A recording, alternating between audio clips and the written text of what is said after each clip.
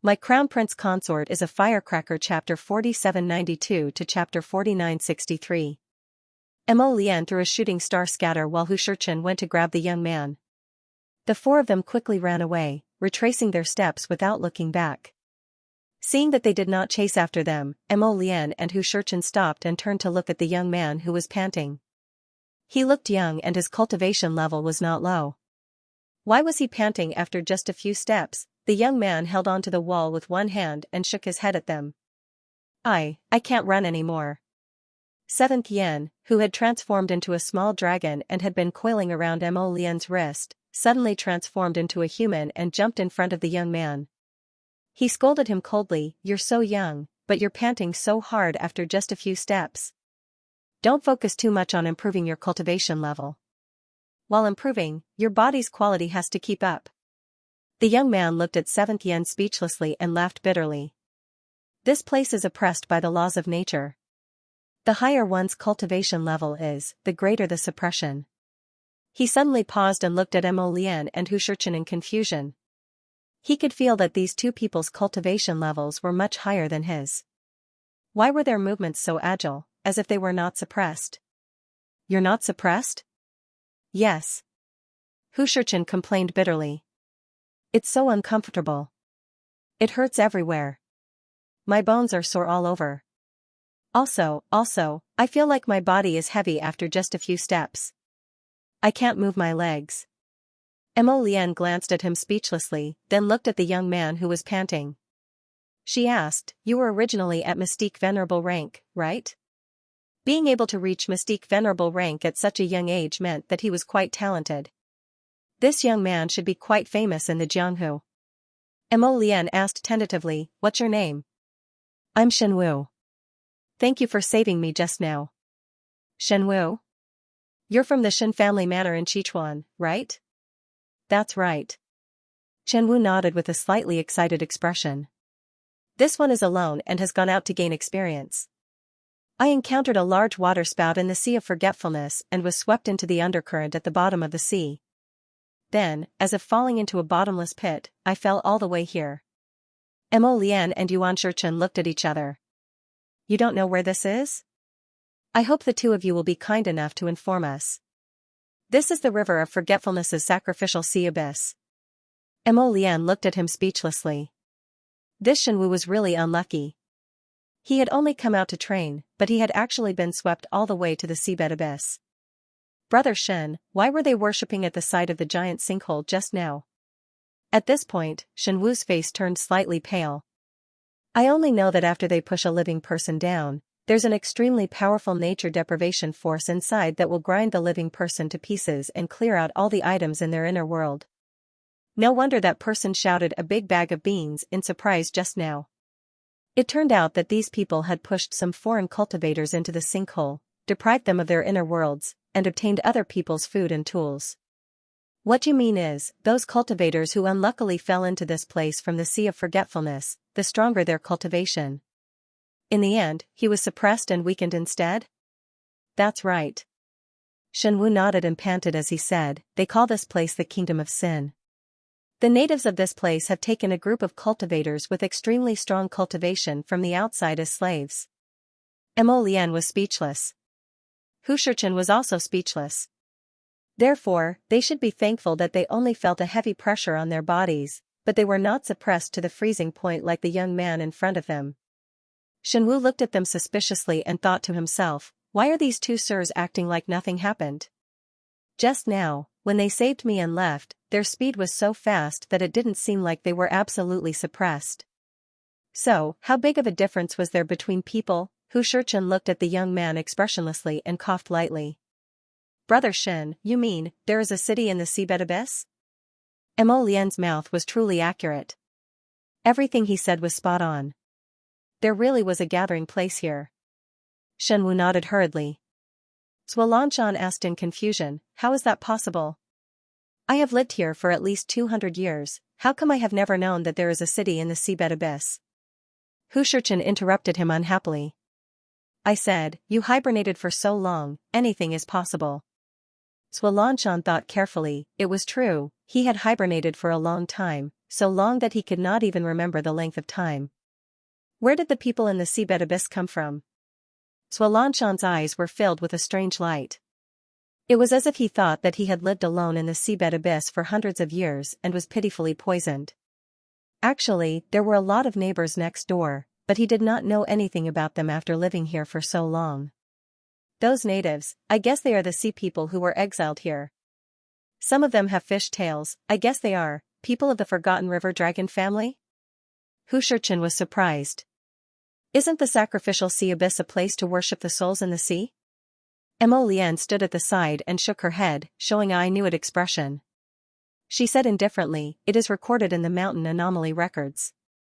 The sea was not peaceful in the early years. Many sea clans fought with each other. In the beginning, the sacrificial sea abyss was used by the Forgotten River Dragon clan and a few other aristocratic families to exile traders. Most of the people who are exiled to the abyss of the sacrificial sea are extremely evil. Realization dawned on Ma Shurchen. So, according to what Shinbrat said, the natives of the evil kingdom are actually the people of the aristocratic families that were exiled from the sea? Mo Lian nodded. I guess so. What do they eat when they live in this damned place? He-Chin was a little surprised. These people were able to survive in such a harsh environment. How strong were their survival skills? Chenwu nodded. Nothing can grow here, and it's very far from the surface of the sea. Compared to food, the lack of water is a bigger problem. But they soon discovered the existence of the sinkhole. In the beginning, they fought and killed each other. They pushed a portion of the people into the heavenly pit, plundered the resources of the inner world, and shared it among themselves, Shenwu said with a heavy expression. Gradually, the longer they stay here, the fewer resources they can plunder from the inner world, Shenwu said. After all, they're just sitting around and eating until they run out of food. Every day that passes means one less day of food. Later, they climbed up the stone wall and found a large glacier above.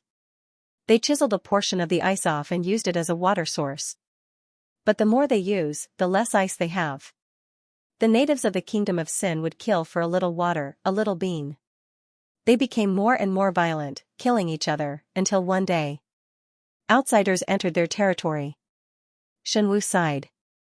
At first, they were very afraid, but after probing, they found out that among the outsiders, there was a higher cultivation level. On the contrary, the higher the cultivation level, the more severely they were suppressed.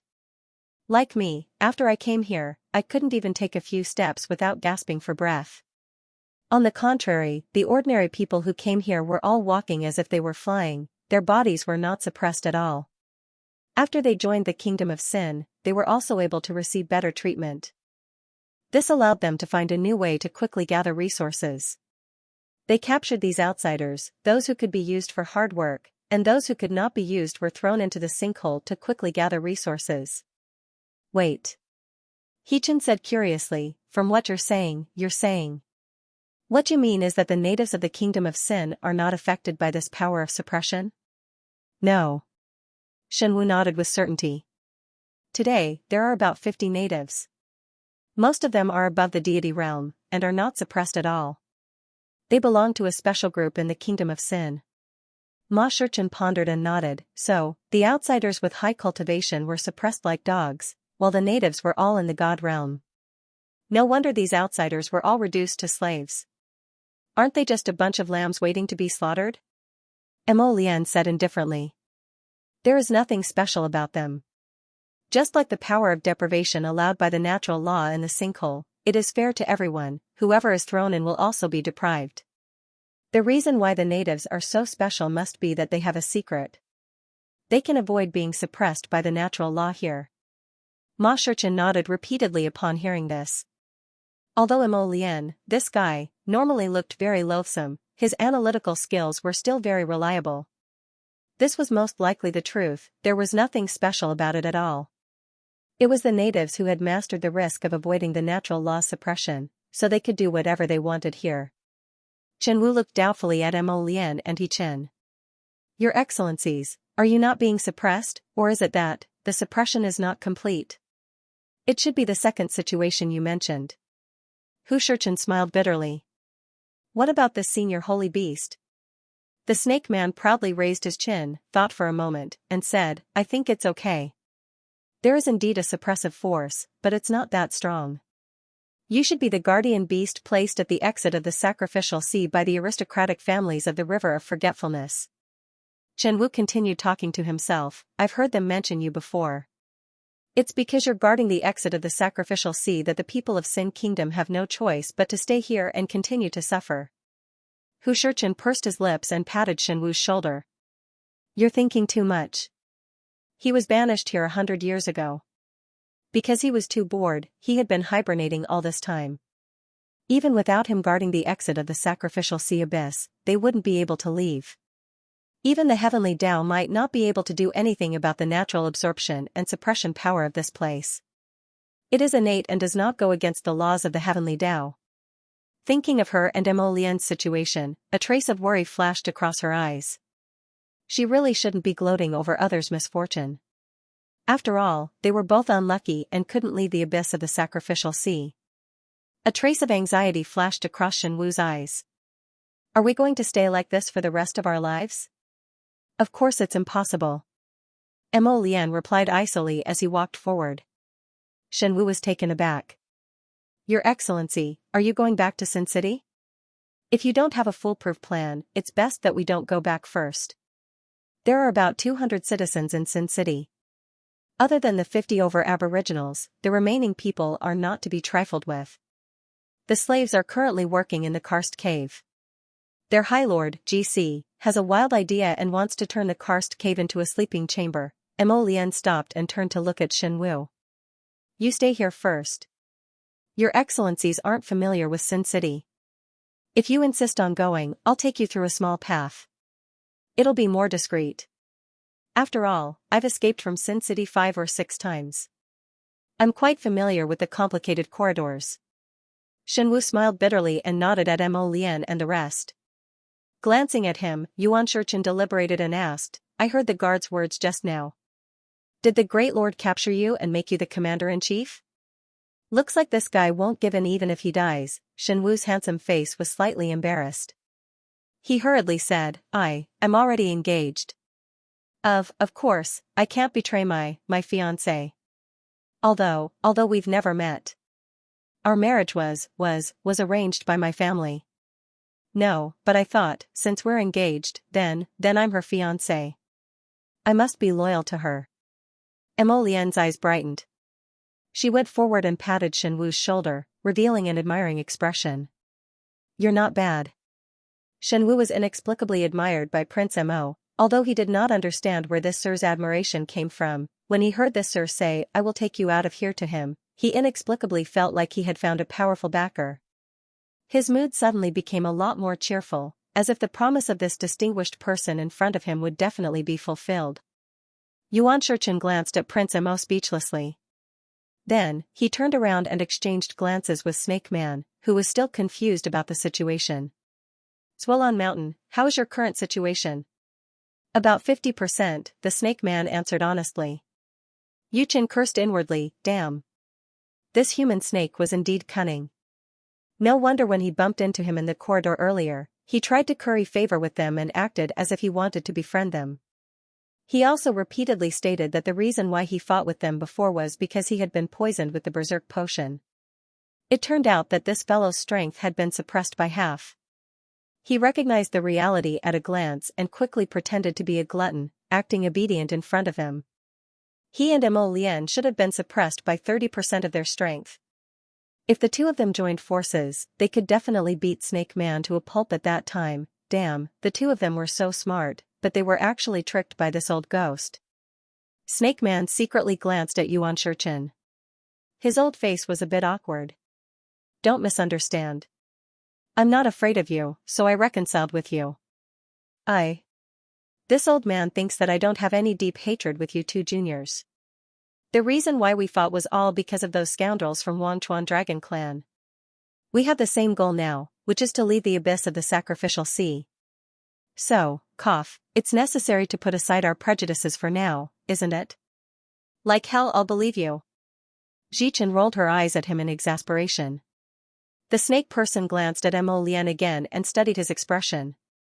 He discovered that this young man's expression was apathetic, and when his phoenix eyes swept over him, they were cold and desolate. For some reason, he felt a chill down his spine. From his experience, this young man did not seem like a good person who would repay evil with kindness. Let's go. Mo Lian spat out this word without even looking back as he led the way forward. The snake man was right about one thing. Now that they had the same goal, they should leave first. As for the debt between him and this stinky snake, he would settle it one day. Did he think that he could let it go just like that? Dream on. After all, this stinky snake was the reason why he and Hu Shurchen fell into the abyss of the sacrificial sea so miserably. The snake man felt a gust of cold wind above his head and his body trembled for no reason. Just as he was about to shift, he saw Hu Shurchen glancing at him coldly. Why are you looking at me like that? What was wrong with these two young men? They gave off a sinister vibe when they looked at others. I just wanted to remind you that your current form is a little too much. Hu Shurchen sneered. The snake man looked down at himself. He was now a snake with a human body and a snake tail. He was about 2.5 meters tall and felt comfortable looking down at Mo Lian and Hu Shurchen. However, he knew that they were about to sneak into the city of sin.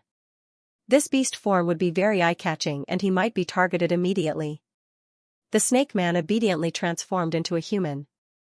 Hu Shurchen turned around and his jaw almost dropped. You.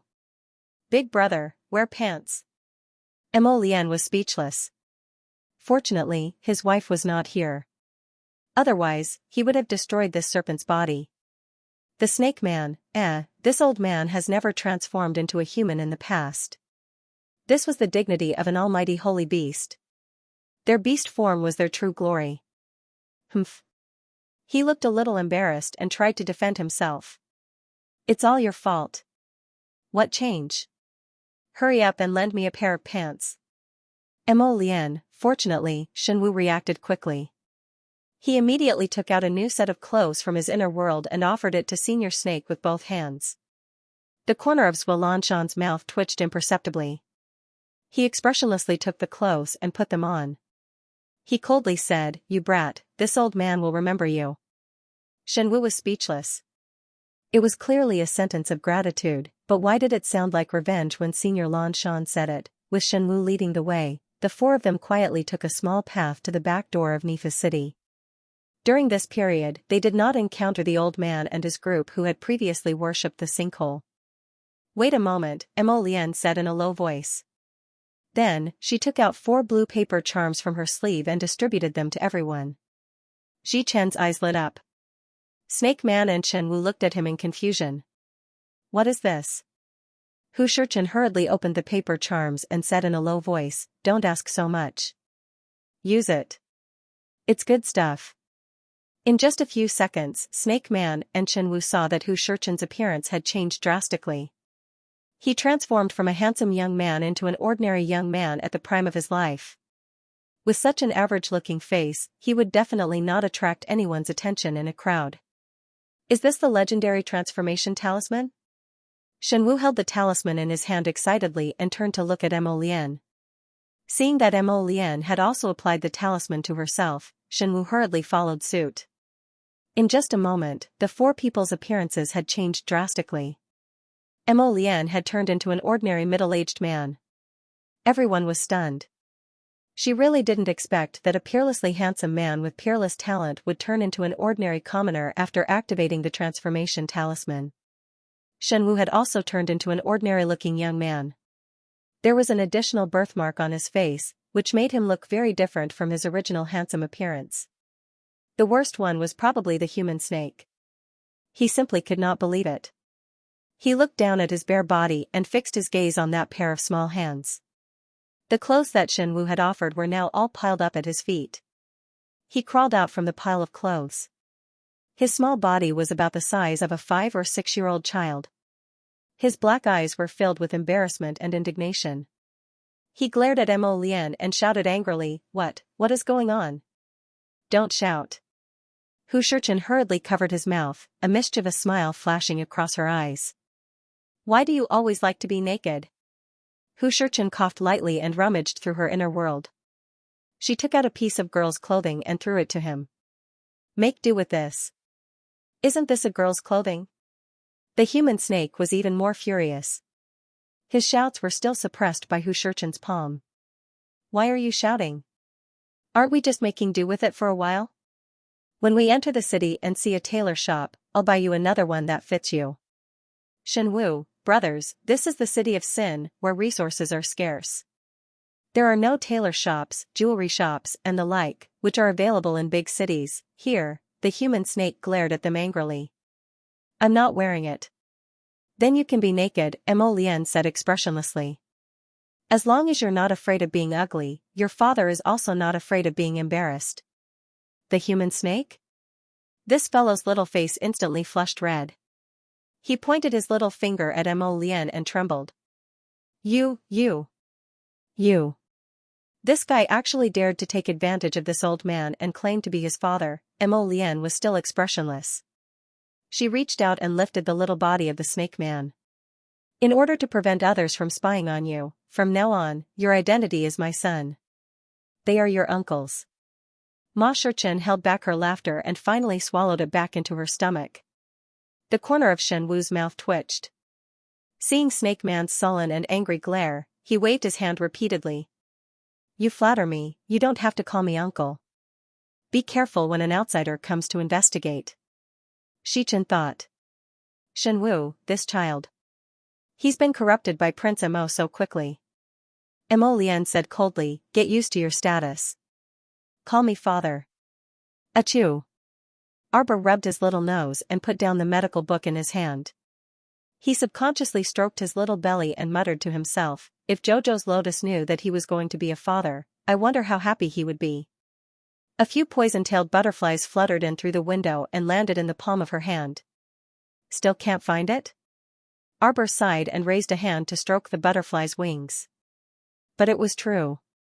This place was vast and boundless. It was indeed very difficult for these poison-tailed butterflies that she kept in the storage talisman to find little Taisui. It was her fault for not being able to open the star domain. If she had more poison-tailed butterflies, she could track little Taisui in all directions. That day, after she and the little Taisui were blasted away by the sea's explosion, she was picked up by eldest Qin, but the little Taisui was nowhere to be found.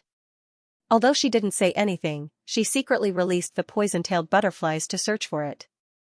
Some things didn't need to be done by others, especially those from the Qin estate. Arbor didn't want to owe any of them a favor. Qiamu sighed. Although she was anxious, there was nothing she could do for the time being.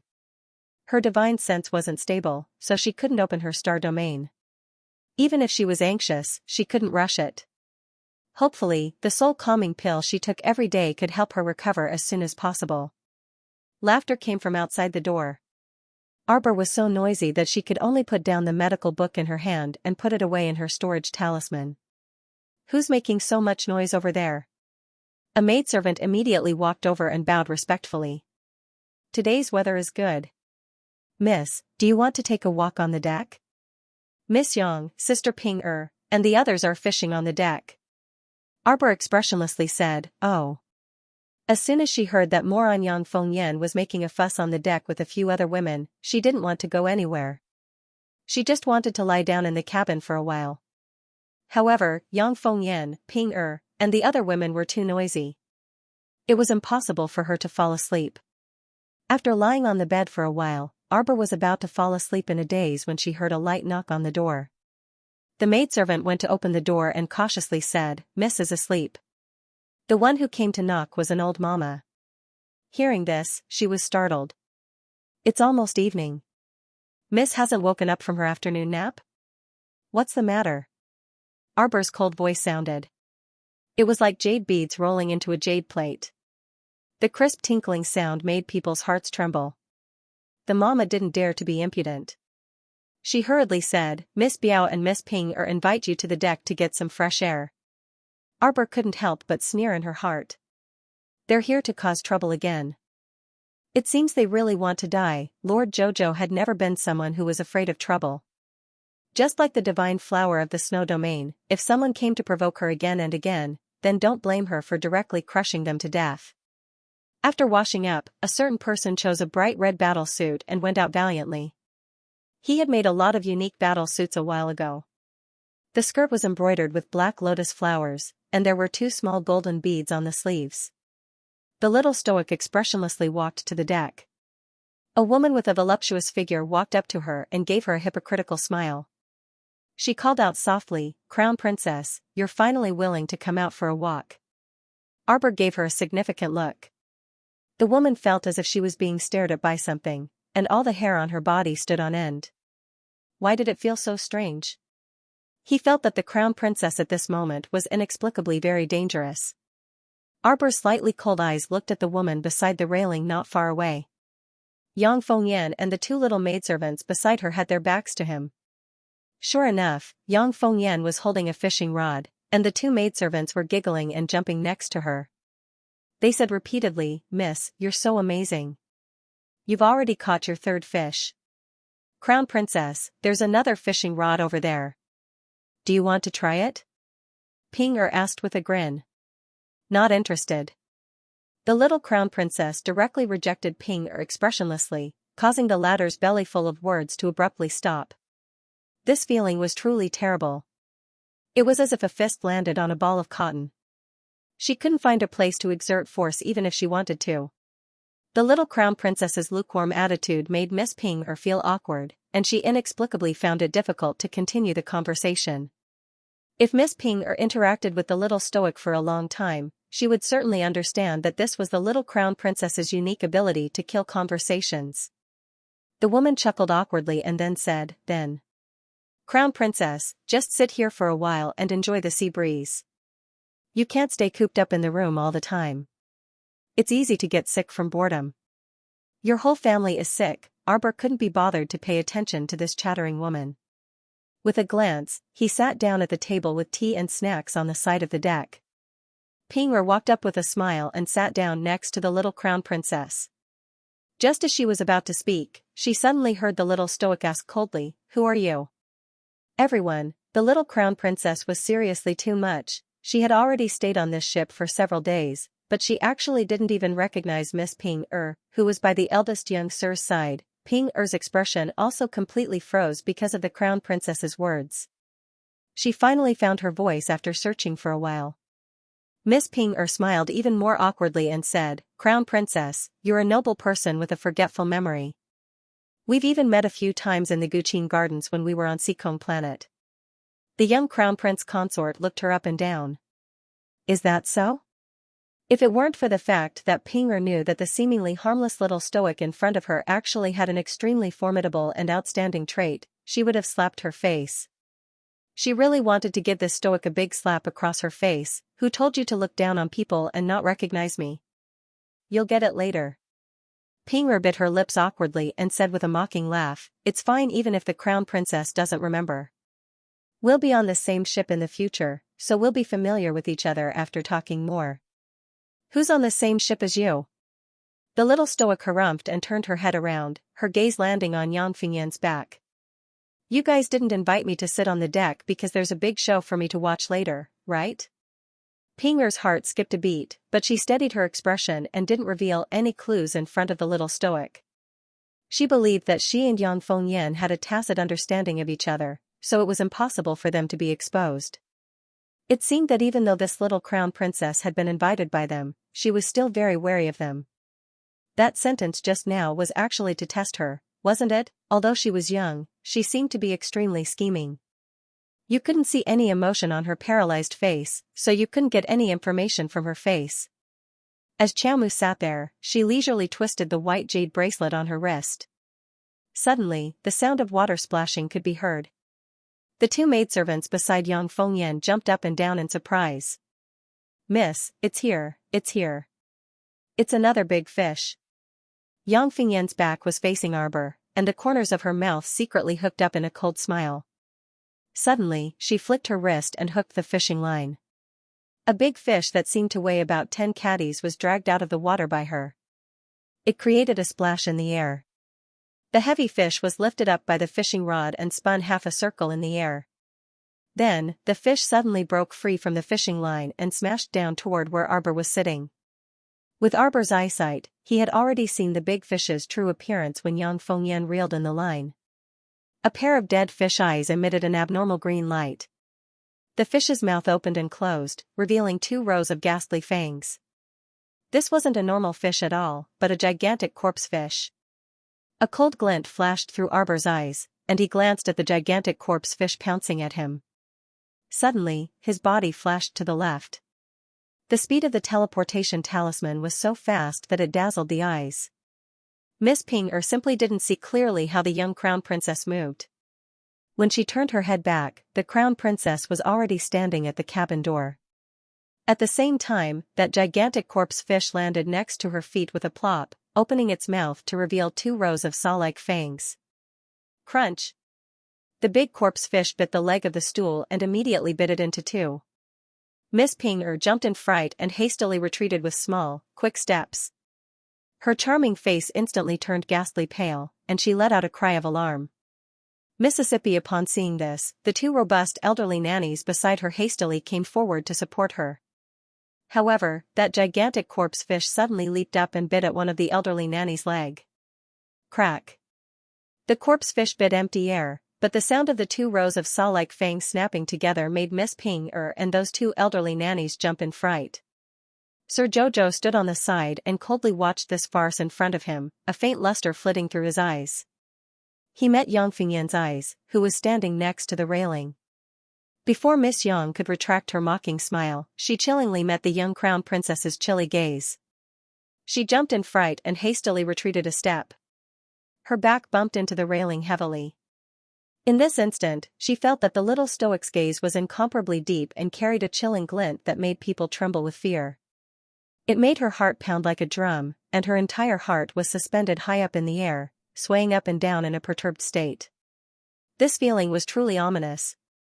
Yang Fengyan muttered in her heart and was about to quickly leave the deck. However, she heard the sound of splashing water again behind her. Yang Fengyan looked back and saw a big carcass fish with half-rotten scales and bubbling mouth jumping up from the water. It jumped to the side of the railing and opened its mouth to bite her arm. Ah! The 2 little girls were so scared that they slipped and fell to the ground, dragging Yang Fengyan down with them. Yang Fengyan groaned and fell heavily to the ground. She was caught off guard and fell on her back. It was ugly and painful, and a trace of panic flashed in her eyes. She sat up as fast as she could and saw 2 big corpse fishes on the deck, one on the left and one on the right. They swam quickly on the deck and pounced on her, revealing their eerie white teeth. Yang Fengyan hurriedly twisted the defensive spiritual artifact between her fingers. A shield instantly formed in front of her chest and back. At the same time, one of the big corpse fish had already bitten her back and was sent flying by the shield. Yang Fengyan was scared witless, and her entire face was ghastly pale. She scrambled and crawled towards Miss Ping and the others. Ping was also almost scared silly. If it weren't for the nanny beside her fiercely pulling her, she would still be standing there foolishly. "Let's go, Miss Ping." Quickly returned to the cabin. Seeing that there were no less than 7 to 8 big corpse fishes that were over 1 meter long jumping up one after another, the old nanny knew that the situation had changed and was somewhat out of control. She hastily protected Miss Ping and ran towards the cabin first. Arbor looked at this scene with a spurious smile and turned to leave. She then heard Yang Fengyan shout in exasperation behind her, "Stop right there. You! Is this your doing? Your methods are truly ruthless. Everything was fine before you came to the deck, but now, so many corpse fish suddenly jumped up." The 2 maidservants only knew some flowery martial arts, so they were already panicking when they saw a dozen large corpse fish jump up at once. Seeing that Miss Yang was still in the mood to leisurely bickering with the young crown princess, they hastily pulled her and shouted, "Miss, let's hide in the cabin first." It was better to let the 5th young master send people to clean up these corpse fish on the deck. Arbor originally didn't want to pay attention to her, but when he heard her chatter incessantly, he turned around and glanced at her. Soon after, he revealed a sly sneer at her. Better not smile, Yang Fengyan thought. This smile was like using a knife to cut open a hole at the corner of her mouth, so icy that it was a bit frightening. Compared to when she wore a stoic face, it was even more frightening. You will die. The little stoic's chilly voice drilled into her ears. Yang Fingyan's heart felt like it had been stung by something, and she couldn't restrain her terror and started trembling. The dozen large corpse fish slid and leaped up, abruptly jumping forward. With a crunch, they bit down on a young maidservant's calf, causing her to immediately fall to the ground in pain and roll around. Yang Fengyan was so frightened that her face was drained of color, and she retreated backwards repeatedly. She shook off the other young maidservant's hand and directly threw her into the school of corpse fish before fleeing backwards. That maidservant had an incredulous expression on her face, probably not expecting that she would be abandoned by her master so easily. She felt pain in her ankle, and she looked down in horror with widened eyes. She saw 2 to 3 large corpse fish biting the back of her foot, unwilling to let go no matter what. The 2 maidservants were rolling around on the deck. One of them hugged a large corpse fish that had pounced on her chest and tightly hugged the fish's head with a terrified expression. However, the big fish was unusually slippery, and it nimbly broke free from her hands and bit her face, causing her to scream in pain. Yang Fengyan was so frightened by the scream that her chest was pounding. She ran to Ping Er and the others in a panic, pulling her and shouting, let's go quickly." At this time, Ping Er also did not want to stay on the deck any longer. Being pulled by Yang Fengyan, the 2 of them were so scared that their faces turned pale. It was as if they were stepping on a pile of cotton. Their legs were soft and their bodies were weak from fear. They stumbled left and right and crawled towards the cabin. Arbor's voice came from behind them. "Why are you running so fast?" As if possessed, Yang Fengyan glanced behind her and saw the little stoic standing eerily by the door. Her fingers suddenly twitched. A black light suddenly flashed in front of her eyes. When she opened her eyes again, she saw a fat corpse fish smashing towards her face. Ah! Ping Er hastily broke free from Yang Fengyan's hand and flung her away before falling backwards in a panic. The fat corpse fish abruptly leaped in front of Yang Fengyan, but Yang Fengyan stretched out both hands and firmly pressed down on the slippery fish body. It was too close. Yang Fengyan only saw black water gurgling out of the fish's mouth and dripping down.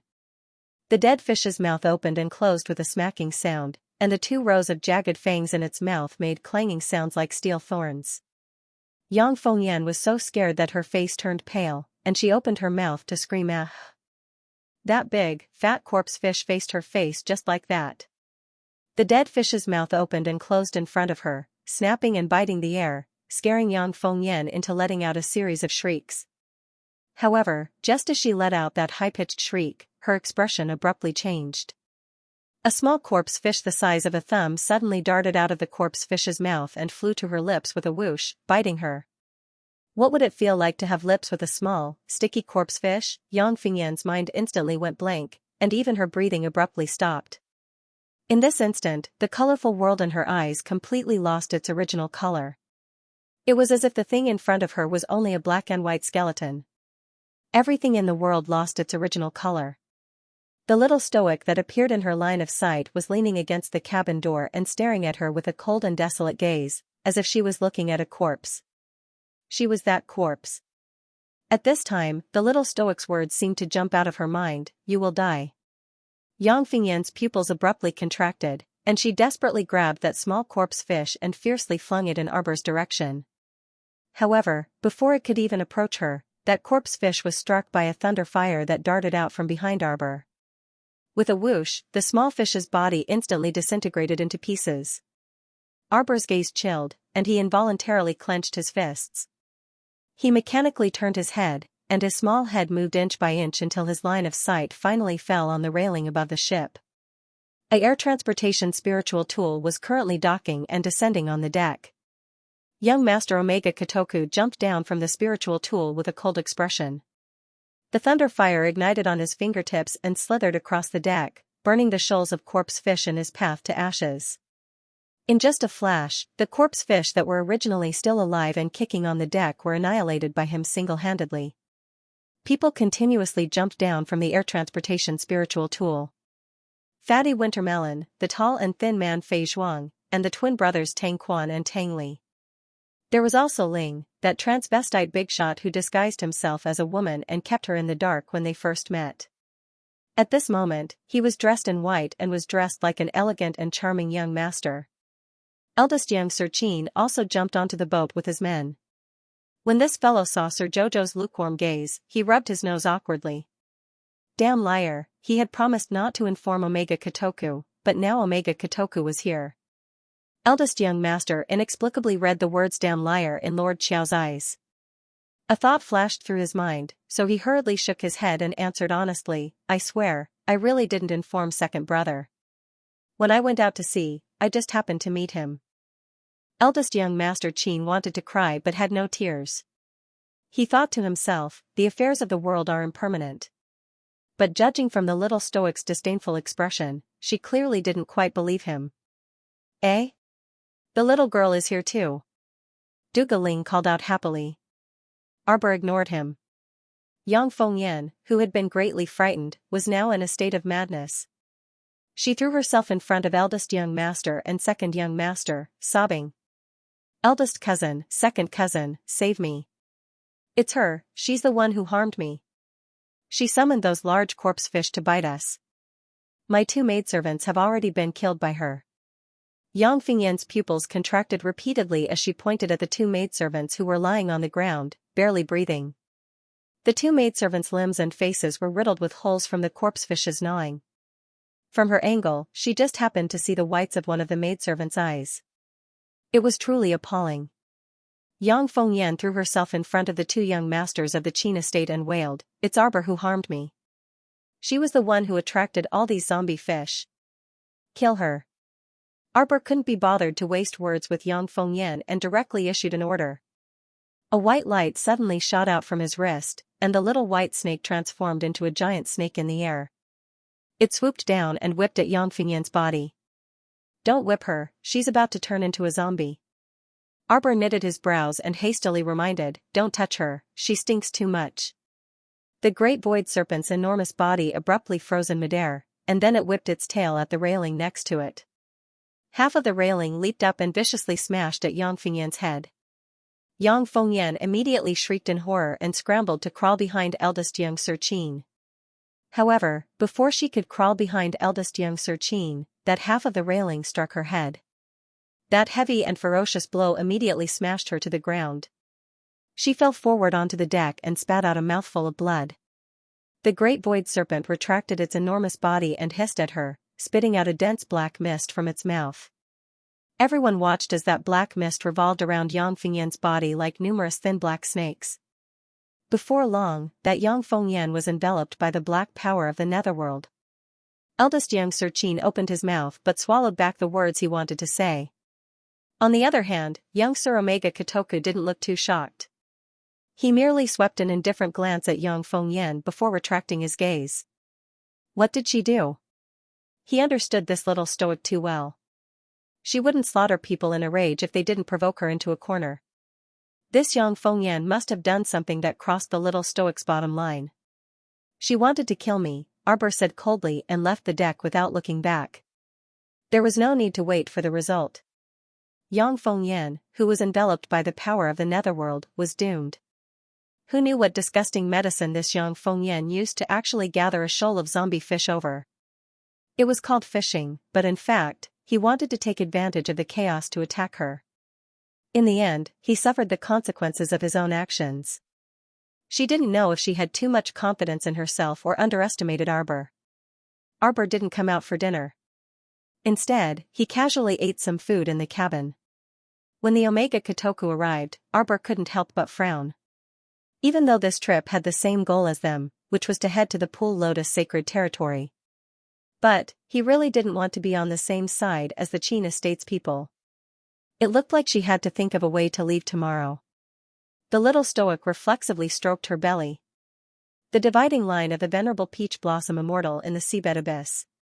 When Duanyu woke up with a start, the sky had already safely darkened. Inside the tent, the storm continued. A cold wind blew in from outside the tent, causing the candles to sway in the wind. What time is it? It's almost midnight, Your Majesty. Xiaokazi hurriedly pulled the curtain of the tent closer and quickly walked forward. He reminded her softly, there's still 2 hours left. However, Duanyu didn't feel sleepy at all. He stared at the swaying candlelight with his obsidian peach blossom eyes as he pushed aside the brocade quilt and sat up. He had been feeling a bit vexed these past 2 days. The people he sent to the River of Forgetfulness to scout for information still hadn't returned, and he hadn't received any news until now. Hopefully, he was just overthinking things. Let's get ready. Duan Yu pursed his lips and stood up after draping his clothes over himself. His long black hair hung loosely by his waist. Xianxia nodded and lifted the tent curtain. A fierce gust of wind blew inside. Duan Yu's black hair fluttered in the wind, and his pitch-black eyes couldn't help but narrow for a moment. When the 3 armies assembled, it was already brightly lit outside. All the generals had finished their preparations and were waiting for the right time to set off to attack the city. They had been biding their time and sent people to infiltrate Yan City to get in touch with the defending generals. Since ancient times, Yan City had been an easy place to defend but difficult to attack. Even after being besieged by the Tianyun faction for so long, they still managed to defend their last line of defense. The Harpies couldn't enter the city to wreak havoc, but the Tianyun faction leader didn't seem to be in a hurry to besiege the city. He merely surrounded the city as if waiting for the citizens of Yan City to run out of ammunition and food before surrendering. Now that Yan City's defending army knew that His Majesty was outside the city and had secretly mobilized many troops, their hearts calmed down. At that time, they only needed to cooperate with His Majesty and coordinate with him from the inside. They didn't need to fear those bastards who couldn't kill the Tianyun faction. Begin the operation. 8th Young Master Qi led the troops forward and gave the order. A middle-aged general mounted his horse and saluted with cupped fists in Duan Yu's direction. Then he turned his horse around and led a group of light-armored cavalrymen to take a shortcut to the mountain behind Yan City. Duan Yu's gaze aloofly landed in the direction of the light-armored cavalrymen. Prepare 20 Godstone cannons. Boom. When the Godstone cannons fired at the harpies hovering in the air, most of the harpies were perched outside the city walls, waiting for orders from the higher-ups of the Tianyun faction. As soon as the cannons sounded, the soldiers inside the city walls in heavy armor and helmets popped out and pushed large catapults to bombard the harpies. Coupled with the power of the Godstone cannons, huge rocks fell from the sky and smashed into many harpies, causing them to shriek and fall from the sky. From start to end, the Battle of Yan City only lasted half a night. The defending army in the city was truly infuriated by the Tianyun faction, so when they received news of His Majesty's personal arrival, they were all pumped up and extremely courageous. The cooperation of the two sides forced the Tianyun faction to abandon the city and flee. Unfortunately, a group of light cavalrymen entered the city first after receiving Duan Yu's order and headed straight for the underground water protection device. After opening the sluice gate, the river water was diverted to the channel outside the city. There was already a group of water spiritualists standing guard there, storing the water in the channels outside the city. Not long after, the underground protective device burst into flames and soared into the sky. The remaining harpies who couldn't escape in time were all shaken to the ground. Like moths, they pounced towards the blazing fire. Unfortunately, it was not because they liked the blazing fire, but because they could not control their bodies. They were sucked in by a powerful gravitational force, and their faces were distorted as they were dragged down. Duan Yu led the 3 armies into the city, stepping on the severed limbs of the harpies. The city guards opened the city gates to welcome them, leading a group of commoners to welcome them with tears in their eyes. For the past few days, they had been besieged in the city. It was indeed quite tragic.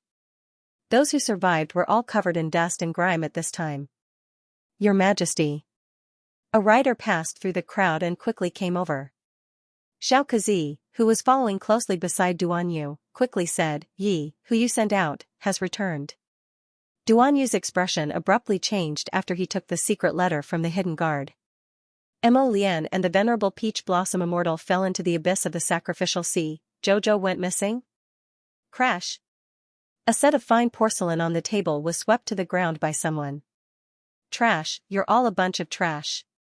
A middle-aged man with his back facing the crowd bellowed furiously before abruptly turning around. His face was masked with a cold glint in his eyes. There are so many of you, but you can't even take down a tiny Yan city. Now, all your efforts have been for naught. The two team leaders nodded submissively before whispering, who knew that His Majesty the Emperor of Song Prefecture would actually come so quickly. They activated Yen City's underground defense system. We were also caught off guard, so, no need to find excuses. The masked middle-aged man shouted angrily, "It's because of you trash that you had to hand over the city you were about to obtain to someone else." The two team leaders didn't dare to retort after being berated so harshly. After the middle-aged man finished his torrent of abuse, one of the team leaders finally couldn't resist whispering, Vice Hall Master Ghost. Then what should we do now? Return to the headquarters or, the masked middle-aged man they called Vice Hall Master Ghost harumphed. Do you still have the face to return? You haven't even finished your task, so where are you going to return to? The two team leaders hung their heads and slumped their shoulders, not daring to utter a word after being scolded. Vice Hall Master Ghost muttered to himself for a moment before saying, "Continue attacking Yen City. This stronghold is too important, so we must take it down." This place was surrounded by water, so the environment was rather independent. There were also defensive systems underground, making it easy to defend but hard to attack. If they could take this place and make it their Heavenly Fate Empire's first major stronghold in Song Prefecture, presumably, things would develop even more smoothly in the future. Yen City was their first stronghold in Song Prefecture, so they had to take it no matter the price. Take down, Duan Yu repeatedly flipped through the letter. There were only a few words in the message, which only said that Mo Lian and the Venerable Peach Blossom Immortal were sucked into the seabed abyss. Xiaoqiao disappeared in the river of forgetfulness's explosion. Where did the little fellow go? Duan Yu clutched the letter and paced back and forth in the room. Even though Xiaoqiao could tell that he was feeling uneasy, he did not dare to say much. He stood by the door like a log and bowed his head submissively. Go invite General Zhou over. Duan Yu paused and turned around to order. Yes. Just as Xiaoqiao was about to leave, he heard Duan Yu call out from behind him, wait, invite 8th young Sir Qi over as well. Yes. Xiaoqiao hurriedly retreated. A short while later, the two of them were invited into Duan Yu house. They were currently staying in the Yen City garrison residence. The garrison lord naturally gave up the best room for His Majesty to stay in. However, even the most luxurious residence in the entire garrison manor was partially destroyed by the flames of war. Duan Yu's current location was actually the Lord Guard's study that he usually used. In the room, there was a brocade couch leaning against the window. When young Master Qirui and General Zhou strode in, they saw His Majesty sitting on the brocade couch with a dignified expression and a pensive look. Duan Yu finally returned to his senses when he heard their footsteps. He nodded at them. The Heavenly Fate Empire definitely won't take this lying down after suffering such a huge loss. Duan Yu said coldly, they will definitely gather their firepower and make a comeback tonight. You must be fully prepared. Have everyone rest for 4 hours first. Begin guarding in the middle of the night. Duan Yu's expression was aloof as he said with certainty, we are guessing that they will infiltrate Yen City before dawn and attack us wantonly. 8th young Master Qi's expression turned grave. The city's garrison is fatigued after several days of continuous battles. It's very unsuitable for them to fight again. Duan Yu coldly said, tell them what's at stake. It's their own business whether they want to live or not. We brought less than 5,000 men. If the garrison can't make up for it in time, we will undoubtedly lose tonight's battle.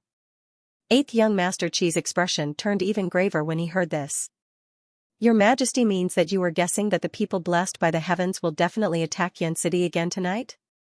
But didn't they just lose a battle? Don't they need to rest and reorganize before? 8th young Master Qi paused and met Duan Yu's starry eyes.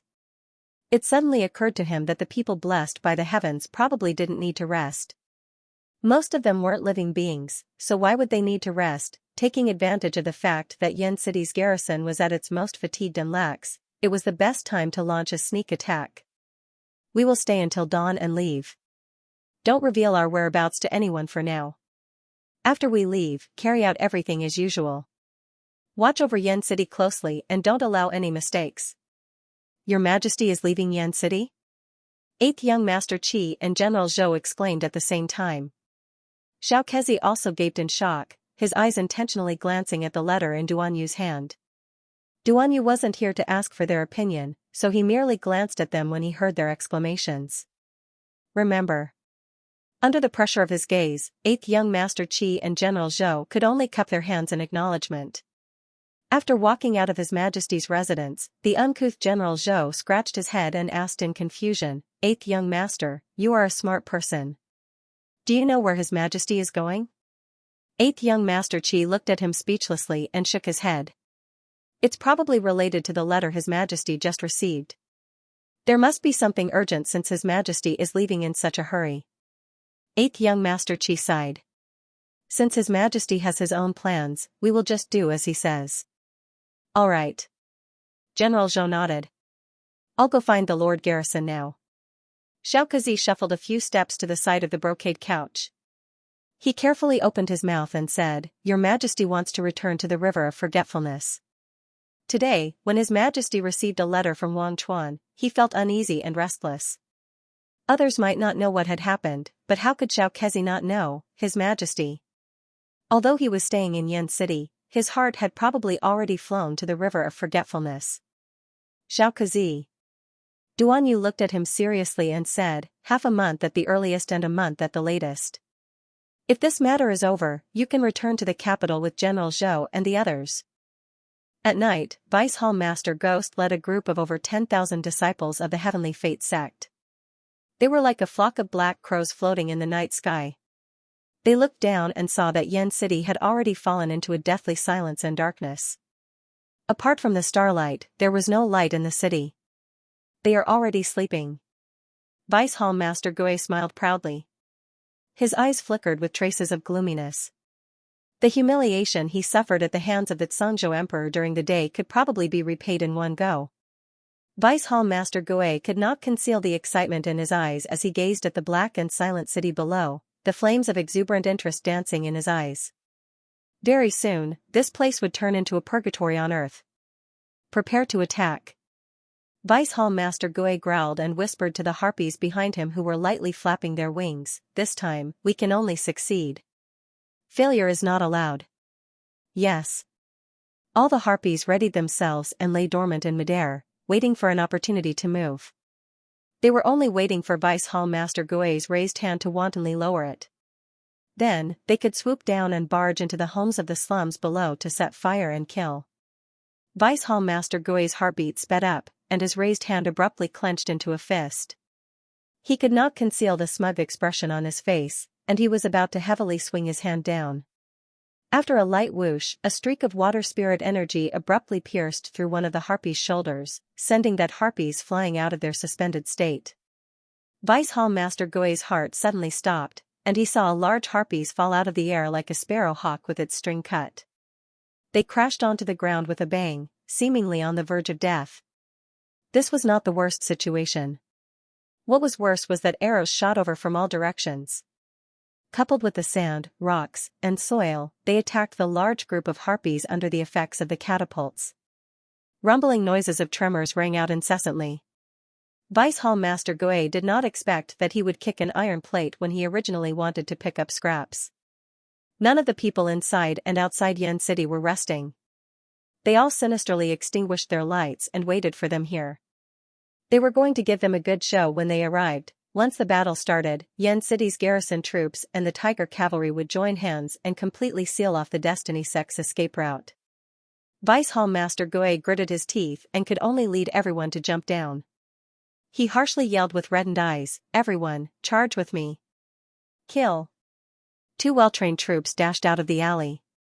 When they saw Vice Hall Master Gui's group, they charged forward with their swords without another word. The 10,000 harpies that Vice Hall Master Gui brought were unable to gain any advantage under the siege of numerous spiritual cultivators. They could only lead the Destiny Sect's disciples into the depths of the alley, fighting as they retreated. Duanyu stood at the top of the city gate tower and gazed coolly at the sky. Behind him stood Xiaokazi and a group of shadow guards. All of them looked at their emperor with reverence. His Majesty was really meticulous in his calculations. He could even calculate this accurately. As expected, His Majesty had anticipated the sneak attack of Tianyun's group. Now that they had made the first move, the disciples of the Heavenly Fortune sect were caught unprepared. Looking at the situation, they didn't even need to wait until dawn to subdue Tianyun, that dog. Vice Hall Master Gui, Vice Hall Master. One of the Tianyun group leader hurriedly holds onto Vice Hall leader Gui's arm and says anxiously, "Let's quickly retreat. If we don't leave now, it will be too late." Behind them were thousands of fire spirit masters. They followed them all the way and burned with all their might. It was as if their spirit energy was free as it flowed out. If one looked carefully, one could see that these 1,000 fire spirit masters were split into 10 small teams and took turns. While the first echelon was tormenting them, the people in the later echelons were either taking medicine, resting, or recovering. Who would be able to withstand their style of fighting? It was simply wretched to the extreme. As Vice Hall Master Gui fought, he suddenly discovered that there were fewer and fewer people around him who could protect him. At first, there were more than 200 people fighting with him, but now, there were only 20 or so people circling around him. Not only were many of the harpies exterminated, but more than 90% of the disciples groomed by his organization were dead or injured. Ah! Vice Hall Master Gui's eyes were red as he let out a furious roar. Suddenly, a silvery white flame attacked him. If Vice Hall Master Gui hadn't dodged in time, he would have been burned to ashes. He watched as the small piece of wood that was bound by the flame was slowly being annihilated by that silver flame. For some reason, Vice Hall Master Gui's body inexplicably shuddered, and a sense of impending disaster descended in his heart.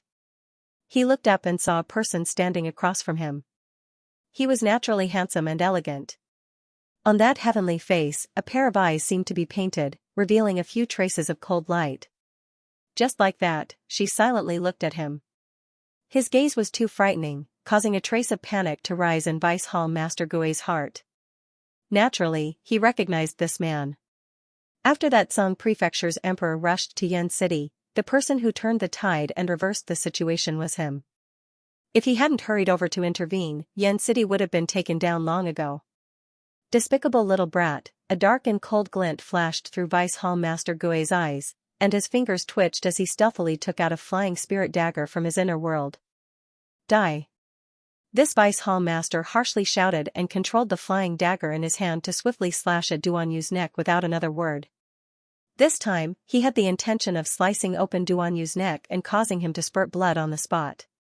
Several cold glints flitted through Duanyu's peach blossom eyes, and he raised his hand to release a silvery white flame that tightly encircled the rapidly thrusting dagger. Vice Hall Master Gui discovered that the flame that Song Prefecture's emperor released was like a obedient and mischievous little fish that tightly wound around his dagger, preventing it from advancing even half a step. He had a bad feeling in his heart. He turned around and didn't care about the others, fleeing with a whoosh. His speed was so fast that he had probably exerted all the strength he was born with. Unfortunately, even though he fled quickly, that Song Prefecture's emperor was even faster. In the blink of an eye, Duanyu expressionlessly blocked his path. "Since you're here, stay," Duanyu coldly stated. He raised his hand slightly and pulled out a silvery white long sword that was 3 feet long from a circle of flames revolving around his fingers. The flames burned fiercely and surrounded the silver white longsword. In an instant, it was as if a layer of mithril had covered the silver longsword, causing it to emit a resplendent light. Ghost Vice Hall Master had seen a lot of things, but he had never seen a silver white flame that was so brilliant that it was almost dazzling. When the flame landed on his body, Ghost Vice Hall Master did not feel any pain at first. It didn't seem to feel any burning pain. However, it made people's hearts tremble, and they were abnormally frightened. His hand was enveloped by the silver flames from the Demon Empyrean sword, followed by his arm, then his shoulder, head, and finally his entire body. He didn't feel any burning pain, but he was extremely flustered. It was as if he could smell the scent of death at this moment. No, Ghost Vice Hall Master danced in the circle of silver white flames. In the eyes of the other Heavenly Fate disciples, their Vice Hall Master's current appearance was simply a bit comical and laughable. His entire body was encircled by the silver white flames, and he was hopping and jumping there, howling on the verge of tears. Duanyu coldly observed this Vice Hall Master ghost from the Providence Empire with a sneer on his lips. Disciples of the Providence Empire truly indulged in the wildest fantasies. They even wanted to occupy the entire Yen City and make it their stronghold. Where did they get the guts to act so rashly? Did they think that they didn't need to restrain themselves anymore because they were getting more powerful? Vice Hall Master Ghost had nowhere to hide as he was enveloped by the silvery white flames. These flames followed him like a shadow and burned silently. The silvery white light grew brighter and brighter. It completely lit up the night in this area. Vice Hall Master Ghost was like an exploding firework as his entire body emitted a powerful silvery white light. The disciples of the Providence Empire all gaped in fright and retreated several steps in unison. Just like that, the Vice Hall Master in front of them exploded into pieces right in front of them. Like fireworks, the pieces flew everywhere and then completely disappeared. The disciples of the Providence Empire couldn't regain their senses for a long time. A moment later, they scattered like birds and beasts while shrieking in terror. Seeing them scampering away like stray dogs, Duanyu's lightning-like eyes flickered, and he icily spat out a few words. Obliterate them all. Leave none alive. At night, Miss Pinger was startled awake by a nightmare. She hastily sat up and clutched the thin blanket as she panted heavily. In the dream just now, Yang Fingyan's face, which was shrouded in black mist, looked especially terrifying. She was startled awake by this nightmare, and her heart pounded heavily. Seeing that the sky was gradually brightening, Pinger couldn't resist wanting to go out for a breather. She threw on a coat and hastily put on her clothes before opening the cabin door. However, she had just stepped out of the door when she saw an extremely fast and slender shadow flash across the ship's corridor. Pinger hesitated for a moment before she couldn't resist quickening her steps and following after while holding her breath. Just now, she seemed to have caught a glimpse of Miss Chow flashing past. Miss Chow left the cabin so early, Pinger suppressed a trace of suspicion in her eyes as she stealthily followed. Sure enough, she saw Arbor's figure. This was the aft of the ship's cabin. What was she doing here? Pinger stuck to the side of the ship's wall, not daring to even breathe loudly. However, no matter how well she hid herself, she was still a person with an extremely low cultivation level. In truth, Arbor had already sensed Miss Pinger the moment she walked out of the cabin door, but he was too lazy to pay attention to her. At this moment, seeing her hiding on the side of the ship, looking like she was spying on them, Arbor turned his head and cast a glance in her direction. His voice was indifferent as he said, "Since you're here, come over and say a few words." Pinger jumped in fright, but she couldn't hide for even a moment. She knew that she couldn't escape, so she walked out from the corner and stood in front of Chiao Mu while trembling. She forced a smile at Arbor.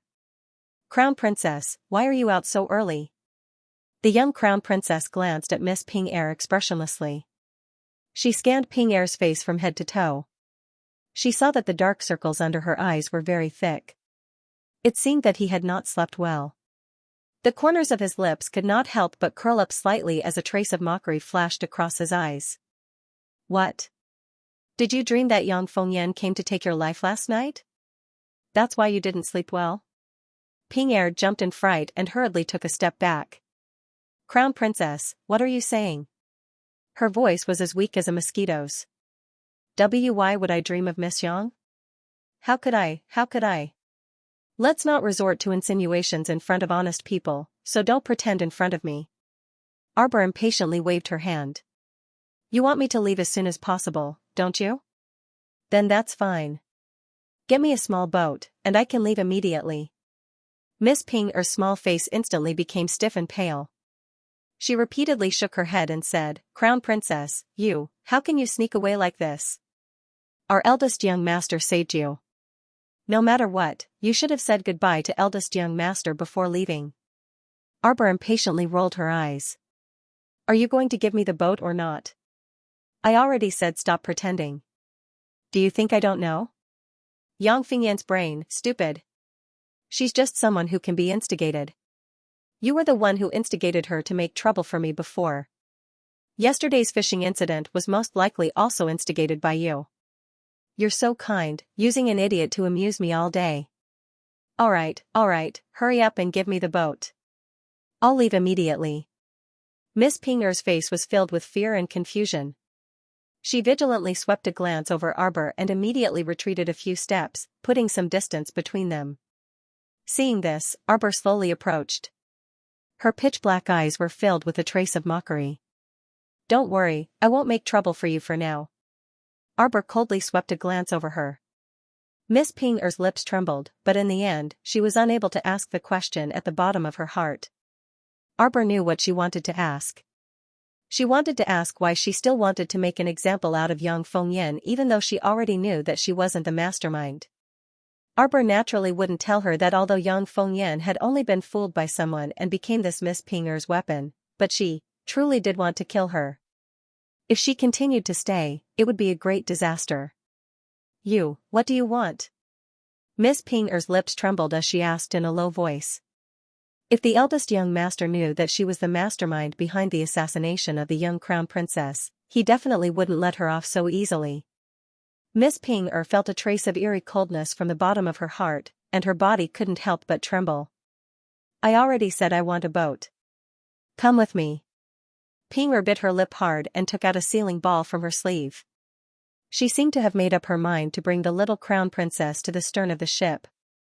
Crown Princess Consort, if I give you this boat, will you be able to write off everything that happened before? Arbor looked at her deeply. Just as he was about to speak, he heard a giggling voice behind them. How can that be? You want to clear the slate with this broken ship? How can there be such a good thing in the world? This little stoic doesn't look like such a good-natured person. Arbor frowned slightly. Miss Ping Er, who was standing beside her, couldn't help but tremble when she heard the person's voice. Ping Er's body swayed, and she almost lost her balance. Arbor turned around to take a look and saw that Guy Dugaling walking over with a grin. His peacock green clothes complemented his handsome face, making him look radiant. Arbor couldn't help but want to ridicule this person's taste in clothes. Seeing such a big lump of green running toward her with a grin so early in the morning, it really spoiled her appetite. It was probably because the little girl's complexion looked very unsightly. Dugaling stopped and lowered his head to look at his sleeve. He even sniffed it considerately. Eh? There didn't seem to be anything wrong with his body. She didn't emit any strange smell from head to toe either. He really didn't know why the little girl had such a sour expression, as if she didn't want to see him at all. Arbor glanced around, and sure enough, he saw young Sir Omega Kotoku following behind Dugaling. Behind him was a short and stout wintermelon wielding the purple gold hammer. Seeing her look at them, the short and stout wintermelon even grinned at Arbor very honestly. Arbor expressionlessly glanced at them before immediately retracting his gaze. Xianxia's icy gaze landed on the item in Ping Er's hand. Inside a round sealing bead, a small boat could be seen drifting with the waves. If the crimson firmament wave hadn't been sucked into the star domain, it wouldn't have been so troublesome right now. Originally, the crimson firmament wave had also been sealed inside the sealing bead. However, because it had been highly utilized recently, Arbor couldn't be bothered to seal it again after using it last time, so he conveniently stored it inside the star domain. When the little stoic thought of this, she couldn't help but sigh. If she could use the crimson firmament wave, she probably would have fled at top speed 2 days ago. Now that she wanted to flee, she was actually caught red-handed by Omega Kotoku. It was truly awkward. Take her away. Young Sir Omega Kotoku ordered icily, and 2 black-clothed guards immediately flashed out from behind him. They took a few steps forward and walked towards Miss Ping Er, whose face was filled with terror. It was as if Ping Er's body was gripped by immense terror, and she reflexively grabbed Xiao Mu's hand. She wailed miserably, Crown Prince Consort. Please help me, plead for leniency. She didn't want to die yet. She didn't want to die in this kind of ghastly place. She was too familiar with the second young sir's methods. When he coldly said take her away, her future fate and path were sealed. Xianxia coldly curled her lips at her. Her sharp gaze landed on Ping Er, as if she was wondering why she was so daring. Crown Princess, help me, Crown Princess. Miss Ping Er cried and knelt down in front of the young Crown Princess. She reached out and hugged her leg, crying loudly. Crown Prince Consort, I was in the wrong before. Please help me on account that we are both women. Arbor looked down at her and then looked at Omega Kotoku warily. What do you want? Speaking of which, she was also very familiar with second young Master Qin. But just now, Xiaomu discovered that she was unable to discern any emotion from second young Master Qin's face that was as dry as a dry well. As a lowly servant, she doesn't know her place, Omega Kotoku said coldly. What's the point of keeping her? Naturally, it's to let her go to a good place. Putting aside the fact that she always stirred up trouble, she even had the audacity to want to send the little stoic away. Young Sir Omega Kotoku's fingers reflexively tightened. He seemed to have overlapped the Miss Ping-er in front of him with Shi Yongqian, the woman who was like a nightmare in his previous life. He saw Ping-er's face as Shi Yongqian's. He raised his hand, and two black-clothed royal guards forcefully dragged the wailing Ping-er back. Ping-er was so scared that her face was drained of color, and her entire body trembled uncontrollably. She reached out and hugged Arbor's leg as if she had grabbed onto a life-saving straw. She hugged it tightly and didn't let go. She screamed in terror, "Crown Princess, help, Crown Princess, Crown Princess." The young Crown Princess truly didn't like this woman. How could she have a good impression of a woman who secretly hid in the dark and caused trouble for her and instigated Yang Fengyan to find trouble with her? Moreover, this woman was so comical and laughable. Speaking of which, she should have met this Miss Ping-er in Seikong Planet's Qin estate. From beginning to end, she didn't have much interaction with her. She also didn't know where this Ping-er's great hostility came from, to actually incite Yang Fengyan to deal with her time and time again. Now, this Miss Ping-er treated her as a life-saving straw and refused to let go no matter what. The little crown princess inexplicably felt that she was simply crazy. When she was useful, she hugged her and cried for help. When she was useless, she wished for nothing more than to tear her apart. This woman truly was extremely capricious. How could there be such a bizarre logic in this world? Arbor simply kicked that wailing woman flying with a kick. Her aloof face didn't have much expression, and she said indifferently, "Shut up." Her head hurt from crying. Why were these women so loathsome? They only knew how to wail when they encountered something and couldn't think of a way to resolve it themselves. The little crown princess turned to look at Sir Omega Kotoku with a frosty expression. "Can't you speak properly?" This Omega Kotoku was becoming more and more abnormally savage. Every time she came up, if she wasn't shouting to beat him up, she was shouting to kill him. How annoying! Sir Omega Kotoku was taken aback, and his eyes suddenly lit up. "You're talking to me?" Duga-ling, he suddenly felt that his young master was a bit silly. Wasn't this the obvious truth? If the little stoic wasn't talking to you, who else could she be talking to? Could it be that she was shouting at the air? Arbor was also a bit speechless. She glanced at him and tried her best to be patient as she said in a very gentle tone, "I want to leave this place as soon as possible to handle some personal matters, so I need a ship." Sir Omega Kotoku hastily persuaded, "I heard from elder brother that you were injured. Your divine sense isn't stable yet, so you shouldn't go out to do things. If you have something you need to do or someone you need to find, just instruct the servants to do it as much as possible." Arbor grumpily glared at him. "I'm going to handle my personal matters. I don't like to rely on others." With a cold expression, she added, "I like to do it myself. It's good to do it personally, it's good to do it personally." Duga-ling happily ran forward and said with a smile, "How about this, we'll go with you. I heard that you are looking for the missing young miss of the Forgotten Chuan Dragon clan? We have more people, so it'll be easier for us to get things done." Arbor looked at him expressionlessly. "I'm not looking for her. I have nothing to do with the Wang Chuan Dragon clan anymore." Whether Long Shangyun lived or died, it no longer mattered the moment the two of them turned around. Having eldest Qin send people out to search for her for so many days, it could be considered her final act of goodwill. Since this was the will of the heavens, there was no need for her to force it. After all, the most important thing for her now was to wait for Jojo's lotus and find the whereabouts of the little Taisui. As for the others, Jojo was exhausted. She couldn't care less anymore. Duga-ling blinked, "Then do you sell beautifying pills?" "Arbor?" Sir Omega Kotoku, what was going on? Weren't they seriously discussing matters earlier? Why did this Duga-ling suddenly bring up the beautifying pill? "Ever since I tried the beautifying pill for 3 days, I've been wanting to buy a permanent one from you." Duga-ling's eyes gleamed as he stared at her. "Can I?" The little stoic pursed her lips and glanced at him coolly. "I can, but I'm afraid you won't be able to afford the price." Duga-ling's mouth twitched, and he hurriedly said, "Didn't we agree on it back then? After 3 days of trial, we'll buy permanent beautifying pills for 2 million per pill." "That was the price back then." Arbor coldly glanced at him. The price has increased now. Duga Ling's mouth twitched, and he carefully asked, Xiao, how much is it now? 10 million per pill. Damn, why don't you go rob a bank? Duga Ling was dumbfounded, and he couldn't say anything. Instead, the short winter melon holding the purple gold hammer couldn't help but shout. Arbor expressionlessly glanced at them. It's the market price. Now, the entire capital knows that Jojo's beautifying pills are of good quality and quantity.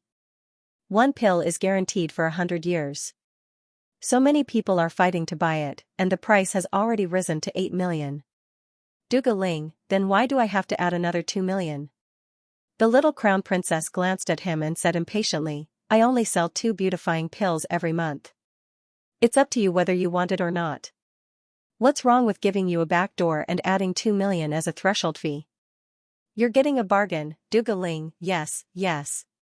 This fellow nodded repeatedly, and he hurriedly took out money from his pocket with a grin. I have 20 million here. Give me 2. Arbor's face was expressionless as she reached out to take the spirit coin card that he offered. She nodded, took out a porcelain bottle, and tossed it to him. 1 pill can beautify for a long time. Duga Ling cheerfully nodded. I still have at least 200 years to go. I think I can live for a long time. To prevent you from raising the price 100 years later, he'd better buy 1 more beforehand. Arbor glanced at him and nodded. You're smart. Duga Ling, so you're really planning to raise the price 100 years later? Alright, I've chatted with you guys for too long. Arbor turned around and walked to the deck. Omega Kotoku's figure flashed, and he was already beside her. Your body hasn't recovered yet. Don't mess around. Arbor dodged his hand and glared at him. You're still saying you're not putting me under house arrest? Of course not. Eldest young Master Qin's voice entered everyone's ears. When Qiamu looked back, she saw Qin Xian, this guy, directing people to carry something over. Arbor looked at the stretcher. When they got closer, they could see clearly that there was a person lying on the stretcher, wrapped in bandages from head to toe.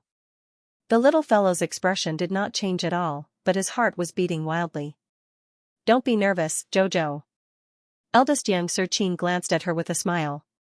It's not Long Shangyun. Who's nervous? The little stoic stubbornly defended herself. Who is this? You know him, eldest young Master Qin said with a smile. That Prophet Tuesday, this is probably what it means to plant flowers but not bloom, but to plant a willow unintentionally, the willow grows? Eldest young Master Qin said briskly, look, we couldn't find Long Shangyun after so long, but we found this prophet too instead. What do I need to find her for? Arbor asked coldly, his gaze sweeping over that bandage without any warmth.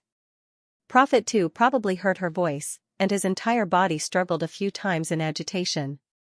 However, his injuries were too severe, and his entire body was wrapped in bandages.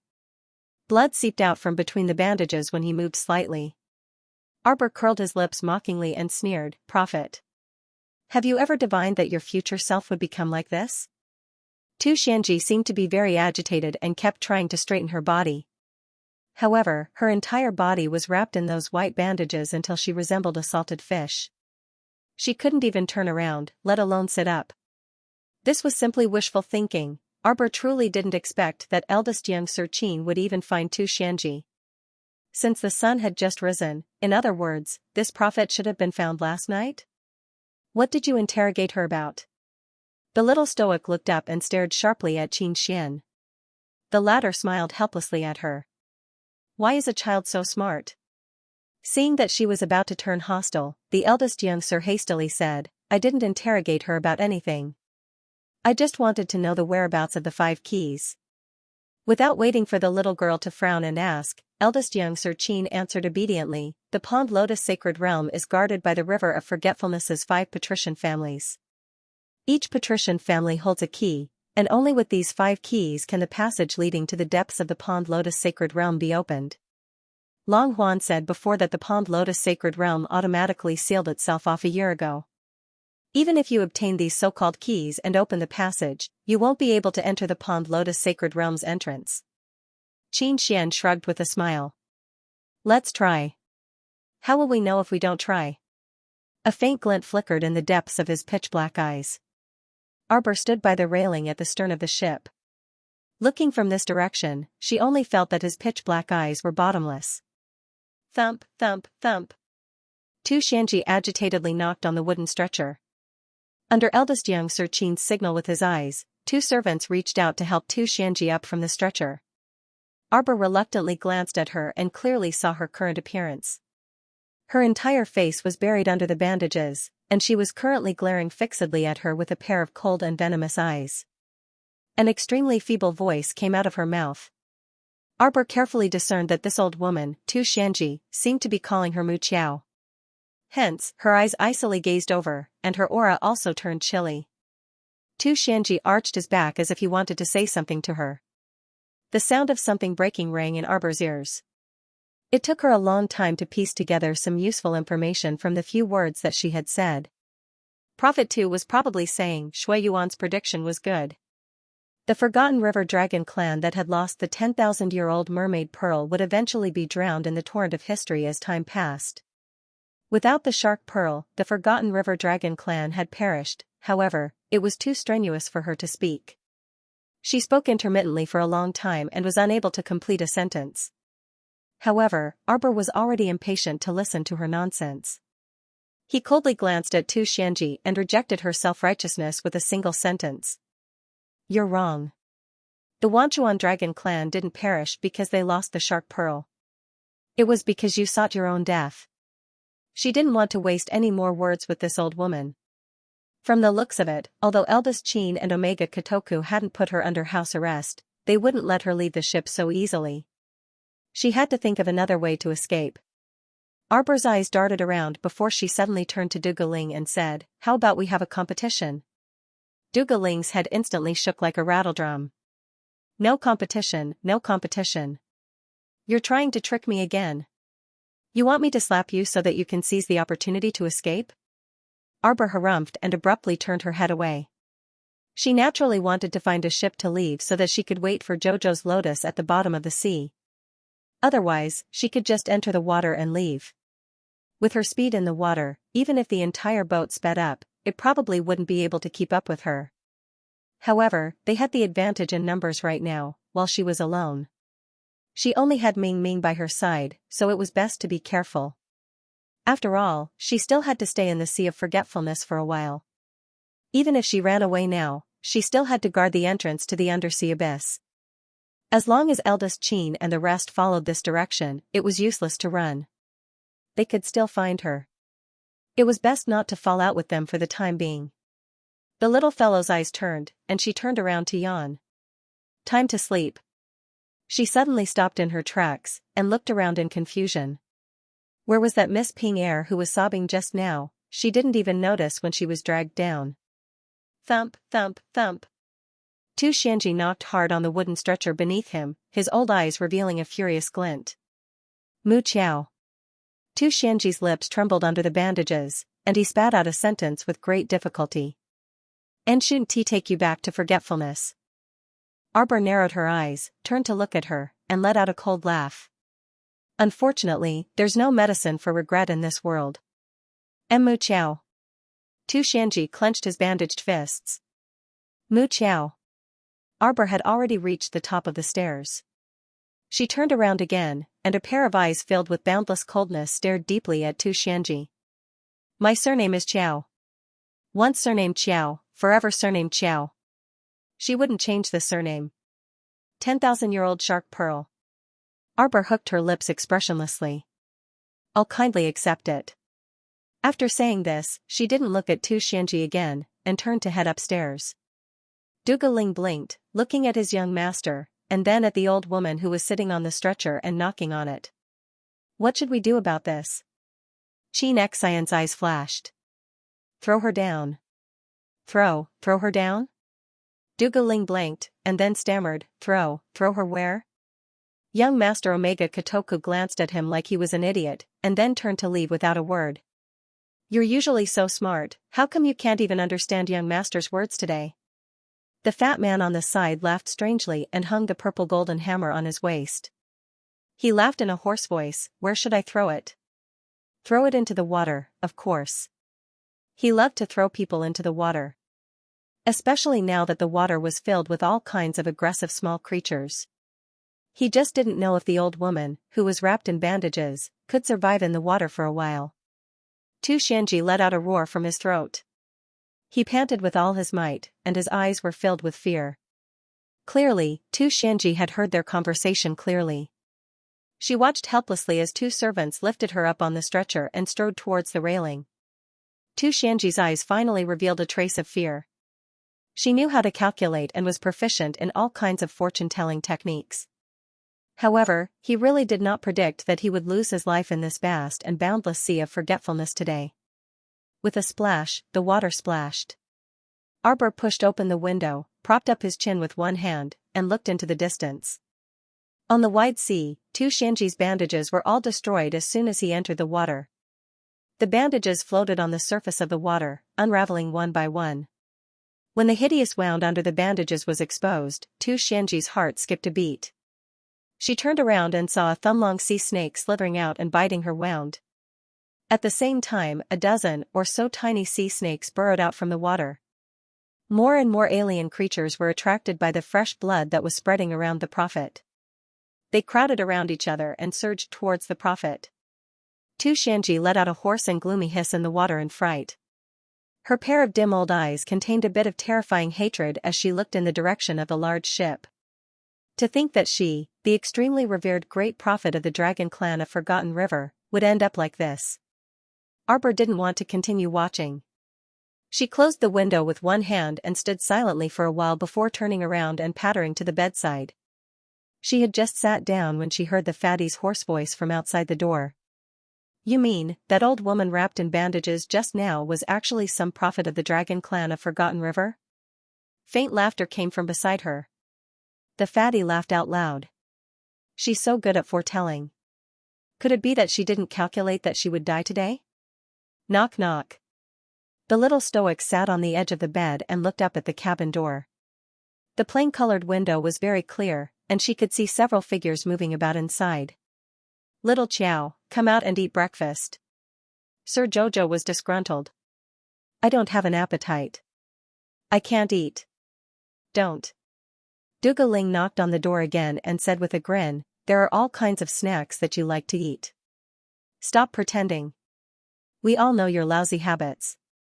3 meals a day, no less. Arbor pulled open the cabin door with a taut face and glanced at the beaming Dugaling outside. Her gaze landed on his face. She seemed to see this person sitting on a small stool with a grin and asking her, "You're so young. You don't really want to die, right? People must have the will to live in order to have a future and hope." The little stoic expressionlessly walked past him. Our dear Dugaling reflexively touched his face. Strange. Why did he have a misconception that when the little stoic looked at him just now, her gaze was distant, as if she was looking at him through a hazy veil? Stoic. Dugaling chased after her with a chuckle. "Do you want to eat shrimp dumplings? Do you like green bean porridge or red bean porridge?" During breakfast, the little stoic was too lazy to speak. No matter who spoke to her, she would completely ignore them. There was a low pressure on the deck. The row of maids standing at the side were all trembling in fear. When they saw her, it was as if they had seen a scourge or a ferocious beast. They all distanced themselves from her. It was as if he would have a bad ending if he touched her. Arbor couldn't be bothered to pay attention to the crowd. After eating, he made an excuse to catch up on sleep and slipped away. He returned to the cabin and closed the door. The little stoic then took out a storage talisman and a handful of thunder fire balls, placing them neatly on the table. Her small hands gently moved them, causing them to make rolling sounds. "Your Majesty." Lil Kuzi hurriedly ran in. At a glance, he saw His Majesty standing by the table, holding a brush and writing something. He was dressed in a sapphire blue robe, and there were a few ink bamboos on his sleeves. Her fine black hair was scattered behind her, her thin lips were slightly pursed, and her eyes were focused on the book. She stood there like a pine tree. Truly, the young master was sculpted and polished, elegant and natural. Lil Kuzi was most afraid that he would leave without a word. Now that he saw that he was still in the study, his heart couldn't help but relax. "Personally hand this letter to 8th Chi," Duan Yu said. Yes. Lil Kuzi hastily took the letter and nodded solemnly. Immediately after, he recalled the purpose of his hasty visit and hastily reported, "Your Majesty, the Kingdom of Duo Luo of the Grasslands has sent an envoy team here to meet Your Majesty."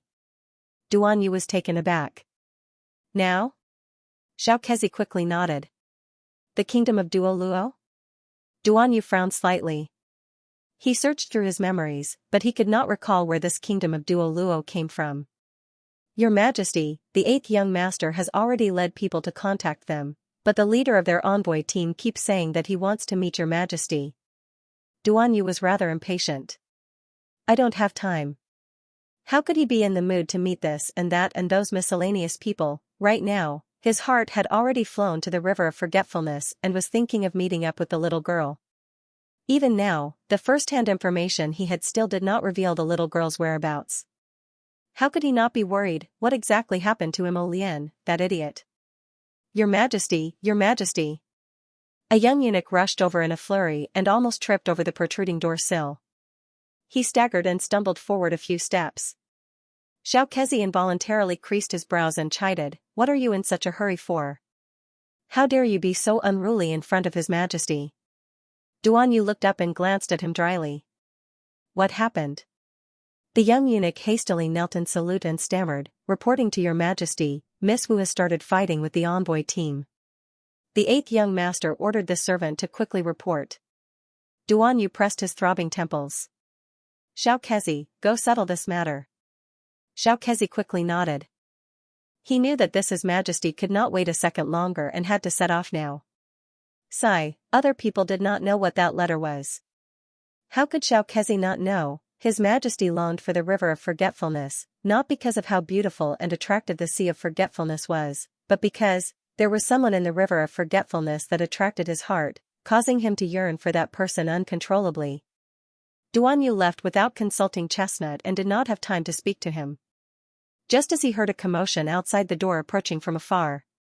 2 figures, one red and one black, dashed through the door and began to fight in the courtyard of the garrison mansion. As the spiritual power surged, 2 graceful figures could be seen, as if they were passing through flowers and trees, circling around people and hands in the courtyard. Red and blue light would occasionally pass through, and the light was faintly discernible. Wu Ruame was wearing a scarlet-red short-sleeved gown. She shouted, "Don't run," and chased after him. She raised her sword and slashed at him.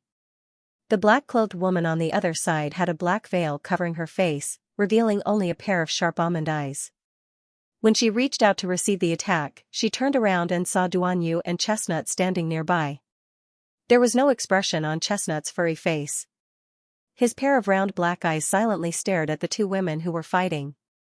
"Your Majesty the Emperor of Tsang Prefecture. Is this how you treat your guests?" A few strangers ran over from the corridor that connected the atrium to the garden.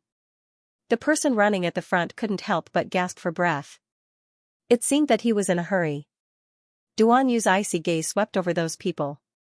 Xiaokezhi quickly went up and reported in a low voice, "These people are from the envoy group of the Kingdom of Duoluo of the Prairie."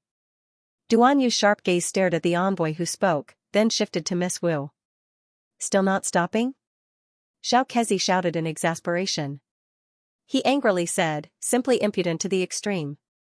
How dare they disregard their dignity and fight each other in front of His Majesty? Arrest them all." As soon as he finished speaking, several figures walked up and lifted Miss Wu up like grabbing a little chick. They separated the black-clothed woman who was fighting with her and restrained both of them. Even though Wu Ruame's arm was grabbed, she couldn't resist kicking at the black-clothed young lady from afar. She couldn't resist cursing, "No wonder you had to cover your face. Who are you trying to disgust with a fake face? You should cover your face, and it's best if you don't take off your black veil. Otherwise, I'll beat you up every time I see you." Xiaokezhi's face was dark, but he was rather curious. Although this Wu Qianjin from the Prime Minister's family wasn't very reliable most of the time, she came from a noble family after all, so her basic self-restraint and etiquette were absolutely indisputable. But now, Xiaokezhi couldn't help feeling curious, and his gaze probingly swept towards the veil on the black-clothed young lady's face. What did a fake face mean? The black-clothed young lady couldn't help but sneer. "What does it have to do with you? I think you're just jealous. Wu Ruame couldn't help but laugh in exasperation. I'm jealous of your fake face? You're really thick-skinned, daring to say anything. Duan Yu's gaze was chilly as he looked at the several people from the kingdom of Luo's envoy group who were briskly walking over. A small kingdom that could barely be found on the map of the 3 provinces came to find him so openly, saying that they had something to discuss with him in person. And they didn't even accept 8th young Sir Chi's invitation. Who on earth gave them the confidence to come here and shout like this? They said they wanted to discuss with him, Duan Yu. And he had to accompany them to the end? What the heck, this whatever kingdom of Luo was originally developed from a small tribe on the prairie. A while ago, he used a grand banner to establish a kingdom, but this small lousy kingdom dared to boast shamelessly in front of him. Duan Yu patted Chestnut's large head and was too lazy to pay attention to this farce. Unexpectedly, the leader of the envoy group from the kingdom of Luo abruptly took a few steps forward and said seriously, Your Honorable Majesty of Xianxia, if you abandon us like this and refuse to meet with us face to face, you will certainly regret it immensely in the future. Although our kingdom of Luo grew on the prairie, we are very familiar with the situation of the 3 provinces. Your Majesty of Xianxia, believe that this humble one and the kingdom of Luo will bring you a huge surprise. Don't believe him, Your Majesty. He had only brought a fake face. If you see it, you'll be so angry that you won't even have time to wash your eyes. Wu Ruame, who was standing to the side, spoke with conviction. Duan Yu gave him a deep look. Now, he was actually a bit curious as to what kind of surprise this leader of the Doro envoy group was going to present to him. Your Majesty, please. The leader of the kingdom of Daluo's diplomatic mission extended his hand in an inviting gesture. He took the lead and followed Duan Yu into the study. Wu Ruame wanted to follow them in but was stopped by Xiao Kezi. He was so angry that he stomped his feet and shouted, Xiao Kezi, get out of the way. Let me tell you, those people are definitely not good people. Little Kezi said with a straight face, Miss Wu, if you continue to make such a ruckus, little Kezi has no choice but to get someone to shut your mouth and stop you from making a ruckus. Wu Ruame rolled her eyes in anger. However, due to Lil Kezi's threat, she did not dare to speak loudly. The leader of the envoy group entered the study and turned to close the door. He smiled at Duan Yu and bowed. Your Honorable Majesty, I respectfully represent my kingdom of Daluo to come and discuss the matter of cooperation with you. This is our prairie's pearl, Miss Lily the leader of the envoy group said proudly to Duan Yu before turning to give Lily a look. The woman in black removed the black veil covering her face and smiled at Duan Yu. Her fluttering eyelashes fluttered like butterfly wings. Her small oval face had a beautiful smile. Her gentleness carried a hint of demure serenity, and her quick-wittedness carried a hint of craftiness. At first glance, she looked a bit familiar. At second glance, Duan Yu's handsome face darkened. He knew why he found her familiar. This woman's face was 40% similar to Jojo's, especially that pair of eyes. No wonder Wu Ruame kept calling it a fake face earlier. Wu Ruame had seen Jojo's portrait before. Whether it was the facial features, the skin, or even the hairstyle, this fake face was infinitely close to Jojo's. Wu Ruame was right. This face really made him lose his appetite, and he wished for nothing more than to wash his eyes immediately. The leader of the envoy group had actually been paying attention to Duan Yu's expression the entire time. However, even though Duan Yu's mind was raging, he did not show it on his face, so he could not tell at all. Why didn't he show any expression? This person muttered in his mind, unable to grasp the attitude of this Xianxia emperor. Logically speaking, when he saw this face, apart from being shocked, he should be wild with joy. According to their kingdom of Daluo's investigation of the rulers of the 3 provinces, this Xianxia emperor should be a strong competitor of the divine province's crown prince. Before he could finish his thought, he heard Duan Yu's cold voice, Why did you bring her here? The leader of the kingdom of Daluo's envoy group couldn't help but shudder inwardly, thinking that this voice was truly bone-chilling. He hastily forced a smile and said, Your Majesty of Xianxia. Can we talk about cooperation? What do you want to cooperate on? Our common enemy is the divine province. The envoy continued, The great emperor of the divine prefecture wants us to offer tributes every year, but we haven't had a good harvest. Coupled with the zombies running around everywhere, we can't grow anything at all. Get to the point. Duan Yu didn't want to continue listening to his nonsense and coldly interrupted him. The country of Daluo is willing to help you become the true overlord of the upper three continents.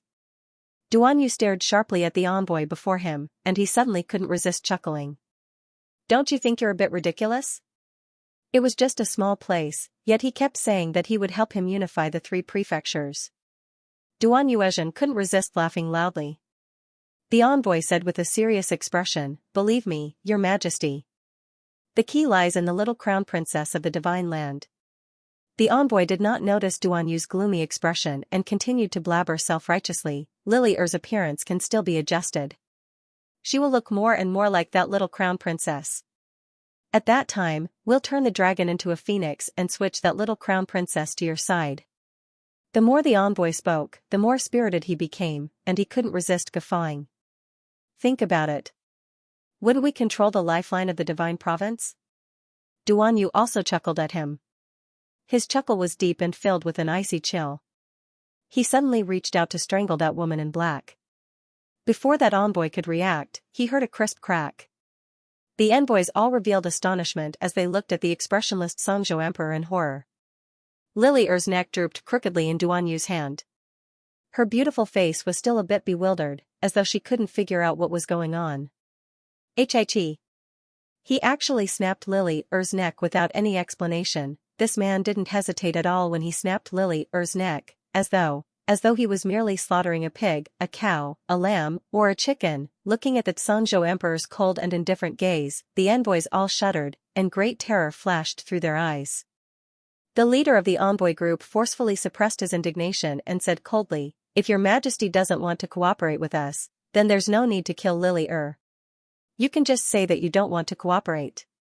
Duan Yu glanced at him with a sneer and flung away the woman's corpse with a tilted head. He took out a handkerchief from his inner world and carefully wiped his hands.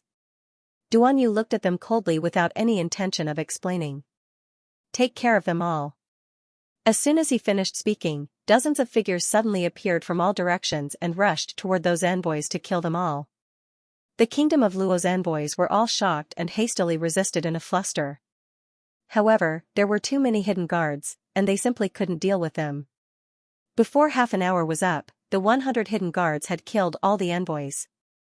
Ying dragged the leader of the envoys in front of Duan Yu and kicked the back of his knee. The leader of the envoys yelped and fell to the ground with a face full of terror. His head was forcefully stepped on, and he prostrated himself on the ground. With his head being stepped on, he strenuously tried to raise his head to speak, and he stammered, You all. Songzhou Emperor, His Majesty, you. Ouch.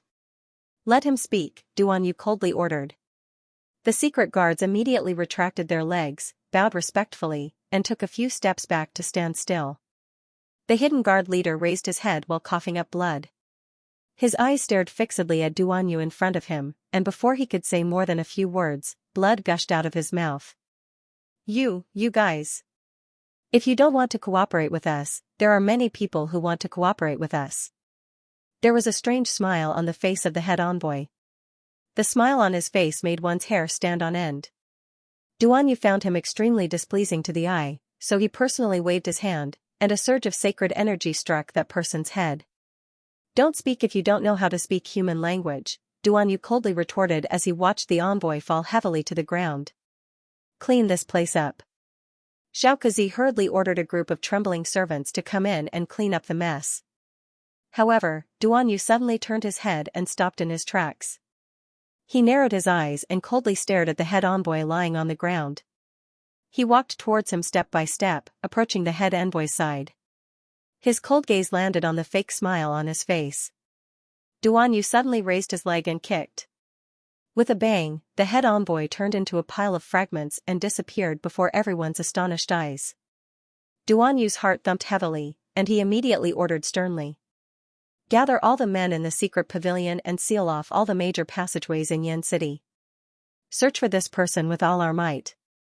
A clone, the one who came to negotiate with him was actually this head envoy's clone. And it wasn't until just now that he realized something was amiss. If you don't want to cooperate with us, there are many people who want to cooperate with us.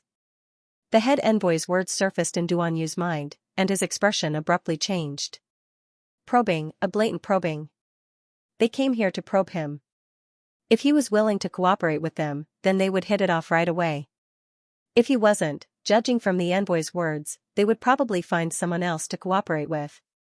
A tiny kingdom of the prairie wanted to be an ant trying to shake a tree and make a move on the enormous divine province. Just as the heavenly providence was about to move, this tiny kingdom of Duoluo wanted to take advantage of the situation? Or was it trying to borrow the power of the east wind in a vain attempt to rise to the top? The heavens were about to change. Were all the snakes, insects, rats, and ants planning to collectively come out of their holes? Duan Yu's eyes were cold, and his fingers clenched slightly. He coldly ordered, "Go investigate. I want all the news regarding this kingdom of Duoluo in recent years. I want to know everything, no matter how big or small." Yes. Ing cupped his hands in salute and immediately flew out of the study with several people. Ah. A manservant who was cleaning up the floor was so scared that he scrambled back a few steps. Everyone turned to look at the sound. They saw Lily who was lying on the floor, staring fixedly at them. Her mouth was agape, and her face was ghastly pale. Her 4 limbs were all curled up deformed, and her entire body was curled up into a strip. Her appearance was very strange and frightening. Lil Ku glared fiercely at the manservant who was making a fuss. "Hurry and clean it up. Don't let them stay here and be an eyesore." The manservant nodded frantically and closed his eyes, not daring to look at Lily. He turned his face slightly to the side and shakily reached out to grab Lily's legs. "Don't move." Duan Yu's pupils contracted as he suddenly shouted. The manservant subconsciously withdrew his hand, but in the next second, he felt an irreversible force pulling him away from Lily. After the huge force disappeared, the manservant fell on his back due to inertia. When he turned around, he saw that the stiff Lilial had actually moved. After a series of cracking sounds, Lily's limbs were twisted in an abnormal way, and she was lying on the ground in an extremely weird posture. "What is this?" Xiao Kuzi exclaimed, "Protect the emperor, protect the emperor. It's a corpse puppet. This woman has become a corpse puppet." Bang! The sound of the door being kicked was suddenly heard. The pitiful door of the study fell to the ground and landed heavily on Lily. Wu Ruame, who rushed in after hearing the news, held an email piercer in each hand. Her eyes were wide open as she shouted, "Who dares to assassinate His Majesty? Bold thief, come out for me." Everyone was speechless. "Where is he?" Wu Ruame stepped on the door and furrowed her brows. "Where is the assassin?" Lil Kuzi speechlessly looked at this unreliable miss of the Wu family. He stretched out a finger and weakly pointed at Wu Ruame's feet. The latter looked down and saw a sinister head wriggling out from under the door she was stepping on. It was currently glaring at her with a murderous glint. Wu Ruame inwardly cursed, F***ck. Her legs trembled in fright, and she quickly jumped down from the door. This guy shouted in astonishment, "What the hell is this? Wasn't her looks too frightening? Isn't she the person who fought with you earlier, miss? That fake?" Wu Ruame was horrified and hastily retreated a few steps. My heavens! This transformation was too exaggerated. Duan Yu's expression was extremely unsightly. What the hell was this person from the kingdom of Luo doing? He actually vainly attempted to transform this kind of shady woman into Jojo's appearance. Were they stupid or was he stupid? This kind of transformation couldn't be concealed from anyone, let alone Mo Lian, right? That little stoic face number 101, who could consistently act like it from start to finish. When Duan Yu thought of this, he gave the hidden guard leader Yi a look, and the latter understood and stepped forward. He led a group of hidden guards and used a long spear to pin Lily who was incessantly swimming around and trying to attack people, to the ground. This Lily was also incessantly shrieking. However, her hands and feet were entangled by the long spear, so she couldn't move, much less attack people. Red lights flashed in her eyes. It's not a zombie. Look carefully at her hands and feet. Duan Yu gestured for everyone to look at Lily's hands and feet. Everyone took a closer look and finally saw some clues. Lily's hands and feet were actually connected to a kind of lustrous and transparent silk thread that was as thin as a cicada. She suddenly moved because the owner of this silk thread was manipulating it. It's a puppet with a secret art. Duan Yu's handsome face froze as he stated icily, "It's not a zombie." As soon as he finished speaking, he raised his hand and threw a concealed weapon at the beam. A hunchbacked elder immediately jumped down from the beam with a cackle. "Brats, you have good taste. However, this old man can't continue playing with you." The hunchbacked elder's eyes glinted, and he swiftly threw out a pellet. A bang sound was heard, and a cloud of smoke started to diffuse out of the projectile. Then, it suddenly dissipated. The hunchbacked elder, who wanted to take advantage of this smoke to flee with Lily looked over in bewilderment. A raven bone fan appeared in Duan Yu's hand. With a casual wave of his hand, the smoke that had yet to disperse was swept away. The man looked at him coldly. "You want to escape? Do you think you can escape from my hands?" The hunchbacked old man gritted his teeth. He took out a cigarette bomb from each of his 10 fingers and threw it to the ground. This time, the smoke bomb did not explode at all. Not to mention a cloud of smoke, not even a speck of smoke could be seen. If the hunchbacked old man could curse at this moment, he would definitely want to curse. Unfortunately, his body was heavily suppressed by a tyrannical pressure, and he could not utter a single syllable. It wasn't until the pressure was slightly removed that he felt his breathing become a little smoother that he felt a sharp pain in his neck. He lowered his head and saw that his life had fallen into the hands of this young emperor. The man's pitch-black peach blossom eyes coldly stared at him, and a mocking smile curled on his lips. "Now, you still don't plan to tell me the truth?" I am a puppet master from the kingdom of Duo Luo," the hunchbacked elder shouted in a panic. Don't kill me. I will speak, I can say anything. It's useless to kill me. In fact, there are many puppet masters like me in the kingdom of Duo Luo. I also know that each of them have a lily in their hands." What did it mean that everyone had a lily in their hands? These idiots from the state of Duo Luo made a large batch of people who resembled Jojo. Duan Yu angrily gripped the neck of that puppet master from the state of Duo Luo and demanded harshly, "Speak. How did you make this woman appear?" This person's facial features that degenerated after death were completely different from Jojo's. How did the so-called 40% resemblance come about when they were alive? We have a special medicinal liquid. After taking it, it can be infinitely similar to a person. Ridiculous. Duan Yu clearly did not believe this puppet master's nonsense. He tightened his grip and coldly said, "Do you think I will believe your words?" The puppet master's neck fell into Duan Yu's hands, and he nervously replied, his eyes brimming with fear. Your Majesty, I did not lie at all. Everything I said is true." The puppet master felt his breathing becoming irregular again. He hastily stabilized his breathing and confessed repeatedly, "Your Majesty, please believe me. What we puppet masters can do is secretly control these lily heirs one-on-one. We all have the talent to conceal our presence." This puppet master cried out in panic, "Lily heirs are indeed modified from the transformation medicinal liquid. This kind of directional transformation medicinal liquid is more effective than the transformation talismans drawn by talisman practitioners. It can be continuously modified and improved to target a certain person. The lily number 9 you see is the most low-grade modified lily This lowly one heard that lily number 0 is the true perfect product." Duan Yu's eyes were instantly filled with a bloody storm. He gripped that puppet master's neck and coldly asked, "When did you start doing this?" More than half a year ago, at the beginning of this year." The puppet master thought for a moment before suddenly exclaiming, "Oh, right around the time the young crown princess returned to the divine province." The young crown princess probably returned to the divine province at the beginning of February. And it was almost October now. A thought flashed through Duan Yu's mind. From the looks of it, this conspiracy wasn't targeting Xiao, but rather Mo Lian, that punk. Where's the laboratory? These people couldn't research the shape-shifting liquid in broad daylight. He must be hiding in some rat hole, doing this kind of shameful research all day long. The puppet master trembled. "Why, Your Majesty, I really don't know. Who was the person who just escaped?" Duan Yu didn't dwell on this question and continued to ask. That lord is our Dorwo country's 3 state teachers." The puppet master hurriedly said. one of the 3 state teachers of Doro, Jing. Duan Yu raised a brow. Actually, she's a very beautiful woman, the puppet master stammered.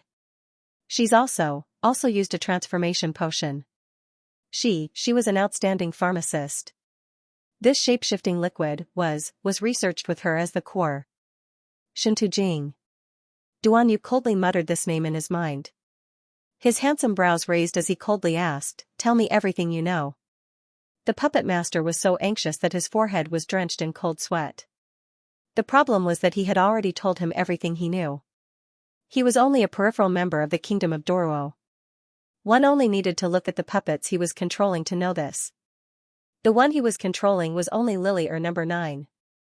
And Lily or number 9 could not compare to Lily or number 0, whether it was her ability to modify, her personal ability, her cultivation, etc. It was not an exaggeration to say that Lily or number 9 was inferior to Lily or number 9. Duan Yu was so infuriated that his expression turned cold, and he involuntarily increased the force in his hand. "It seems that it's better to search your soul." No, you can't search my soul." A trace of fear flashed through the puppet master's eyes. Every kingdom of Doruo has a soul-locking pill planted in our conscious. Once our souls are forcefully searched, it will trigger a self-explosion.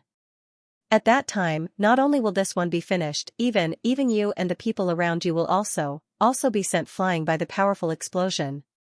When the group of little servants heard this, their faces all revealed a look of panic and fear, and they subconsciously took a few steps back. Duan Yu coolly looked at this puppeteer, as if he was assessing whether his words were true or false. "Every word this one said is true. If I have deceived your majesty, this one is willing to accept the punishment of heaven's wrath," that person said fearfully, his face full of sincerity. "Withdraw, all of you," Duan Yu ordered coldly. Xianxia panicked and hastily stepped forward. He lowered his head and advised, "Your Majesty, you must not take the risk yourself. Your Majesty, please allow this subordinate to attempt a soul-searching to see if this old fellow is speaking the truth." A hidden guard walked out from behind Yi and solemnly cupped his hands.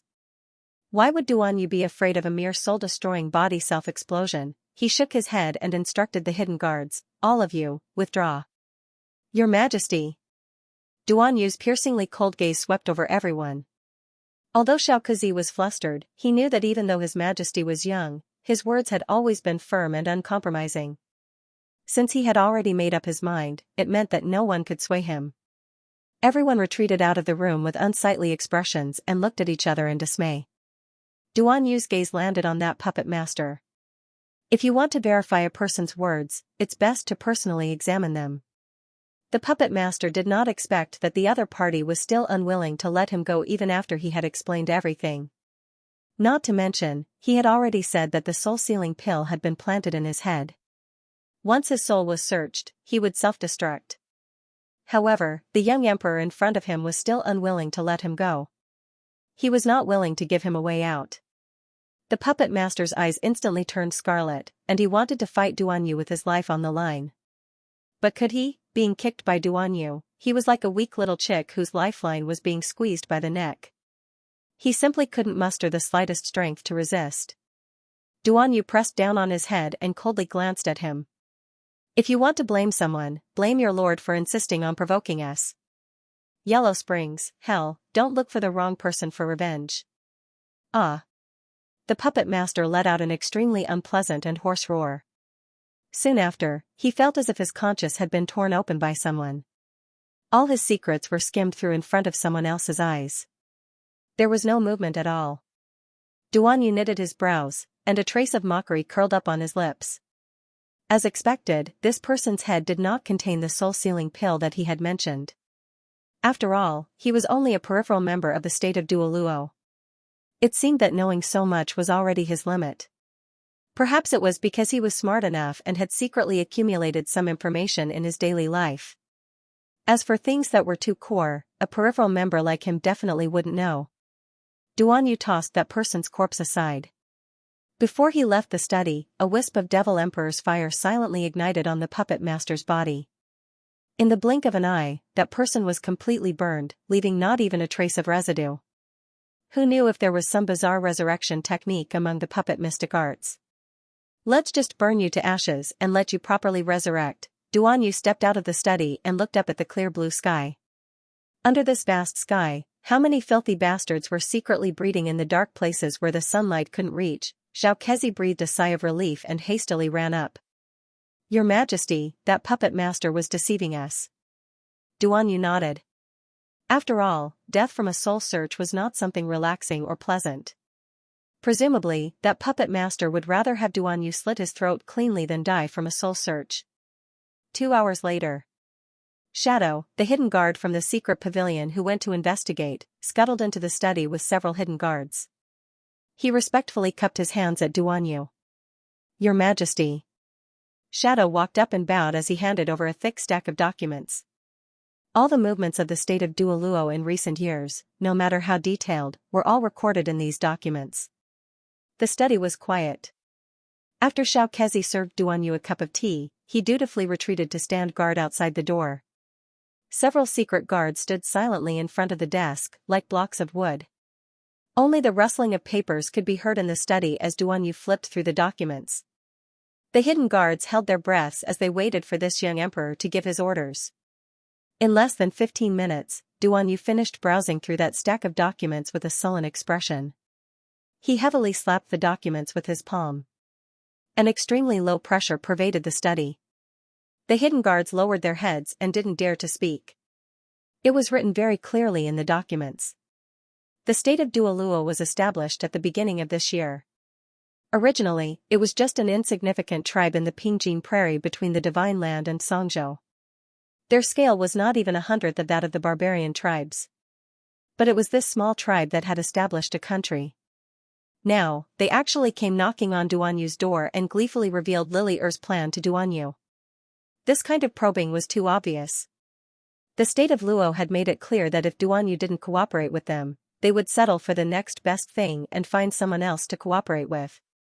Such a disgusting way of doing things really made people panic in their hearts.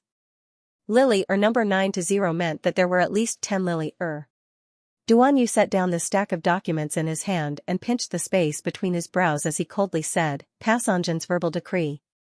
Command the general of the Tiger Cavalry, Hu Gang, to lead his men to the Pingjin Prairie. Within half a month, I want to hear the news of the destruction of this country of Duoluo. Yes. Duan Yu waved his hand to dismiss everyone. Let Yi in. The leader of the secret pavilion's hidden guards, Yi, appeared inside the study like a ghost and soundlessly arrived before Duan Yu. Duan Yu didn't even look up as he stared at the stack of documents with a frown. His finger tapped on one of the papers. This state of Duoluo is extremely mysterious. That's all the information we could gather. It says that their territory is surrounded by man-eating black swamps. The swamps are crawling with man-eating insects and ants, so it will be difficult to pass through. Yi remained silent and habitually listened to His Majesty's words carefully. Flying is prohibited nearby, so not a single bird can pass through their array. In addition, once you step into the territory of the state of Duoluo, your divine senses will also be blocked by that array. Duan Yu looked up at Yi and ordered, Take 1,000 people with you. Bring along the best formation masters, apothecaries, and superhumans. We want to hear good news from you within 10 days. Yes. Yi nodded heavily. Having Tiger Gang dispatch troops to attack the state of Duoluo was only what they did on the surface.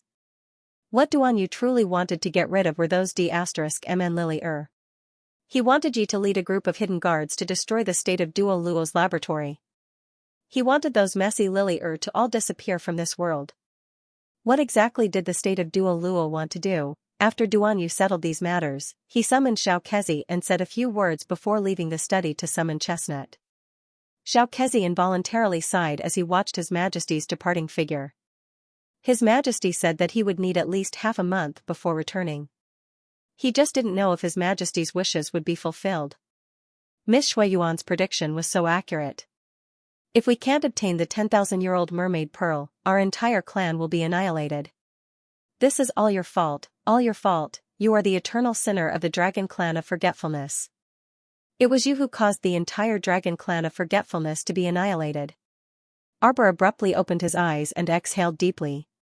He coldly stared at the fluttering bed canopy above him, his gaze abruptly chilling. Even ancestors said that it was the 10,000-year-old mermaid pearl that chose Mother on its own. Neither Mother nor she had done anything wrong. It was only the human heart and delusions that were at fault.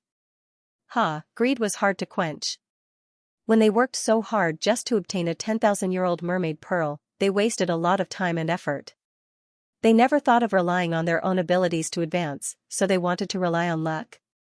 However, luck, this kind of illusory thing, was it something that everyone could have? A cluster of black flames emerged from the ferrule that had drilled out from under her sleeve. You want to use a wisp of your soul to enter my dream and cause trouble? Arbor said coldly, let the holy fire that burns everything in the world take you to hell. Prophet Tuesday. A slight fluctuation appeared in the air in front of him. In less than a second, the air in front of him calmed down again without the slightest change. Dong dong dong dong.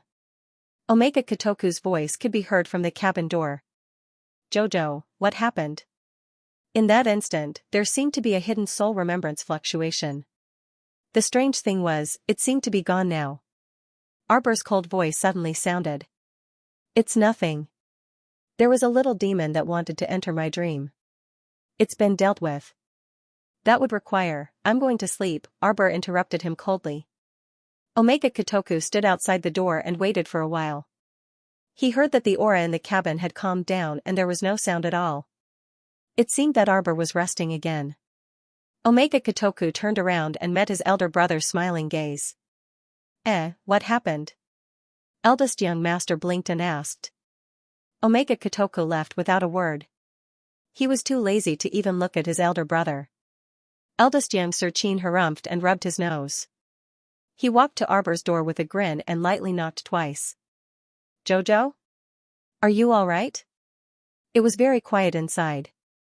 Other than the faint sound of breathing, there wasn't any sound at all. Eldest young Xianxia rubbed his chin and coughed lightly. Jojo is asleep. Don't disturb her. When the several attendants following behind him heard this, they all revealed indescribable expressions. It seemed like the ones who insisted on disturbing someone else's sleep were eldest young Sir and second young Sir, right? The next morning, Arbor got up refreshed and expressionlessly strolled to the deck of the ship, sitting down to eat breakfast as usual. Eldest young Sir and second young Sir had been waiting for a long time. When they saw her walk over with a stoic face, they couldn't help but exchange a glance. The little stoic didn't seem to be in any abnormal state. What exactly happened last night? The two scratched their cheeks as they pondered. However, a certain Sundara stoic refused to say, so they couldn't ask too much. Jojo, have some dessert. Eldest young Xianxia grinned as he brought her a plate of exquisite pastries and brought it to her. He feigned indifference as he asked, did someone's divine sense sweep into your room last night? Arbor expressionlessly took the plate of pastries and poked a small piece with a spoon. She said indifferently, it was Prophet Tuesday. Everyone was involuntarily taken aback. A wisp of Prophet Tu's soul had yet to dissipate. There was nothing hard to say about him entering her dream to seek revenge. Moreover, if it weren't for the fact that they didn't handle it cleanly, how could Prophet Tu find an opportunity to seek revenge on her? The little stoic swept a disdainful glance at eldest young Sir. Eldest young Xianxia immediately sat up straight and hastily said with a chuckle, I really didn't expect this old woman to have such godly means. Jojo, are you all right? If I wasn't, would I still be sitting here with you? Arbor looked at eldest young Sir like he was looking at an idiot. Duga Ling and the others couldn't resist snickering silently. Eldest young master looked at Jojo with a stifled expression. Speechless, he pursed his lips and said, okay. Of course, nothing will happen to Jojo. How could a mere two shenzi hurt Xiao Xiao? Arbor didn't say anything. This meant that she finally acknowledged one of eldest Qin's words. Everyone couldn't help but twitch their mouths speechlessly, inwardly thinking that this tsundere little stoic was truly a headache. Looking at the journey, we should be able to reach the Pond Lotus Sacred Realm in 2 days. You said before that the Pond Lotus Sacred Land is guarded by the 5 great families of the River of Forgetfulness. Every aristocratic family has a key, and only by gathering these 5 keys can we open the passage to the depths of the Pond Lotus Sacred Realm. Arbor paused. You interrogated Prophet Tu and found out where the 5 keys are? Eldest young Xianxia nodded with a smile. It's about time. We've already sent our men to the various patrician families to search. Let's go there first, and the key will be delivered later. This way, we won't delay the opening of the Pond Lotus Sacred Realm. Arbor was silent. Among the 5 great patrician families in the Sea of Forgetfulness, the Long clan had dug its own grave, and the Duo clan was more or less dead in name only. The remaining 3 patrician families were definitely trembling with fear. If they didn't want to cause trouble, they definitely wouldn't clash with the Qin estate of the Divine Province. Thus, it really wasn't difficult to obtain those 5 keys at all. Arbor silently ate the pastries and millet porridge. Although she didn't say anything, her mind was constantly pondering.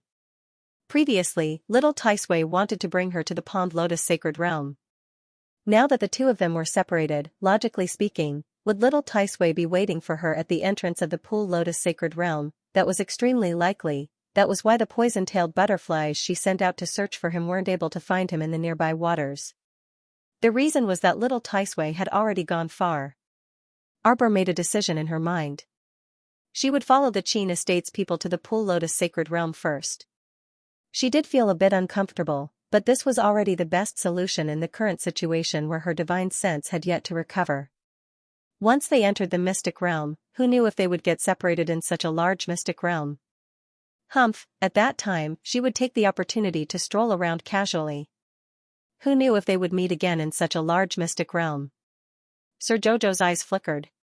Since he had already made up his mind, his heart that had been on edge for the past few days relaxed slightly. In any case, they were going to the Pool Lotus Sacred Realm to find that wisp of Lian's soul. Since they were already here, they might as well let nature take its course. Young sir, young sir. A servant of the Qin estate ran over with a strange expression on his face. He glanced at them hesitantly, as if he wanted to say something. Eldest young Sir Qin was baffled, and he swept that person a glance. If you have something to say, just say it. Why are you hemming and hawing? They're drifting back again. The boatman had a strange expression on his face as he called out. 5th young Sir Qin was walking over with a plate of freshly made 1,000-layer pastry, and he couldn't help but say good-naturedly, Akai, speak properly. What floated back again? The servant called Akai gestured with his hands and feet and said to the Qin estate's silent young masters with knitted brows, that, it's those people that eldest young sir ordered us to throw down a few days ago after we fished them up. They floated back again. As the servant spoke, he was beaming with joy. It seemed that he also found this matter extremely hilarious. Eldest young sir clearly didn't remember this matter, and he looked at that person called Akai in bewilderment. What are you talking about? What people floated back? 5th young Sir Qin twitched his mouth. His memory was evidently better than his eldest brother's. Placing the 1,000-layer pastry in front of the little stoic, the 5th young sir coughed lightly and said, Eldest brother, it should be those people from the Wangchuan Duo clan. I saw them on the surface of the sea earlier, so I sent people to fish them up. Without another word, Big Brother ordered the servants to throw them down. Wangchuan Duo clan? Eldest young Sir Qin rubbed his chin. Suddenly, he had a flash of inspiration and exclaimed, Oh! I remember now, it's that group of people who were thrown into the sea by the little stoic and had their spiritual senses and cultivation sealed. Unlucky bastard, the little stoic glanced askew at the eldest young sir and put on an aloof face. Who are you? Why was she so bored as to throw him into the water? She stood up and walked towards the railing. He raised his head and looked into the distance. He saw a dozen or so men and women on the surface of the sea. Some of them were lying on wooden planks, while others had activated their defensive barriers. As they drifted, they kept waving and calling for help. The eldest young master quickly walked over and looked from afar. Sure enough, he saw the young miss of the Wangchuan Duo clan, Duo Shanmei. She was hugging a large wooden board and sitting alone on it. She kept waving her hands in the direction of the ship while shouting something. My goodness, these people from the Forgetful River Duo clan still haven't recovered their spiritual senses and cultivation base? Linga couldn't help but exclaim. The 5th young sir shook his head. They should have recovered already. Arbor expressionlessly stuffed a piece of 1,000-layer pastry into his mouth before turning to leave. She also recognized that these people were the ones who came to the snowy island to ask her for Duo Shanming. Duo Shanming's master, Wang Xian, brought this group of juniors here to cause trouble. This Wang Xian also launched a mental attack on her earlier. That's right, this person died after Duan Yu burnt his conscience with the Devil Emperor's flame. The little stoic's memory was pretty good, so she recalled everything after a bit of thought. She recognized that Miss Duo. She originally had short hair and a delicate and pretty small face, but after many days of sea breeze and rolling waves, her face was now completely black. Her hair also hadn't been washed for who knew how many days as it drooped on top of her head. However, what did these people's misfortune have to do with her? Seeing the little stoic turn around and leave the railing with a clearly displeased expression, the eldest young sir thought. Fortunately, this young sir was smart and quick-witted, ordering people to throw them off the boat first. Otherwise, the little stoic would definitely disdain him as well. That would be a loss that outweighed the gains. This girl didn't like him very much to begin with, so he didn't want her to dislike him even more. There seems to be a lot more people inside, Lingu exclaimed as she pointed at the people on the sea. Why are there 2 children inside? I remember that the Wangchuan Duo clan didn't have children in the past. Lingu was halfway through her sentence when she saw the little stoic turn back. She carefully sized up the sea, and her delicate brows furrowed slightly. Lingu was right.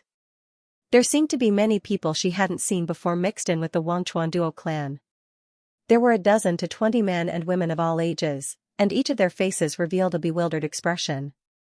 Let's salvage them first, Xiaomu said with a cold expression. Eldest young Sir Qin said with a grin, Jojo, don't you hate the Wangchuan Duo clan? She did hate the Wangchuan Duo clan who bared their fangs and brandished their claws, but there seemed to be many commoners among them.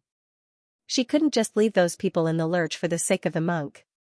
The servant called Afu organized a group of servants and went up to fish out the people in the water. At this time, Duo Shanmei also clearly saw who the other party was.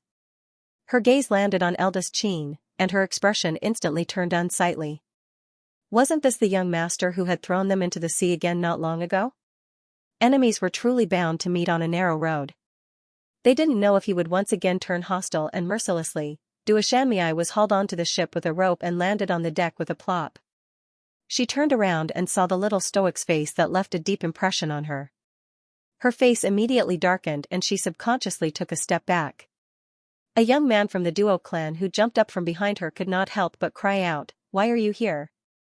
Why did he run into this little fiend again?" The young man's face showed a trace of horror. He took a few steps back and pointed at Arbor. "You, what do you want to do?" Arbor couldn't be bothered with them. His gaze fell on the few ordinary people who were dragged up. Judging from their appearance, they seemed to be people from some merchant ship. A middle-aged man who looked like a shopkeeper was protecting a girl who was completely drenched and wrapped in a blanket. He stared at them with vigilant eyes. That girl was also tightly holding the hand of a 7 to 8-year-old child who was dressed in brocade clothes and had a fair complexion, rosy lips, and white teeth. Eldest young Sir Qin gave a look, and several servants immediately came forward with clean clothes and handkerchiefs. "Your clothes are all wet. Please come with us to change." Several people who looked like shop assistants thanked them profusely. A young woman even led her child forward and bowed gratefully to eldest Qin and company. Only then did she follow the servants into the passenger cabin to change. "Miss, why don't you go in and change as well?" The middle-aged man whispered to the delicate and pretty girl who was wrapped in a blanket. The girl glanced warily at eldest young Sir Qin and company before her gaze landed on Arbor. In the end, she shook her head slightly. "Be careful, Uncle Gu." She could tell that these young masters and misses on this ship were not easy to deal with. Her father had already been eaten by the corpse fish at sea, so she could only rely on herself now. Soon, the commoners who had gone in to change their clothes walked out again and thanked eldest young Sir Qin and company again. "Everyone, can you tell us what happened?" Eldest young Sir Qin asked with a grin. "Young sir, our ship encountered such a huge man-eating shark." That miss said that this wasn't an ordinary man-eating shark. A woman holding a child pointed at Duo Shanmei and said, "Miss said that this was a huge. The young woman forgot her words and racked her brains, but she couldn't recall what Duo Shanmei had said. Huge man-eating shark. Naturally, Duo Shanmei did not need anyone to provide her with clothes. She had followed the servant into the inner cabin and retrieved her clothes from the inner world. Now that she had changed into clean clothes, she felt much better all over.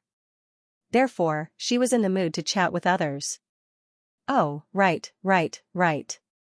It's this huge man-eating shark. The young woman grasped her son's hand in horror and said hastily, when it charged over, we felt the entire ship shake. It was too scary. It's worthy of being the overlord of the ocean. Didn't your ship encounter it? Eldest young Xianxia shook his head and said with a smile, it seems that we were rather lucky. The man-eating shark is so powerful. How did you escape? Arbor asked coldly. The girl wrapped in the blanket couldn't help but turn pale. You're suspecting us? Doubt? The young woman's face was filled with confusion. She quickly waved her hand and said, No, we didn't escape. At that time, our boat was capsized by a shark. We had no choice but to fall into the water. At first, I thought that Kuwair and I were definitely going to die. Who knew that it would be so coincidental? Before the carcass shark could reach us, we were hit by a stream of water. At that time, many people were taken out, including me and my son. The woman recalled as she spoke. Sigh, it was so dangerous. Qiaomu glanced at her and saw that woman making a fuss and gesticulating with her hands in an extremely pretentious manner. Water flow? Yes, it was an extremely hot current. Many people who weren't slapped away were trapped in the current. If they weren't eaten by the huge wave of corpse fish below, then they would be cooked into shrimp. An old man nodded and confirmed the truth of the woman's words. I didn't expect this trip to be so dangerous. Originally, I just wanted to take the Dayuan merchant ship, but I didn't expect that. That elderly man heaved a long sigh. His eyes appeared somewhat downcast, as if he was recalling some of his deceased companions. He recalled that the old owner of the Dayuan merchant ship had also died in this unexpected calamity. The elderly man couldn't help but sigh, and he turned to look at the girl wrapped in the blanket. Miss Fong, my condolences. That's right, Miss Fong. The dead can't be brought back to life, so you mustn't be too grieved. The young woman also grumbled. She then looked at the girl wrapped in the blanket and said, Miss Fong, the weather is turning cold now. It's uncomfortable for you to be soaking wet like this. How about I bring you over to change your clothes? Miss Fong and her brother were the same as them. They were ordinary people and didn't have their own inner world. This blanket was given to Miss Duo by a male cultivator beside her. He kindly lent her a blanket to wrap herself in after seeing that she was drenched from head to toe and didn't look too good with all her curse exposed. Miss Fong tightly grasped her brother's small hand. When she heard the boy sneeze twice, her gaze finally softened. She nodded and said to the woman, Thank you for your trouble, eldest sister-in-law Yang. Eldest sister-in-law Yang smiled and said, I. She turned around and said a few words to a boy servant on the ship before asking him to lead the way and accompany Miss Fong and her brother to change their clothes. Arbor glanced at them and said, I'm sleepy. During this period of time, she needed to recover her divine sense as soon as possible. After taking some pills, sleeping or meditating was the best way to digest the energy. Eldest young Xianxia smiled at her. All right, then you go rest first.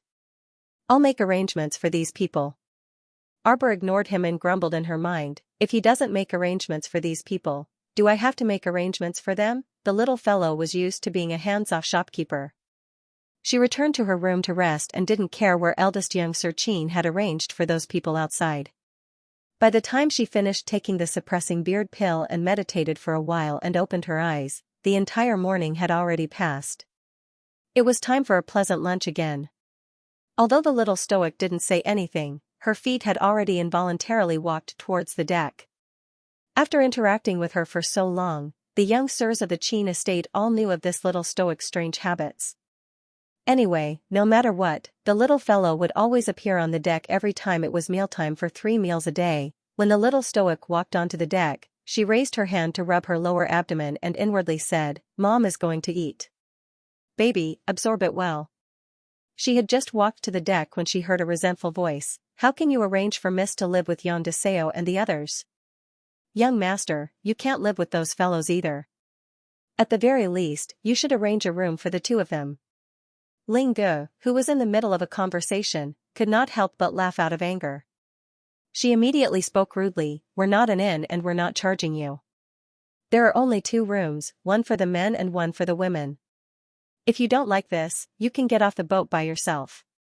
These people were really laughable. They were really troublesome. When they boarded the boat, they assumed that they were people with ulterior motives. At first, Miss Fong refused to follow the servants to change her clothes. Later on, she was so wet that she couldn't stand it anymore, so she followed the young woman, Xianxia, to change into clean clothes. When he was changing his clothes, his expression was very ugly. His face was full of disdain for the coarse clothes of the servants. Now that she had arranged a place for them to rest, trouble came again. Did they really think the whole world was their parents? You were already fished out, yet you still didn't know how to stop. When Steward Gu of the Dayuan merchant ship heard Ling Ji's words, he quickly smoothed things over with a bitter smile. "It's not that I don't know what's good for me. There's a reason for this. Miss Fong's brother is afraid of coming into contact with strangers and is not suitable to stay with us men. Steward, please arrange another room. It's fine even if it's smaller. Just let the 2 of them live together." "No." Ling Gu waved her hand impatiently. "There are no extra rooms." Duo Shanmei rolled her eyes and thought to herself, it would be strange if there are no rooms. The 3 cabins to the left of the little crown princess are all empty. The little crown princess was staying on the 3rd floor of the ship. There were a total of 4 rooms above. She sneaked over to take a look and saw that they were all empty. Qiamu expressionlessly walked past the 2 people and went to sit at the table to wait for food to be eaten. As for that sister-in-law Yang, her son Kuei and a few of the Dayuan merchant ship staff, they were already sitting at a small table at the side. When they heard that the owner of this ship had invited them over for a meal, they were very grateful. After all, they were penniless at the moment and had nothing they wanted. The owner was too kind to be willing to do them a favor and arrange food and lodging for them after saving them. Sister-in-law Yang and her son, 2 other elders, and a few young people were all passengers of the Dayuan merchant ship. They had interacted with Miss Fong, Steward Gu, and the others for a long time and had formed some friendships. Seeing that Steward Gu was quarreling with the owner's manservant, sister-in-law Yang, who was keen on meddling in other people's business, whispered to a staff member, "Why is Steward Gu quarreling with that young man? This isn't good. Hurry up and call him over." Duo Shanmei brought a few surviving forgetful Chuan Duo clan cultivators and sat at the table at the side. When she heard that, she couldn't help but say coldly, "What else can they quarrel about? Isn't it just a matter of accommodation? Arranging for 7 or 8 of us to stay in one room? How can we stay in such a cramped place?" Sister-in-law Yang hurriedly waved her hand and said, "You can't say that. We should be endlessly grateful that someone saved us. The owner has already done his best to arrange food and lodging for us. How can you be so picky? Besides, I've seen the bunk. It's not too crowded. The beds are all clean." The 2 or 3 women beside eldest sister-in-law Yang nodded in agreement. They didn't have any objections. To be able to escape death, have a roof over their heads, and live comfortably with food and shelter was already good enough. Arbor was sitting a little further away from them, but the deck was only so big that she could hear what they were saying. 5th young Master Qin walked to her side while carrying a plate of braised fish. "Don't mind them, let eldest brother deal with these people. Hurry up and eat, then rest early." Arbor's little hand that was holding the fish paused slightly. She thought indignantly, "Do I look like someone who sleeps after eating?" For the past few days, she had given off such a feeling. After he finished eating, he went back to his room to sleep. After he had slept enough, he came out to continue eating. She didn't like to talk to people, and she didn't like to talk either. Sometimes, in order to make her talk, you would talk a lot, but she would look at you as if you were an idiot. You wouldn't be able to continue at all, and the conversation would come to an abrupt end. At this speed, we'll reach the vicinity of the Pond Lotus sacred land by tomorrow night. Do you want to enter that mystic realm together? The little stoic didn't bat an eyelid and feigned indifference. Up to you. Then how about you stay on this ship? The little emperor said impatiently, we'll talk about it when the time comes. Seeing her displeasure, the 5th young master hastily nodded. Okay. 10 o'clock. Humph, of course she had to enter the mystic realm. If she didn't enter the mystic realm, how could she find Lian's soul and break away from them as soon as possible? The fifth young master smiled bashfully at her. I won't be able to take an afternoon nap in the mystic realm. Arbor? Do I look like someone who likes to nap so much? When the fifth young master saw her casting a sidelong glance at him, he hastily nodded sensibly and said, Then we'll see when the time comes. Jojo, eat more. Is this celery stir-fried not delicious? The little emperor replied expressionlessly, I don't like vegetables. When eldest young master Qin walked over, he heard his fifth brother stuttering to the little stoic, but, this green vegetable, you still have to eat a bit. The little stoic was impatient. Why are you so long-winded? She paused and then said with a humph, bring it over. The fifth young master hastily brought the plate over. The eldest young master couldn't resist wanting to laugh and walked over to greet her. Stoic. The little stoic, bah, you're the stoic, your whole family is stoic. What do you plan to do with those people? She pretended to ask carelessly, and her chopsticks moved to the fish fillet on the side. Eldest young master Qin was a bit amused. He picked up a clean pair of chopsticks and tilted his head to look at her. Stoic, if you're worried about them, then say it directly. If you don't say it, how will they know your intentions, right? What do I have to worry about? The little crown princess stuck out her small head and humped nonchalantly. The eldest young master pursed his lips and smiled. Fine. You're not worried, but I'm worried, all right? Humph. When we reach the Pond Lotus Sacred Realm tomorrow, we'll definitely have to stay there for a while. The eldest young master said, at that time, we'll have the ship send them to their destination and then come back to pick us up. After hearing the eldest young master's plan, the little stoic didn't utter another word. Eldest young master Qin knew that she was reassured, so he smiled and didn't expose her. He used his chopsticks to pick up a piece of braised fish and slowly put it into his mouth, praising in passing, Fifth brother, your culinary skills are getting better and better. Fifth young master Qin was a bit embarrassed from the praise, and he hastily waved his hand. Just make do with it. Arbor looked at the fifth young master curiously. You cooked it? The five young masters hurriedly nodded. The little emperor said proudly. It was very rare for him to praise her. It's indeed not bad. Fifth young master Qin's pair of fawn-like eyes suddenly brightened. Duo Xianmei sat at the dining table with a complicated expression. She held a white steamed bun in her hand and chewed without tasting the food. Her eyes would occasionally glance at the nearby little stoic. Compared to the crude food on their table, the little stoic's table had chicken, duck, fish, and meat, as well as pastries and soup. It was simply too sumptuous. She chewed on the steamed bun like she was chewing wax.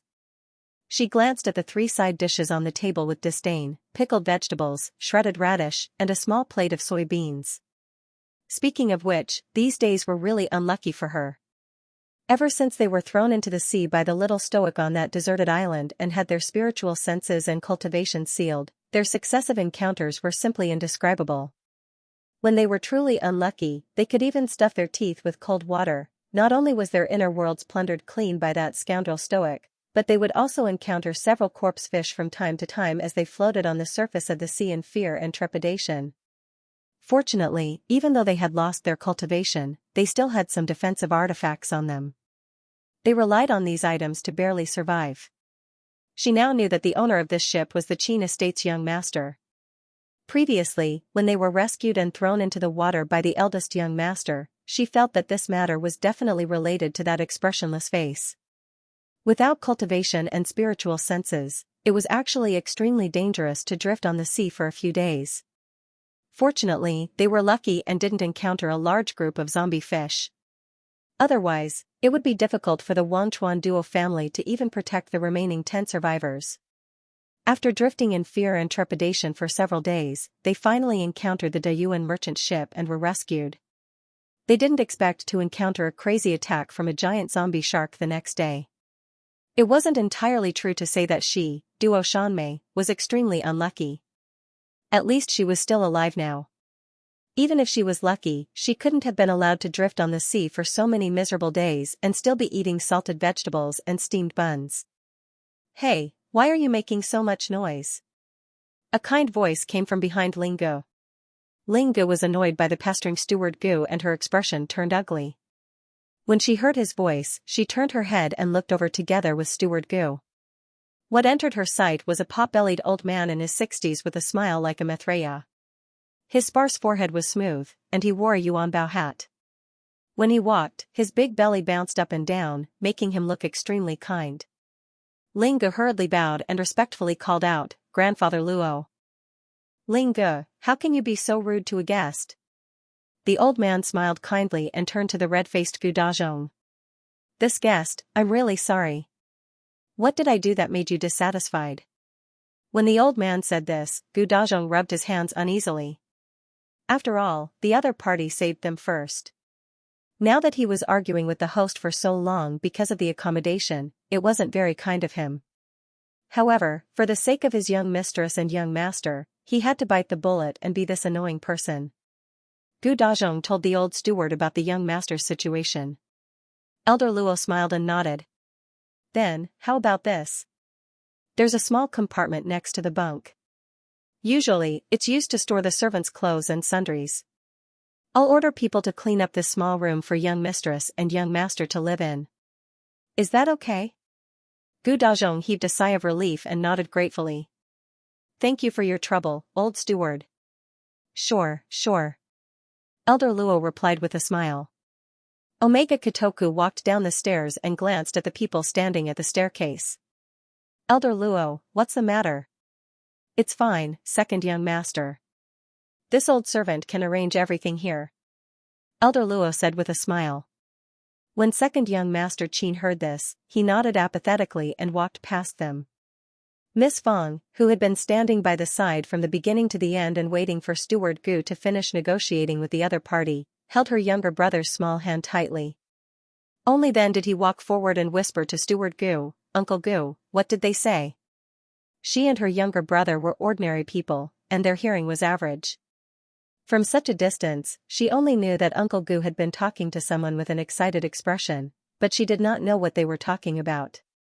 Lieutenant General Gu repeated Elder Luo's words to the young lady. Miss Fong's face showed some disdain. "Uncle Gu, you want us to stay in the storage room where the servants store their clothes and hats?" Gu Dazhong's face also showed that he was in a difficult position. "Young mistress, it's been hard on you and young master.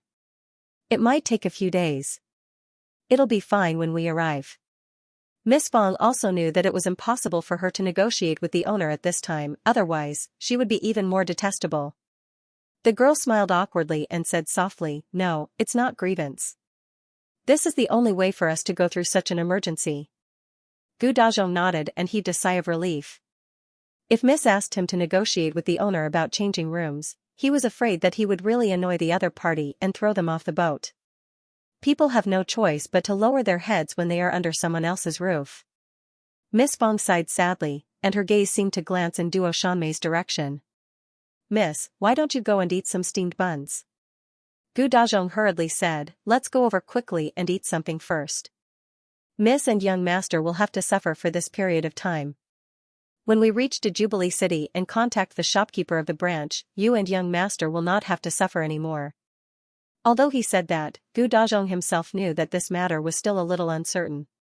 Their master had died on the way, and the entire Fong clan had lost their backbone. Just this young master and young miss who knew nothing about business and did not understand the ways of the world, wanting to take over the branch into Jubilee City, this matter was still a little uncertain.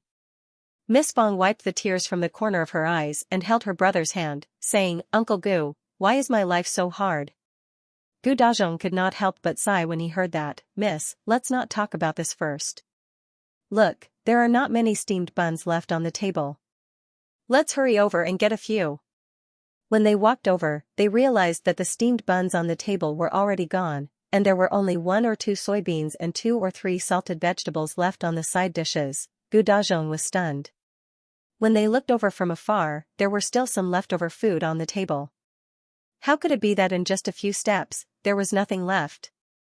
Miss Fong looked at the mess on the table and thought about her wealthy life back home. She sighed even more sadly. "Forget it, Uncle Gu, let's go back to our room first." A Wangchuan duo clansman at the table smiled awkwardly at Gu Dazhong. He coughed and took out 2 steamed buns from his inner world. Shopkeeper Gu, take this and eat it. Miss Fong glanced at the cultivators with a face full of resentment. She bit her lip and pulled her brother away. As cultivators, if they couldn't eat, they could store some food for themselves. It was all her fault for not being able to cultivate. She didn't even have 1 or 2 inner worlds. It was impossible for her to store food like others. Seeing Miss Fong leave with tears in her eyes, the practitioners felt even more embarrassed. They hurriedly stood up and said uneasily, Fong, I saw that no one wanted to eat. Only then did we put away the remaining food. Yes, so as not to waste it. I didn't expect that. Miss Fong and her brother haven't eaten yet. The other party coughed awkwardly. Miss Fong's sorrowful and pitiful expression just now was too pitiful. Duo Shanmei was speechless. This Miss Fong shouldn't have left crying over a steamed bun, right? She reflexively glanced at the little stoic again. The stoic face was very perceptive and immediately shot a glance at him, meeting his gaze head-on. Duo Shanmei's heart skipped a beat, and her eyes narrowed slightly. These past few days, she didn't dare to appear in front of the little girl. After all, the Wangchuan duo clan and the little girl still had unresolved grievances and grudges. There was no guarantee that the little stoic would remember something and want to settle accounts with her when the time came. Just like now, when she was being stared at by the girl's cold eyes, Duo Shanmei felt a trace of uneasiness from the bottom of her heart. Some thoughts flashed through his mind. For example, the Forgotten River duo clan had joined forces with the Dragon clan to encircle the little girl before. Another example was her family's duo Shanming. Right now, he seemed to still be imprisoned on a deserted island by the little stoic, and his whereabouts were unknown. Xiaomu merely swept an apathetic glance at Duo Shanmei before retracting her gaze. While sleeping in the Datong bunk at night, Duo Shanmei kept recalling the little stoic's cold, electrifying gaze. She repeatedly wondered if this stoic would come to seek revenge on her in the middle of the night. It was unknown when it had started to rain outside. The raindrops gradually became heavier, and when they fell on the window lattice, it made a pitter-patter sound. This Duo Shanmei had always been suspicious and felt that there was a shadow floating by outside the window. She grabbed a random sword and hugged it close to her chest. Just like that, she spent most of the night in a daze. Just as he was about to fall asleep, he suddenly felt the hull of the boat shake. Duo Shanmei grabbed her sword warily and jumped up, yelling, "Who is it?" Eldest sister-in-law Yang was sleeping beside her. After being yelled at by Duo Shanmei, she jolted awake and sat up straight. She called out sleepily, "What's going on?" Dong dong dong. When the maid knocked on the door, Arbor had already dressed up and got out of bed. In fact, she was sleeping with her clothes on, so she didn't need to dress up. 2 maids hurriedly came in and said, "Miss Chiao, please get ready. We might have to change ships. It's raining cats and dogs outside. I'm afraid the ship won't be able to hold on for much longer." This boat was a 3-story pleasure boat. Usually, it would be fine to sit on it and play with the wind and rain, but now that it was raining in the middle of the night, it couldn't withstand the beating of the rain. Arbor replied with an "oh" and didn't say anything else. She activated her eggshell shield to block the wind and rain and followed the 2 maids to the deck. From afar, she could see that Duo Shanmei, sister-in-law Yang, and the others were also called to the deck by the steward. There was no shelter on the deck, and most of the people were exposed to the wind and rain. When Miss Fong glanced at the little stoic, a faint emotion flashed through her eyes.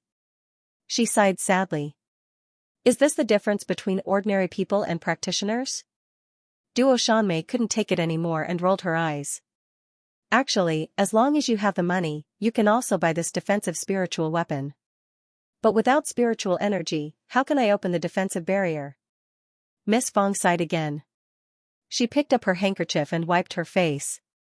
It was unknown whether she was wiping rainwater or tears. Duo Shanmei rolled her eyes again. Can you stop being so sad?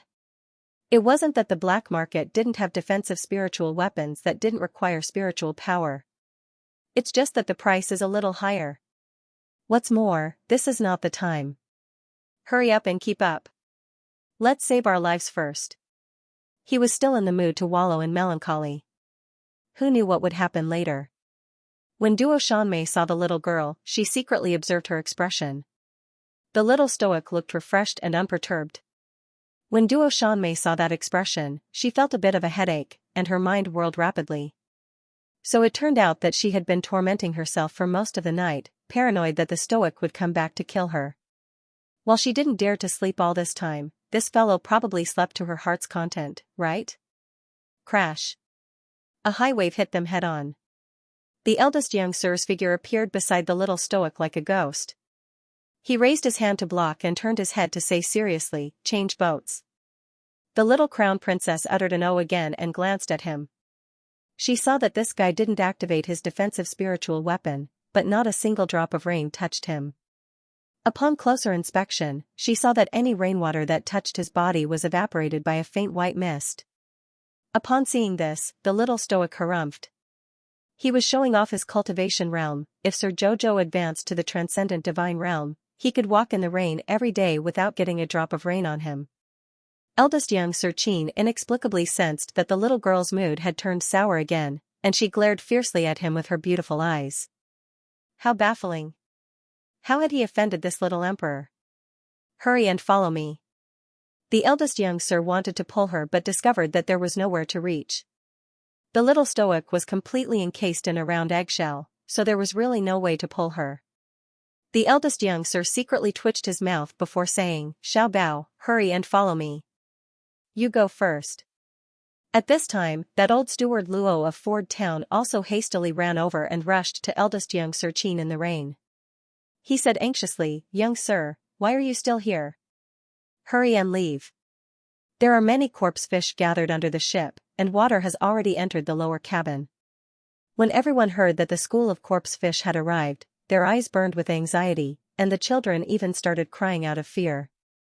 Sister-in-law Yang hastily embraced her son and covered his mouth, saying, "Don't be scared, don't be scared. Child, we will be able to leave this place very soon." Arbor turned to glance at the mother and son before saying to eldest young Sir Qin with knitted brows, "Hurry and leave. Where are the other ships? Let them leave together." Okay. Eldest young Sir Qin nodded helplessly and sent a look to the boy servants beside him. Someone then scrambled forward to help the women pick up the children and beckoned for them to quickly follow. At this time, the ship was already swaying left and right in the wind and rain, seemingly on the verge of collapsing. Several hundred feet away, a large black ship completely covered in iron armor had silently stopped in the sea at some point in time. Seawater surged up and down in all directions, and a gust of wind blew Qiao Mu's tied-up long hair into disarray. His moon-white clothes fluttered in the wind in the dark night. Omega Kotoku jumped off the opposite ship and jumped onto the deck. He frowned and stared at Arbor.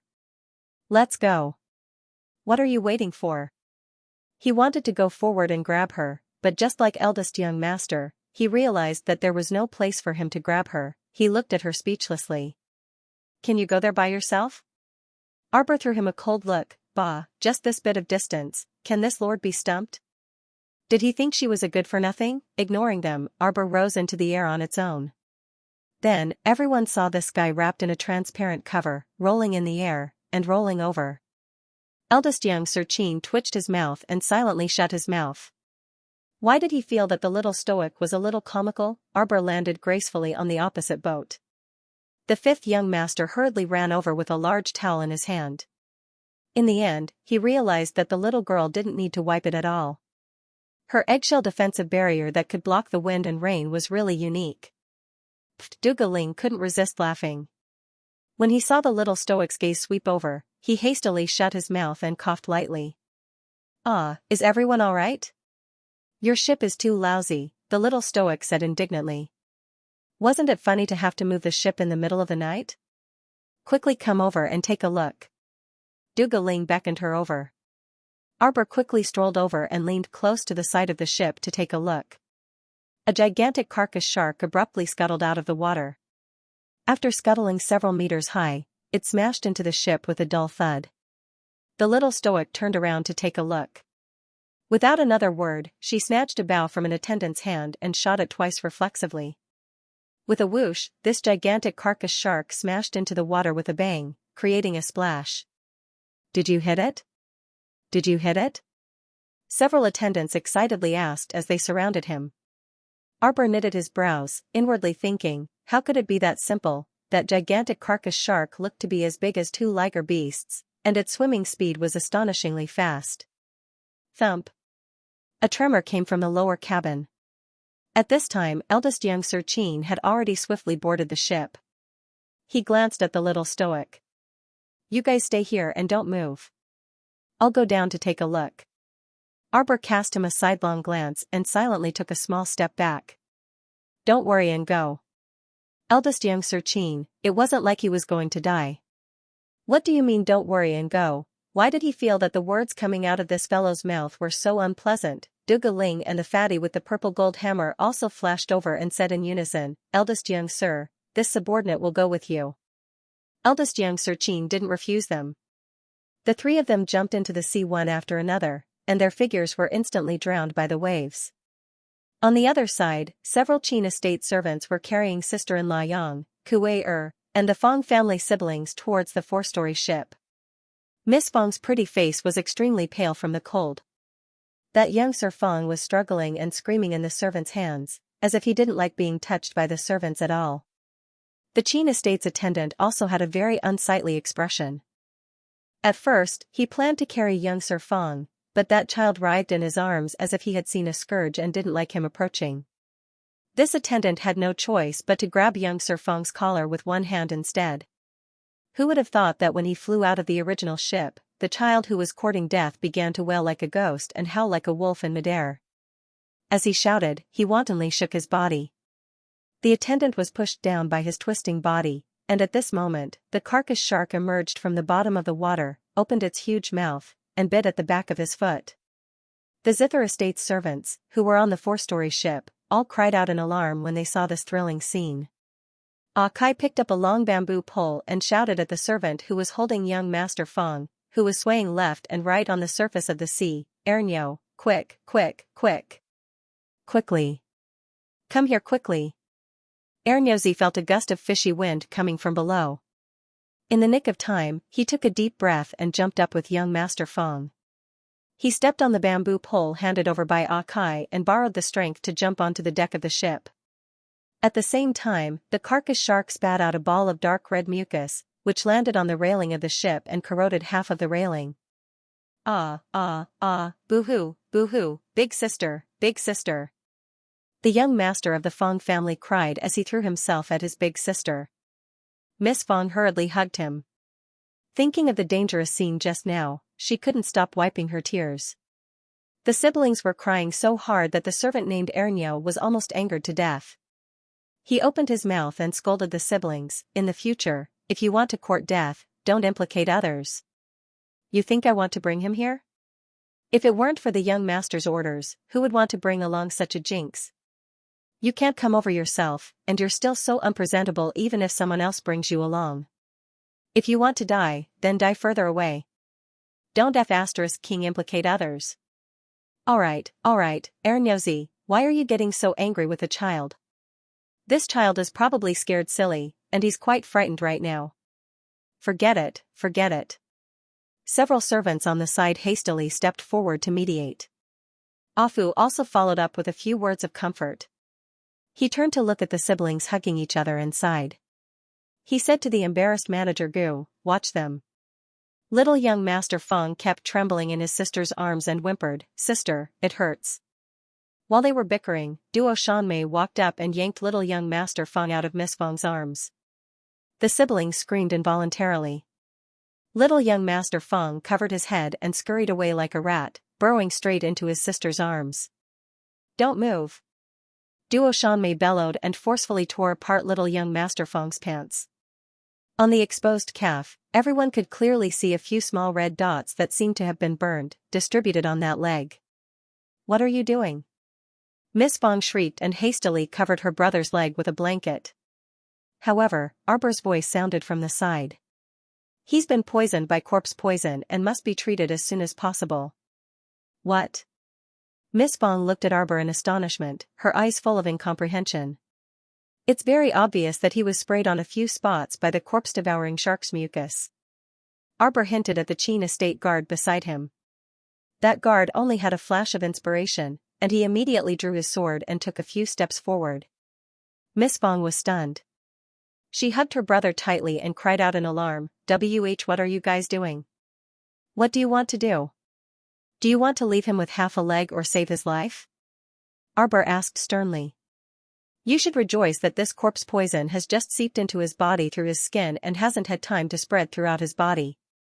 It was rare for Duo Shanmei to feel that the little stoic's words were reasonable. She nodded and said, Miss Fong, don't hesitate. As long as you chop off half of your younger brother's leg before the corpse poison spreads, you'll be able to preserve his life. As if someone had stepped on her tail, Miss Fong screamed in panic, No, absolutely not. My younger brother cannot be a cripple. He still has to inherit the Fong family in the future and bring glory to the Fong family. Arbor couldn't help but roll his eyes. He secretly complained in his heart, You're about to die, and you still want to show off? You are all cultivators with remarkable abilities. You must have a way to save my brother without harming him. Xiaomu turned around and left, not even leaving behind an extra word. She had always believed that if she could help, she would reach out and help others. It was not a problem for her to help with some small matters, as long as it was within her ability. However, this did not mean that she could tolerate others stepping on her nose and ordering her around for no reason. Just like practicing medicine, she would do her best to help those who sought medical treatment in front of her. However, if you didn't trust her ability and still nagged her while ordering her around, then sorry, scram and scram. That was all she had to say. She still had to choose her own path in the future. Since that Miss Fong had chosen to save her younger brother's leg, then she could do whatever she wanted. A trace of grievance flashed through Miss Fong's eyes. She and her brother were both ordinary people. If they asked for help from a cultivator, what could they do if it was just a small matter? That stoic-faced girl looked too cold-hearted. She actually said that she wanted to chop off her younger brother's leg. Was there no other way to compromise? She didn't feel bad about chopping off her younger brother's leg, right? Duo Shanmei couldn't help but be speechless. This stoic girl was still so infuriating. She didn't want to chat after rebuking someone and immediately turned to leave, not even sparing the other party a glance. Duo Shanmei sighed. Say it. Do you want your younger brother's life or his leg? If he had known this would happen, he wouldn't have acted in the first place.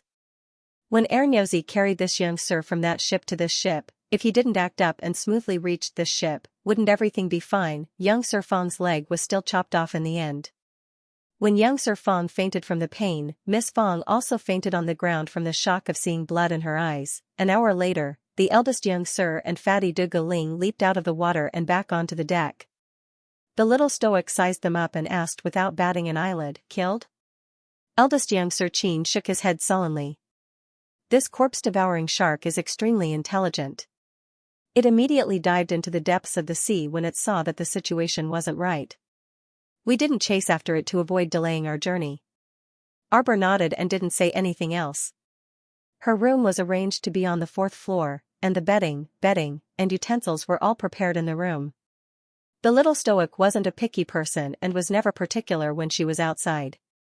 After she closed the door and bolted it, she turned around and slowly walked to the table, pouring herself a cup of hot water. Her small hand slowly crawled across the table, her fingertips fiddling with thunder fire balls one by one. A faint haze covered the little stoic's face. Due to this storm, their ship deviated far from the course and had to make a detour for an extra day. Fortunately, everything went smoothly afterward and they didn't encounter any other unforeseen events. They also didn't run into that corpse-devouring shark with a bronze skull and iron bones. On this day, the wind was gentle and the sun was bright, and the sea was calm. Looking from afar, a golden luster danced in the depths of his eyes. 5th young Master Qin pointed ahead. Do you see the golden beach ahead? The entrance to the Pond Lotus sacred land is at the peak of that mountain. Arbor narrowed his eyes and looked over. From afar, the small island looked like a lying motionless tortoise. The tortoise's back was high, and it was a mountain covered in fine golden sand. It was no wonder that when he looked at it from here, his eyes were filled with a golden color and were swaying like quicksand. The Pool Lotus Sage Land is on this sea turtle island? 5th young master couldn't help but cough lightly and correct him. The outside world calls this island Lotus Pond Island. The little stoic was instantly displeased. It's clearly a turtle island. Where are the lotuses? There are no lotuses anywhere. There was only an old turtle lying there, unable to crawl.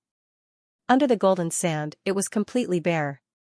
Other than some uniquely shaped reefs, there was only sand. Jojo, we still have to wait here for 2 to 3 days.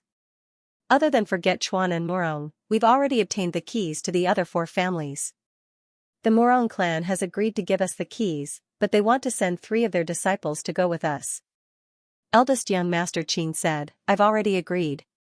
Arbor uttered an "oh." Eldest young Master Qin looked at her with a laugh. Could it be that Jojo has never heard of Forget Chuan and Murong? Murong. Arbor's heart skipped a beat, but he didn't say anything and merely glanced at eldest young Sir Qin. Eldest young Sir Qin couldn't help but nod with a chuckle. That's what you're thinking.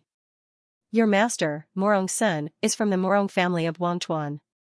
Arbor blinked. Speaking of which, you should be somewhat related to the Murong clan of Wangchuan. How is it? They should arrive the day after tomorrow. Aren't you a bit excited? Arbor glanced at him without a ripple of emotion. Although he didn't say anything, his disdainful gaze expressed it very clearly. Who the hell knew what was going on with the Murong clan of Wangchuan? Sir Jojo wasn't someone who liked to go around acknowledging relatives. So, aren't you a bit excited? Arbor rolled his eyes before leaping up and flying toward the beach. Eldest young Sir Qin rubbed his chin and pursed his lips. Always so tsundere. You clearly have some expectations, yet you like to act like you don't care. You really need to discipline that wife of yours when you're free, the little radish around 5 or 6 years old said to Mo Lian gravely as he sprawled on Shen Wu's back. Of all the things she could do, she just had to make these messy transformation talismans. Look at what she's turned me into, huh? It had already been several days, but his little lousy body still hadn't recovered. He was currently paranoid and couldn't help but seriously suspect that Mo Lian was purposely tricking him and purposely turning him into this short figure.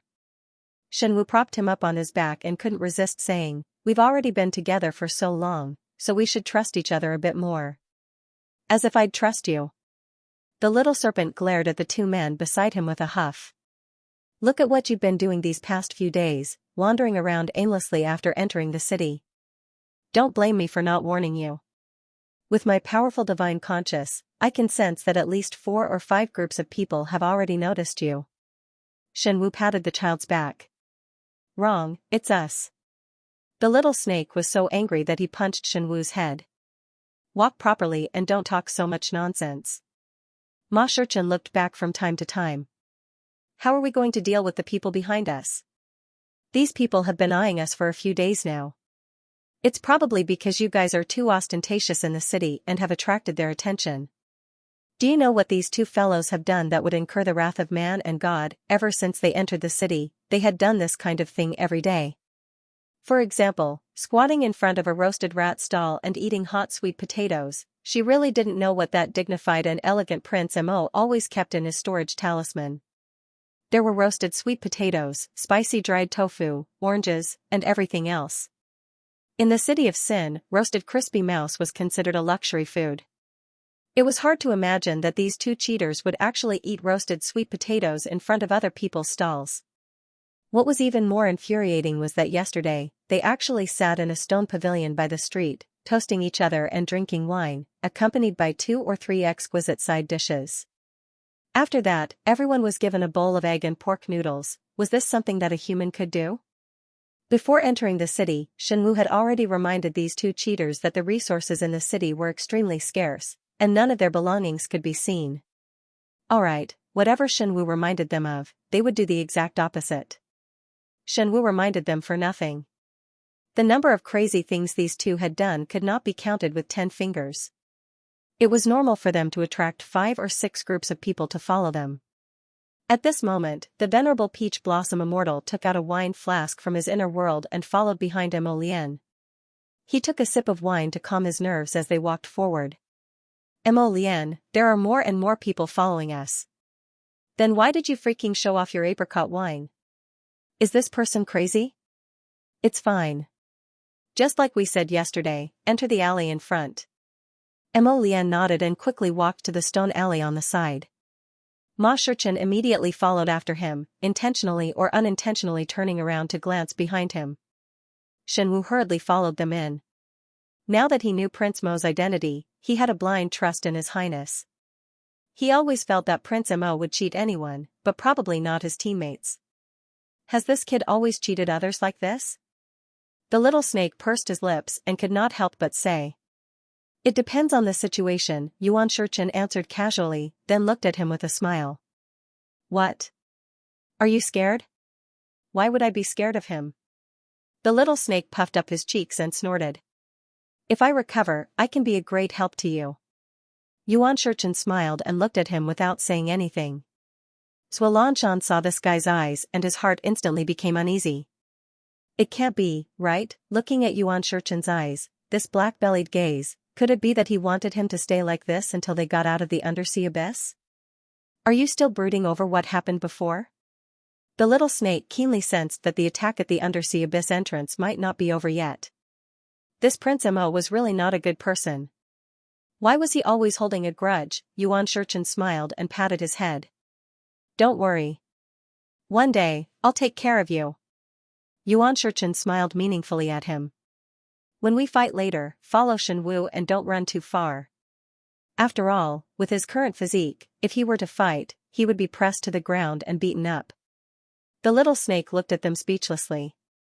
Judging from the attitude of these two black-hearted people, they really wanted to lure all the people from the city of Sin here and get rid of them in one fell swoop. He sincerely sympathized with the unlucky ones. This was clearly an act of pulling a line to fish. How could he have fallen for it? The people of the city of Sin had too much faith in themselves. As Mo Lian and Hichin turned into the stone alley, several groups of people looked at each other, then immediately chased after them without any explanation. In the city of Sin, food was the most precious luxury. They would often fight to the death for a bit of vegetables or a mouthful of meat. All the inner world items taken from the sinkhole had to be handed over to GC. After extorting them layer by layer, the amount of food they could obtain was very little. These people lived in the fear of starvation day and night. Many of them were ordinary people. When they were unbearably hungry, they could eat anything. The group of people swarmed into the stone alley. Although they felt a little uneasy, they did not feel fear or dread. In the city of Sin, outsiders with higher cultivation would be more unlucky and miserable. So what was there to be afraid of? They were all ordinary people. Could it be that they couldn't win in numbers? The first group of people rushed into the alley and saw Mo Lian and Hichin at a glance. They were standing in the same spot and looking at them calmly. Being stared at by those two pairs of dark eyes, the people who chased after them felt guilty and panicked for no reason. However, they forcibly steadied the billowing waves in their hearts, and they even sent out a representative who looked rather pretentious to come forward and converse with Mo Lian and Hichin. Did the two of you come from above? The man pointed up and asked with a smile. Are you new here? After all, they had not seen these new faces 3 days ago. Jichin smiled and glanced at them without saying a word. What a coincidence. The person who spoke in front of them was someone they had met once when they were in the deprivation sinkhole. His name seemed to be Omuri. At that time, he was following behind the leader of the worshippers at the sinkhole. He seemed to be a small leader in the city of Sin. With Mo Lian's photographic memory, she had already recognized Omuri's identity with a glance. But they had changed their faces, so the other party would definitely not recognize them. Mo Lian and Hichin acted as if they had never seen Omuri. She glanced at them coldly and said, "Get out of the way. My friends, why aren't you answering?" Behind Omuri, a skinny man walked out. His deep-set eyes were filled with hostility as he stared at them. His eyes were filled with greed as he glanced back and forth between the two of them. There was definitely something strange about the inner worlds of these two people. In such a place, they could actually take out 2 bowls of hot noodle soup. They had never cooked anything before, so there was definitely something strange about it. The inner worlds of these two people should be quite big and filled with many resources. Even if they couldn't take all of it for themselves, as long as they could get a small part of it, it would definitely make their lives easier in the short term. This kind of hope was really tempting. So much so that for such a goal, they did not hesitate to take the risk. Omuri and the others didn't make the first move. Instead, the other two groups of people who followed them rushed over and attacked Mo Lian and the others. The rich and varied resources in their inner worlds were simply too attractive to these people. Yuan Shichen and Mo Lian naturally wouldn't be courteous to them. He didn't reject anyone who came and gave them a violent beating. After venting his anger, he asked Shen Wu to count the number of people lying on the ground and wailing. He found a few ropes and tied them all up. Yuan Shichen stepped forward and kicked Omuri. He then asked with a smile, "Hand over your waist token that allows you to enter the Grand Lord's mansion." Omuri's face turned pale as he shook his head. Just as he was about to argue, he saw Yuan Shichen kick the person beside him. "If he doesn't want to, you do it. Hand it over and I'll let you live." The man's face turned pale and he trembled as he took out a token from his waist. Seeing this, Omuri couldn't help but scold, "Do you really think you can survive after you hand it over? If you dare to betray Grand Lord GC, you will die." Yuan Shichen ignored him and directly punched his abdomen. This punch made Omuri feel that his dantian was shaking along with his blood and qi. It was especially terrifying. Omuri took off the token from his waist and trembled as he handed it to Yuan Shichen. Don't kill me." Omuri stammered, his entire body trembling. "Is there a password for entering and exiting the City Lord's mansion?" Omuri's eyes flickered slightly. The venerable Peach Blossom Immortal looked at him with a smile. "Don't lie, I hate it when people lie. People who lie usually don't have a good ending. I'll tell you everything. Yes, there are 7 passwords. Different passwords are given to different people." Omuri quickly explained all the passwords, including the details. Then, he looked at the venerable Peach Blossom Immortal with fear and trepidation. My lord, now, can we leave?" Yuan Shichen turned to look at Mo Lian with a smile. "How should we deal with them?" Omuri and the others' hearts sank slightly. They wanted to gather their qi, but they were suppressed by a strong pressure. It was impossible for them to escape this place. So, these people were really fishing. After hooking a group of fools, they were going to deal with them? Since they have no value, let's kill them. When Omuri heard the ordinary-looking middle-aged man say this, he could feel the cold murderous intent in his voice from a distance. "I think it would be better to sell them to people who make rat meat." Yuan Shichen joked, looking at Omuri and the others with a deep gaze. "That would attract too much attention." Mo Lian said faintly. The little snake asked incredulously, "What do you mean?" Were all humans speaking in such a tone? They were clearly talking about entering and exiting the Grand Suzerain GC's mansion. Why did they suddenly talk about rat meat? Shen Wu pondered for a moment, then sighed. They are talking about those slaves. The little snake boy could not keep up with their divergent thoughts. He could not understand what they were talking about. Humans were really a strange species. They spoke in such a bold and imaginative way. Shen Wu looked at him speechlessly. "Can't you use your brain? Are you going to believe whatever others say? Don't you think it's strange that there are people selling roasted rat meat in the streets and alleys of this city?" "What's strange?" Shen Wu suddenly had a feeling of not wanting to talk to this idiot. It was a little tiring to explain. Although this human snake had lived for hundreds of years, it didn't have intelligence. Its intelligence was probably that of a 5 or 6-year-old child, right? "What do you mean?" The snake man shouted angrily. Shichen, Mo Lian, and Shen Wu all looked at him with indescribable gazes. It made one's heart feel stifled.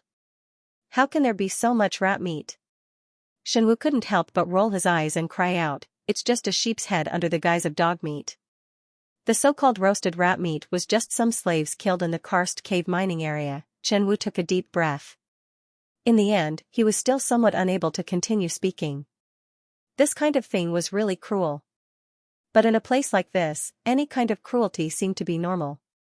Most of the time, in order to survive, some people would probably do even more earth-shattering and cruel things. The snake man was stunned for a moment. He couldn't help but exclaim, "You humans are really too scary. You can really eat anything." Shen Wu rolled his eyes at him, too lazy to continue talking to him. If he wanted to find a way out of this underwater abyss, he first had to deal with this group of troublesome people in the city of Sin. After that, he was able to settle down and search around the area. No matter what, he should be able to find a way out. The Morong clan only sent 3 young men and women on this trip. Other than that, no one else came along. After the 3 of them boarded the boat, eldest young Sir Qin led them towards the little Stoic and 5th young Sir Qin sighed with a smile. Stoic, come and meet Forget Chuan and Morong's guests. Morong Yan and Morong Zhao were both 27 or 28 years old and were the cream of the crop among the clan's younger generation. Morong Fei was about the same age as the little Stoic, around 17 or 18 years old. She was lively and active by nature. This was the first time the little girl saw so many people, so she wasn't the least bit afraid of strangers. When her round eyes looked at the little Stoic, they involuntarily brightened. The girl in front of her had a face as pure as snow and jade, which was rarely seen in this world, so she couldn't resist taking a few more glances. At the same time, the little Stoic was also expressionlessly looking at Miss Morong Fei. Her gaze landed on her, as if she was looking at something through her small face. Morong Fei and Morong Sun were truly aunt and niece. Their appearances were 40% to 50% similar. When Arbor saw this girl for the first time, he felt a sense of familiarity spontaneously arising. It was as if his master had pushed open that ice-cold ice coffin and quietly walked to her side. I think I've seen you somewhere before, Morong Fei finally couldn't resist saying after hesitating for a moment. Apologies, my younger sister, Fei didn't disturb this miss, right? Morong Yan hastily apologized when he saw the little Stoic's taut face. His younger sister always liked to find something to talk about and could strike up a conversation with anyone. Unfortunately, not everyone liked to chat idly with others. For example, this bright-eyed little girl in front of him seemed to dislike the 3 of them. From the moment they met until now, he hadn't seen the little girl reveal half a smile. Thump thump thump. A wave of hurried footsteps approached from afar. Gu Dazhong saw Morong Yan and his siblings with a glance and immediately welcomed them with a beaming smile. It really is you, young Sir Morong. Arbor originally wanted to find this Miss Morong Fei to speak a few words and ask her if she knew Morong Sun. Gu Dazhong's sudden interruption made the little Stoic a bit more displeased in her heart. However, looking at Steward Gu's happy expression of meeting an old friend in a foreign land, Arbor did not say much and silently took a step back. Morong Yan turned around and looked at Steward Gu, his expression slightly startled. You are?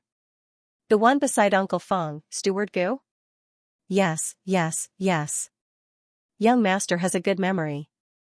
We've only met once back then, so you still remember me. Manager Gu said with a face full of joy. I really didn't expect to meet young master here. Oh, that's right. My young miss and young master are also on this ship. Young master, let's go over and have a chat. Morong Yan's face revealed a trace of embarrassment. He hadn't come here to reminisce about the past. He still had some matters to discuss with Grand Duke Qin and the 2nd young master Ziqin. Gu Dazhong hurriedly poured out his grievances. Young master, our old master brought young miss along the way for 2 reasons. Firstly, it was to inspect the properties in Great Jubilee City. Secondly, it was also for young miss and young master's marriage. Morong Fei opened her mouth wide. How could there be such a coincidence? The 3 siblings had received a mission from their clan to follow the Qin family to the Pond Lotus Sage realm. They could still meet eldest brother's fiancé along the way like this? What kind of ill-fated relationship was this? Morong Fei tugged on her 2nd brother's sleeve and pulled him to the side. Didn't father say that eldest brother's engagement was annulled the year before last? That's right. Morong Zhao had an incomprehensible expression. When eldest brother was in closed-door cultivation 2 years ago, the Fong family sent people to annul the engagement. They said that the girl couldn't afford to wait and wondered if eldest brother would enter closed-door cultivation for several more decades. It wouldn't be good to keep delaying the marriage. Morong Fei nodded. She was also very clear about this matter. Back then, the Fong family brought people to denounce him, and her father apologized awkwardly. Eldest brother and that Miss Fong were originally not too compatible. With eldest brother's current mystique venerable cultivation, he probably still had several hundred years to live in the future. Miss Fong had never cultivated and was only a normal person. She absolutely couldn't accompany him for his entire life. Therefore, she remembered that when the Fong family proposed annulling the engagement, her father readily agreed. Why was this manager Gu talking about this marriage as if they were close friends now? Could it be that Miss Fong was unable to get married, and the Fong family's master regretted it afterward? And when he saw eldest brother coming out of closed-door cultivation, he wanted to pick up this marriage and establish a relationship with their Morong clan again. This was too comical and laughable. Morong Fei couldn't resist shaking her head. Suddenly recalling something, she quickly walked to the little stoic's side and said with a smile, "Little miss, I remember where I've seen you before." Morong Fei said with bright eyes, "I've once browsed through all the information about the holy water sect that aunt is in." "You're my youngest aunt's personal disciple, right?"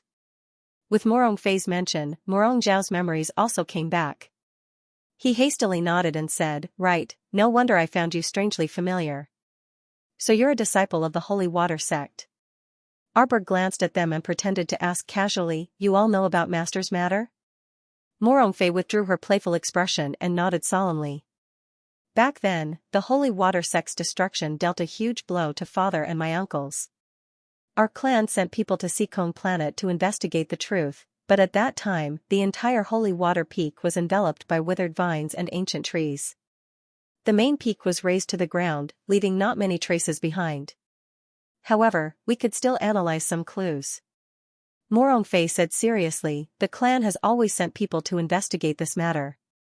After a period of close observation, we followed the clues and found the direction of Xianxia Prefecture.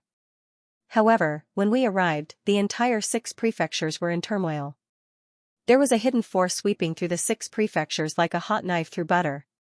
Right now, the authority is completely under Xianxia Prefecture, in the hands of that Xianxia Prefecture's prefecture lord." Morong Zhao nodded. "In order to find out the cause of Little Aunt's death, we could only send people to secretly capture the Xianxia Prefecture's prefecture lord." "What?" Arbor had been listening and didn't say anything. Only a faint sense of melancholy lingered in his heart. "Isn't this the right way to treat your family?" Regardless of the reason, Morong Sun left the Morong family of forgetfulness and headed to the lower star domain to develop herself. However, the clan still kept Morong Sun's whereabouts in mind. Once they received news of her death, they would definitely send someone to investigate.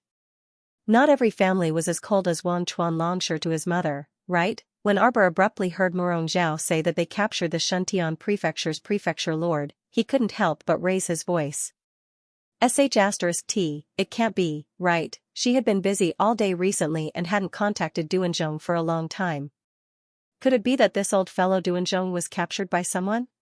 Seeing her agitated reaction, Morong Zhao and his sister hastily asked, "Is there a problem?"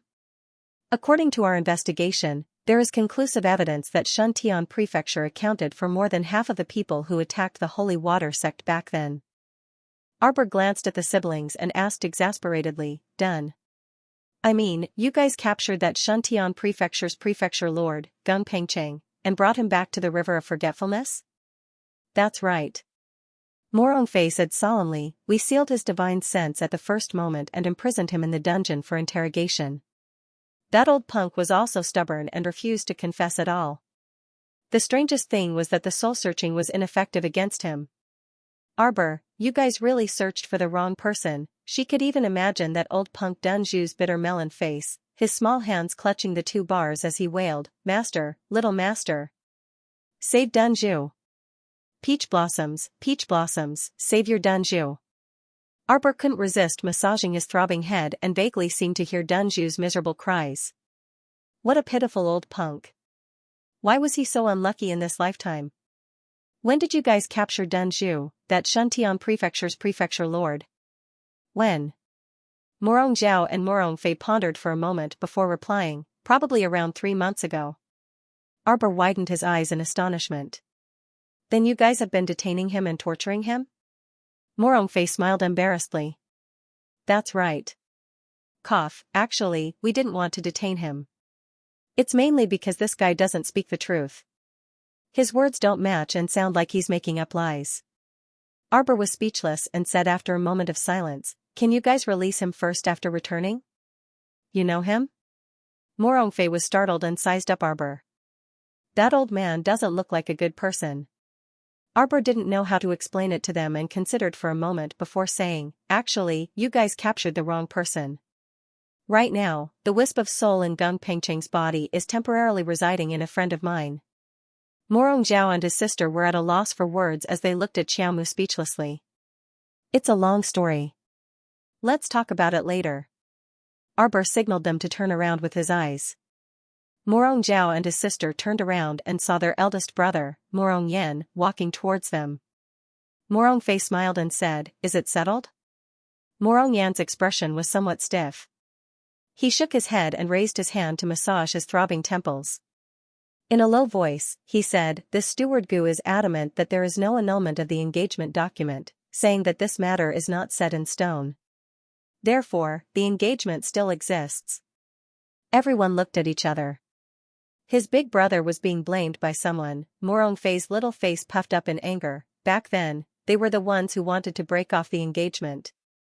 Now, they are also the ones who refused to break off the engagement. I really don't know what they are trying to do. Why is it that the reason of the world is always on the side of the Feng clan? Morong Yan smiled good-naturedly. "Forget it, let's talk about this later. Little sister, you stay here and don't run around. Your second brother and I are going to discuss with the two young masters of the Qin estate about entering the secret realm." They had a purpose for this trip, which was to maximize their clan's benefits.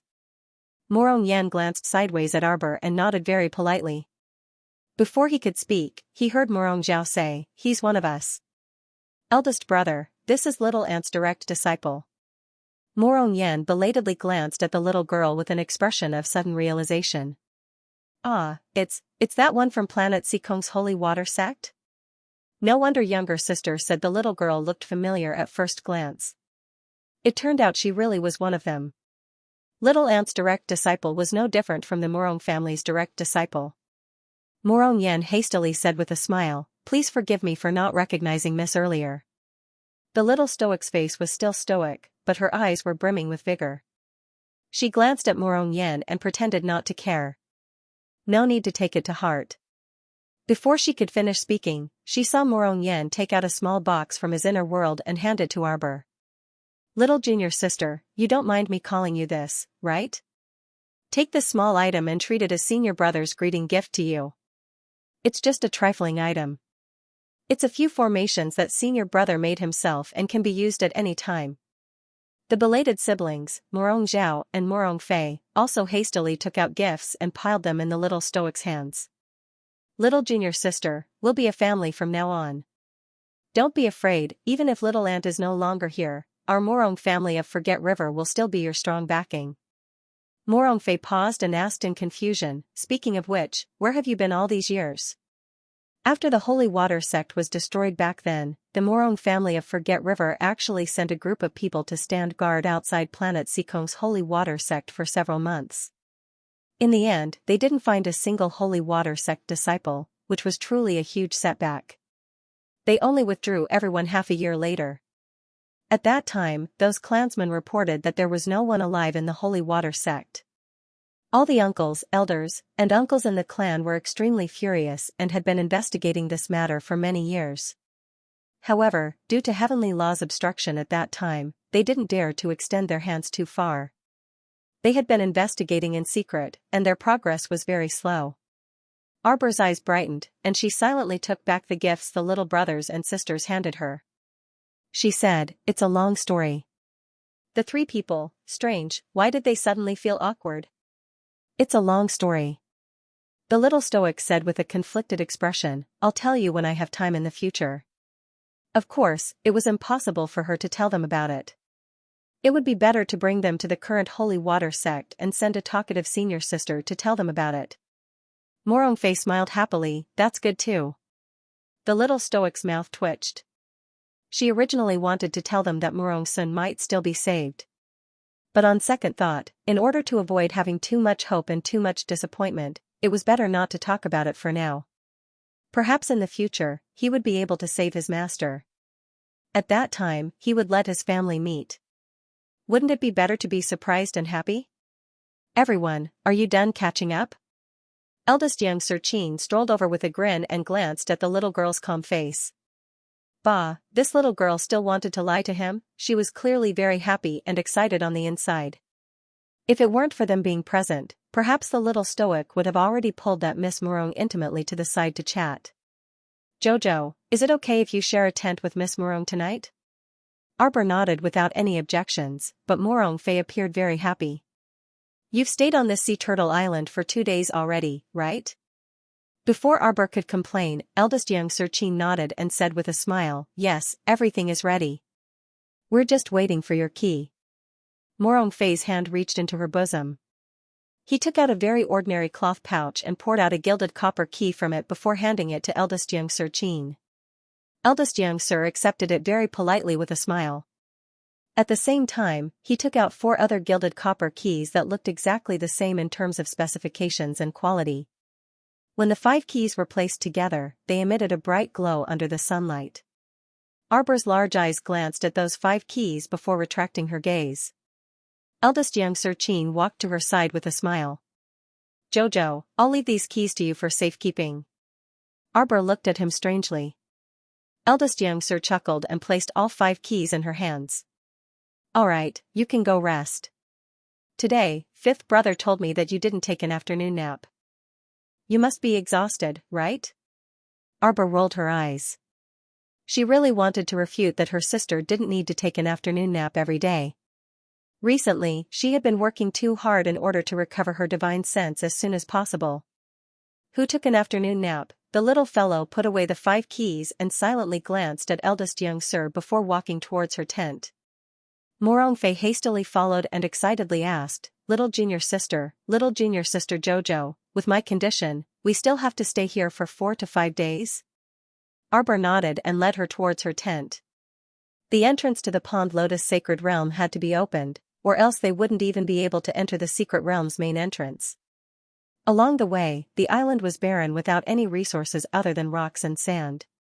A row of tents of various sizes were crowded together on the sand and rocks, forming a circle of varying heights. I see that this tent area is quite crowded. The Qin estate of the Divine Province must have emptied most of their assets and moved all of them to the Pond Lotus Sacred Realm, right? We saved more than 20 people along the way, Arbor explained reluctantly. Morong Fei absent-mindedly glanced behind her, and her gaze suddenly turned sluggish. Sensing the change in her aura, the little stoic also glanced behind her without batting an eyelid.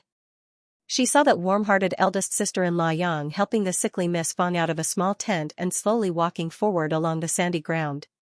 A few able-bodied laborers were helping the duo clan members to repair a few collapsed tents. Last night, the wind was so strong that several tents were blown over. If these were not repaired today, the existing tents would be even more crowded. At this moment, Miss Fong also saw the nearby arbor from the distance of a few strong men who were fixing tents. A hint of fear and dread flashed in his eyes.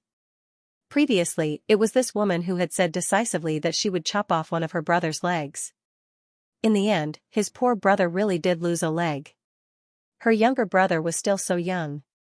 How was she going to support him in the future? These hateful practitioners were all high and mighty, dominating the lives and futures of the weak.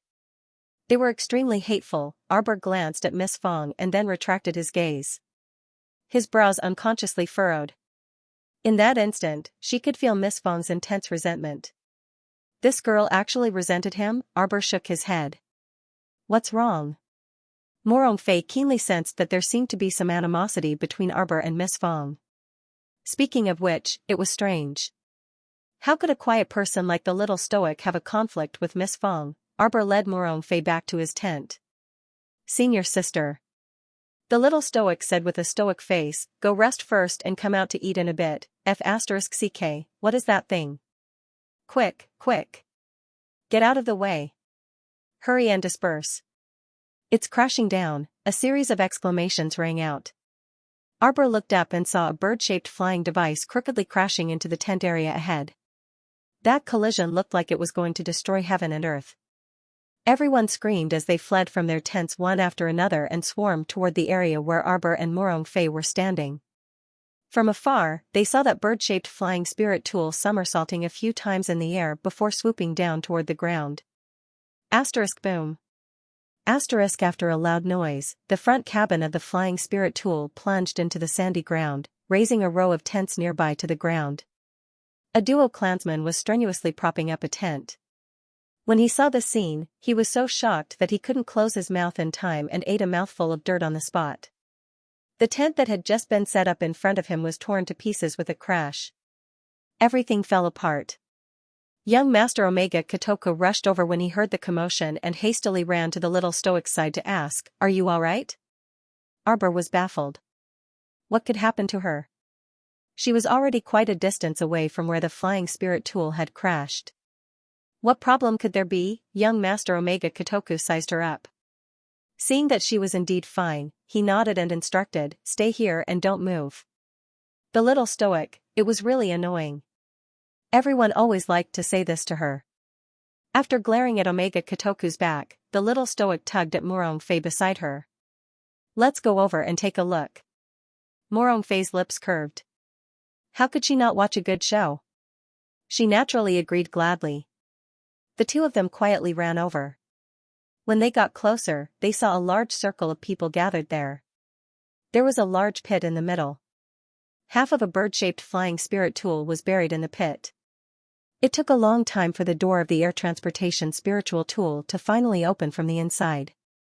A brownish-yellow spirit dog that was barking madly jumped out from inside. When it saw the group of people staring at each other, it didn't care about anything else and barked at them. Until a lazy voice called out, "Shut up." Only then did the big fellow stop its incessant barking. It hopped over to the side of the spirit tool cabin and used its claws to crawl down the cabin door. He saw a young man in white who looked to be about 20 years old climb out of the spirit tool cabin. She raised her hand and patted the dog's head. Then, she turned her beautiful eyes and met the Omega Kotoku's lukewarm gaze. "So it's young Master Yun from Xianxia." It seemed that Omega Kotoku recognized the person in front of him. Arbor thought for a moment, then he took a few steps forward and stood a little closer to Morongfei, watching the show. "Ah, it's really a small world." That young Sir Yun pretended to be surprised and then lazily walked forward. "Qin Estate's second young sir, you also came to Lotus Pond Island for a vacation?" "Vacation my ass," everyone rolled their eyes at him. "You came to this lousy island for a vacation and almost destroyed the entire tent area as soon as you arrived, as if the holy domain collided with the divine continent. Yet, you could still show such a harmless expression. You were simply asking for a beating. Is that not the case?" Young Sir Yun was surprised. "This humble one came here for a wonderful vacation. I heard that the people of Wang River are beautiful, and the mountains, rivers, and scenery are all beautiful." He paused, and his gaze landed on Arbor. Suddenly, his eyes brightened, and he exclaimed, "Wow! There's an exquisite and wonderful person here." Young Master Omega Kotoku scooted a few steps in front of him and blocked his wanton sizing-up gaze. "Your Yin family also wants a share of the loot?" "What do you mean?"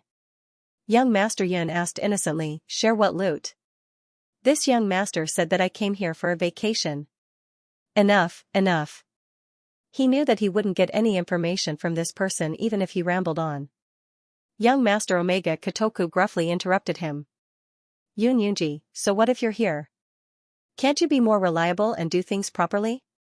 Young Master Yun hastily apologized, Sorry, the Forgetfulness River is too vast. Before setting off, Elder Brother already reminded me that I can't use the air transportation spirit weapon because it's easy to get lost. I have to take a boat." Unfortunately, I didn't listen to Elder Brother, and as a result, we've been wandering around the Forgetfulness River for almost 10 days, and there's really nothing we can do about it after running out of spirit stones. This young master also didn't want to fall down. Unfortunately, it really can't hold on any longer. As they spoke, a dozen or so people continuously crawled out of the spirit weapon cabin. Each of them had a dumbfounded expression as they looked around. A burly man nearly 2 meters tall like an iron tower quickly walked up and asked with a bow, "Young master, you're not injured, right?" Young Master Yun glanced askance at him. "Do you think this young master looks injured when he's talking cheerfully and wittily? All right, move to the side." He circled around the Omega Kotoku young master blocking his way and walked towards the little stoic. However, a white figure flashed in front of him, and eldest young master Qin also floated over from the side and blocked his path with a grin. Little third Yun, did you come to the mystic realm to look for treasures? Ah, eldest young master, hello, hello. Yun Yunji walked up very politely and cupped his fists in greeting at eldest young master Qin. This young master came here to sightsee. Eldest young master Qin and young master Omega Kotoko rolled their eyes at the same time. What? Based on what you're saying, there's a secret realm that's about to open? Young master Yun blinked his doggy eyes and asked curiously, can I bring my men in with me? After all, I can also gain some knowledge. First young master and second young master complained in their hearts at the same time, if I said I wouldn't bring you along, would you obediently stay here and not follow me? What was she pretending for? She was even better at pretending to be a little black lotus than Mo Lian. He really wanted to stomp on him a dozen times. Yun Yunji finally circled around the two young masters who were like wooden stumps and swiftly flew to the little stoic's side. He said with a grin, "Ah, nice to meet you, little miss. I'm Yun Yunji from the Yun family. How about we get to know each other? You're a member of Shengyuan City's Yun family?" Morongfei was vigilant as she raised her hand to shield the little stoic and pulled her back. That's right, that's right. Morongfei did not say anything as she threw a punch towards his face. Yun Yunji couldn't react in time. His handsome face took a solid hit, and he felt as if the sky was about to collapse. The little stoic stood next to the two people, and her small mouth involuntarily curled up when she saw this scene. She purposely moved to the side and opened up a path for Morongfei to show off. She punched left and right, sparing no effort. Young Master Yun, who was grinning cheekily, was still pretending to cry out in pain at the beginning, but in the end, it was really King painful. There was truly no justice in this world. Of the two ladies in front of him, although the little stoic looked icy and expressionless, her appearance was truly fair and adorable and very eye-catching. As for the slightly taller lady next to the stoic man, although she was inferior to the stoic man, she was also very good-looking. Yun Yunji felt that he had never been so unlucky in his life. Not only was he beaten up by a beautiful lady, but he was also being watched expressionlessly by another one. Stop, stop, stop, please stop. Yun Yunji could only hastily shout, "Miss, what exactly is going on? Why are you beating me, I-oh?" At the start, he could still shout, but in the end, he had no choice but to retaliate in self-defense. In the end, the most ridiculous thing happened. As soon as he retaliated, the little stoic, who was originally watching from the side, suddenly pulled out a wooden club and hastily shouted, "Senior sister, you're not fighting alone." She swung that shiny golden club and rushed forward, ganging up on Yun Yunji with Morongfei. Everyone, eldest young Sir Qin couldn't help but twitch his mouth, feeling that he couldn't bear to watch.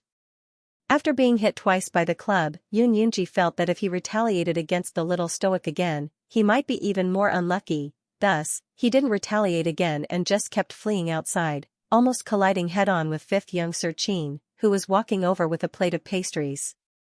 What happened? Fifth young Sir glanced at them in astonishment.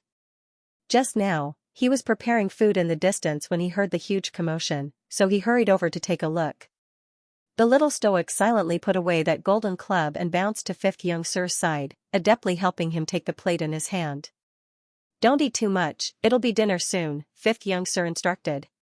Eldest young Sir Qin couldn't help but facepalm. He kept feeling that this fifth brother of his was becoming more and more like a little stoic bodyguard. He had to exhort him for everything. "What's wrong?" Fifth young Sir looked up at his eldest brother and second brother. When Yun Yunji saw the little stoic walking past him with a plate, his mouth couldn't help but twitch as he shouted, "Why did you hit me?" The little stoic thought for a moment before swallowing half a pastry and answering, "I can't let senior sister fight alone." Morongfei couldn't resist beaming with joy. This little junior sister that he had just reunited with was truly too interesting. Little aunt really had good taste. How did she find such an interesting little stoic disciple for her? The corner of Yun Yunji's mouth twitched. "Then do you know that this senior sister of yours is very problematic? She hit me all of a sudden. She didn't even have a reason for hitting me. Don't you think this is wrong?" The little stoic nodded. "It's a bit off." Yun Yunji. Why did you step forward to help the tiger do evil? You have no integrity, you little rascal. There's nothing I can do about it. She's my senior sister. Yun Yunji became even more melancholic and speechless. But I'm still your senior brother. Do you know? Our Shangyuan City's Yun clan is the clan of your mentor, the principal of the Royal Academy, Yun Piamiao.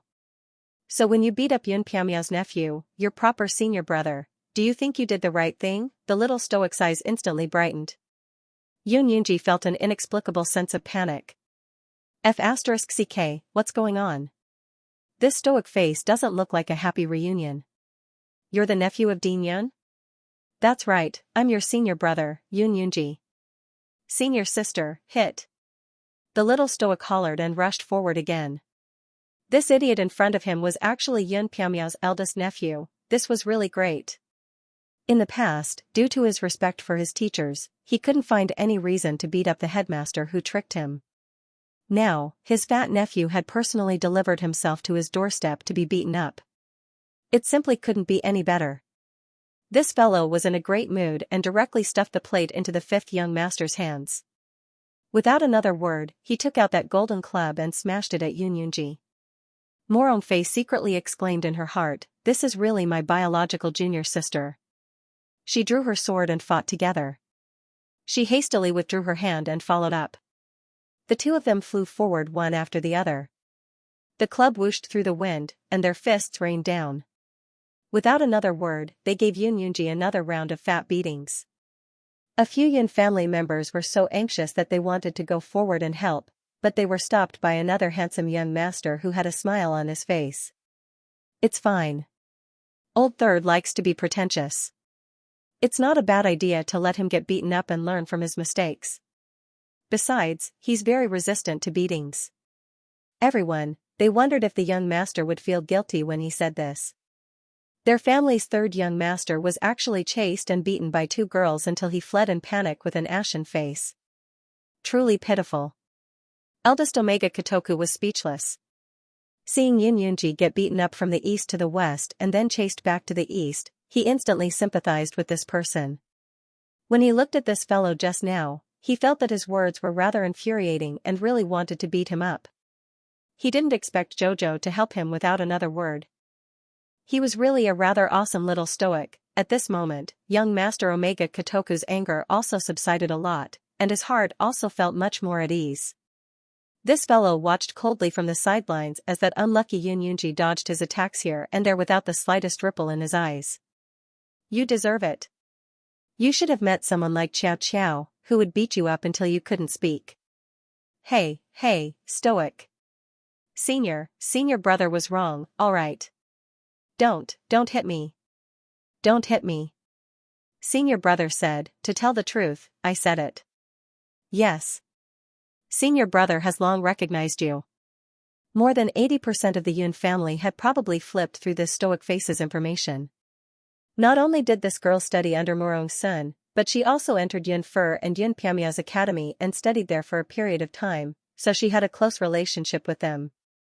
Furthermore, this little girl was an out-and-out genius.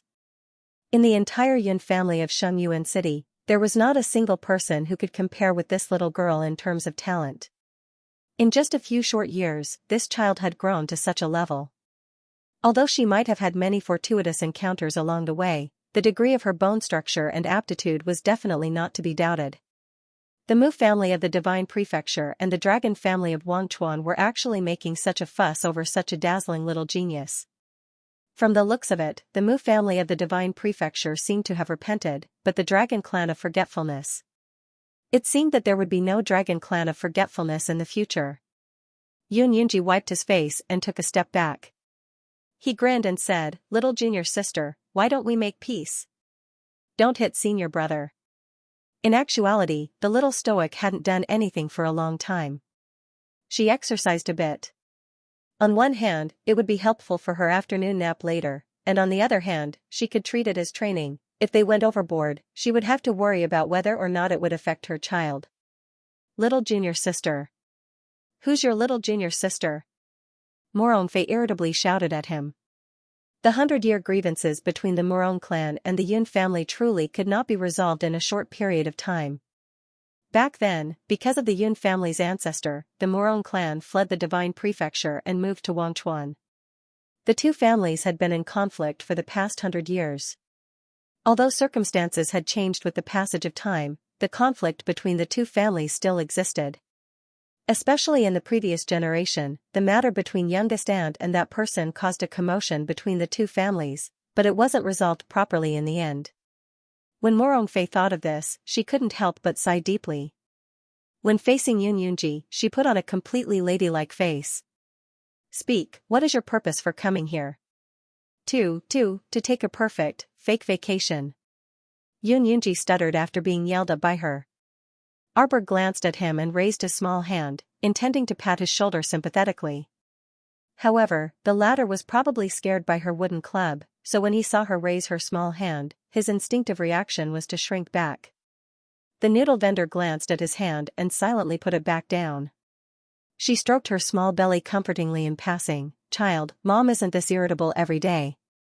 The main thing was that when they met, their eyes were exceptionally red. In the past, she was tricked by Headmaster Yun to the point of vomiting.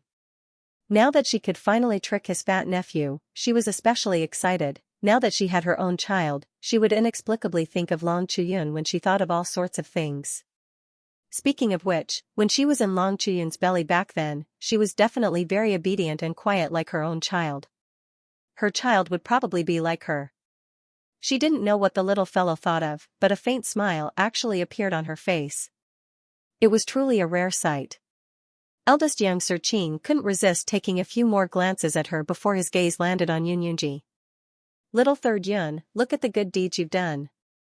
Have your men clean up these lousy tents for me. Eldest young Sir Qing glanced at him disdainfully. Take out more tents and supplies. Treat it as your compensation. When the little stoic heard the word compensation, her eyes abruptly lit up. The eldest young sir was about to end the conversation, but when he saw the little stoic's shining eyes, he suddenly had a flash of inspiration. Recalling the little fellow's past tricks, he hastily added, 20 million spirit coins as compensation. I won't let you off if it's a single cent less. Yun Yunji's handsome face immediately turned a bit green. Why don't you go rob someone? Did the Qin estate's eldest young sir change his profession to become a bandit? How can robbing be as quick as cheating you? Eldest young Sir Qin thought to himself, are you going to give it to me or not? If you don't want to give it to me, then scram. This Lotus Pond Island belongs to your family? Yun Yunji was speechless. How could there be such a rude person in this world? The little stoic's eyes brightened again when she heard this. Eldest young Sir Qin suppressed his belly full of laughter and nodded with great difficulty. That's right, we have an island master here. Yun Yunji was dumbfounded.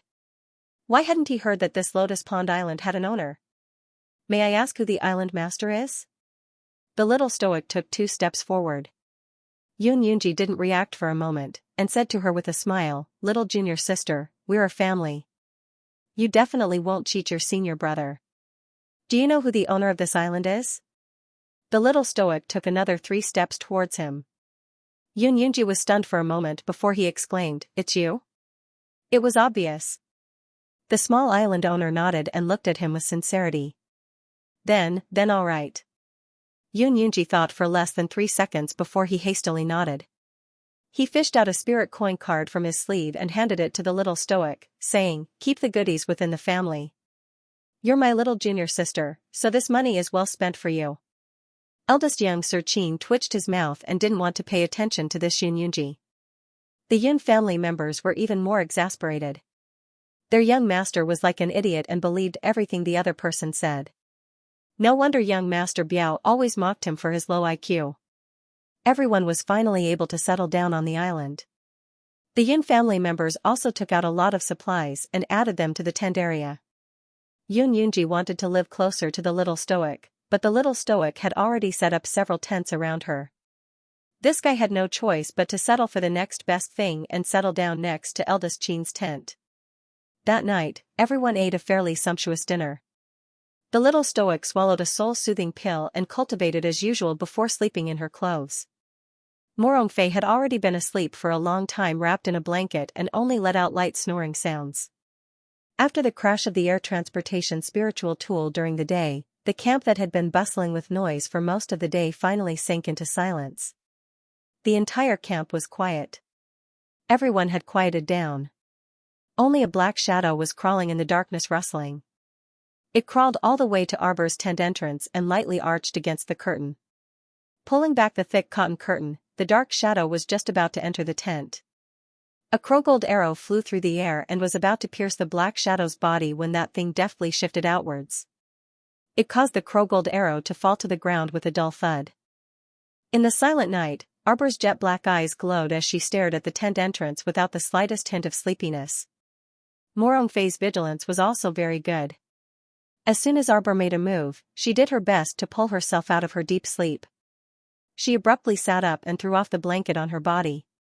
Her other hand was propped up on the ground, and her drowsy eyes instantly widened into circles as she assumed a posture that indicated she was ready to fight at any moment. What happened? Something came in. Arbor raised her palm and sucked slightly. The crowgold arrow nailed to the ground turned around and flew into her open palm with a whoosh. When Xiaomu and Morongfei walked out of the tent one after the other, they saw that the candles in the nearby tents had all lit up at the same time. As time was of the essence, Morongfei did not have time to put on her jacket. She hurriedly put on her outer coat and walked out of the tent. As a gust of cold wind blew over, Morongfei's body shivered slightly as she quickly mobilized her spiritual energy to resist the cold. Sure enough, there was something lying on the ground not far away. When it saw them walking out of the tent, it quickly slid its body and flew towards their feet. Arbor fired 2 arrows at it without giving it a chance to say anything. After 2 whooshing sounds were heard, eldest Qin, Omega Kotoku, Yun Yunji, cousin Yun, and the people from the Morong clan all ran out of the tent at the same time. Xiao. Eldest Xianxia Qin was just about to call out when his gaze landed on the black shadow on the ground. What is this? His eyes stared thoughtfully at the black shadow, and his handsome face sank slightly. At this time, everyone in the camp was awakened by a beast-like roar. One after another, people lit their lamps, got up, and walked out of their tents in fear. He must have mutated. Drag him to the beach outside and clean him up. Eldest Xiangxi's tone was steady and strict as he spoke. No, we can't clean him up, we can't. A sharp female voice came from outside the crowd. Everyone turned to look and saw Miss Fong stumbling in from outside. This girl also hurriedly put on a coat and came out, her hair disheveled and her face weary. When she heard eldest Xiangxi's words, her face turned green from fright. On the other side, after the eldest young master gave the order, 4 or 5 sturdy attendants quickly walked over. Each of them took out a set of armor made of iron sheet from their inner worlds and put it on, then shook the ropes on their hands. Several ropes were wrapped around the black thing on the ground, firmly holding it in place. They stood in a triangular formation and tightened the ropes in their hands. The thing that was bound by them once again let out an angry roar that sounded like a human roar. The black shadow suddenly moved, revealing 2 small, sharp fangs. It bared its fangs and roared at the people around it. Only then did the people who rushed over see clearly what the black shadow was. It turned out to be Miss Fong's little brother, who was 8 or 9 years old. At this moment, he was standing there on one leg. His originally delicate and cute little face was now covered in alternating black and red lines of blood. His eyes were terrifyingly filled with a bloody light. When he looked at people, his eyelids would lift, and his eyeballs would roll up from the bottom, revealing eerie black pupils. Everyone glanced at him and felt a chill run down their spines. Who would have thought that such an adorable child would inexplicably mutate? Wasn't he fine yesterday? The bodyguards didn't get close to the little zombie and instead used ropes to bind it.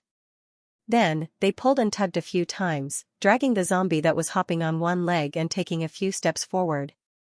No, you can't deal with him. Miss Fong came to her senses and couldn't help but shriek angrily. She opened her arms to block that person. A pair of rippling eyes glared angrily at Arbor, containing a bit of resentment. Arbor expressed that he was innocently implicated. Was there something wrong with this girl? Of all the people she could glare at, why did she have to glare at Sir Jojo? Did this Sir Jojo look easy to bully? It was simply baffling. Didn't you say that my brother would be fine? Lady Fong yelled hysterically. Look at him, look at him, look at him. Look at him now. You were the one who swore that his corpse poison hadn't spread into his bloodline. Now, you're also the one who's watching my poor brother being dealt with. Give me back my brother. Give me back.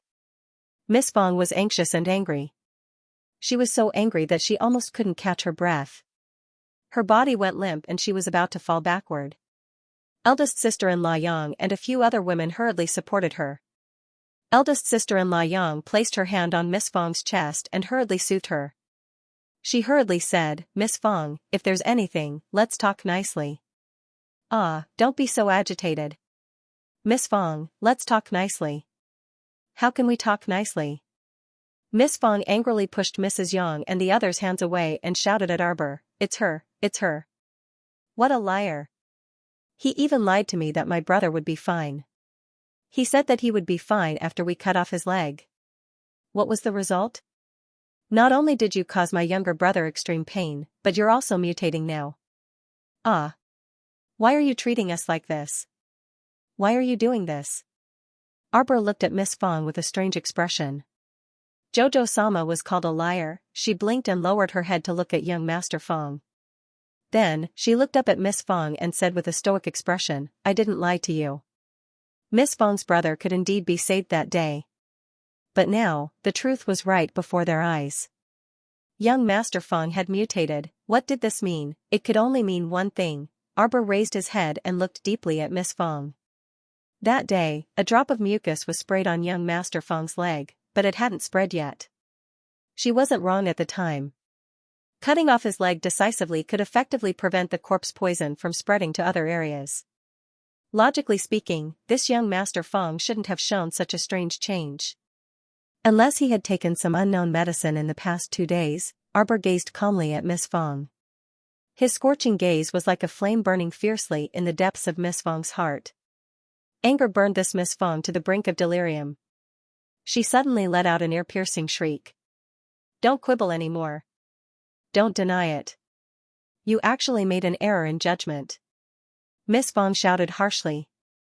Because of you, my younger brother lost a leg and still couldn't save his life. Since that's the case, then why did you cut off his leg back then? What's the use of cutting it off? Isn't it just to make him suffer another round of pain and suffering at such a young age? You vicious woman, what are you after? Why do you want to harm us too? Miss Fong was halfway through her yelling when a guard suddenly walked up and locked her arms. Miss Fong struggled and roared angrily, What are you doing? This woman dares to do such a vicious thing. Don't tell me she won't tell others? Vicious woman, you vicious woman, Young Master Omega Kotoku flicked his sleeve and slapped Miss Fong heavily. Miss Fong only felt a fishy sweetness fill her mouth when the tremendous force hit her, and her face also tilted to one side due to the impact. Second young master's expression was very unsightly, and his eyes were filled with impatience as he said, What are you waiting for? Drag them both out to see if they don't want to stay here. Eldest young Master Qin said indifferently, Deal with the little zombie as soon as possible. Everyone else, return to your tents. There's nothing else to do, rest well. The Qin Estate's guards immediately pulled on the ropes and dragged the little zombie that had flared up. They also tied Miss Fong, who was baring her fangs and brandishing her claws, behind her back and were about to send them off. Wait.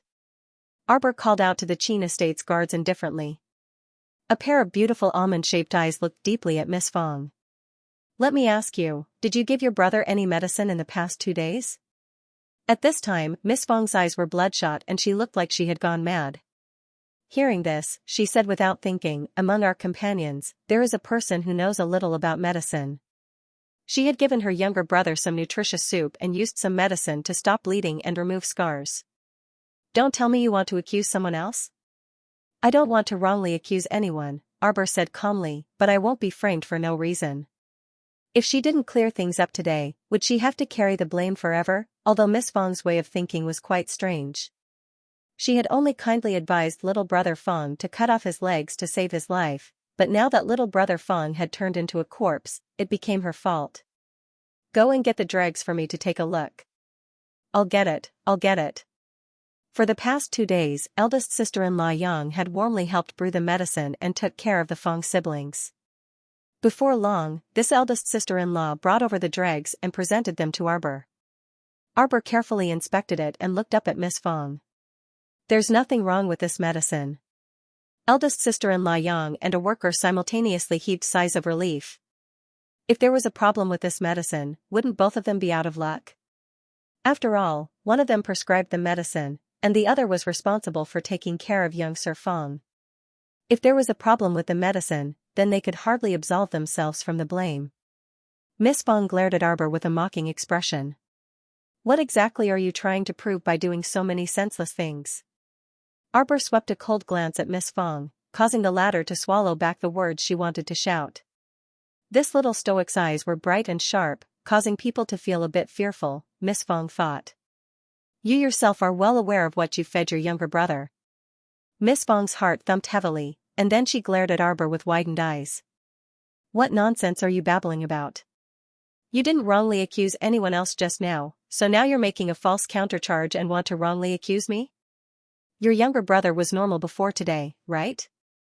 Sister-in-law Yang subconsciously nodded. "That's right. When I delivered the medicine to young Sir Fong this afternoon, there weren't any changes?" Looking at the extent of his mutation, he should have taken the basic mutation medicinal fluid this afternoon. Everyone sucked in a breath of cold air and looked at Miss Fong with odd gazes. After noticing everyone's complicated gazes, Miss Fong appeared flustered. She hastily waved her hands and shouted, No, it's not what you think." I didn't.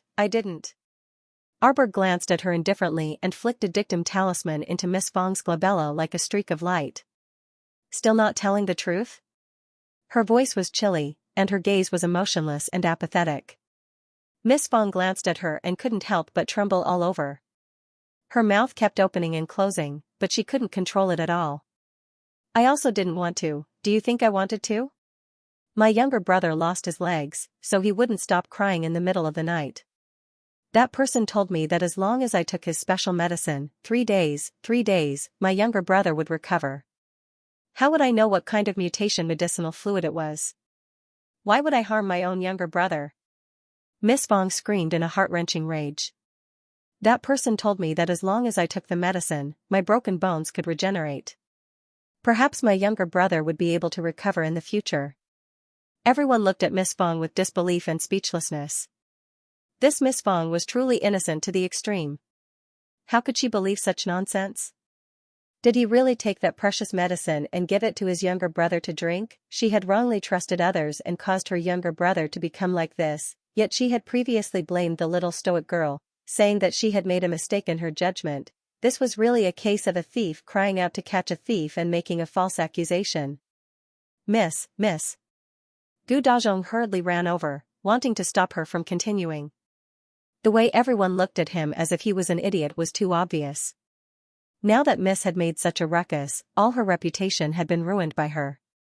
The worst part was that the members of the Murong family were also present. The young lady's crazed look was all seen by Master Murong. Originally, others were indifferent to her. Now that this matter had blown up, it was all over. She can't cultivate and she's stupid. How could the Murong family accept such a daughter-in-law? Arbor looked at Miss Fong coldly. Originally, he didn't want to pay any attention to this young lady, but this person opened her mouth and pinned a crime on her head. In that case, he had to clear things up with her. Right and wrong, everyone had to lay out everything clearly. Of course, Miss Fong might not have foreseen this outcome beforehand, so she couldn't bear it. Miss Fong abruptly snapped back to her senses and forcefully broke free from a Qin estate guard. She raised her hand to her throat and glared at Arbor in shock. What did she just say? Why did she feel like she had said a lot just now? After receiving everyone's unconcealed disdainful gazes, Miss Fong's mind sobered up, and she hastily reached out to grab the dumbstruck eldest sister-in-law Yang. Eldest sister-in-law Yang. Eldest sister-in-law Yang hastily flung her hand away and staggered back 2 steps. She said with an incredulous expression, Miss Fong, you are too stupid. Eldest sister-in-law Yang really didn't want to attack this unlucky girl with a deathly pale complexion, but the word stupid still jumped out from between her teeth. It had to be said that this Miss Fong was too ridiculously stupid. Even an inexperienced woman like her wouldn't so easily believe a complete stranger, right? She took the medicine and fed it to her younger brother just because someone said it would be useful. Didn't she consider that this medicinal liquid might harm her younger brother's life? I didn't. Miss Fong's tears fell like rain as she shook her head repeatedly and looked pleadingly at Manager Gu. Gu Dazhong was about to cry from this ignorant eldest Miss stupidity. His lips twitched for a long time before he finally sputtered, "Miss, why didn't you discuss it with me before doing something?" Miss Fong wailed loudly, "It has nothing to do with me. That person lied to me. He lied to me." Alright, don't listen to her nonsense. She was the one who harmed her younger brother's life. Eldest young Xianxia interrupted apathetically. She couldn't bear the responsibility for the victim's life, yet she turned around and accused someone else of harming him. We don't welcome such a vile and crude person here. Right, we don't welcome her. We don't welcome her. Everyone kicked up a fuss and kept shouting, "Get out of our camp. Throw her into the sea. Let her have a taste of what it's like to fend for herself." No, don't, Uncle Gu. Miss Fong reached out to grab Manager Gu's sleeve and desperately grabbed his hand. Manager Gu hastily pacified the surrounding crowd and smoothed things over with a smile. Everyone, don't be so agitated. Who gave you the basic mutated medicinal liquid?" Qiao Mu's cold voice cut through the commotion, instantly dispersing the clamorous atmosphere by quite a bit. Everyone thought that it was more important to figure out who gave her the medicinal liquid. Although Fong Gongzi was the only victim in this incident, the mysterious person hiding in the dark was the key to the whole incident. Why did he appear in the camp? Why did he have such a basic medicinal liquid? So, among these people, there were spies from the Heavenly Fate Palace. "Young miss, quickly explain yourself." Steward Gu was so anxious that he was sweating profusely. If the young miss was thrown out of the camp at this moment, how would she, the young miss of a rich family, live? Steward Gu's heart was anxious. When he turned around and saw Murong Yan and Murong Zhao, he rushed over and pulled on the two of them, saying, "Young Master Murong, quickly save my family's young Mississippi. She was insensible and made a mistake, but please, for my family's master's sake, please help her." I really don't know anything." Miss Fong cried. "That person appeared in front of me with his face covered. I was worried about my younger brother, so I believed him." Eldest young Xianxia coldly swept Miss Fong a glance and said apathetically, "Take her away. Let go of me. You dare to treat me like this? You guys. Let go. Miss Fong shouted angrily, but she was rudely dragged out of the crowd by the royal guards. Mississippi Manager Gu hastily chased after her, hopping with anxiety. This time, the Qin Estate's royal guards didn't waste words with Miss Fong and directly grabbed her arm, dragging the wailing Miss Fong out. Murong Yan and Murong Zhao silently met each other's eyes before silently shaking their heads and retracting their gazes. Fortunately, they had called off the engagement with this Miss Fong long ago. If they really married this person, with her IQ, wouldn't their family have no peaceful days in the future? After retracting her gaze, Qiao Mu's gaze seemed to roam around the crowd. After returning to her tent, the little stoic sat at the table and subconsciously turned a cup in her hand. She remained silent for a long time. Morong Fei yawned. Just as she was about to pull open the blankets to continue sleeping, she saw the little stoic pondering when she turned around. "What's wrong?" Morong Fei opened her mouth and paused with one hand tugging at a corner of the blankets. Qiao Mu returned to her senses and turned to look at her. "It's fine, go rest." Morong Fei lifted the blankets and crawled to the short table next to her. She picked up a clean teacup and poured a cup of water, saying with a smile, "Don't worry, only Miss Fong, that dumb person, would fall for such a shallow trick. Anyone with a bit of vigilance probably wouldn't." Arbor suddenly reached out and pressed down on the back of her hand. Morong Fei's hand abruptly paused, and her hand was pressed down. The teacup made a fine clatter and landed on the short table. Arbor reached out to take the teacup and sniffed it with knitted brows before saying gravely, "This tea can't be drunk." Morong Fei jolted in fright, and a nervous expression instantly appeared on her face. "But you also drank it just now. It's not the tea's problem." Arbor took out a small knife and scraped a layer of powder off the cup's rim.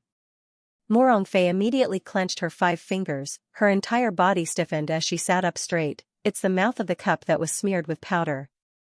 Hurry up and inform your 2 brothers.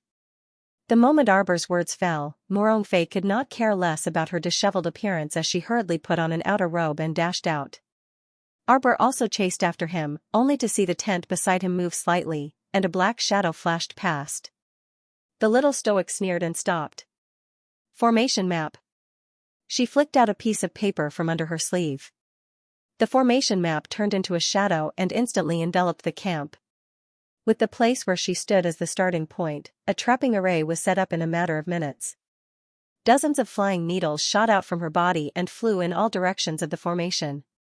Did he really think that everyone was as stupid as Miss Fong? If he lured her out, she would chase after him alone, huh?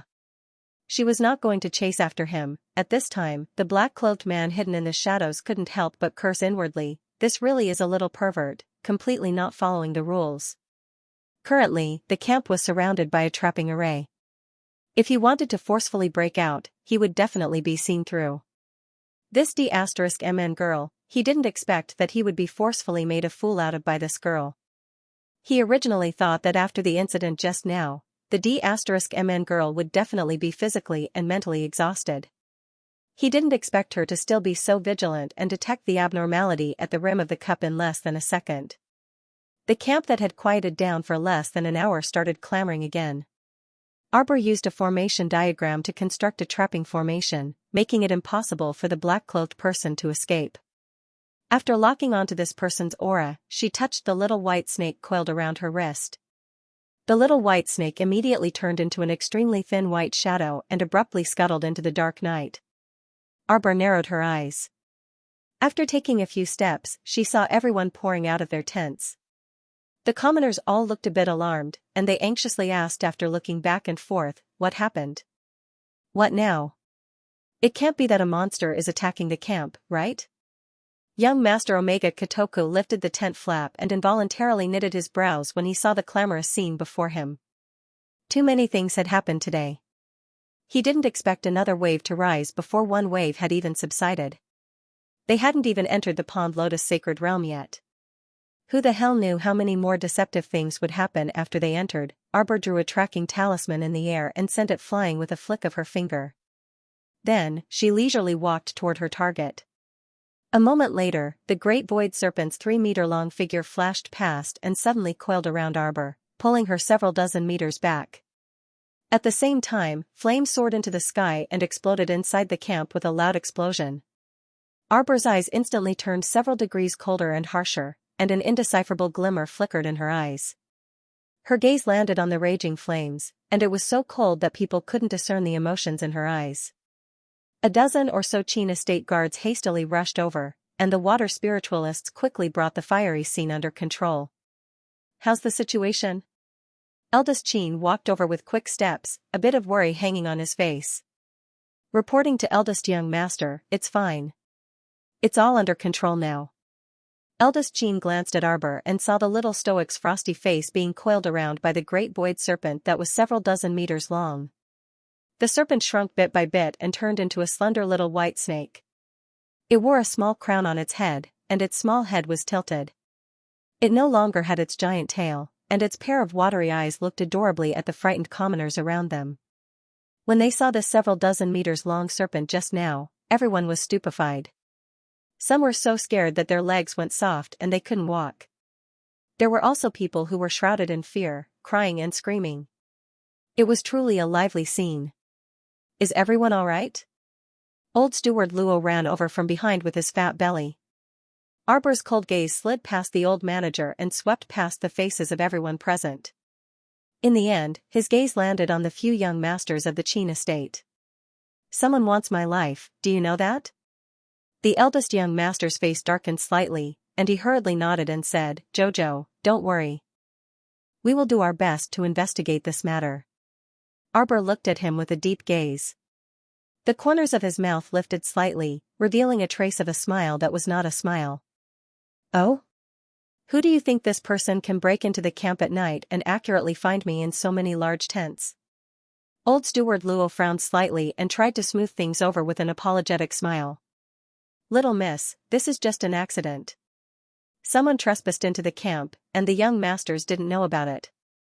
But to put it bluntly, the Qin Estate's guards had no obligation to protect everyone's safety for free. Regardless of whether it was in the past or now, you can only rely on yourself." Arbor nodded apathetically and didn't say anything before turning around and walking back to his tent. "Jojo." Eldest young Master Qin hastily called out and turned around to harshly reprimand Old Steward Luo. "How can you speak like that? Shut up if you don't know how to speak." Old Steward Luo was a very senior manager in the Qin Estate, and the Qin Estate's young masters had always held due respect for him. Eldest Qin reprimanded him in front of so many people today, which could be considered extremely severe. Old Steward Luo hurriedly cupped his hands in apology. "Yes, this old servant has overstepped his boundaries. This old servant will go and apologize to Miss Qiao right now." Eldest young Sir Qin coldly glared at him. "No need." Morongfei quickly followed Arbor into the tent and flicked her sleeve to create a soundproof barrier. "Little junior sister, are you suspecting something? Someone in the troop is experimenting on living people." Arbor resolutely said, "The Fong siblings are the first victims. That Miss Fong should be mutating soon." "What?" Morongfei's eyes widened in astonishment. "Little junior sister, could it be that Miss Fong, she also drank the mutated medicinal liquid?" Arbor nodded and turned to look at her. "Did you tell your elder brother to pay more attention to his diet recently?" Morongfei nodded. "I did." Arbor expressionlessly sat down in front of the short table. Holding a white porcelain teacup in one hand, he coldly said, "I can roughly guess." Early the next morning, everyone got out of bed and gathered with panda eyes. The breakfast distributed by the Qin Estate was half a steamed bun with some salted vegetables for each person 2 days ago. Today's portion was even less than 2 days ago. They only received about 1/3 of the steamed bun, and there wasn't even any salted vegetables. Everyone looked at each other and silently chewed on the dried steamed bun with plain water. Duo Shanmei and the rest silently put away the steamed bun without eating. In any case, with their cultivation, it wouldn't matter if they didn't eat for a few days. That white steamed bun really didn't look appetizing. Yun Yunji yawned and jogged to Arbor's side. Ignoring Morongfei's disdainful gaze, he hurriedly whispered, little junior sister, I have some apple soup that I made myself. Do you want a bowl?" Arbor glanced at him and reluctantly nodded. Yun Yunji was overjoyed and hurriedly took out an ear cup from his inner world. Taking out 2 small bowls, he very sensibly poured a bowl each for Arbor and Morongfei. Morongfei originally didn't want to drink it, but when she saw Arbor drinking it in small sips, she put on a cold face and drank a few mouthfuls. It was still warm, and it tasted sweet and sour. It tasted pretty good. "Little junior sister, I have eggs and meat buns here. You should eat some too." Yun Yunji took out a small plate, a few freshly peeled boiled eggs, and 5 palm-sized meat buns. "Eat well for breakfast. When the secret realm opens, you'll have the strength to compete with others for treasures," Yun Yunji said with a smile. Arbor thought it made sense. He took a meat bun and took 2 bites. "Miss Morong, go ahead and eat." Yun Yunji was a very perceptive person. Seeing that his junior sister had a good relationship with this lady from the Morong family, he quickly wanted to build a good relationship with the other party. Shouldn't the trivial matter between the Morong family and the Yun family from 100 years ago have long faded away in their generation? It was so annoying to always remember those grudges and hatred. If there was a grudge, it should be between the ancestors of the Yun family and the Morong family. It really didn't have much to do with them, the younger generation. Humph. Morongfei threw him a cold glance, and raised her hand to take out a boiled egg. The 3 of them sat in front of the tent and ate, attracting many gazes from time to time. A middle-aged woman nibbled on the steamed bun in her hand without tasting anything, but her eyes were fixed on the plate of eggs and meat buns, not moving away. "Steward Gu is back. Are you all right, Manager Gu?" Several fellow workers glanced behind him and inquired quietly, "Where's Miss?" Did they really throw Miss into the sea? In their opinion, this was too cruel. Wasn't throwing a young lady without any cultivation directly into the sea the same as helplessly watching her die? they didn't expect this trip to be so dangerous. All three members of the Feng family, sigh, what was the use of earning so much money when Master Feng previously opened such a large trading company? It couldn't buy back the lives of their family of three. Manager Gu's eyes glistened with tears as he shook his head and said in a choked voice, Miss also fell ill. What? Miss almost pounced at me and bit me. If it weren't for the royal guards firmly holding me down, I probably would have been bitten. Eldest sister-in-law Yang and the others' expressions all changed. In the eyes of ordinary people, the greatest characteristic of a zombie mutation was that it would bite people indiscriminately while in a delirious state.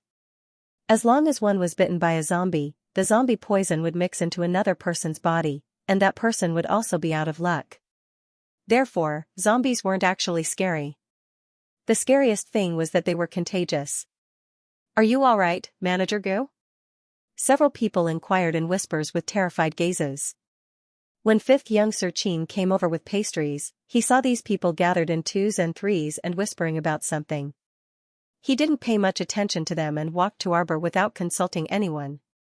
With a glance, he saw that the little lady had already eaten her breakfast. Xiao, why are you so early today? Didn't the little stoic habitually sleep until the end of the morning or 9 in the morning before waking up? I'm full, the little fellow said expressionlessly. Inexplicably, the zither cultivator read traces of distant alienation in the stoic's eyes. What was going on? She was still fine yesterday, but the little stoic didn't like him early this morning. Young sir, 3 or 4 large ships have arrived at the beach. Many people have disembarked. It seems the news of the opening of the Pond Lotus Sacred Realm has spread throughout the 3 provinces. Eldest Xianxia absent-mindedly set down the cup in his hand and stood up to walk outside. Did something special happen today? Yes. Fifth Xianxia delivered breakfast to Miss Qiao today, but he was rejected. The royal guard followed behind the eldest Xianxia and recounted the details. Eldest Xianxia paused in his steps and sighed with a heavy gaze. He reached out and lifted the curtain. The cold wind blew against his face, and his soft hair swayed slightly in the wind. Xianxia covered his forehead with one hand and narrowed his eyes as he looked into the distance. The dust and sand were blown away by the wind and went straight into people's eyes. The wind seems to be blowing. The guard behind him muttered softly. Xianxia nodded slowly. It's windy. Patriarch. Patriarch. Mu Lisheng and Mu Yuanyuan were following behind the Mu family's team. When they saw Arbor's figure from afar, they quickly ran toward the camp. When the other members of the Mu family saw this, they quickly followed and formed a circle. They stood beside Arbor and greeted them one by one. Arbor nodded at the crowd in response. Mu Wuzi, that brat, revealed a trace of arrogance on his small round face. He raised his head and shouted, although you have already taken over the position of our Mu family's patriarch. But if you want me to acknowledge you, humph, you still need to make some achievements. Mu Jiating said longingly, what achievements do we still need? Patriarch is someone who continuously charged to the highest floor of Morning Sun restaurant and can even draw a sacred-grade golden talisman in the air. Mu Lisheng nodded with a smile. That's right. Young Master Wuzi, aren't your requirements a bit too high? Could it be that young Master Wutz has already forgotten the miserable training at home a few days ago? Don't you know who said it? It's this new patriarch. Mu Wuzi grimaced as he grumbled in his heart. Mu Yuanyuan laughed in spite of herself. Aren't you afraid that the patriarch will punish you by doubling your training program? Ah? Mu Wuzi's small round face instantly turned bitter. He hurriedly took 3 steps back and said, forget it, forget it. It's not like I can't admit you. Arbor glanced at them expressionlessly. Why are you all here? Mu Lisheng's ability to express herself was very strong. She explained the matter clearly in a few words. It turned out that the Divine Continent had received news that the Lotus Sage Realm and the Pool of Forgetfulness had opened. Many aristocratic families of various sizes had organized many people to come and investigate. Arbor's brows furrowed almost imperceptibly, as if he smelled a conspiracy. She inexplicably thought of the Phoenix Egg on Seacone Planet and the experience in the Phoenix Forest during the Heaven Rankings preliminary round. Tianyun's usual method was to gather the cultivators of various aristocratic families and sects and then make a move against them. Don't let your guard down. Be ready to fight at any time. Arbor said to them. He turned to see Duan Tianya of the Duan clan, Dou Fengmian, Dou Fengqi, and the others of the Dou clan. He had met the elite disciples of the aristocratic families before, so he was more or less familiar with them. Arbor glanced at them and then looked away. He said to Mu Lixiang and the others, "Go set up camp first. Be careful at night. This camp isn't peaceful either." Mu Lixiang and the others nodded repeatedly. Arbor saw that they were about to turn and leave, but he still said, "Someone turned into a corpse in the camp yesterday." Everyone's expression changed slightly. "Come to me after setting up camp. I estimate that the entrance to the Lotus Sage Realm will open in the next 2 days." There were soundproof barriers and defensive barriers set up outside. If someone tried to eavesdrop through the barriers, Arbor and the others would immediately notice. At this time, Sir Jojo's tent was filled with more than 20 disciples of the Mu family. Yun Yunji and the 3 Morong siblings were also gathered there. "I wonder what kind of situation this Pond Lotus Sage Realm is," Arbor said indifferently, his fingertips lightly touching the table. "After we enter the secret realm, we will immediately separate from them." Arbor took out a set of teleportation array glyphs. "However, I don't know how the teleportation in the secret realm will be like. When the time comes, you must follow me closely. I will activate the teleportation as soon as possible. Everyone, activate your defensive barriers and put on your spiritual or divine armors.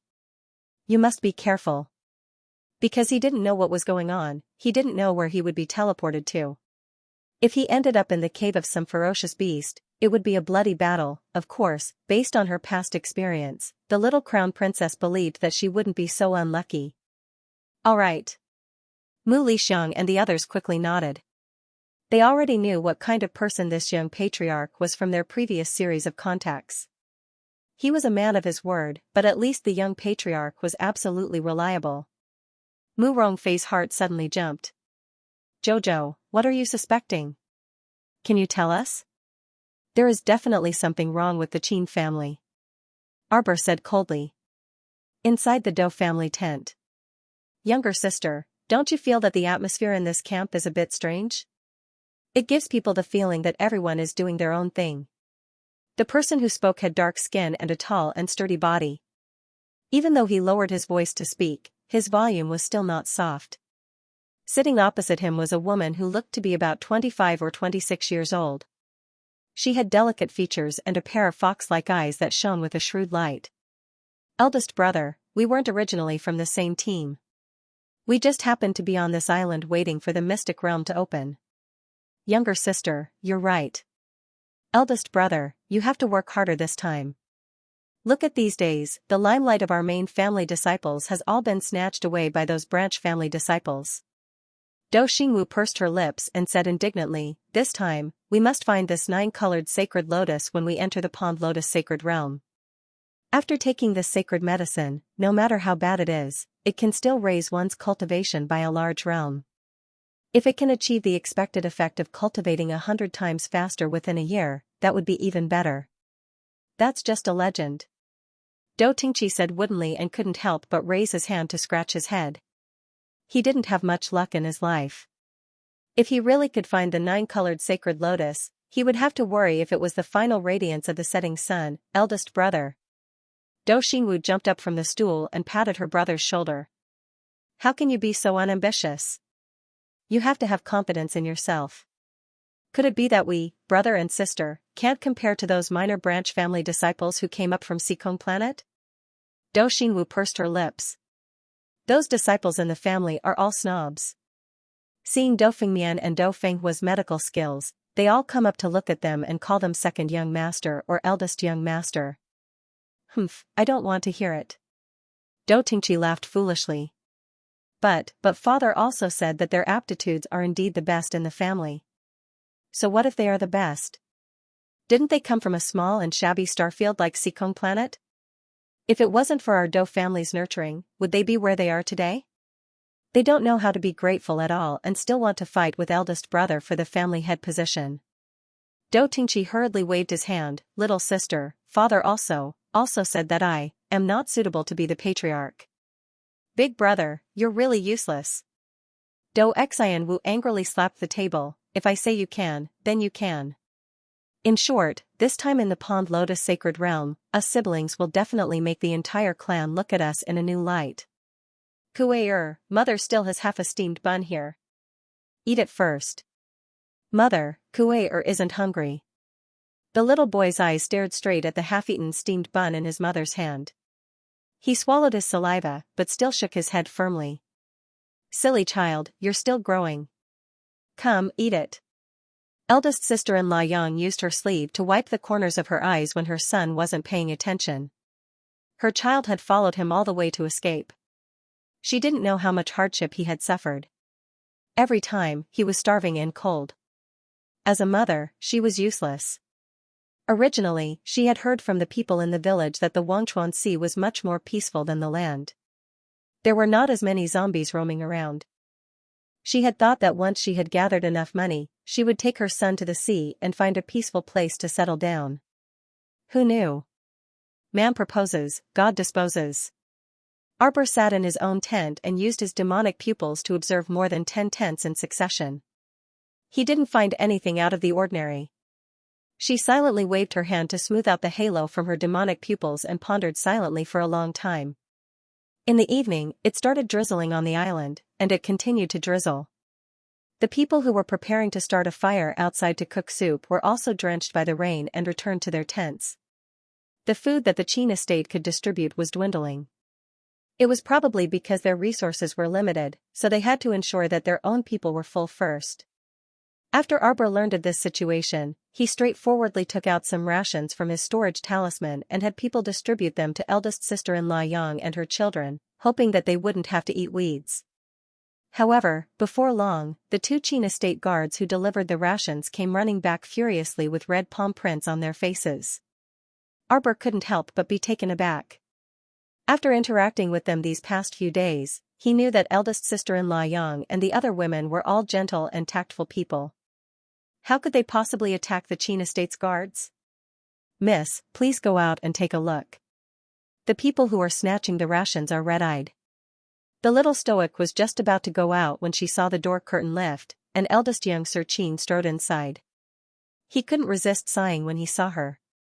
Jojo, did you give them the rations? Arbor nodded in confusion. What is it? You don't know? When the Dou clan, Duan clan, and several other patrician families passed by the seaside village, they saved several hundred fishermen. They brought them along with them.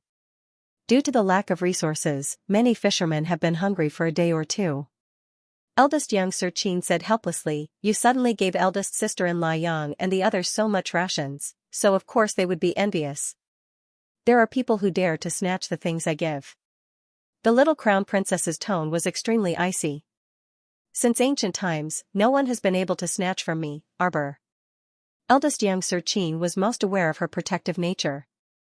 After interacting with them these past few days, the little stoic had clearly classified eldest sister-in-law Yang and the other women and children into her protective category. Moreover, with the little stoic's stubborn and soft-hearted personality, if she knew that so many refugees had come to the island, she would definitely generously donate without hesitation. But now, the bad thing was that this bunch of stupid fishermen actually tried to snatch the rations from eldest sister-in-law Yang and the other women. Not only did he beat up the guards, he also injured eldest sister-in-law Yang and the other commoners. Arbor held up an oil paper umbrella and walked out of the tent. He saw the messy group of people not far away. Her eyes were emotionless as she stared at him coldly for a long time. Others didn't know what she was thinking, but she was the only one who knew. Arbor seemed to have seen his past life. When she and Captain Gao's training team went out on missions, they not only had to be wary of the mutant creatures that appeared from time to time, but they also had to be wary of people, the unpredictable human heart. Jojo? Eldest young Sir Qin couldn't resist calling out to her softly when he saw her standing there in a daze for a long time. Arbor came back to his senses and said expressionlessly, separate these people. When the Qin estate's guards received the eldest young master's instructions, they stepped forward and rudely pulled away the fishermen who were rolling in the mud. Some of the more vicious ones threw a few punches at them and knocked them to the ground. It wasn't like they couldn't beat these aggressive fishermen.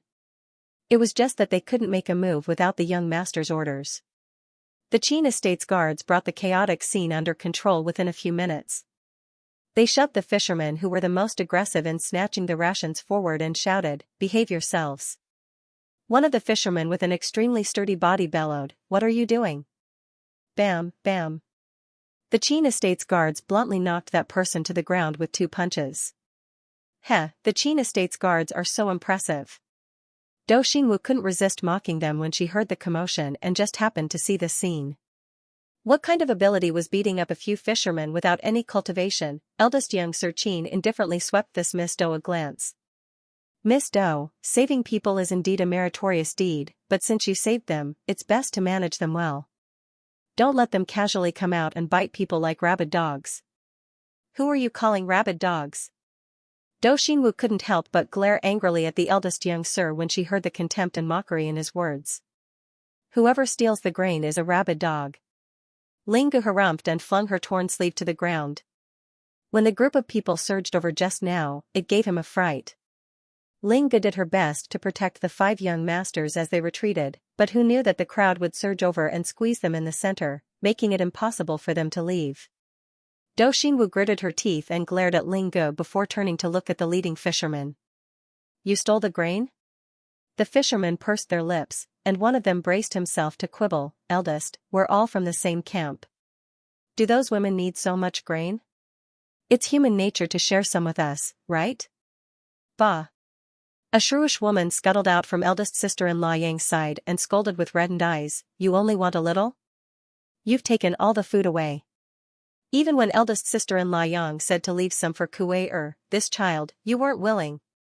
A bunch of immoral bandits still have the face to quibble here? Arbor glanced coldly at Do Xinwu and company. After you're done being the Virgin Mary and erecting a memorial arch, you leave people there without a care. These people are now coming out to steal the grain like rabid dogs, but you actually turn a blind eye to it. Don't wear such a big hat if you don't have such a big head. Holy light isn't so easy to illuminate. The little stoic's rebuke made Do Xinwu and company flush red in the face. Without enough wealth, power, how could you illuminate the world with bullshit? How can you speak like that, miss? Do Xianwu couldn't help but be anxious. What you mean is that we should just leave those fishermen in distress on the beach alone? Did he not care about their lives? You're too cruel. The fishermen immediately looked at Arbor with condemning gazes, as if the little stoic had done something heinous. Arbor looked at her expressionlessly, a hint of sarcasm in the corner of his mouth. You overestimate yourself. Do Xianwu's eyes widened in anger. Just as she was about to refute, she suddenly heard a frightened cry from behind the crowd. Everyone retreated in all directions, leaving only the 2 siblings, Do Xianwu and Do Tingqi, who turned around in a daze and met a pair of dark eyes. That person was originally squatting on top of a person, biting that person's arm with all his might.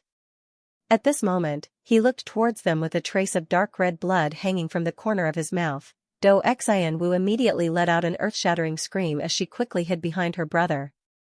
That zombie's movements were extremely swift and ferocious, and it pounced in front of Do Tingqi.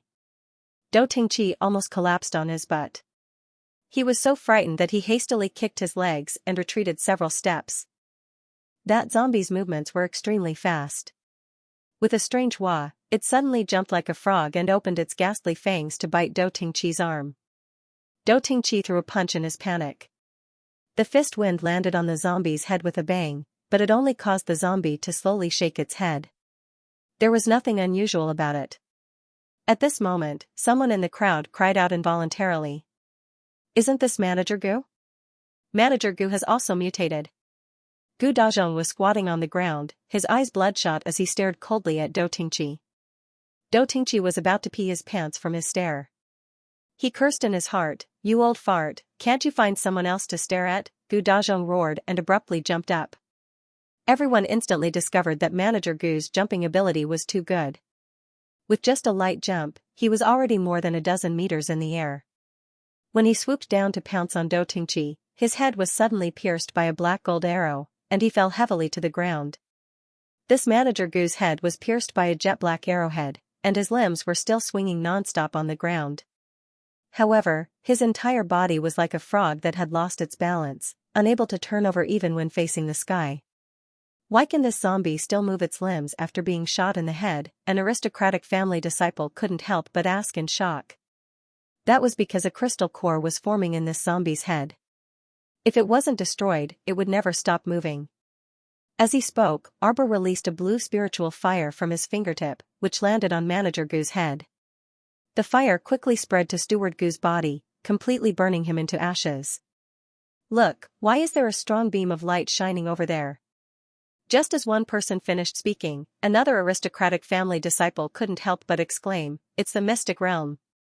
The mystic realm is open." What, the Lotus Pond sacred realm is open? That beam of light, Arbor's expression changed, and he turned to eldest young Master Qin and said, "Quickly send these ordinary people out." Eldest young Master Qin nodded hastily, but it was already too late when the light of transportation appeared. When the entire Lotus Pond Island was enveloped by this beam of light, everyone felt a burst of comfort throughout their bodies. It was as if they were floating in the air. In a flash, everyone in the campsite ran out of their tents and was instantly transported out after being enveloped by the light of transportation. The cultivators were thinking, "Oh no, so many people are going to the secret realm this time. I don't know if I can successfully get the treasure I want." Sister-in-law Yang and the fishermen were praying in the depths of their hearts, praying that the heavens would hear their voices and send them out of this place. As the light and shadow flickered, Arbor's vision was suddenly replaced by a scene of fragrant grass and butterflies filling the sky. There was no more sand in front of him. Instead, it was replaced by a small and quiet bamboo forest. The three siblings, Morong Fei and Morong Yen, as well as more than 20 people from the Mu family, were all teleported here. Soon after, the young masters of the Qin estate, the Duan clan, the Dou clan, and the other aristocratic clans were also teleported to this bamboo forest. Everyone looked at each other. Arbor's reaction speed was absolutely swift as he directly took out a set of teleportation talismans. As eldest young Master Qin called out Jojo in astonishment, bringing Morong Yun Yunji, and the group of people from the Mu family, they teleported away with a so sound. The 5 young masters widened their eyes in sadness. "Is Jojo looking down on us?" South light flashed, and Sir Jojo appeared beside them again with a group of people. Everyone, without another word, Arbor activated the teleportation talisman formation again. Whoosh! The group was instantly teleported away, and they teleported away again without hesitation. Everyone looked at each other in bewilderment. At the beginning, they might have thought that the little stoic's hand shook and opened the wrong teleportation talisman, but now, they were completely certain that this little fellow did it on purpose. She purposely teleported away to get away from them. Eldest young Sir Qin's eyes flickered, and his lips curled into a faintly discernible smile. He couldn't help but sigh softly in his mind, this imp was always so sharp. He really didn't know what to say. Or perhaps, from the very beginning, the little girl had always been wary of them. Swish! The little stoic and her group appeared expressionlessly beside the Qin estate's young masters again. Second Qin's eyes were sharp and his hands deft, and he was just about to grab this stoic face. However, this imp teleported away again with the group, after 7 or 8 times in a row. Although the little stoic's expression didn't change, she was evidently having a mental breakdown on the inside. Moreover, Yunji and the others behind her had strange expressions. If they didn't want to leave this place as if they were fleeing for their lives, Yunji and the others really couldn't resist bursting into laughter, because they teleported several times in a row. Arbor and his group had messy hairstyles that couldn't be blown away by the wind. It was a bit indescribable. Everyone, cough, Jojo? Swish. Swish swish swish, swish. After 18 teleportations, Arbor brought everyone back to their original location and said expressionlessly, "This place is surrounded by a bamboo forest. There's a lake ahead. Apart from this, the terrain is more or less the same as here. It's easy to get lost, so we have to be careful when we walk. Everyone, don't think that we won't know that you wanted to sneak away back then just because you kept a straight face and explained the situation here. Look at the hairstyles of those people behind you, each and every one of them had that crooked expression. Don't you think you're hilarious?" Eldest young Sir Qin restrained himself and pursed his lips into a smile. "Alright, then let's set off. Pay attention to the surroundings and don't get lost. Machem Arbor nodded solemnly. He couldn't help but grumble inwardly, they couldn't teleport in this godforsaken mystic realm. This mystic realm probably had a fixed teleportation entrance. No matter how many times he was teleported within the Pool Lotus sacred realm, he would always be teleported back to the entrance. How could there be such a ridiculous mystic realm in this world, huh? This is simply infuriating, the little stoic's face was taut as she strode forward. Didn't the 5 great clans send people to guard this place? Where are they? Gathering all 5 keys didn't seem to be of any use. If this wasn't cheating, then what was? Who knew how many people had been cheated by this mystic realm since ancient times? Everyone knew that this little girl was very depressed, so they didn't say anything and hurriedly followed her footsteps. Yunji and the others inexplicably had an intense desire to survive. If they dared to laugh out loud at this time, the little stoic would definitely kick them out of the team in a fit of anger. Absolutely not showing any mercy, Morongfei said weakly, this place is still the outer area of the mystic realm. Logically speaking, we have to walk further in before we can see them. Xiaomu was involuntarily taken aback when she heard this. From Morongfei's words, the guards of the 5 great clans were stationed at the outer area of the secret territory all year round. Wouldn't that be equivalent to being sealed in this secret realm for who knows how many years? Wasn't life simply too boring? What fun could there be in guarding the mystic realm all day long? Morongfei saw her strange expression and knew that she had misunderstood. She hurriedly said, little junior sister, this mystic realm opens about once every 3 years. Every time it opens, the passageway will open. We basically rotate the guardians every 2 years. That was about 5 to 6 years. At that time, the guardians would change. Arbor made an O sound, showing I'm not interested in the arrangements of the 5 great aristocratic families, look. Morongfei coughed lightly and said, there won't be any problems in the outer area. Speaking of which, only by entering the sacred door opened by the gilded copper key can we be considered to have truly entered the interior of the mystic realm. Arbor! Exclamation point. Then why didn't you say so earlier, causing her to anxiously reveal her plan and let eldest Qin and the rest know that she wanted to escape. Damn, eldest young master said with a smile, usually, in those ancient natural mystic realms, there are transportation restrictions and many other restrictions as well. It's not as loose as in Senior's inheritance mystic realm. Arbor's little face was cold as he glanced sideways at eldest young master. Without a word, he turned and left. Humph, didn't he mean that even if everyone entered the sacred door opened by the gilded copper key, he might not be able to escape? Who would believe that, when they reached the inside, Sir Jojo would still escape? Everyone walked around this bamboo forest for an unknown period of time. A disciple from a small aristocratic family couldn't help but ask softly, where will the rest of the people go? When they were at the campsite, the Pond Lotus sacred realm suddenly opened and the light of transportation enveloped everyone. In theory, including the old, weak, women and children, there were about 1,000 people in their group who were transported into the mystic realm. However, the strange thing was that after walking around in this bamboo forest for about an hour, they still didn't see anyone else. Arbor muttered in his heart. Most of the people were ordinary commoners without cultivation. If possible, it was best to be transported out as soon as possible. I know this place.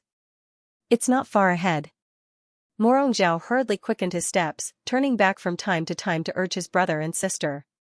If we continue forward, we will see the guards of the 5 great aristocratic families. Morongzhao suddenly stopped. He was walking at the very front, so when he stopped, everyone else naturally stopped as well. Everyone glanced over and couldn't help but feel slightly surprised. Dozens of corpses were strewn all over the ground, covering the path leading to the Saint Gate. The faces of these corpses had long been blurred, and their bodies had been dried by the wind. They looked like they had been dead for many years. What's going on? Morongfei's heart tightened as she quickly followed her 2 brothers to check on the disciples of the Morong family. However, there was no way to find out anything. These corpses were basically skeletons, and the clothes on their bodies were tattered beyond recognition. Morongfei and the others were barely able to recognize the 10 or so disciples from the badges on their waists. The 3 siblings' faces turned grave for a moment. All the disciples sent to guard the pond lotus sacred grounds had mysteriously died at the holy gate's entrance. What did this mean? A long time ago, someone had injured the guards and opened the door without permission. What's going on? Morong Yen frowned and muttered to himself, could it be that another elder of the Wangchuan Duo clan has barged into this holy gate? Duo Shanmei had been hiding at the back like a quiet little quail. Now that they heard Murongshire slandering their family, they were unable to hold themselves back. Duo Shanmei jumped up and shouted, "Young Master Murong, don't accuse people unjustly, okay?" Seeing Morong Yen looking over, Duo Shanmei couldn't help but feel a sense of guilt. Yes. A year ago, there was an elder of my clan who was hot-headed and foolish enough to barge into the depths of the pond lotus sacred land. But didn't he already realize his mistake? Moreover, he was punished by the sacred realm and never came out again, right? Heh. Morongfei couldn't resist snickering. You think he didn't want to come out? He just didn't have the ability to continue coming out to cause trouble. Morong Yen also nodded and said, it was precisely because of him that the path behind the Pool Lotus Sacred Realm's sacred gate was sealed at that time. Even at this time, it might not have been unsealed. It was unsealed. Young Master Omega Kotoko coldly interjected and lightly pushed out his left palm. As the energy ripples soundlessly spread out in the air, two thick scarlet gilded copper doors opened in response. Endless white fog emerged from inside and swept towards everyone outside the door. Jojo, it looks like the 5 gilded copper keys I gave you before are useless now, eldest young Master Qin whispered with a chuckle. This sacred gate could be opened with a push, so what kind of keys were needed? It was a waste of all the effort he put in earlier. Arbor took out 5 gilded copper keys from his pocket and looked at them pensively before suddenly throwing them out. The 5 gold-plated copper keys formed a circle before abruptly coming together to form a copper key in midair, which then landed in Xiaomu's hand. The little stoic put the copper key into her pocket with a cold expression and didn't say anything. When everyone saw that she didn't say anything, they felt like their hearts were scratching their lungs and wanted to ask. Arbor led the group of Mu family members through the pile of corpses first, revealing a grave expression. After getting closer and observing, Arbor discovered that the bones and tendons of these people on the ground had been broken inch by an unknown person, and they died very cleanly.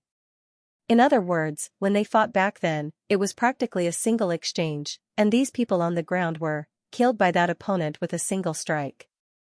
Everyone followed the flowing fog and stepped into the holy gate. In an instant, their eyes were immersed in a vast expanse of fog, and they couldn't see the people and objects around them clearly. Several screams came from beside him. The disciples of the aristocratic families immediately held their swords in front of their chests in panic and cried out in fear, "There's an ambush here." Something dragged them away, huala after several sounds of water. Morongfei hurriedly opened her spiritual consciousness and looked around. It would have been better if he didn't take a look, but when he did, he was shocked. It turned out that they were walking on a path paved with stones, which was only about a meter wide. On both sides of the path, there were dark and bottomless pools. From time to time, a giant tail would emerge from the deep pool and sweep up a man, dragging him into the depths of the pool. This giant tail appeared in the left side of the pool for a while, and then came out from the right side of the pool in the next. Everyone hastily ran forward together. Unexpectedly, the running crowd seemed to have angered this ferocious beast, and icy-cold pool water splashed down on everyone's heads. A head the size of a millstone emerged from the pool, and its small eyes stared eerily at everyone. A long, giant tail with countless barbs rolled out and swatted at the people on the shore. Someone screamed, "Sacred beast ichthyosaur." Someone immediately cried out in alarm, "The sacred beast dragonfish." "It's the sacred beast, the sacred beast." As if responding to everyone's panic, the giant long tail that rose from the deep pool smashed towards the stone path in the middle with a series of splashes. Boom! The huge tremor seemed to have smashed into everyone's hearts, causing them to jump heavily. Most of the cultivators looked back and forth in panic, and a trace of fear surfaced in their eyes. Not good. The sacred beast wants to smash this path. If everyone fell into the deep pool, then they would absolutely become a delicious meal for the sacred beast. While everyone was shouting like headless flies, the little stoic had already dashed forward, leading Yunji, Morong Yen, and the Mu family members in a mad dash forward. Shout, shout, shout. If shouting blindly was useful, then the sacred beast wouldn't chase after them. The stone path they were on now was the only path that led forward. What the hell were they shouting for instead of running there? When the others saw the little Stoics group dashing forward quickly, they immediately understood. If they didn't run now, when would they? If one were to look down from the sky, they would be able to see that between the two dark pools, there was a narrow stone path that led straight to the front.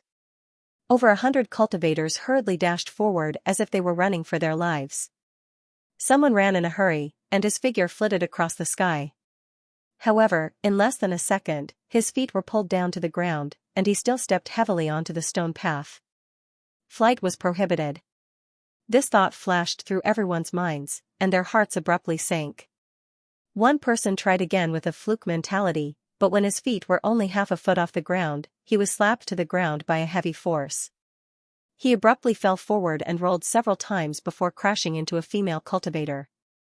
The two of them screamed and rolled into a ball. Just as they were about to fall into the deep pool together, a leg suddenly stretched out from the side and kicked them hard. This helped them stabilize their bodies. This dear friend broke out in a cold sweat. When he looked up, he saw Duo Shanmei looking at him with her arms crossed. Don't be so reckless. Not only did this dear friend almost kill her just now, he also dragged down the female cultivator next to her in passing. Sorry. That person repeatedly apologized, and hurriedly helped up the female cultivator who was rolling on the ground. As he spoke, a muffled sound came from the cobblestone road under their feet. It was unknown when the dragonfish's tail had curled up on the road. A small Xianxia running at the very back was blocked by the ichthyosaur's enormous tail. He immediately found it difficult to move forward, and his face instantly turned pale. Save me. That guy's face was pale, his legs were trembling, and he couldn't help but tremble. The clansmen of the Duo clan looked back with sympathy in their eyes. Life is so fragile. In the blink of an eye, the ichthyosaur's tail, which was hundreds of feet long, suddenly swept towards the cultivator. Everyone hurriedly looked back and saw the barbs on the dragonfish's tail had pierced into the Xianxia's body. In merely a few seconds, the cultivator was shredded into pieces. Not even a scrap of bone was left. All of them took a deep breath, and they didn't dare turn around and get distracted as they dashed forward madly along with the crowd. Then, he heard a series of cracking sounds coming from behind him.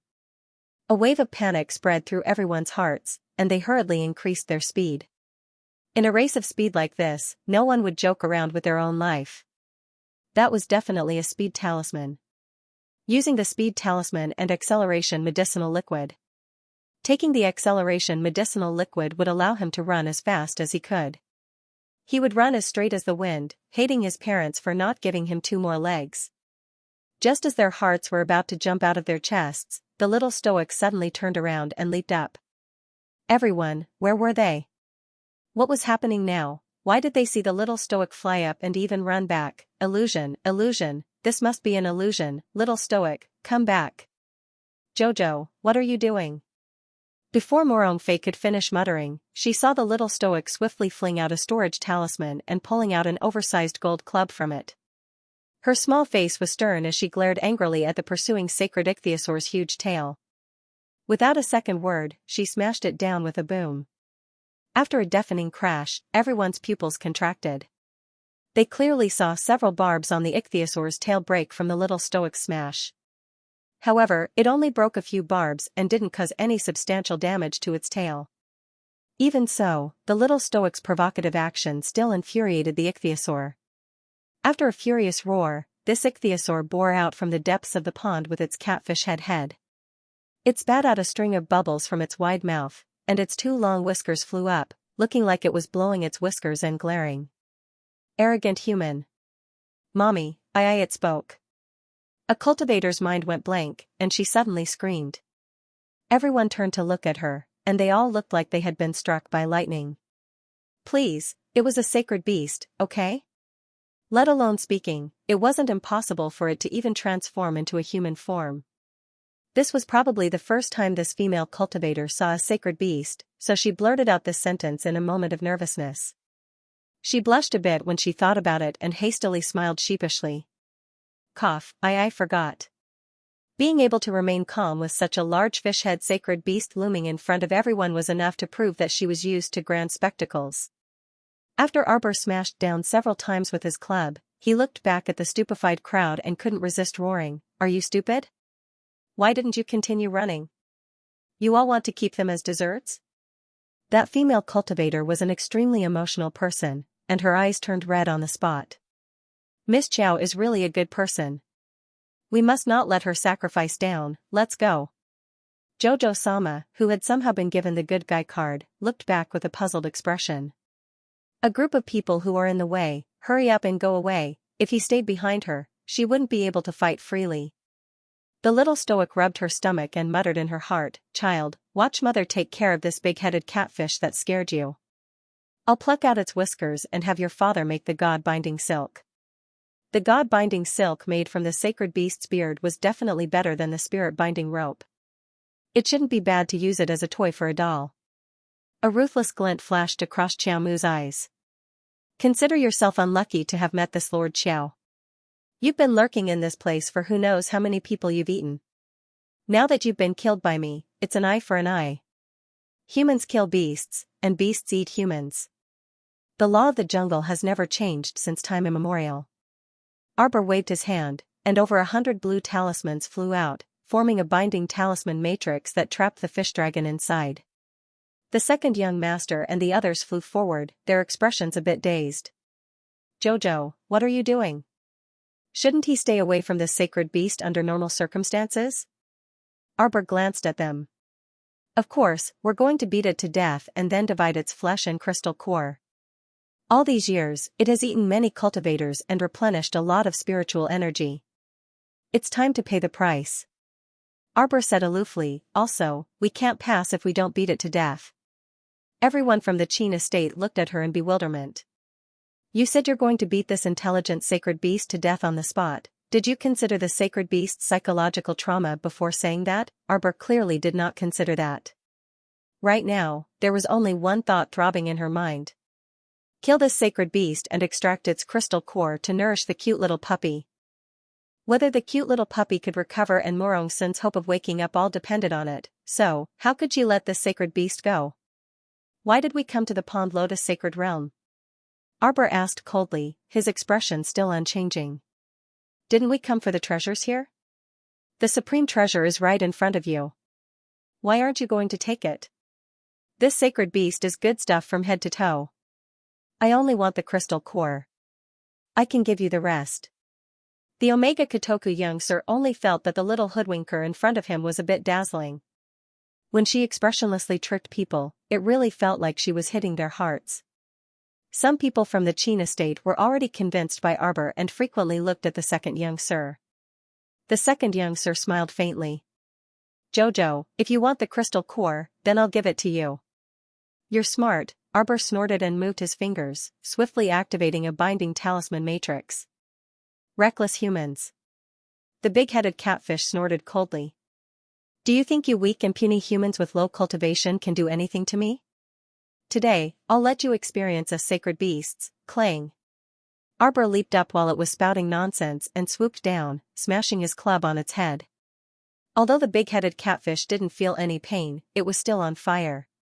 He opened his wide mouth and sprayed out a stream of water in the shape of an arrow, shooting straight at the little stoic's face, bludgeoning the fish head. The little stoic shouted angrily and flew down, smashing the fish's head several times in a row with bind, thud thud thud. The corners of eldest young Sir Qin's eyes couldn't help twitching. He had just led a group of people to evacuate, and when he turned back, he happened to see such a strange scene. The little stoic covered herself in an eggshell and raised the club in her hand high up, fiercely knocking on the catfish's head.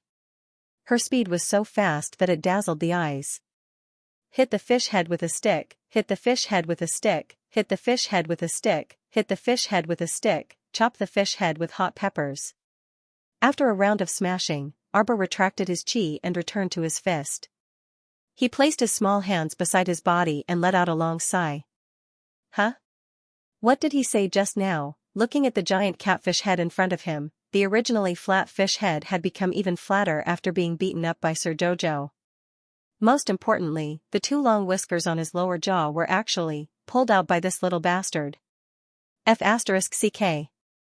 Everyone silently ridiculed in their hearts. The little stoic's ruthlessness and viciousness were simply unparalleled. Weren't you hitting the fish head with a stick the whole time?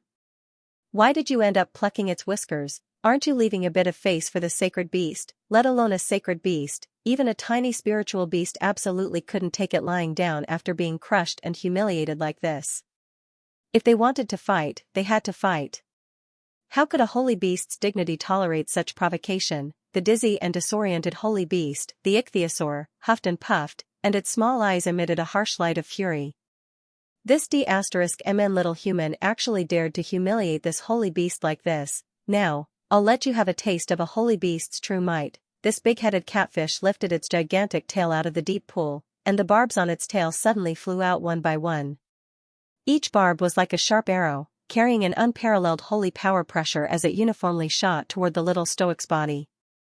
This attack was too powerful, and the little stoic knew she couldn't withstand it at all. No matter how sturdy her eggshell defensive barrier was, it could only block this holy beast's attacks at most 3 times. Moreover, every time she blocked to the limit, it would wear down this eggshell on her body. She quite liked this eggshell now and didn't want it to be scrapped. At this critical juncture, young Master Omega Kotoku coldly shouted, "Purple firmament," and an intense aura immediately descended from the sky. The gigantic dragon smashed into the cobblestone road with a bang, smashing open another huge hole in the road that was already torn apart by the ichthyosaur. Stone powder rustled and rolled down, sprinkling into the deep pool below. Arbor instantly flew into the air and expressionlessly looked down at everyone below. Everyone. Eh? It wasn't a misconception, it really wasn't a misconception. Just now, they were still wondering how the little stoic could fly around in the air for so long. She had paused in midair more than once when the club struck the fish head. As it turned out, this fellow really could fly in a domain that forbade flying. What was going on? Why could this oddball the little stoic fly?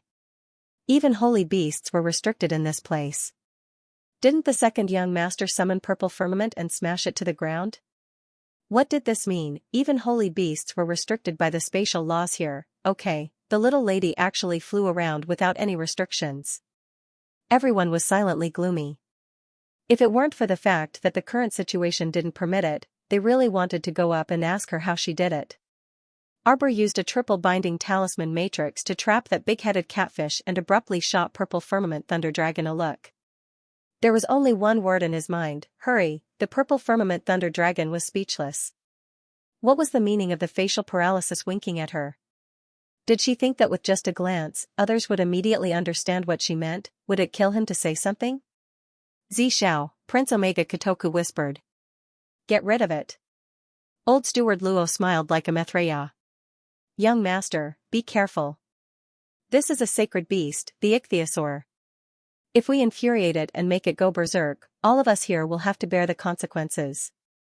No matter how much you look like a dragon, you're still just a fish, Prince Omega Kotoku said lightly. But this ichthyosaur has a powerful aura. Young master shouldn't have asked Xiao to help at such a time, he didn't know what would happen after that. With the young master's cautious personality, he wouldn't have been so impulsive if it weren't for the facial paralysis. The second young master glanced at him coldly and said in a cold voice, "Are you teaching me how to do things?" "I wouldn't dare." Elder Luo hurriedly bowed and retreated silently.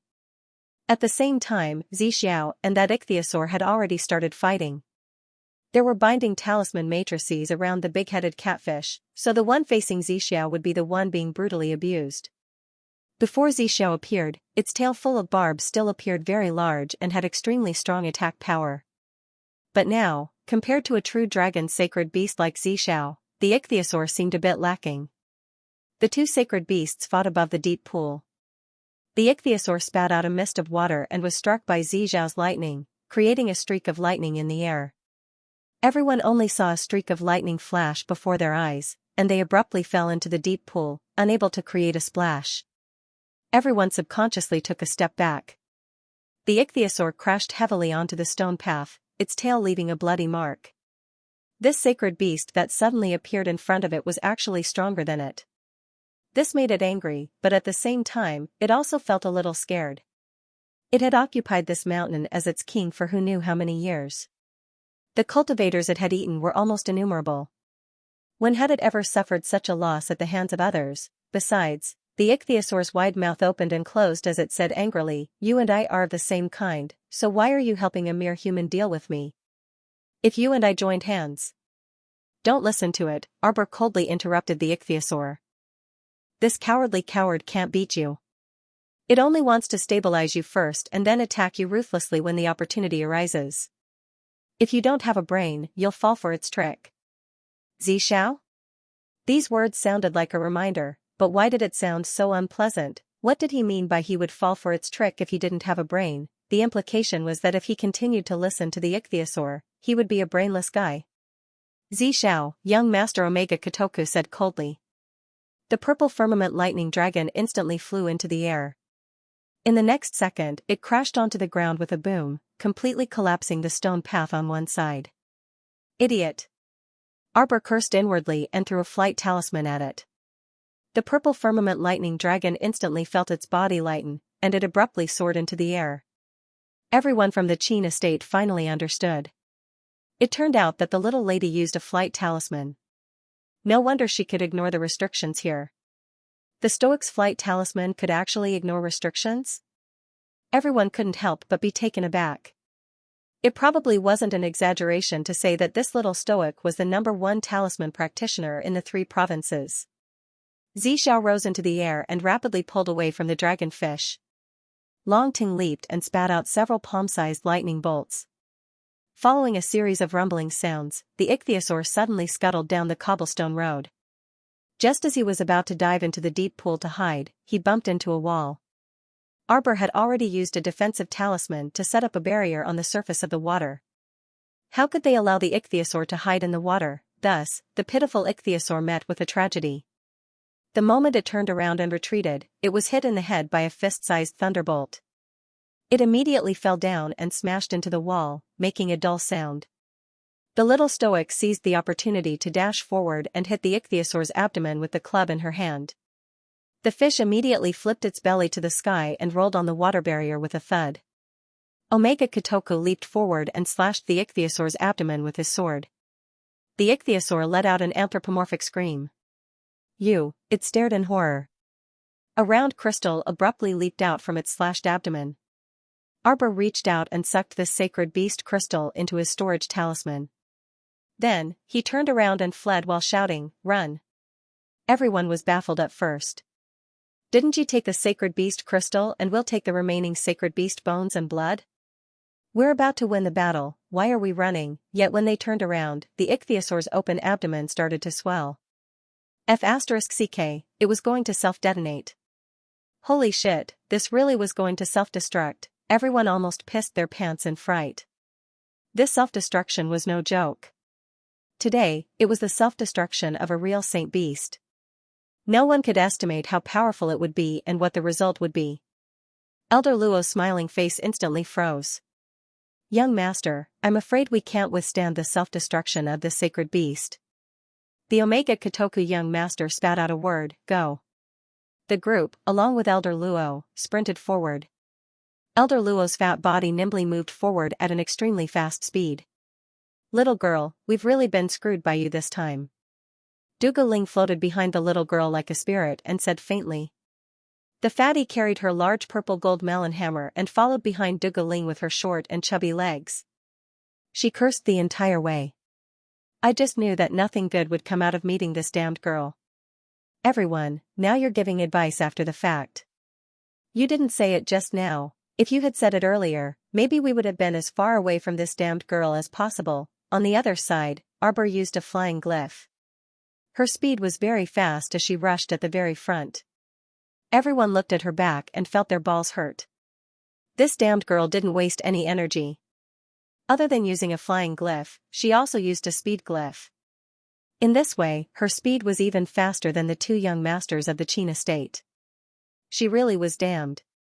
The few Xianxia who were running at the very back looked back in terror. They only saw a ferocious wave of air surging over and chasing after them. Their hearts almost jumped out of their chests in fear. The self-destruction of a sacred beast was extremely powerful. That wave of air viciously chased after them from behind. It was like a ferocious beast that had taken human form and was baring its fangs and brandishing its claws. Arbor couldn't help but look back. She saw that under the amiable gray fog, the wave of air had devoured the cobblestone path behind them. Wherever the gray fog swept, the cobblestone path collapsed. Countless stone fragments rustled as they rolled into the deep pool. Several practitioners who were running and turning their heads back stumbled the moment they turned their heads, and stumbled forward a few steps. Seeing that the gray chi wave was about to catch up with them, their faces turned ashen. They all cried out in their hearts, "This is bad." In the blink of an eye, Arbor flicked his finger and a few streaks of light flashed into their bodies. As soon as the talisman power entered their bodies, the practitioners immediately felt their bodies become lighter. With a slight push, they flew a few meters away. At this time, the wave of air had already caught up to their original position and swallowed up a section of the cobblestone road below. Arbor turned around and continued forward. Not long after, he saw a group of people in front of him. They were like ants on a hot pan, gathered in twos and threes, arguing about something. "Heavens, why are you guys still here?" A Qin Estates cultivator couldn't help but shout out. "Quickly leave." The shockwaves from the Saint Beast's self-destruction were about to reach them. Why were these people standing in the middle of the path? Did they want to die? These people were too funny and laughable. What the hell were they arguing about in this kind of place? When that emotional female cultivator saw Arbor flying over, her eyes couldn't help but brighten. She said with a face full of pleasant surprise, "Your Excellency, you've returned safely." Arbor glanced at her. He felt somewhat baffled. This female cultivator was suddenly so amiable and cordial to him. Why was that? Another male cultivator stepped aside, and Xiaomu caught sight of a large, gilded copper door behind them. Why is there a door here? Everyone looked up at the large bronze door in bewilderment. They saw that this large bronze door went straight up, connecting to the depths of the dome, as though it was one with the cave walls. Therefore, it was impossible to take a shortcut to cross it unless they opened this folding bronze door. "Jojo." Morongfei squeezed through the crowd to stand in front of her. "We tried many methods, but we couldn't open this folding bronze door. Everyone, use fire spirit burn and concentrate your divine power to blast it, but it's useless." Therefore, it was useless for them to squeeze here. They still couldn't pass through. Lady Jojo was expressionless. "Then you, oh right, how are things on your side? That sacred beast didn't make things difficult for everyone?" Morongfei continued to speak, but she stopped abruptly in the middle of her sentence. Because she had already seen that the male cultivators flying at the back were being chased by a gray wave of air that stuck to them like a shadow. That wave of air transformed into all kinds of forms, including tigers, wolves, lions, leopards, and so on. When it reached here, the wave of air transformed into a huge bird with enormous wings. It flapped its 100-feet-long wings and roared as it surged toward them. "Hurry up and think of a way to open this red bronze door." Eldest young Master Qin roared at the people behind him. Then, he raised his hands and pushed out a surge of sacred power. At the same time, Duga Ling, Fatty, Fei Zhuang, and the others hurriedly followed, helping eldest young Master Qin set up a large-scale defense to block the huge gray bird that was charging toward them. Boom! Under the impact, the road outside the barrier shattered bit by bit. Now, they had no way out. After the destruction along the way, that stone path had long been destroyed. They had no other choice but to continue forward. "Hurry up." Eldest young Master Qin's handsome face darkened, revealing traces of anxiety on his face. Lady Jojo's pretty little face was tense. "Actually, you guys, hurry, attack it together." Eldest young Master Omega Kotoko led a group of people forward and gathered their strength to blast at the red bronze door. Jojo looked at them speechlessly. "I think that actually, everyone, put in more effort. Focus fire, focus fire." A bald middle-aged man raised his arm and roared. Once, twice, countless times.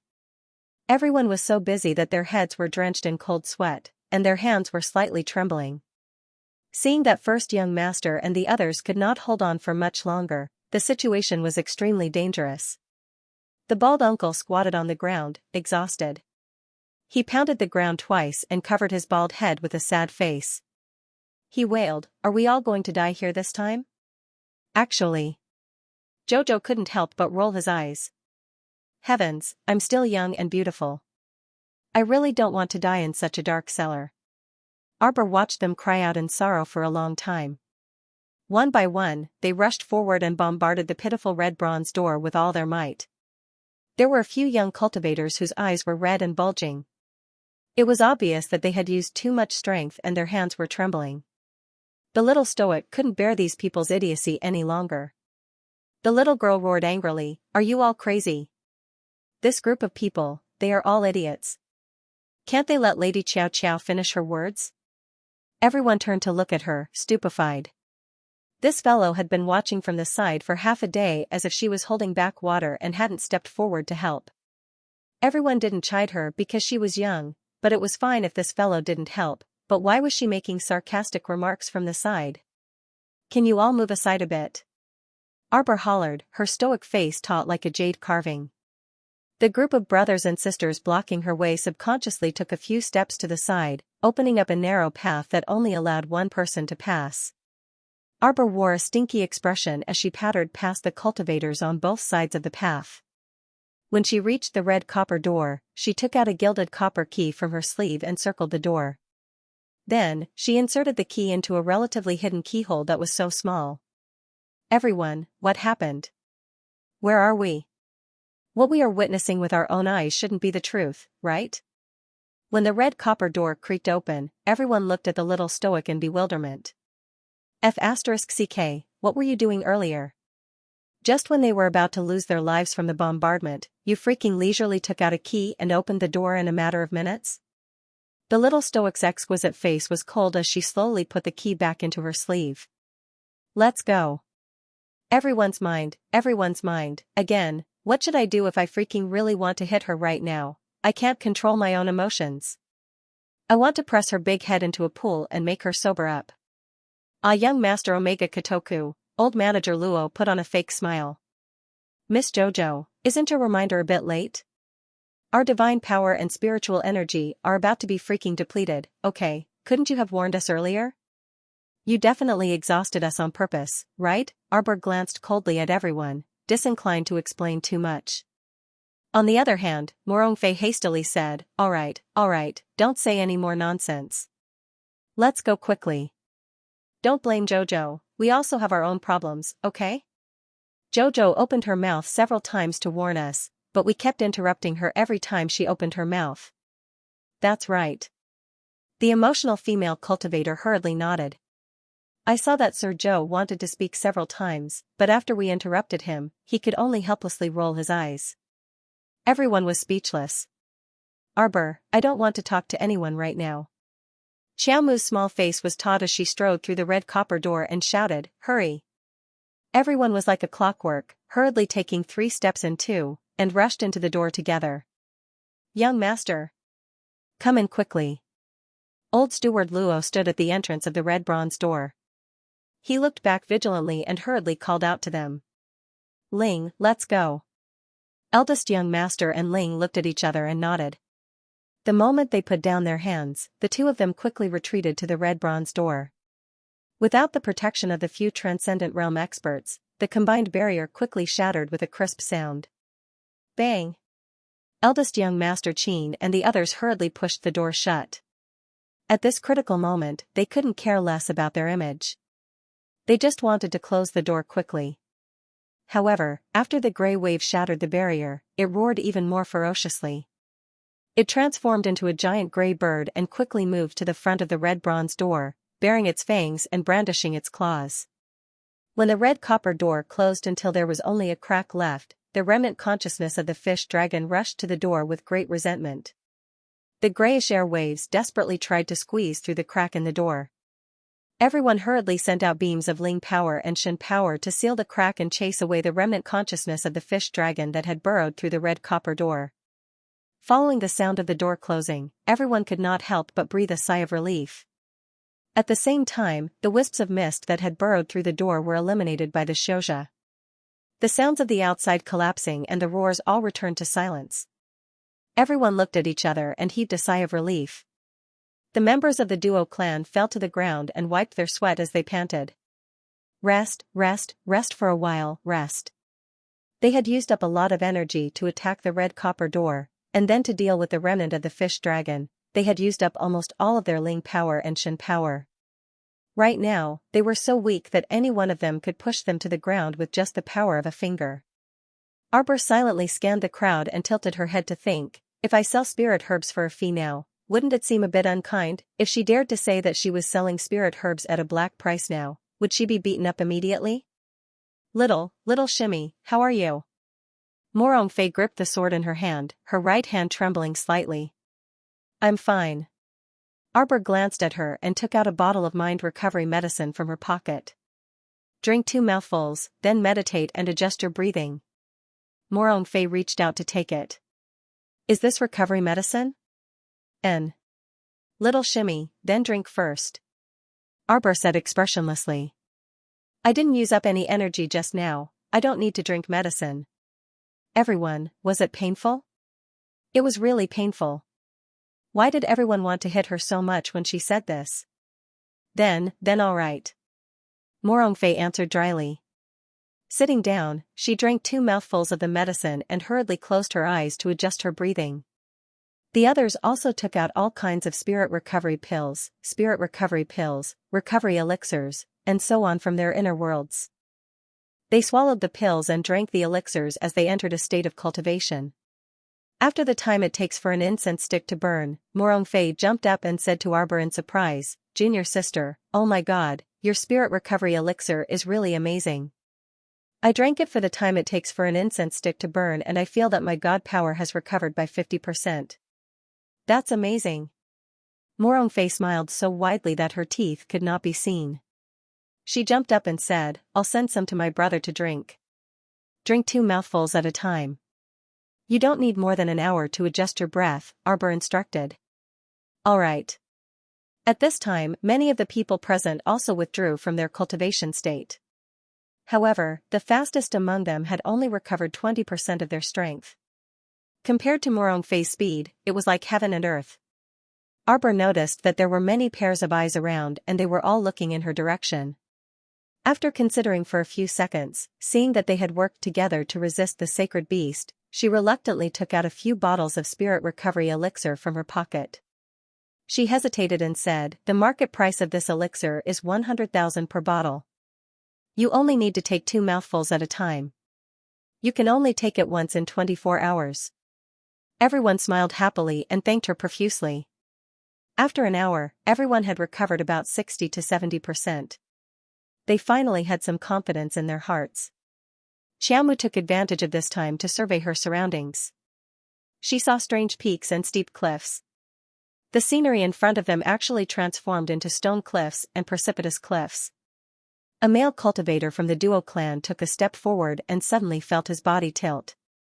He cried out in alarm and was about to fall. Duo Shanmei reacted swiftly and flung out a belt to pull him back. The male cultivator's face was ghastly pale as he stammered, Miss Duo. I said don't act rashly. Duo Shanmei also broke out in a cold sweat. Observe the situation before acting. Everyone looked in the direction that the man was falling. They saw that there was clearly a rugged path where he stepped. The male cultivator hastily said, I feel like I'm stepping on air. This path isn't substantial. It must be an illusion. Everyone nodded with a solemn expression. They were currently standing on an oval platform. Looking down, they saw tree roots and stone pillars supporting the platform they were standing on. Looking ahead, it was hazy. There were several small paths that led to the strange cliffs ahead. Every winding and rugged path ultimately sank into layers of dense fog, making it impossible to see the path ahead. Which path should we choose? After walking for a while, the little stoic was a bit hungry. She was taking out half a mantou and nibbling on it when she happened to see everyone's gazes simultaneously on her. She instantly felt baffled. She hastily stuffed the half mantou into her small mouth as if she was protecting her food. She looked at everyone vigilantly. Everyone instantly felt like they were struck by lightning. Please. We don't want to snatch your mantou, eldest young Sir Qing couldn't resist twitching his eyes. Cultivators wouldn't starve to death even if they didn't eat for several days, so there really wasn't a need to snatch half a mantu. Morongfei couldn't resist coughing. Little junior sister, how about you point out a path? Everyone nodded in unison. There were 17 to 18 winding paths in front of them. When they couldn't determine which path to take, everyone inexplicably thought that it would be better to have the stoic woman point out the path. Indeed, the stoic woman was absolutely extraordinarily gifted and top-notch when it came to luck. Seeing everyone's trusting gazes gathered on her, Lady Jojo gave them a strange look. She really didn't understand why these people had so much confidence in her. Even she herself wasn't confident. Arbor glanced at the 17 or 18 roads and pointed to a small road on the left that was overgrown with withered grass. It? Xianxia looked in puzzlement. The path covered in cobblestones beside this withered grass path seemed to be easier to walk on. Can you tell me why you chose this path? Old Manager Luo asked with a smile. Arbor had already started walking towards the path, his mouth indifferently dropping 2 words, intuition. She felt that there was something waiting for her in front. This feeling grew stronger the further she walked. It was as if something was calling out to her. Calling out to her strongly, Xiao Mu stepped onto that small path of withered branches and withered leaves, walking forward without any hesitation. The rest of the people hurriedly followed. Elder Steward Luo's eyes flashed, and when he turned to look at eldest young Master Qin, he could only helplessly follow after eldest young Master Qin. Walking on this small path, the dozen or so rugged paths in the surroundings instantly disappeared. This path led straight to the heavily foggy area ahead. It seemed to extend into the depths of the mountain forest. It looked rugged, but when they walked up, they found it was extremely flat. Everyone breathed a sigh of relief and hurriedly followed with light footsteps. We can be considered to have entered the depths of the Pond Lotus sacred realm, right? A cultivator asked uncertainly. Definitely. The emotional female cultivator nodded and sighed ruefully. Other than that sacred ichthyosaur beast exceeding our expectations, everything else went smoothly. Everyone nodded in agreement and secretly peeked at the expressionless arbor below. Even if others praised her in front of her, this fellow's emotions didn't fluctuate at all. Looking at her was truly stifling. I wonder if there are still unknown dangers hidden in the depths of the Pond Lotus sacred realm. In short, everyone needs to be careful. If anyone remembers any relevant information, remember to share it with us. Do Xingwu pursed her lips and said, this isn't only for our teammates, but also for our own lives. Don't be like some people, always giving advice after the fact and only taking out crucial items after watching others work hard for half a day. The little stoic suddenly paused and turned around to glance at her. You're talking about me? No. You're talking about me. Do Tingqi hastily waved his hand and pushed his indignant sister behind him. The crown princess, my younger sister is a straightforward person. She doesn't have any bad intentions. Watch your mouth. The little stoic coldly glanced at Do Xingwu. If you can't control it, I can help you.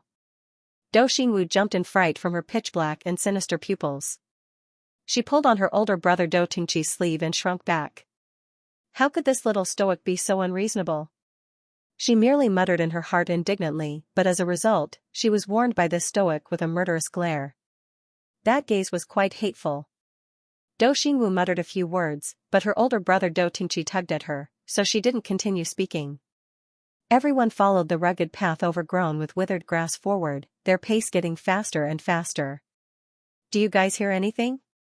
Seems like there is, but also seems like there isn't. Is there wind? I can see the path ahead. That's right, I can see it too. My line of sight seems to have brightened up quite a bit all of a sudden, someone excitedly called out. Speed up. Morongfei shouted. She hurriedly took a deep breath and sprinted forward. A bunch of idiots. Just by looking at the bright light, can't you feel that the little junior sister leading the way is getting faster and faster? Mother!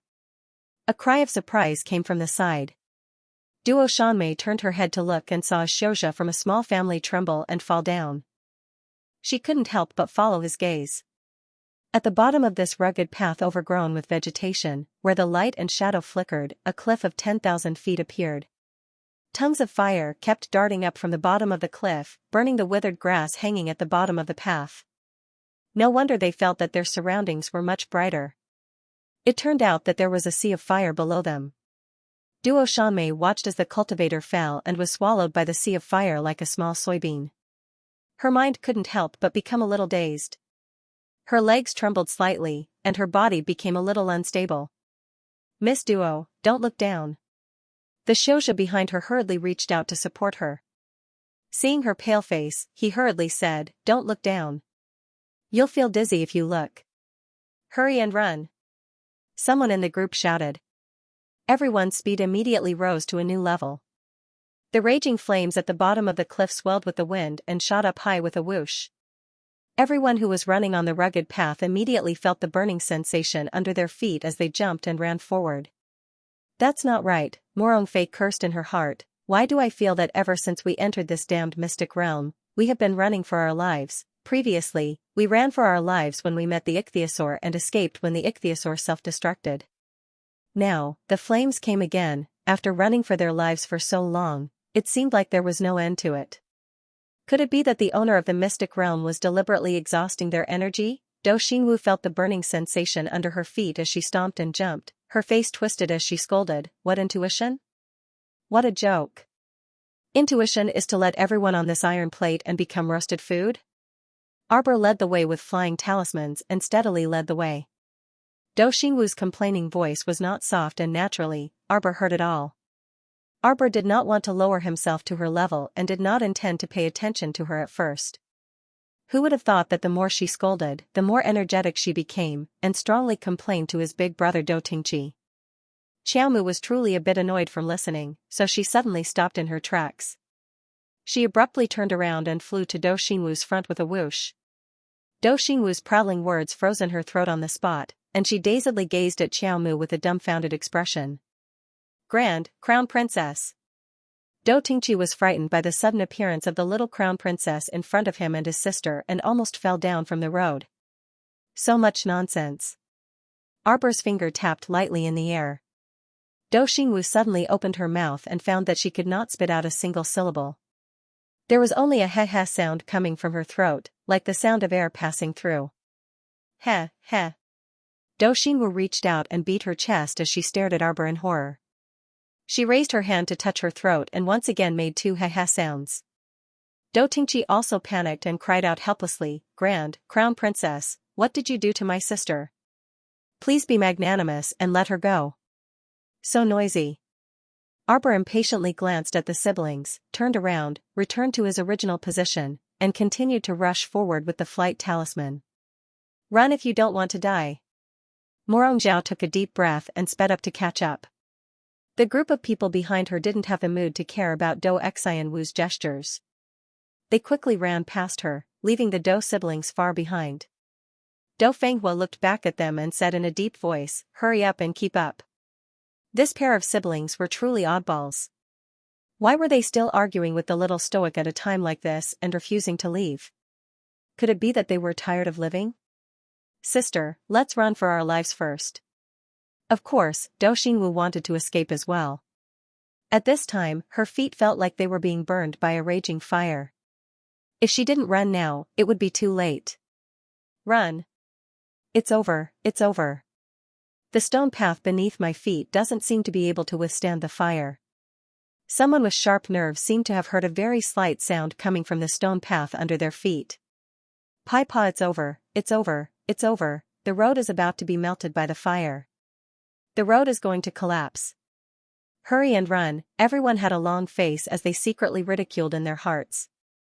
The little Crown Princess's bullish *T intuition was seriously too deceptive. Her intuition was to bring them back home. Arbor looked back at the sour-faced crowd and said expressionlessly, "Teammate price, a flight talisman for 50,000 spirit coins.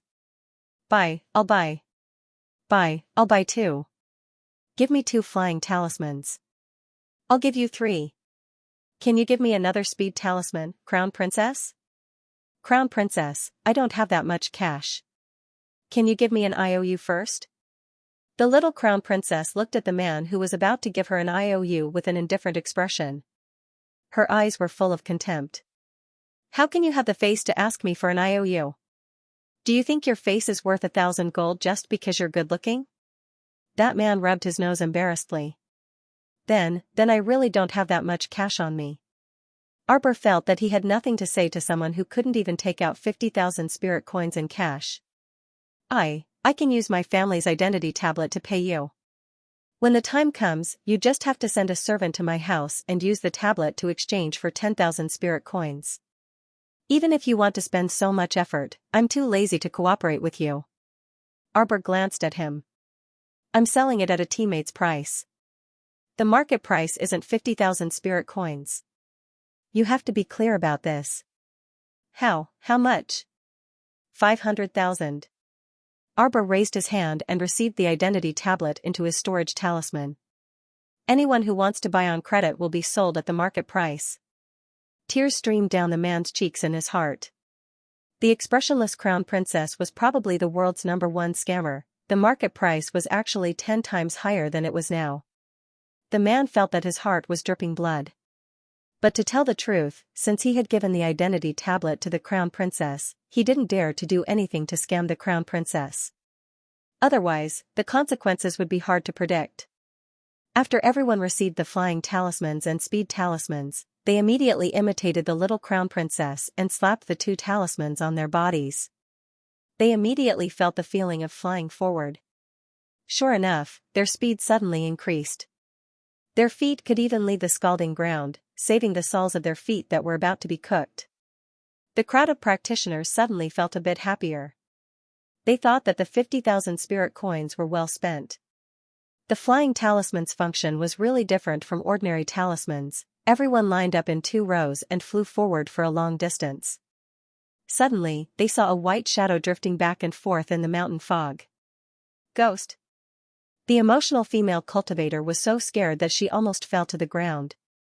Morongfei was speechless. Could this young lady not be so funny? You're a high-rank spirit realm cultivator, yet you're afraid of a mere chi mei. The group didn't stop and immediately flew over. As they got closer, they could see a white figure wearing a white dress. She was wandering back and forth, back and forth. This can't really be a mountain spirit, right? Morongfei stuttered. To be honest, when she saw this kind of thing, she felt her hair stand on end. The white figure suddenly turned his head. His long hair was scattered in front of his eyes, covering his face. He looked like a gloomy wind, and it was quite scary. Especially this white robe and black hairstyle, it was quite scary. Several female cultivators screamed in fright and subconsciously hugged each other for warmth. Arbor also floated over. He suddenly stretched out a small claw and grabbed a section of the other's long hair, pulling it with all his strength. It seems to be a wisp of soul. Young Master Omega Kotoko glanced and said. No, it can't be. A female cultivator from the Duan clan whispered. Didn't the crown princess catch her? Wasn't the crown princess a little too weird? She could grab a soul with just a stretch of her hand. Who would believe it if they didn't see it with their own eyes? Xiaomu grabbed that soul's long hair and yanked it twice, dragging her to her side.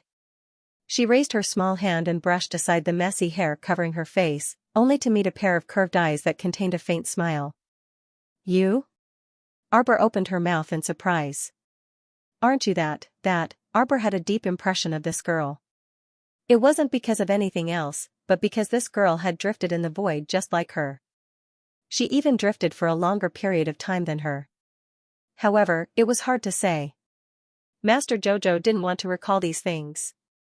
But, 3,000 years in the void. Thinking of this number, Jojo felt a little shocked. It was hard to imagine how she spent 3,000 years drifting alone. At least Master Jojo had the damn tree to accompany him. M.O. Arbor stretched out a small finger and remembered her name. Who are you? You know me. This girl's voice was long and her speech was much slower than normal people. It was as if someone had slowed her speech by 2 times. Xiaomu raised her hand and rapped her head. Why are you in a daze? Everyone, that's right. This girl looked like half a soul now. What they met in the Sun Moon Mystery Realm last time could be her main soul. This half-soul could only form a small part of her consciousness. It didn't have the main soul's memories at all. Therefore, it was understandable that she didn't recognize him with her silly look. Arbor raised her hand and pulled her long hair. I'm your good friend, Arbor. You look very similar. Mo imitated him and raised a finger, waving it in front of Arbor. What do you mean look similar? Arbor pulled down her finger and continued to lie with an honest expression. Of course we look alike. We've met before. I knew you didn't disappear. The little monk was talking nonsense. He even said that your soul had scattered. Look, isn't there still half of your soul here? He must have been drifting in the void, and half of his soul had been sucked into this secret realm without him knowing. Ah, that's right. Did the sun and moon twin wheels run off to look for you? What about the sun-moon wheels? Have you kept the sun and moon wheels? The sacred artifact has a spirit. It should be able to help you recover your essence soul. Arbor pulled her sleeve and looked back and forth. He frowned. Where are the sun and moon wheels? Why isn't it on you? Could it be? She suddenly thought of a possibility and her eyes lit up. There was no doubt that the sun-moon twin wheels had gone to follow Mo. However, since the aura of the sun-moon twin wheels was not present on this half of the soul, there was only one possibility: don't be in a daze. Come out with me later. Xiaomu grumpily smacked her head. You'll definitely be saved. What's your name? Mo asked. Didn't I tell you? My name is Arbor. Don't forget it in the future. Arbor said angrily. You're so young. How can your memory be so bad? Right, what's the place in front of us? You've lived here for so long. You must know the way. Bring me there. Ah. Mo raised a finger and said slowly, there's you. What do you mean there's me? It was really hard to talk to an idiot. Ah. There's you. Mo repeated what he said just now. Even the ah he uttered was the same as before. Arbor, this scammer silently took out an image jade talisman from her pocket and pointed it at Mo. What do you mean there's me? Ah. There, you. Everyone, wasn't this scammer a scammer? Why did she have to preserve her current idiotic appearance? Was she plotting to show it to others in the future so that they could mock her? Alright, where do we go now? I know the way. Mo said word by word. Lead the way. Mo's figure slowly turned backward. Her feet didn't touch the ground as she floated forward. Arbor used a flying talisman to follow her. Omega Kotoku and the others also hurriedly followed. At the end of the small path, a vast mountain appeared. Everyone followed Mo up the mountain. After floating for a while, they realized that they seemed to have circled back to the starting point. Why are we following this idiot? Elder Luo frowned and couldn't help but ask. Does this spirit know the way or not? I know the way. Mo said word by word. Mo, it's fine. Continue walking. Ciao, you. Mo raised her hand and pointed forward. Arbor turned back and looked at everyone. You all stay here first. I'll go with Mo to scout the way. Heh. The mute and talkative Do Xinwu couldn't help but blush. She pointed at her throat and glared angrily at Arbor. Do Tingqi glanced at his sister and stammered. This isn't very appropriate. Crown Princess. We're all in the same team. How can you run alone? Then you go with Mo to scout the way. Arbor very straightforwardly took a step back. Do Tingqi's face instantly turned pale from fright. He quickly took a step back. Morong Fei turned and glared at him. Do you think scouting is easy? That's a dangerous thing. If you're not careful, you might encounter some ultimate great saint beast. If you're so good, then go. Do Tingqi only felt that his mouth was a little dry.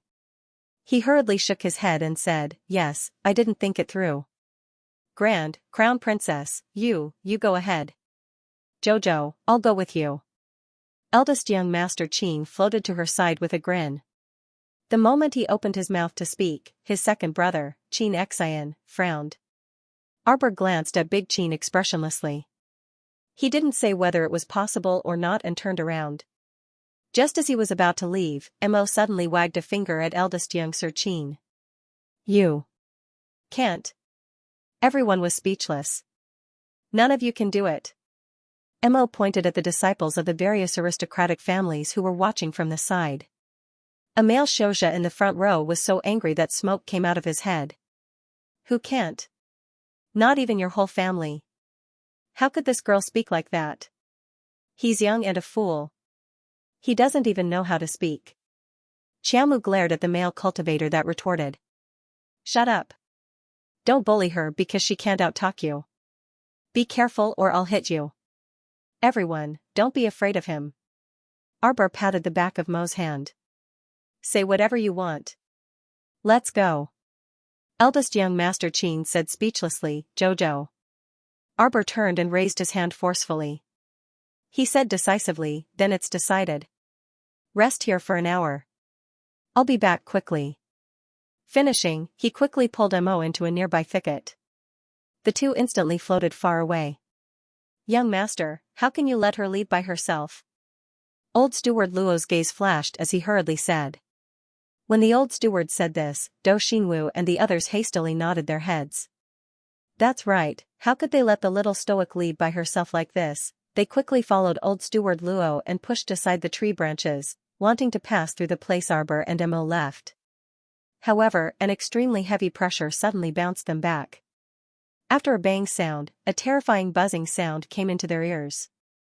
Everyone felt their eardrums were about to become crooked from the vibrations, and they looked up to take a closer look. Instead, they saw an oval-shaped barrier that connected heaven and earth appeared in front of them.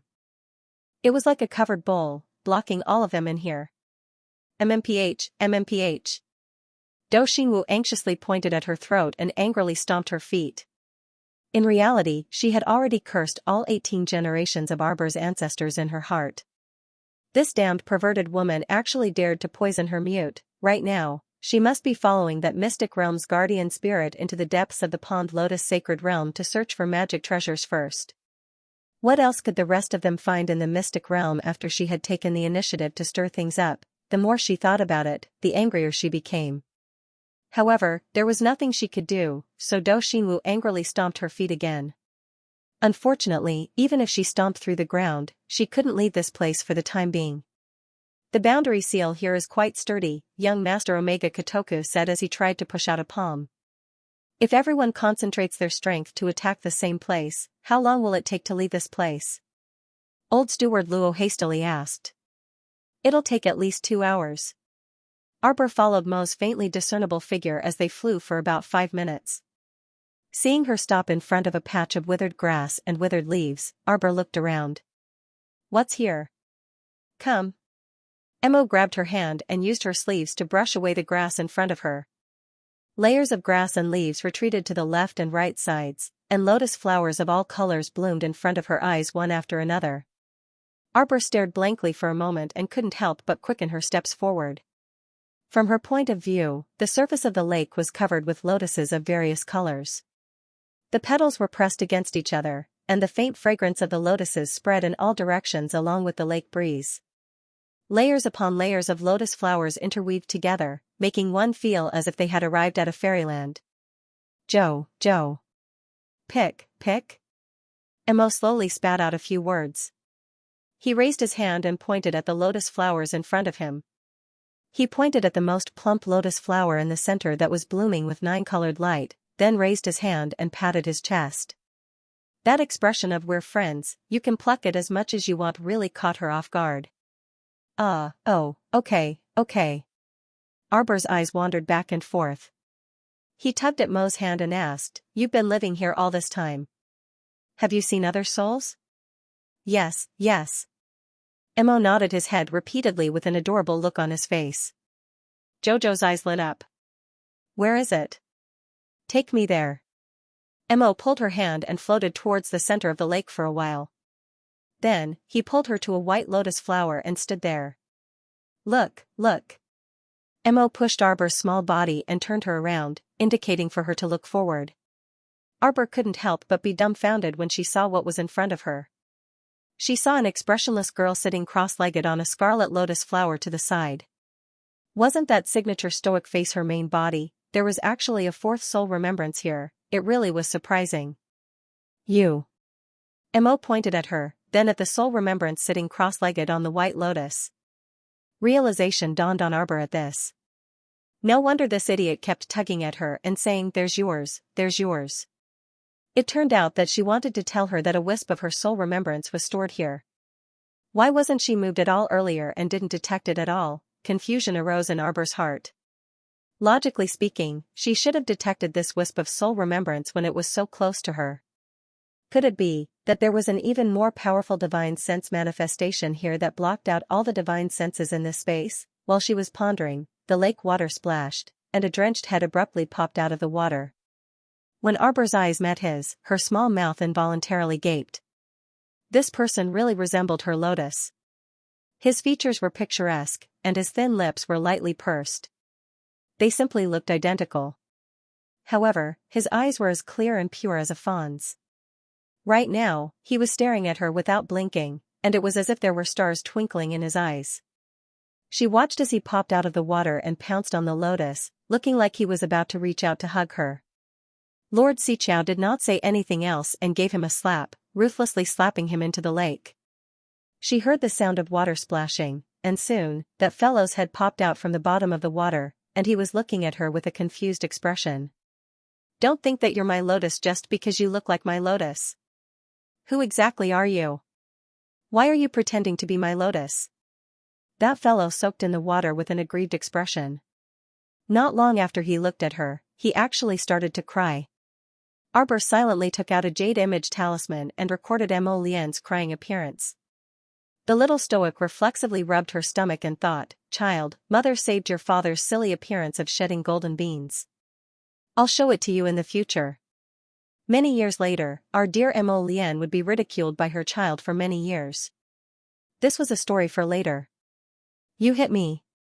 At this time, the pitiful Mo Lian was looking at Arbor pitifully with an accusatory expression. "Speak. Who are you?" As soon as Xiaomu shouted, Mo Lian's thin body trembled slightly, and he confessed everything in full detail like a bamboo tube spilling beans. I am the soul and soul of Shang, the ancient Mo Lian.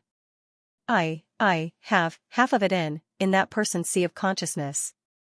Although this guy was stammering, Xiaomu was very familiar with Mo Lian's matters, so she naturally understood his meaning in a second.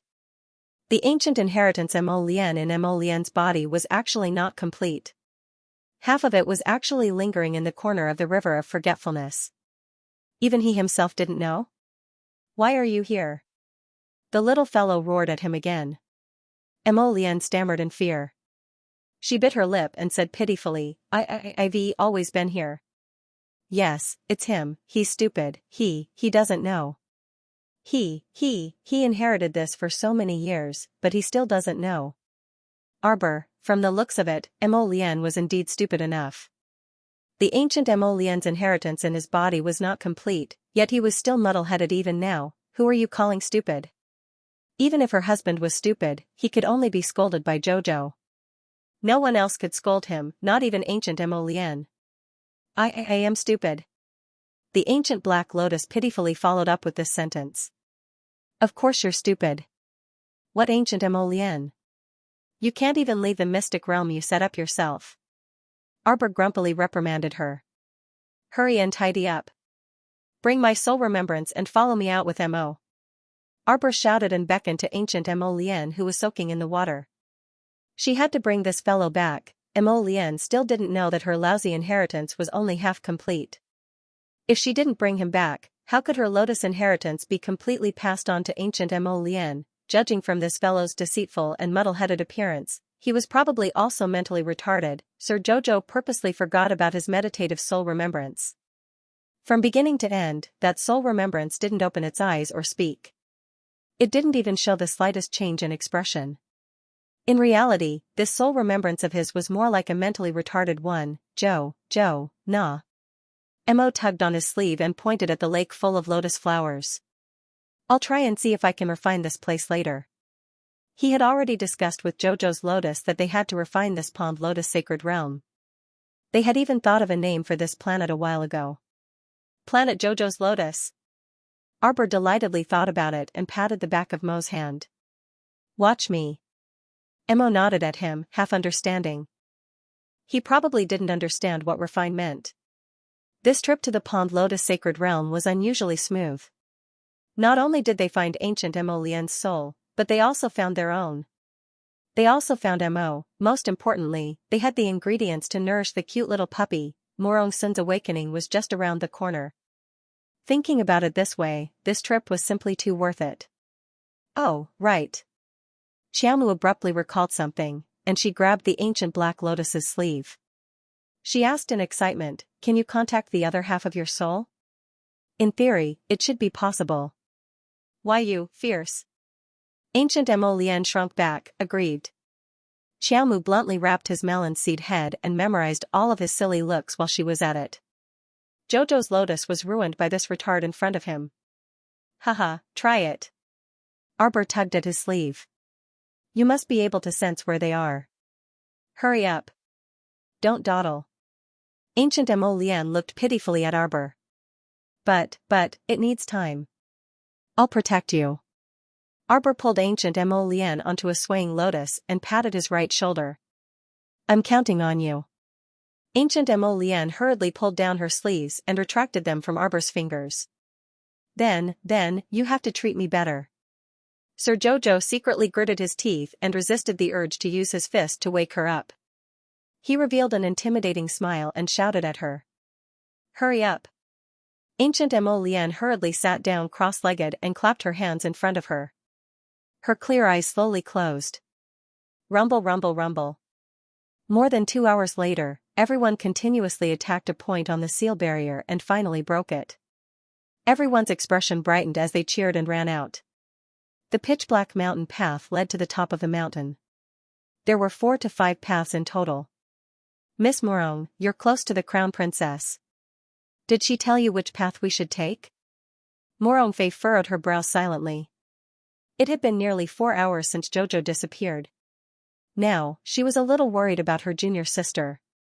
She didn't know where her junior was at this moment. Old Steward Luo looked at the numerous mountain paths that led to the top of the mountain and muttered, it should be that mountain path. He pointed to the 3rd path on the left. Miss Chiao's aura faintly seeped out from there. I guess it should be this path. Everyone was in a daze. Hearing the old steward's words, they hurriedly calmed down and spread out their spiritual senses to feel.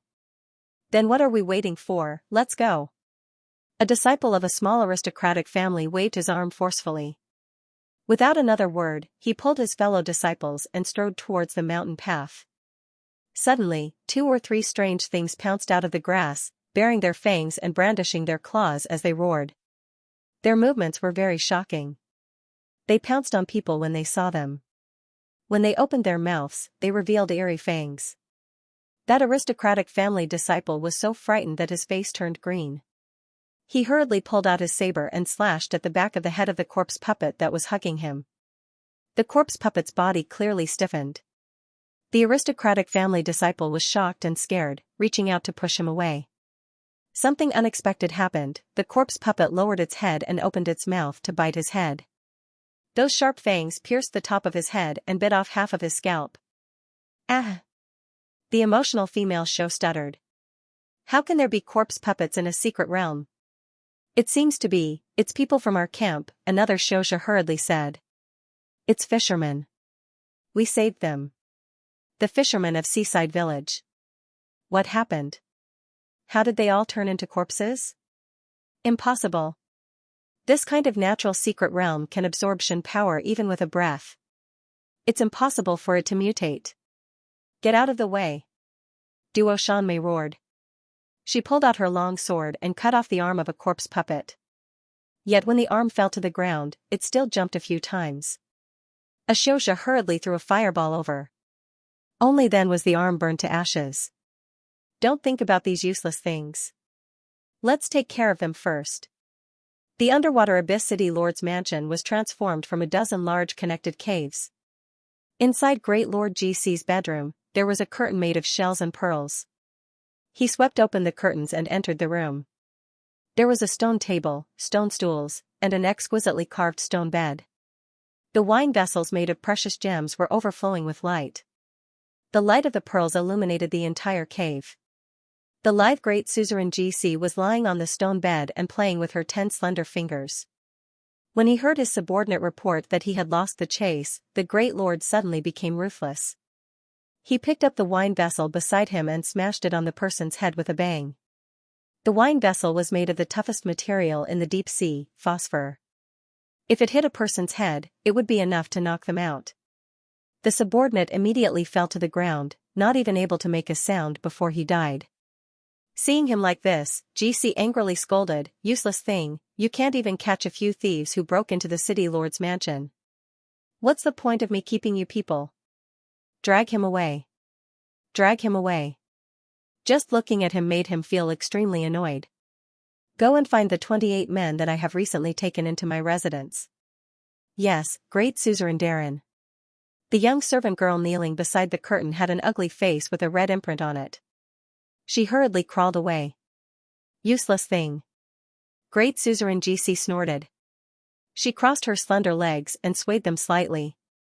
Her eyes unconsciously looked up. Ah! Before she could even let out a scream of terror, she was completely silenced by a handful of poison powder that came head-on. She felt a burning pain in her throat, causing her to stare at the person with a twisted face. After opening her mouth twice, she couldn't make a sound. GC understood that her voice was muffled by the poison powder thrown down by that person. The most frightening thing was that the man had been quietly lying dormant on the ceiling of the cave since some time ago. He was stuck there like a thin paper man. When she raised her head and saw such a thing, she was greatly traumatized. If anyone was in their room and saw a stranger on the ceiling, they wouldn't be able to calm down. GC scrambled to her feet and hurriedly tried to flee.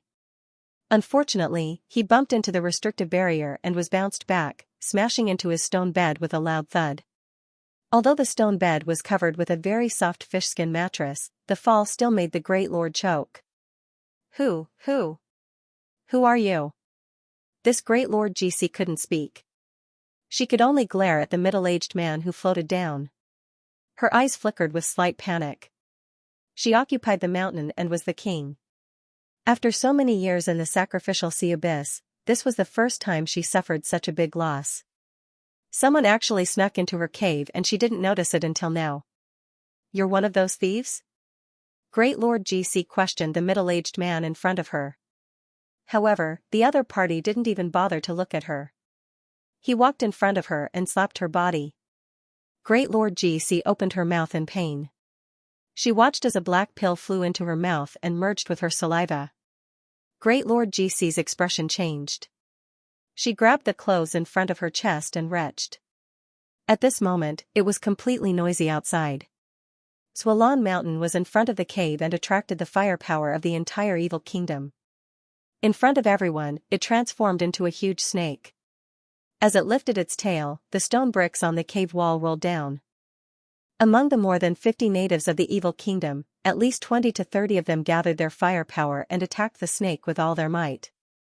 At this critical moment, the venerable Peach Blossom Immortal appeared beside Swalan Mountain. He grabbed his right shoulder and kept transferring Saint power to him. The combined firepower of dozens of natives and the combined firepower of the two of them caused an earth-shaking collision, as if two star domains had collided. All of the aborigines were sent flying, and their wails were heard all over the place. Swalan Mountain snorted. "You guys overestimate yourselves." One of the aboriginals who had been sent flying shouted with a face full of shock, quickly report to the great feudal lord." Someone who's not afraid of death, came to the city lord's mansion to cause trouble." As soon as he finished his sentence, he was smashed into a pile of meat paste by the 100-meter-long tail of the humanoid snake. "You talk too much. Can't you be quieter? Are you looking for this great lord?" Prince Mo, who was disguised as a middle-aged man and had an ordinary appearance, pressed his sword against Great Lord GC's back and forced her to walk over step by step. Great Lord GC's lips trembled as if she was so angry that she couldn't speak. However, the truth was that the poison had already dissolved in her stomach and was overturning the sea. Now, she only felt that her body was alternating between hot and cold, as though she was sitting on a small boat, bobbing up and down on the turbulent sea. She wanted to concentrate her spiritual sense, but it was extremely difficult. Everything in front of her was blurry, and the sounds by her ears seemed to be getting further and further away. She panicked for no reason, and GC raised her head strenuously, wanting to see the face of the middle-aged man in front of her clearly. But it was a pity that this was a face without any distinguishing features, and he did not look like a cultivator who had embarked on the path of cultivation. There was not the slightest change in expression on his ordinary face. No, that's not right, this person's face looked a little strange, as though it was a fake face. That's right, his face did not match his temperament that was as cold as snow. This person had changed his appearance. GC widened her eyes in shock, and just as this thought floated through her mind, she felt a sharp pain in her back. She involuntarily took a few steps forward. Great Lord! A few of the natives of the city of Sin could not help but cry out mournfully when they saw their boss being held down. GC was held down by Mo Lian's sword, and she walked down the stone steps step by step. Her originally charming face was now pale and distorted. If you don't want to die, tell them not to resist and obediently throw away the weapons in their hands. Mo Lian sneered unrestrainedly, and the sword in her hand pierced into the woman's back. You, what do you want? GC suddenly realized that she could speak, and she hurriedly shouted, do you know how many people there are in the Sin Kingdom? You want to rebel with just the few of you? You must be tired of living. Slap. Hearing this woman speak, the venerable Peach Blossom Immortal felt extremely bored, and gave her a heavy slap across the air. Say something more practical. He did not know if he should say that she was stupid. Half of her life was in the hands of others, and she still dared to boast so shamelessly. What did she mean by tired of living? She was the one who was in a difficult situation now, wasn't she? GC had been a tyrant in the undersea abyss for so many years. She had lived a good life and had many husbands. She had never suffered like today. First, he was fed poison, and then he was hung up and beaten in front of everyone. How could this not ignite the flames of depression in her heart?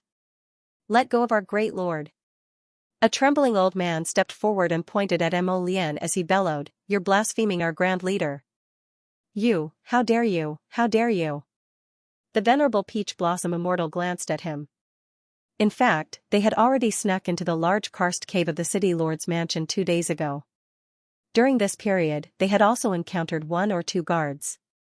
Relying on the password given by Omuri, they managed to survive several times. But for some reason, the password seemed to have changed today, therefore, they were exposed. Of course, it wouldn't be much of a problem if they were exposed. After all, as long as they were strong enough to crush the crowd, everything else wouldn't be a problem. After 2 days of secret contact, they discovered a very funny phenomenon. The citizens of the Sin Kingdom seemed to have been brainwashed, and they worshipped GC. Therefore, even if the distribution of resources was very unfair, and the food they found was severely exploited by the Great Lord, they still mindlessly showed a very respectful attitude to the Great Lord. They had seen this old man before them when they were worshipping in the sinkhole. He should be an old resident of the Sin Kingdom. Mo Lian raised her hand, and a sword light flashed. High Lord GC's left ear fell off, dripping with blood. The graceful Great Lord was stunned for about 3 seconds before she let out a scream so sharp that it pierced the eardrums of others. She had never thought that the man behind her, who did not show his face, would cut off one of her ears with a single move. From now on, she would be a beauty with 1 less ear. With such a fatal flaw in her body, how could she look at herself in the mirror in the future? High Lord GC, who had always prided herself on being perfect, couldn't accept this fact. The piercing scream lasted for a few seconds before it was extinguished by Yuan Shurchen's slap. So noisy. Yuan Shurchen casually glanced at the woman and turned to face the citizens of the Kingdom of Sin who had calmed down in an instant. You guys saw it. If you speak any more nonsense, your High Lord will have 1 less thing on her. It could be her ear, her nose, her eyes, or her mouth. The venerable Peach Blossom Immortal circled around High Lord GC with a smile. The sharp dagger between his fingers slid gently across the trembling woman's face. High Lord, your left and right are not symmetrical now. High Lord GC couldn't help but tremble. In a state of inexplicable horror, she couldn't help but cry out in a trembling voice, You. Stop, stop. Stop, stop. You guys, want? What do you want? TSK, wouldn't it have been better if we cooperated earlier? The venerable peach blossom immortal kept the thin, sharp dagger in his sleeve and looked at High Lord GC with a smile. Tell me first, how did you block the realm suppression? No, how would we know, no. Ah. In the blink of an eye, GC's other ear was cut off by the venerable peach blossom immortal as soon as she said that. Shenwu couldn't help but cover his eyes with his hand. Seeing this, the snake man couldn't help but sneer at him. Weren't you imprisoned by this female overlord for a while? Now that you see her miserable state, could it be that you sympathize with her? No such thing. Then why did you cover your eyes with your hands? Xianxia snorted with disdain. If it was me, I would first go up and slap her twice, then cut off her tongue and mouth. You little human, being so soft-hearted, you will definitely suffer a great loss in the future. Shenwu knew that the human snake's words were crude but not crude. What he said was not completely unreasonable. He had been a soft-hearted person since he was young. Even after embarking on the path of cultivation, he didn't seem to have changed much. Because of his soft-heartedness, he had suffered countless losses. However, he could not completely get rid of this bad habit. Senior is right. Shenwu nodded. He cupped his hands and bowed. Junior will definitely correct this bad habit of his. Snake Man glanced at him and crossed his arms. Then, he turned to look in the direction of the venerable peach blossom immortal. You think we're desperate to know? The venerable peach blossom immortal sneered. Even if you don't say it, our cultivation levels are not suppressed by the rules of this place. We're just curious. I'll say it. I'll say it. In the moment of hesitation, both of her ears were cut off. The viciousness and mercilessness of these men made GC fearful. She hurriedly revealed the truth with trembling lips. Behind my bedroom, there's a sinkhole that's connected to the ancient array. I swear that everything I said is true. There's a holy treasure in the center of the array. I don't know if it's what I think it is. I suspect that the natural realm suppression here is actually caused by this array. The so-called heavenly Tao law is probably formed by this holy treasure. Including the exit of the abyss of the sacrificial sea, it's probably blocked by the array. But I've studied it for many years and still couldn't find a way to break this array. We can't get out at all. Previously, the entrance of the abyss of the sacrificial sea was sealed by the aristocratic families. After a year, the seal was finally lifted. Who would have thought that there would be a ferocious beast guarding the exit? We fiddled with it for a long time, burning it with fire and stabbing it with ice thorns. Who would have thought that the holy beast would fall into a deep sleep and didn't react at all? It thought that our attacks were all child's play. Mo Lian and Yichen were speechless. So how deep was Xianxia's sleep? Others were using all kinds of attacks to hit his tail, but this guy could still sleep. The snake man touched his nose awkwardly and coughed lightly. You can't blame me. It's just too boring to stay in this broken place. What else could he do besides hibernating? As long as he hibernated, he could slowly recover the essence, energy, and spirit that he lost. If he hibernated for a few decades, he could recover all the holy power and vitality that he lost in the previous battle. Why wouldn't he do it? He couldn't get out either. There was a large restriction above. It was a restriction barrier created by the aristocratic families of the River of Forgetfulness. In addition, there were many people guarding above. It was blocking the exit of the citizens of the Kingdom of Sin, but even if he made way for them, they wouldn't be able to break through the barrier and walk out of the undersea abyss, right? So it was his fault? A bunch of baffling people. Mo Lian ignored Xianxia, who interrupted and asked directly. Holy treasure? That's right. I suspect that it's a saint artifact that has already formed its own saint spirit. Mo Lian's eyes lit up. She thought to herself, a sacred tool that can form a holy spirit is basically one of the best in the world. Among the saint tools, only 1 in 10,000 could form a holy spirit on its own. From this, one could see how rare and precious it was. Lead the way. Mo Lian unceremoniously tied him up with a spirit-binding rope and tugged hard. Lead the way. GC was tripped by an elegant floor-length dress and almost fell down. Mo Lian had already tossed the spirit-binding rope to Shenwu. Shenwu subconsciously grabbed the rope and pulled on GC's body that was tilting to the side. When the great leader turned around, her beautiful eyes immediately widened. You? You were the one from before, little one? Kid? She had a very deep impression of this brat. It was a kind of hatred that came from not being able to get what she wanted.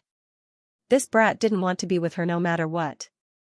In the end, he would rather be taken to the deprivation sinkhole by her than give in to her. Since she was destined to not be able to get this man, then no one else would be able to get him in this life. That was exactly what GC was thinking when she ordered her lackey to send Shenwu on his way. But now, Shenwu was actually still alive. Yet, she was on the verge of death. Things in this world were truly complicated and ever-changing. In the past, GC would never have believed that she would one day be reduced to such a miserable state. Old Zhang, what should we do now? Several natives of the Sin Kingdom surrounded the old man who was worshipping in the sinkhole and secretly rubbed their palms anxiously. The old man trembled as he took a few more steps forward and knelt down. He clasped his hands together and bowed to the sky. He shouted at the top of his lungs, "Heavens above, you can't treat GC like this. If it weren't for GC leading us to build a city and a home here, we would have died long ago. GC is our benefactor. What do you outsiders want to do to the High Lord?" Mo Lian glanced at him coldly. "Don't act like you have a deep grudge. You only have yourself to blame. Over the years, many people have died in your hands. You get a rats, what right do you have to negotiate with me? Let's go." Mo Lian reprimanded coldly. Shenwu immediately straightened his body and pulled GC. "Lead the way." GC took a deep breath, pursed her lips, and said, "I've said what I should say. As long as I take you to the center of the array, you will let me go, right? You don't have the right to negotiate with us." Yuan Shurchen smiled and shook her finger at her. "I advise you to lead the way and stop talking nonsense. Unless, you want to lose something on your face?" GC shuddered. The more she looked at these ordinary-looking young men and middle-aged men, the more they looked like monsters from hell. They were ugly, but their hearts were even uglier. How could there be such a monster in this world? Snake Man secretly glanced at GC and asked Yuan Shurchen, "Is that woman cursing us in her heart?" The look in his eyes was strange, as if he was looking at something dirty. Yuan Shurchen reached out and pulled him up. He followed up and said indifferently, "She's cursing you." GC's so-called sleeping palace was actually just a large cave that had been pieced together by a few caves. Considering the harsh living conditions here, the extent of this woman's extravagance could be said to have reached a point that made one's hair stand on end. Small holes were chiseled into the walls on both sides of the cave. Round gemstones of various colors were embedded in the holes. The multicolored lights connected into a line, and these underwater gems emitted the purest and most transparent light. Mo Lian suddenly raised her hand, and a few dumb-looking mechanical puppets suddenly appeared in front of everyone. "Collect. Be gentle." With a swipe of his hand, he took out a few gaudy cloth bags with ink-colored lotus flowers embroidered on them and tossed them to the golems. After the group of golems received the order, they immediately turned around and walked over together, starting to get busy. Dig out the various round gemstones on the cave walls. Hu Shurchen was speechless. The Snake Man was dumbfounded. He couldn't help but glance at Lord Mo Lian. What is he doing? This was daylight robbery. Could this guy be any more shameless? He had painstakingly collected so many shells, pearls, and gemstones of the underwater abyss, but they all ended up in the hands of this shameless guy. "Don't leave anything out. That box. The ruby on the box is not bad. Forget it. Don't bother if you can't take it off. Take it along with the box." Everyone was speechless. The venerable Peach Blossom Immortal's mouth twitched. He couldn't help but facepalm. My heavens, look at how Xiao this trash's daily actions had led Mo Lian that trash astray. Wasn't he supposed to be a serious and cold crown prince? What had he become now? You. Great Overlord GC's eyes rolled back. She fainted from anger. Mo Lian glanced at her. Then, she pointed at a golem and said, "Slap her." That golem walked forward in a daze. Without a word, it slapped Great Overlord GC's tender face twice. Pfft. Great Overlord GC, who woke up, spat out a mouthful of blood. She was so angry that she fainted again. Oh my god. Mo Lian is really capable. She actually made Great Overlord GC faint twice in a row. The venerable Peach Blossom Immortal supported himself against the wall, but he staggered and nearly lost his footing. He cursed inwardly, "It's over. Sir Xiao has definitely led Mo Lian further and further down the path of evil. What does it mean to be marked by the company one keeps? This is probably it." Shenwu tugged on the spirit-binding rope and pulled Great Overlord GC up from the ground. The golem raised its black stone arm and slapped GC twice, waking her up from her stupor. "Continue leading the way." Mo Lian's emotionless and cold voice entered Great Overlord GC's ears. Her entire body quivered, and her legs couldn't help but tremble. If she dared to faint again, Mo Lian would definitely let her have a taste of the 18 slaps. Great Overlord GC didn't need to look in the mirror to imagine how swollen her face was right now. Tears streamed down her face. She had never been so angry in her life. Why didn't she explode from anger? For so many years, she had been used to living in the undersea abyss. How could she accept such treatment? "If she cries again, I'll gouge her eyes out," Mo Lian said coldly. GC's pitiful tears welled up in her eyes. She did her best to hold them back. At this moment, if GC could howl towards the sky, she would definitely cry out bitterly, "It's so hard to live. Just how unlucky must you be to encounter such a fiendish star that didn't give you any reason at all?" He Shurchin face-bombed again. "Bro, you're too cruel." Mo Lian was a typical example. He was full of love and patience when it came to his wife, but when it came to other people, he would be all kinds of irritated and long-winded. "So shut up, what an emotional guy." He-chan pursed his lips. GC bitterly shed a few tears, but in the end, he impatiently scolded her. He didn't even allow her to cry. Crazy, this extremely vile behavior was simply outrageous. Great Overlord GC's two noodle legs trembled as she led them through the winding karst cave for less than half an hour. Pushing aside the barrier blocking the entrance of the karst cave, GC led everyone out of her bedroom. She pointed at the deep square pit in front of him. It's right there. I can't get close. If I go over, I'll be thrown out." As soon as she finished speaking, she found that her head was moving forward. She was kicked out by someone. Dong. A loud sound rang out. Great Overlord GC crashed into a transparent barrier. This collision caused her to see stars. She fell limply to the ground and fainted again. At this moment, GC's appearance was very miserable. She no longer looked like a high-spirited local tyrant. Not only had her ears turned into a bloody mess, her forehead had also collided with the barrier. Now, there was a ridiculous bump on her forehead. This GC lay on the ground miserably. Her mouth was slightly open and her breathing was heavy. Her expression was conflicted and indignant. Her eyes were tightly shut and she was unwilling to open them. She did not want to see those disgusting and ugly people anymore, and in front of everyone, transparent barriers appeared. The square pit in the middle was rather far away from the barrier. To be honest, everyone could not see what was inside at the moment. "Kick her awake," Mo Lian said coldly. Just as the golem was about to jump forward and kick her again, GC, who had lost her ears, sat up straight and said expressionlessly, "I can't remove this barrier." She spoke quickly. The reason I guessed that this array formation was the source of the restriction was because behind this barrier, there was an inconspicuous little fruit tree. Back then, the first batch of people who came here all ate the sour and astringent fruits on the tree and removed the restriction on our cultivation. Shenwu said with a look of realization, "Oh, so you were the only batch of people who were not suppressed by the natural laws?" No, what the Grand Lord meant was that the law of nature's suppression was largely dependent on the formation in front of him. Mo Lian walked a few steps around the transparent barrier. When he stopped, the venerable Peach Blossom Immortal floated to his side and asked impatiently, "How is it? Can you find a way out?" Mo Lian frowned and did not speak. He stared at the transparent barrier in front of him and thought calmly. How is it? What array formation is this? Why is it in the abyss of the sacrificial sea? This should be an array formation left behind by the heavenly axiom. Mo Lian said indifferently, this should be the place where the heavenly axiom placed the tower of punishment. Hu Shurchin, Mo Lian raised his hand and pointed. The barrier in front of him immediately collapsed.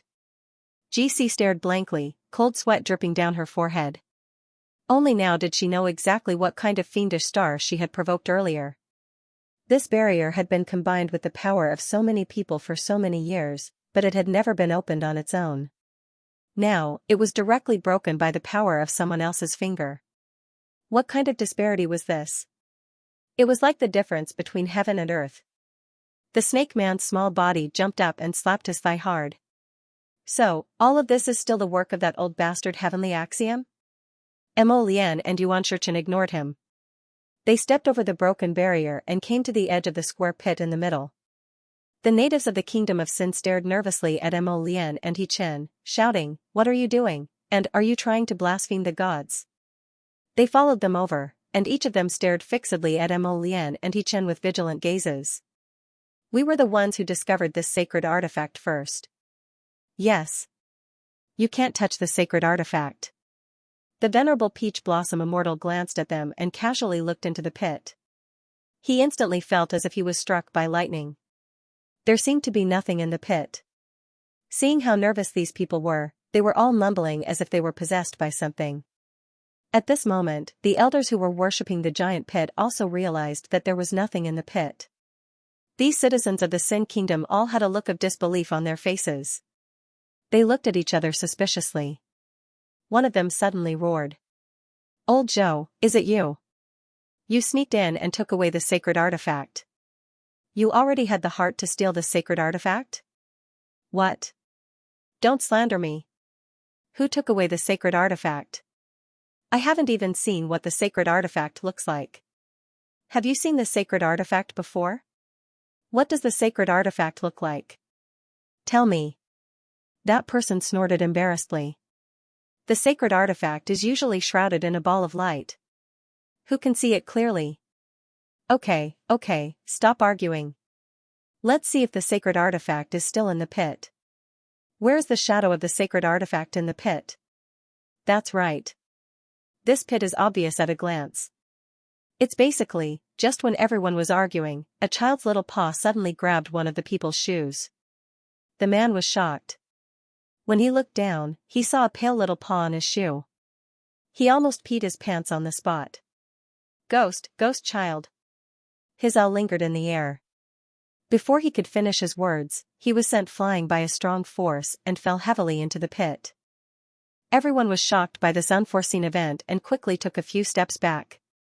At the same time, they saw a naked 3-year-old child jumping up from the edge of the pit. His little hands and feet moved nimbly. He jumped onto the foot of a practitioner and stepped on it. His little body jumped up 1 or 2 meters. She raised her leg and kicked the mouth of the unlucky cultivator. His messy roar in the wind was completely stopped in the deep pit. Everyone stared dumbfoundedly at the unlucky practitioner who was kicked by the child. This guy was like a kite with a broken string. He flew into the pit and fell head first. With a cracking sound, no one knew if his teeth were broken or his chin was broken. He was in so much pain that he covered his face with both hands and rolled back and forth in the pit. When the others saw this, they hurriedly retreated. Each of them stared at the lively little brat who was running back and forth around the crowd as if they were looking at a monster. This little demon ran 1 round and kicked 2 people flying, then ran another round and kicked a few more people flying. After a few laps, the pit was filled with wailing unlucky people. Outside the pit, only Mo Lian, He Jichen and a few others had not been poisoned. The little rascal scampered around and stopped in front of Mo Lian. He tilted his little head and looked up at her. Puffing his cheeks, he scolded, "Who are you?" Yuan Shichen restrained himself and coughed lightly. "A sacred artifact spirit transformation? How dare you?" The child put her hands on her hips and angrily rebuked, "Where did this mountain spirit come from? How dare you be so rude to me? Call me Lord Guangguang." Hu Shichen was speechless. The venerable Peach Blossom Immortal smiled at him and waved his hand. Lord Guangguang ran to the venerable Peach Blossom Immortal's side with his bare little body. Before he could speak, the smiling man turned hostile and mercilessly knocked him on the head. "Tell me, what kind of divine weapon are you?" The venerable Peach Blossom Immortal reached out and picked up the little ghost. "If you don't tell me, I'll beat you back to your original form."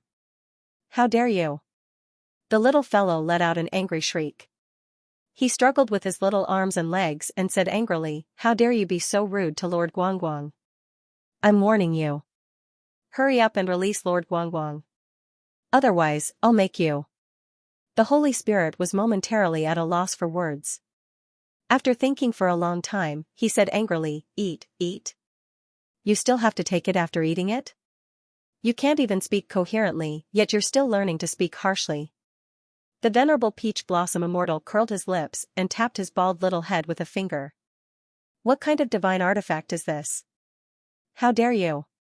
A certain Holy Spirit shook his limbs in exasperation. He opened his mouth and shouted, "You ugly freak.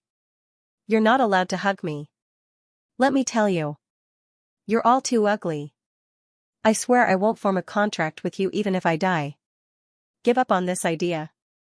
Even if you cry and kneel and beg me, I won't want you, humph." Hu Shurchen, Mo Lian, this fellow was actually a dog for looks. What exactly was this thing that gave birth to such a strange divine artifact spirit? Looking at it, it didn't look like some unknown little divine artifact. It had to be a natural divine artifact that had formed a spirit after thousands of years, right? Why did it look like it deserved a beating? "No one wants to form a contract with you." Mo Lian, this venomous tongue, started to display his specialty again. "You look like you're useless with short arms and legs. Other than being able to eat, you probably can't do anything else. Whoever wants to form a contract with you is unlucky. Hu Shurchen, will you die if you don't speak venomously?" Look at how this child's eyes were red and he was about to cry. "What do you have to do with the heavenly Tao? You look like a naturally formed divine artifact. Logically speaking, after forming intelligence, you shouldn't look like a child. Could it be that the heavenly Tao suppressed you to this state?" Hu Shurchen casually deduced, his tone revealing a hint of schadenfreude. As expected, the heavenly Tao, this old fellow, attacked whoever it saw, without exception. Seeing that the naturally formed divine artifact had formed intelligence and was about to form a spirit body, the heavenly Tao actually sinisterly set up a large array to suppress others. Alright, this matter should be clear now. This deep pit at the bottom of the sea was not to trap others at all, but to trap this divine artifact. The heavenly Tao was tricking the divine artifact. In the end, it happened to meet the aristocratic families of the River of Forgetfulness and found such an excellent treasure ground to expel the traitors.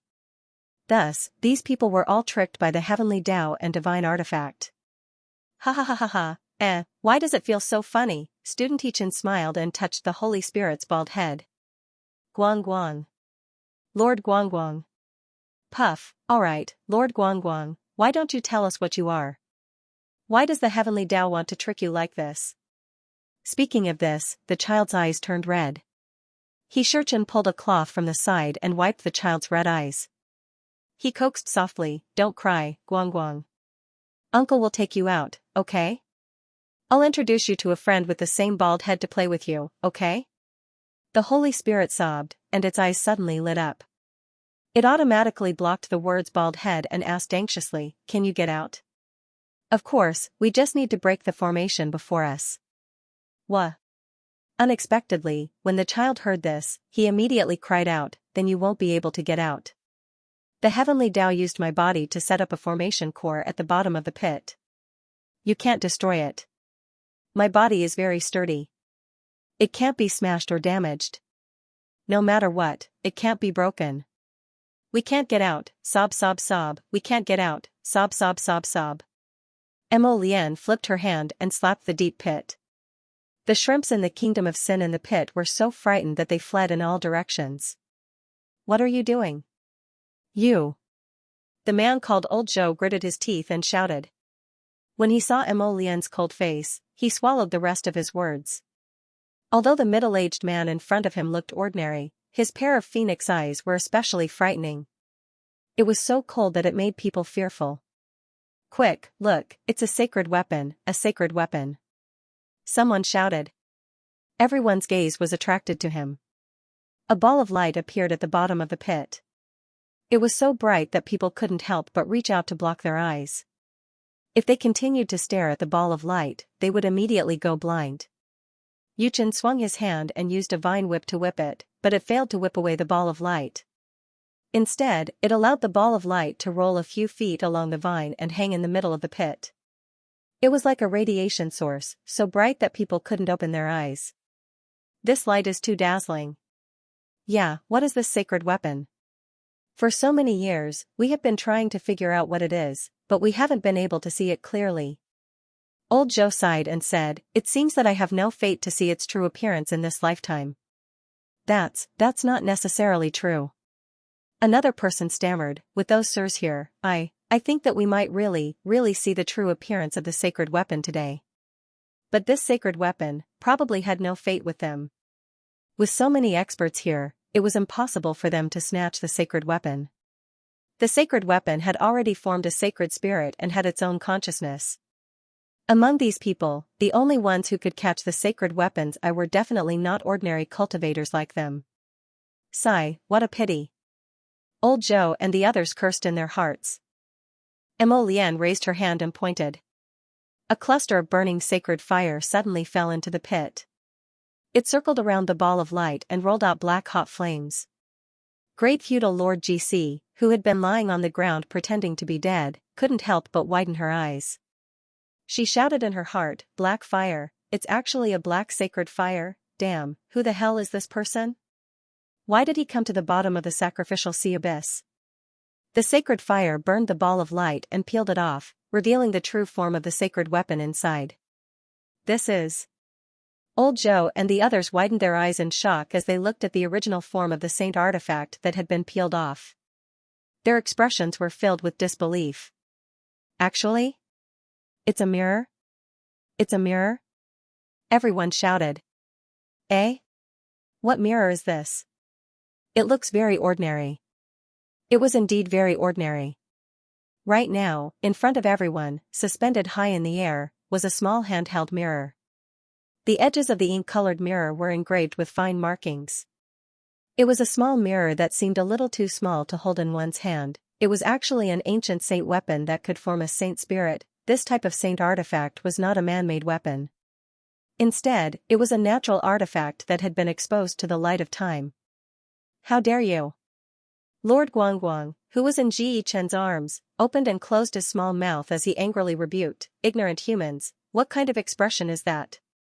He actually dared to look at Master Guangguang with a suspicious gaze. "He must be tired of living," Ma Yingchen sneered.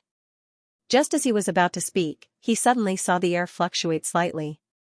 Jojo's small face suddenly appeared among the ripple-like phantoms. "What are you doing?" Arbor roared at the floating phantoms in front of him. "It's been so long and you still haven't come back. What are you waiting for?" The venerable peach blossom immortal touched his ordinary youthful face, his eyes full of surprise. "I've already become like this, yet you can still recognize me?" "Jojo." Emolienne pushed him away with one hand, a trace of joy flashing across his phoenix eyes. "Jojo, why did you suddenly appear? This is..." He raised a slender finger and touched the ripple-like illusion in front of him. Arbor's eyes lit up.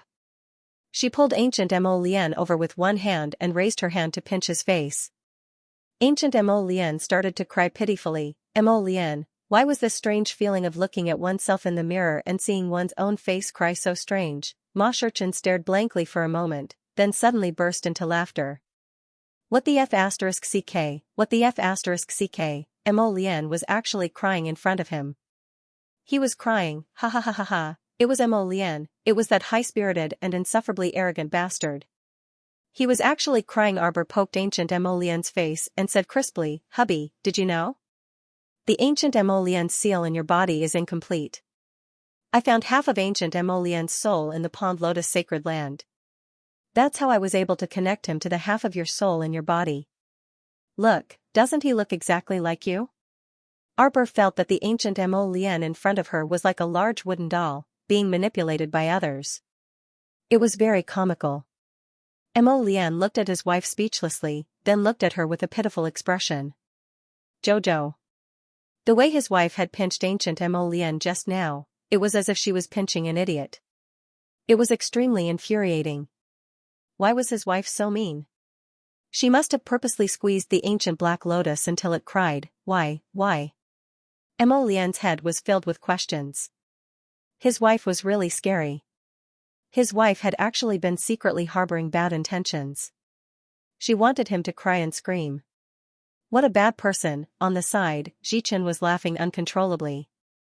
He glanced at Mo Lian and remarked, I didn't expect that the Crown Prince Mo, who has always been wise, and mighty, actually didn't even know that the ancient Black Lotus seal was incomplete. What a retard. Ha ha ha ha ha. Mo Lian turned her head and glared fiercely at him. Don't think that just because he didn't finish his sentence, he didn't know that this guy was secretly mocking him. Ma Yingchen tried to hold back her laughter, but she couldn't. She laughed out loud cheerfully. Do you need help? Help your ancestors. Mo Lian glared at him again before turning her head to look at Arbor, which was faintly discernible in the water ripples. Jojo, why did you go to the Pond Lotus Sacred Realm? Arbor stopped joking and stared at her husband. After a long pause. Just when Mo Lian thought that his wife was finally going to talk about serious matters with him. His wife deliberated before saying, it's a long story. Yuan Shurchen, Mo Lian, it's me who shouldn't have had such high expectations for my wife, she wasn't cut out for telling stories. The little stoic looked at Rotten Peach Blossom with a taut face before looking at Jojo's lotus. She harumphed and said, you guys actually had so much fun in the undersea abyss that you forgot home. Of course not. The venerable Peach Blossom immortal hastily waved his hand. We missed you so much, Jojo. Mo Lian missed you every day and was constantly worried about whether you ate your fill. Arbor's eyes brightened. I ate quite well. Everyone, she suddenly thought of something and said joyfully, Jojo's lotus, let me tell you. How dare you? Right at this moment, Lord Guangguang, who had been ignored for a long time, suddenly let out a loud shout. It was a pity that he was small and weak, and his voice was also childish, which really did not have any majesty. Arbor's gaze finally fell on the child in He Chen's arms through the water ripple's illusion. Who is this little brat? Who are you? How can you open up this space-time passage and appear here in the form of an illusion? The girl in this illusion was too strange. This place was extremely deep in the sea abyss, with its light congealing mirror as the heart of the array, an isolation array set up by the heavenly Tao. Logically speaking, no matter who it was impossible to come here in the form of a soul, and would definitely be isolated outside, but why did she? How dare you, female thief? Who are you to the heavenly Tao? Arbor stared at the little brat with a stupefied expression, staring at him through the screen. If this little brat was in front of her at this moment, she would definitely pull him over and give him a good beating. Do you know how to speak human language?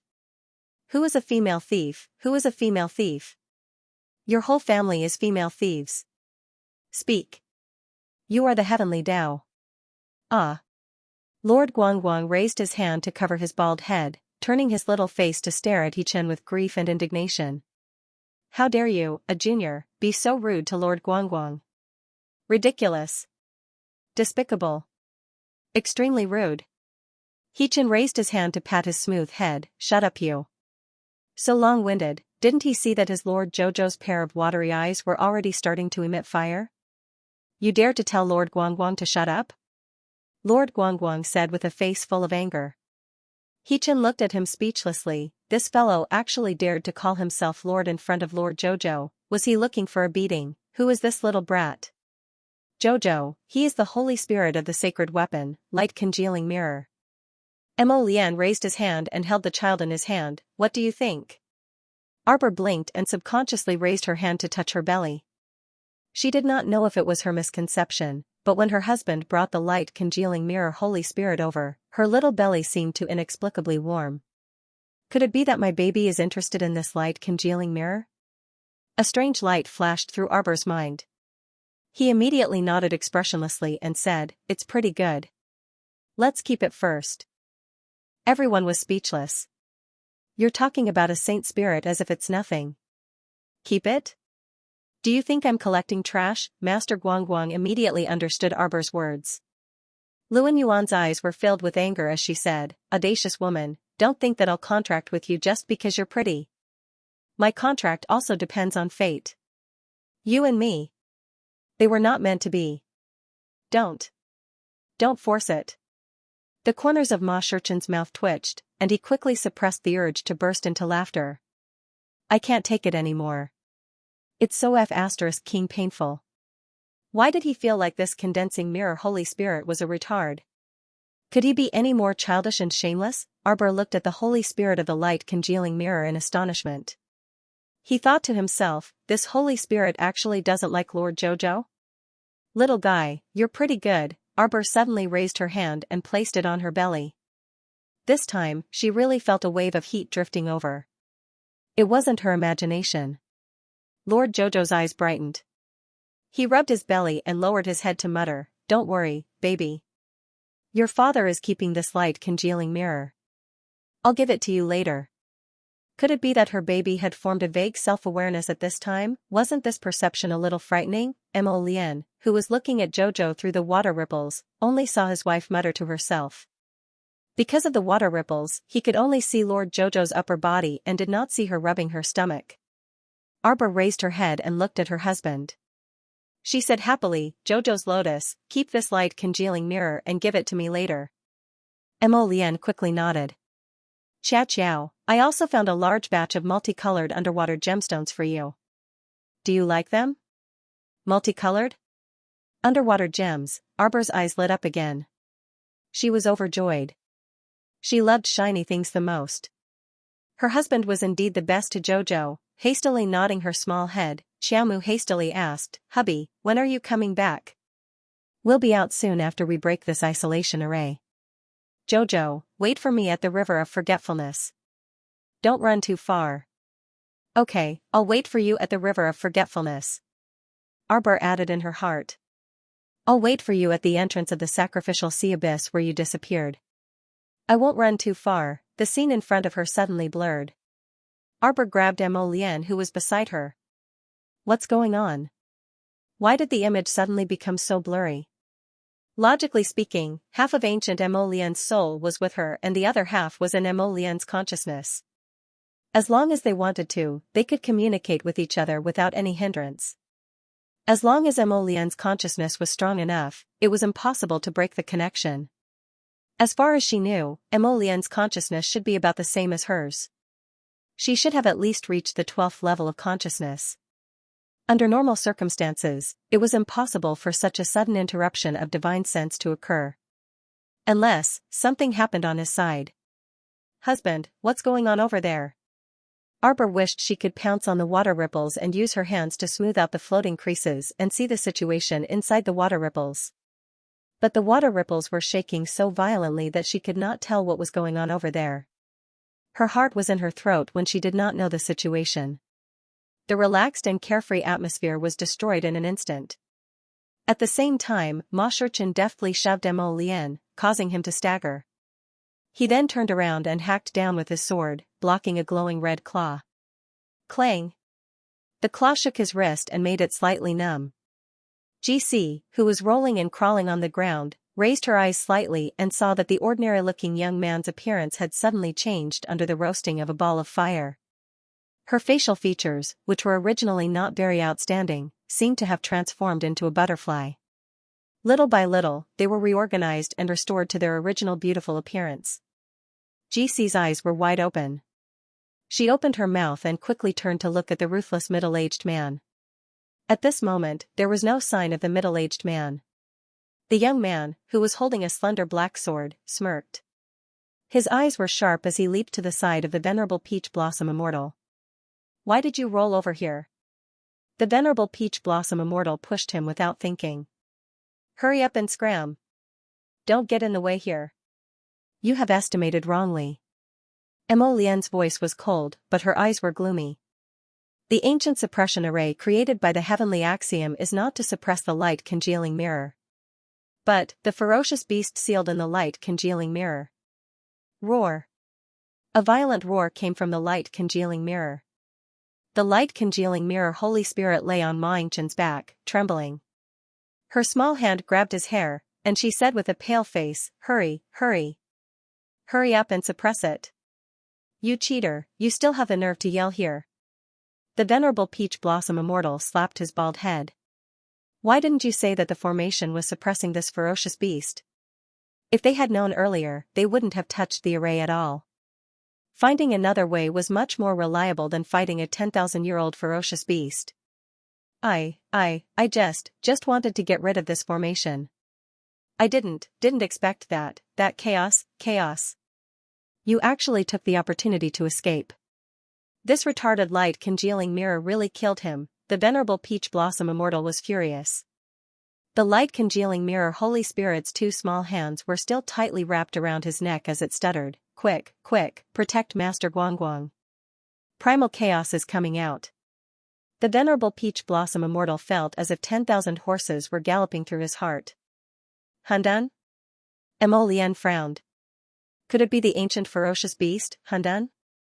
Roar. The only response he got was half of a huge body peeking out from the small mirror. It had 6 legs and 4 wings, and it was as red as fire. It was the ferocious beast chaos that was recorded in the records of mountains and rivers. For a moment, the small black mirror with fine lines hanging high in the air was surrounded and burning by a ball of raging flames. The chaos ferocious beast walked out from the center of the mirror. It reached out with its crimson claws and slapped toward Xianxia again. Xianxia dodged backwards and hurriedly pushed Mo Lian, who was beside her. The primordial chaos has removed the suppression array from the inside.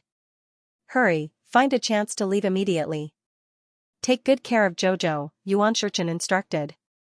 Scram. Mo Lian held Raven Moon in his hand and glanced at him with a straight face. Go out and tell her yourself. Roar. The primordial chaos spread its 4 wings and covered the sky. Its roar shook the earth and mountains. The karst cave in front of them collapsed due to the tremors. Gravel rolled down, and smoke and dust filled the air. Shenwu tightly gripped his sword with both hands. He turned his head to take a look, his expression as if he had been struck by lightning. Senior Zwolon Mountain, what are you doing? The man and the snake shrank back and did not move forward. Now, he had returned to his human face and snake body form. His entire snake body was coiled tightly around the trunk of a nearby tree, pretending to be dead and motionless. Both of them were saint beasts. Why are you so far behind him? The difference was like heaven and earth. Look at the other beasts of chaos, then look at yourself. Don't you feel ashamed? Shenwu's gaze did not provoke the human snake.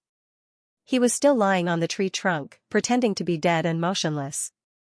He didn't show any intention of moving. If it was possible, he would grow on this tree forever, never to move an inch ever again. Roar, roar, roar. The chaos beast roared at Mo Lian and the others. He suddenly sucked in a breath. All of a sudden, a strong wind blew and sucked everyone forward.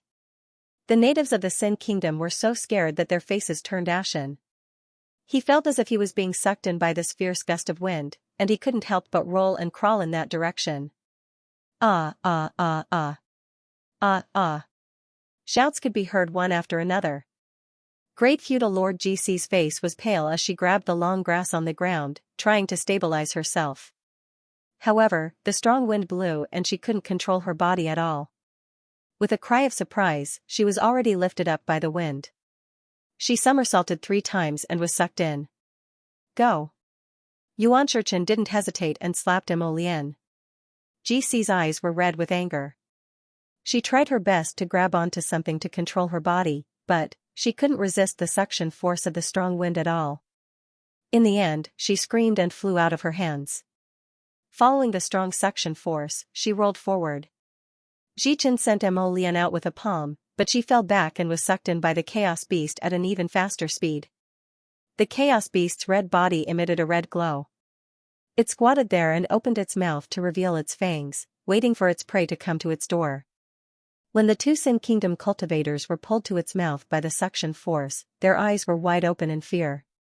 The primal chaos beast lazily moved its mouth and snapped the 2 cultivators from the Kingdom of Sin into 2 halves. GC let out a shrill scream as if she was struggling for her life. Her face turned as red as a pig's liver, and it was so twisted that it was impossible to look at her directly. A beam of cold light flashed across the mouth of the chaos ferocious beast and collided with its sharp teeth, making a loud noise. The chaos beast opened its mouth and roared. The venerable Peach Blossom Immortal's slender body slid past great feudal Lord GC and was sucked into the beast's esophagus at the speed of light. The light-congealing mirror Holy Spirit in his arms could not help but scream, "Ah! Lord Guangguang is dead because of you." Great feudal Lord GC felt that her body was out of control. She followed the venerable peach blossom immortal into the beast's mouth. When the 2 rows of teeth closed, she passed through and slid down the chaos beast's esophagus. Great feudal Lord GC's face was ashen. She thought to herself, my life is over. At the same time, Mo Lian flew far away after being slapped by Ji Chen. She stabilized herself with great difficulty. When she turned to look, she saw that the chaos beast had sucked in a large group of people. It did not care about the others and turned to walk into a large karst cave. Rotten peach blossom. Mo Lian chased after it and was suddenly stopped by a figure. This coward with a human face and a snake body was finally not hanging on the tree trunk as a specimen. Mo Lian pushed him away without hesitation. Go away. Don't get in my way. You brat, don't be ungrateful. The snake man curled his lips and shouted, didn't I stop you for the sake of your little life? That's a 10,000-year ancient sacred beast. None of us are its match. If they rushed over to their deaths, they wouldn't even be enough to be swallowed whole. Don't you see how big its appetite is? Mo Lian turned her head and stared at him. Suddenly, a black lotus appeared in her hand. In a split second, the fragments of the flowers and leaves turned into numerous shadows, flying toward the snake man. Hey, you, why can't you recognize the good intentions of others? You even attacked me? Hey, don't hit me, don't hit me. Xianxia looked at Mo Lian, who suddenly attacked him with a dumbfounded expression. His face was full of disbelief. Didn't she see that there were only the 2 of them here? What good would it do for them to fight each other? Mo Lian was too lazy to talk nonsense with the snake man. She slapped him. The raven moon sword flashed continuously, forcing the snake man to take a few steps back. Bang, bang, bang. Upon receiving Mo Lian's command, the several dumb golems that were originally wandering back and forth on the sides simultaneously surrounded them. The golems pushed him to the ground and pinned him down. Mo Lian's fists rained down on Xianxia's face. Xianxia was furious and wanted to fight back, but he found that his hands and snake tail were pressed to the ground by a few mechanical men. He couldn't move at all. What are you doing? Mo Lian? I'm warning you. Don't mess around. Ah. Xianxia screamed bitterly, almost breaking through the clouds. Don't hit me, don't hit my face. Don't hit me. Don't hit me. What are you trying to do? I know. I'll go with you to save people, okay? Xianxia was extremely depressed. He looked at Mo Lian with a bloody nose and a swollen face, his perfect expression completely cracked. Oh, where did this bastard with such a bad personality come from? Who exactly did he learn the method of beating someone up until they were convinced by his words? Mo Lian pulled Xianxia up from the ground with a cold expression. Let's go. There was no time to lose. They had to leave immediately. The more they delayed, the more danger they would be in. Since the 2 of them came, they naturally had to go back together. Neither of them could go missing. Jojo's lotus. Arbor reached out to touch the illusion, wanting to see what was happening. However, in the blink of an eye, the water ripples dissipated in the air. It was so fast that no one had time to react. Lotus. Arbor's heart skipped a beat. She hurriedly turned to look at ancient Mo Lian. She saw that guy's body was faintly discernible. He looked at her with a confused expression in his pure eyes. I feel so tired. I don't think I can take it anymore. Sorry, I think I need to go into seclusion to rest. How are you? What's wrong with you? How can I help you? Arbor rushed over to support him. She stared at him anxiously and asked anxiously. I'm fine. I just feel a little tired. I feel like. Before ancient Mo Lian could finish her sentence, she turned into a ray of light and shrunk to the size of a soul orb. She floated to Arbor's fingertip. Arbor was startled. He hurriedly reached out to grab it and put it into a brocade pouch. She was just a little flustered. The more confused she was, the more nervous she became. His mind was in a mess. How did Mo Lian's spirit turn into a soul bead? Was it because he was very weak? What exactly happened on his side? Was he and Rotten Peach Blossom in danger? Don't tell me. Arbor didn't dare to continue thinking about it, because she felt that the more restless she was, the more flustered she was, and the more she couldn't think of a reason. She had to calm herself down. But that kind of irritable and flustered feeling was uncontrollable. Her eyes felt sour and astringent, as if something was about to come out. No, how could she be so weak? They would definitely be fine. She mustn't scare herself. Arbor took a deep breath and turned her head to look at Mo, who was standing beside her in a daze. Mo, let's go out first. Xiaomu stored the strand of soul that had been meditating on the lotus flower without opening its eyes from beginning to end into her storage talisman. She turned and pulled Mo's sleeve. Let's go. But these lotus flowers. Mo reluctantly turned back to look at them. Arbor slapped her forehead. Right. She had almost forgotten about such an important matter. No matter what, she had to refine the Pond Lotus Sacred Realm first. This way, she could leave the secret realm ahead of time. On the other side, there was a very narrow mountain path amidst the mountain fog. Duo Shanmei and her people were fighting a bloody battle with the corpses of the fishermen. However, the more corpses they killed, the more corpses appeared from the end of the mountain path. Everyone was held back here and had to carry out a thorough purge of the corpses. Why do I feel like there's no end to these things? A few duo clansmen couldn't help but shout in panic. The more corpses they killed, the more corpses there were, but they had already used up more than half of their spiritual power. They couldn't continue fighting like this for a long time. Duo Shanmei raised her sword and chopped off the head of a corpse puppet. She glanced at the mountain path. Don't just stand here. We have to retreat as we kill. Once we enter the mountain, there will be something to cover us. She panted as she chopped down another corpse puppet. Then, she took a deep breath and said, cover us for a while, and we can recover our strength. Let's go. Morongfei made a prompt decision and retreated into the mountain fog with her two brothers. The 20 or so practitioners of the Mu family hurriedly followed the Morong family and retreated into the mountain. These damned corpse puppets, however, continued to surround and attack everyone in a frenzy. Do Xinwu was already regretting it. She didn't expect that the fishermen she saved in Haibin village had already been infected with the corpse poison and now they had all mutated. If she knew they were so useless, she wouldn't have helped them come to Wanchuan. What a waste of her kindness. Everyone be careful, don't get bitten by the corpse puppets. Eldest young master Do, second young master, please help treat the injured. All disciples listen up, follow the Morong family, we're going into the mountain. Yun Yunji looked at the mountain with a melancholy face. Little Shimmy said she would be back in 4 hours. How long has it been? I don't know if something happened to her. Morongfei was also very worried, but she knew it was useless to worry now. Since these corpse puppets were endless, the best way was to take the initiative to avoid them. Go. Up the mountain. Everyone follow, don't fall behind. The group of people fought and retreated, retreating into the mountain fog. At this moment, everyone felt the ground under their feet shake. In an instant, it seemed like the whole ground was shaking. What's going on? Why do I feel like the scenery in front of me keeps swaying? Don't you feel the same way? The tree in front of me is really swaying. It's not the tree that's shaking, it's your entire body. Everyone looked at each other. Sure enough, they found that the other party was swaying uncontrollably, unable to control themselves at all.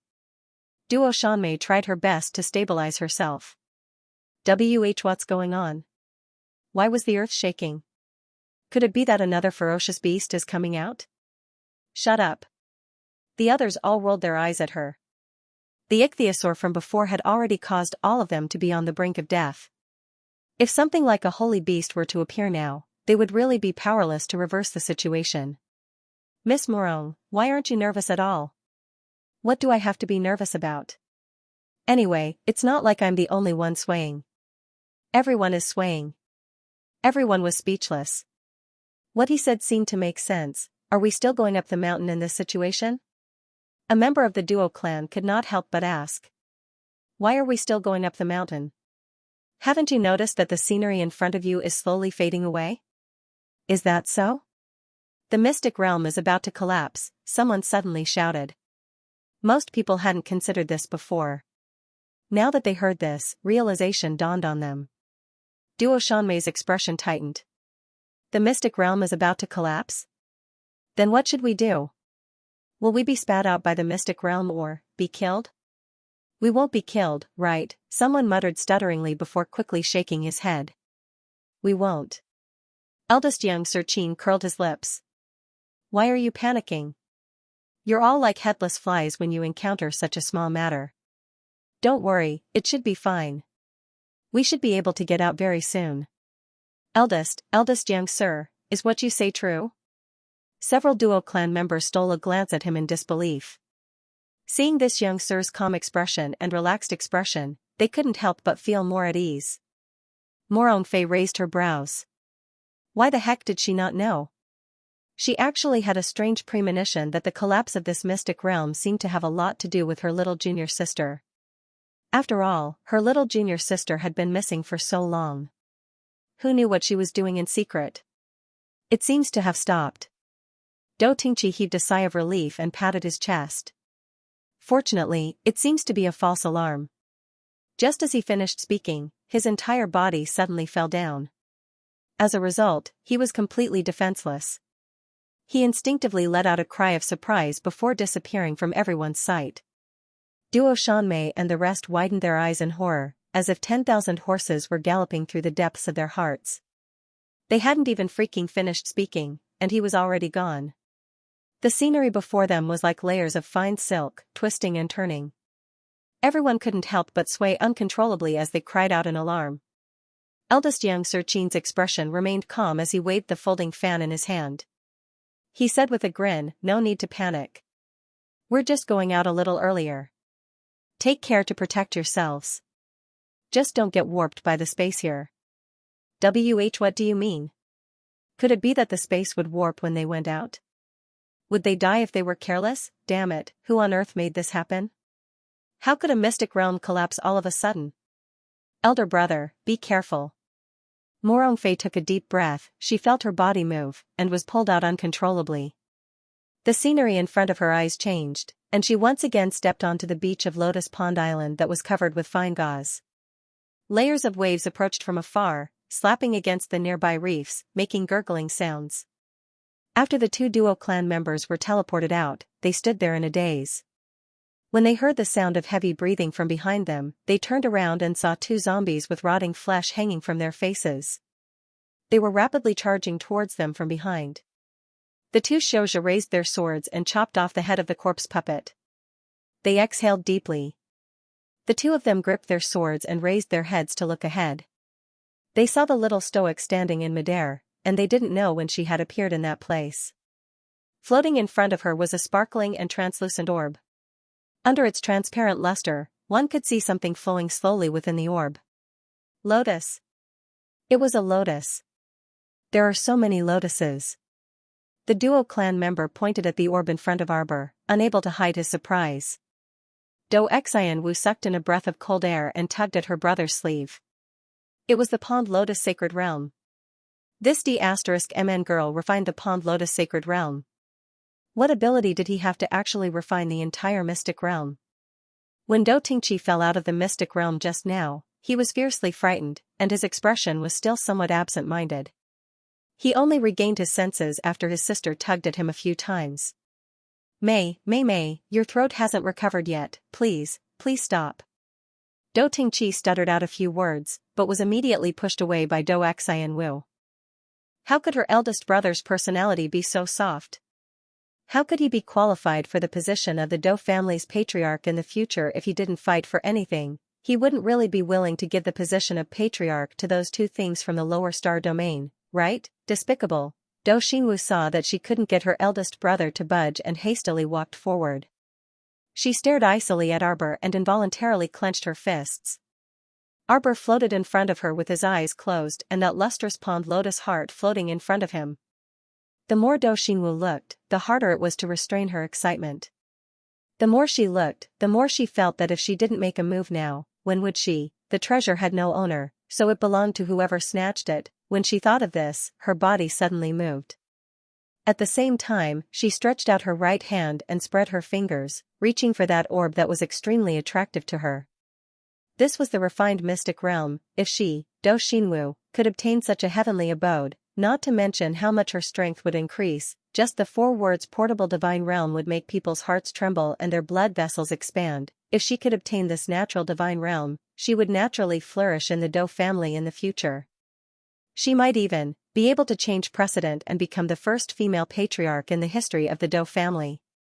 Do Xinwu, whose heart was burning with passion, didn't notice that the little stoic's eyes were slowly opening.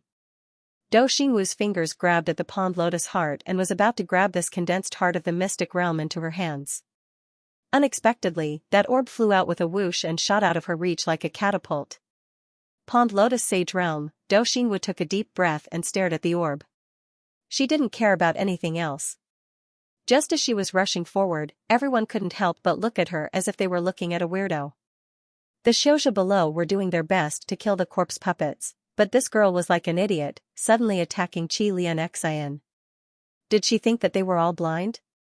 That none of them could see the pond lotus heart hanging in the air? The reason why he didn't make a move was naturally because it was obvious that since the pond lotus sacred land had been refined by someone, it naturally belonged to the person who refined it.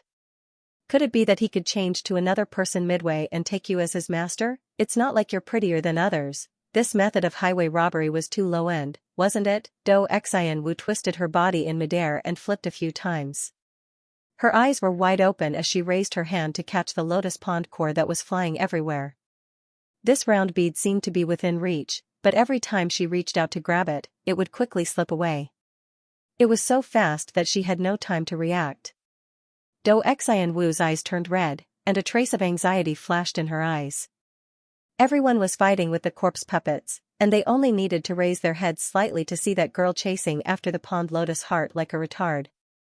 Anyone with discerning eyes could see that the sentient heart of the mystic realm was teasing this girl. However, Do Xinwu didn't notice it at all and continued to chase after the heart of the mystic realm, running back and forth in all directions. Arbor opened his eyes. His eyes were like ice as he stared at Do Xinwu, who was running all over the place. A sinister black light flickered in the depths of his eyes. When Do Xinwu once again chased after the heart of the secret realm and arrived in front of her, Arbor decisively pointed at her. Do Xinwu instantly felt a vast and mighty divine power cleave towards her. Without thinking, she hastily dodged to the side and leaped backwards. In the blink of an eye, the lustrous orb flew past her with a whoosh and abruptly landed in Arbor's hand. Do Xinwu abruptly raised her head and glared at Arbor, her eyes practically spitting out raging flames. Unable to speak, Do Xinwu could only stomp her feet as if venting her anger. She then pointed at Arbor and gestured with her hands and feet. Arbor didn't bother to look at her and directly put the heart of the secret realm back into his sleeve before turning to look at those zombies. Do Xinwu was so angry that her face turned ghastly white, and a sharp murderous aura surfaced on her face. From the beginning until now, she had continuously suffered at Arbor's hands and been unlucky. She couldn't endure this kind of rage anymore after accumulating until now. Younger sister. Do Tingqi saw that the situation wasn't good and hastily rushed forward, grabbing his younger sister's arm. He glanced nervously at Do Xinwu and advised softly, "Younger sister, don't get into a conflict with the Grand Crown Princess." When Do Xinwu saw her older brother's submissive appearance, she couldn't help but get angry. Other older brothers would help their younger sister, but her older brother couldn't help her at all. Instead, he liked to drag her down. She, Do Xinwu, had endured until now. Did she still need to endure? Eh? Miss, you can't be thinking of fighting with the little stoic, right? Ling floated over with a grin and glanced at Do Xinwu curiously. Let me give you a word of advice. You definitely aren't her match. It's important to know one's limits. When this little stoic became ruthless, even he felt a bit flustered inside, let alone this young lady who was merely a great spiritual master. Even if she rushed up, she wouldn't even last a single slap from the little stoic. Do Xianwu gasped for breath and suddenly threw herself forward. She opened her mouth and called out 4 words, "My treasure pearl." Arbor didn't even look at her. He felt a gust of wind coming at him. He covered his Vajra talisman with one hand and brushed it away mercilessly. What do you mean by yours? What do you have here? What a joke. They all belonged to Jojo. Xian Wu only felt a gust of wind blowing against her face, so much so that she couldn't even open her eyes. She suddenly felt a sharp pain on her left cheek as she was slapped so hard that she was sent flying. Ling's face was full of smiles as he hurriedly stepped to the side. He turned back to look at Miss Doe, who had been sent flying, and shook his head speechlessly. See, he had already warned this Miss Doe not to go up and ask for trouble, not to go up and ask for a snub, yet he refused to listen to the advice of his elders. He was really at a disadvantage. Ling chuckled as he turned his head, only to see the little stoic's figure rapidly descending. She held a club horizontally in her hand and smashed it towards the zombie horde without any explanation. Bang! The zombie horde was instantly torn to pieces by the little stoic's attack. Arbor's small face was cold and stern as he kicked two zombies towards Elder Steward Luo in passing. The zombies were dizzy and disoriented as they tripped and stumbled to their feet. Just as they were about to pounce at Elder Steward Luo, they hastily retreated a few steps and fled with their tails between their legs. Arbor's gaze became incomparably ferocious in a split second, and without another word, he abruptly shot a handful of penetrating bone nails at old manager Luo. At the same time, the sharp weapon in his hand flashed. Get out of the way. Young Master Omega Kotoku had been paying attention to the little girl's movements the entire time, and he couldn't help but be shocked when he saw her actions. Bang! A huge tremor reverberated in this small part of Lotus Pond Island. Old Manager Luo's complexion darkened as he stared at the huge crater 3 meters away that was blasted open by the divine power bead. This was really an unreasonable little lunatic. She would throw the god power bead at any random crowd without giving them any chance to explain. Could it be that she didn't know that divine power beads couldn't be thrown around carelessly? If he was really hit by the divine power bead, even with his cultivation, he would probably be in deep trouble. The fifth young master's beautiful face was a bit pale. She turned to look at old manager Luo's face, which was as black as the bottom of a pot, and then turned to look at Arbor, who was similarly frosty and silent with pursed lips. She couldn't help but be bewildered. Why was Jojo so emotional? They hadn't seen each other for several hours, so why did he attack the Qin Estates people as soon as he saw them? Aya, you scared me to death. Feather patted his chest and cried out pitifully, Stoic, what are you doing? If you want to throw a corpse puppet, then throw one. Don't throw it at a crowd. This divine power bead can kill people. Young Master Dugu, I think there's something wrong with your eyesight. Old manager Luo couldn't put on that Maitreya Buddha-like face anymore, and he angrily said with a darkened face, just now, the crown princess attacked our Qin estate.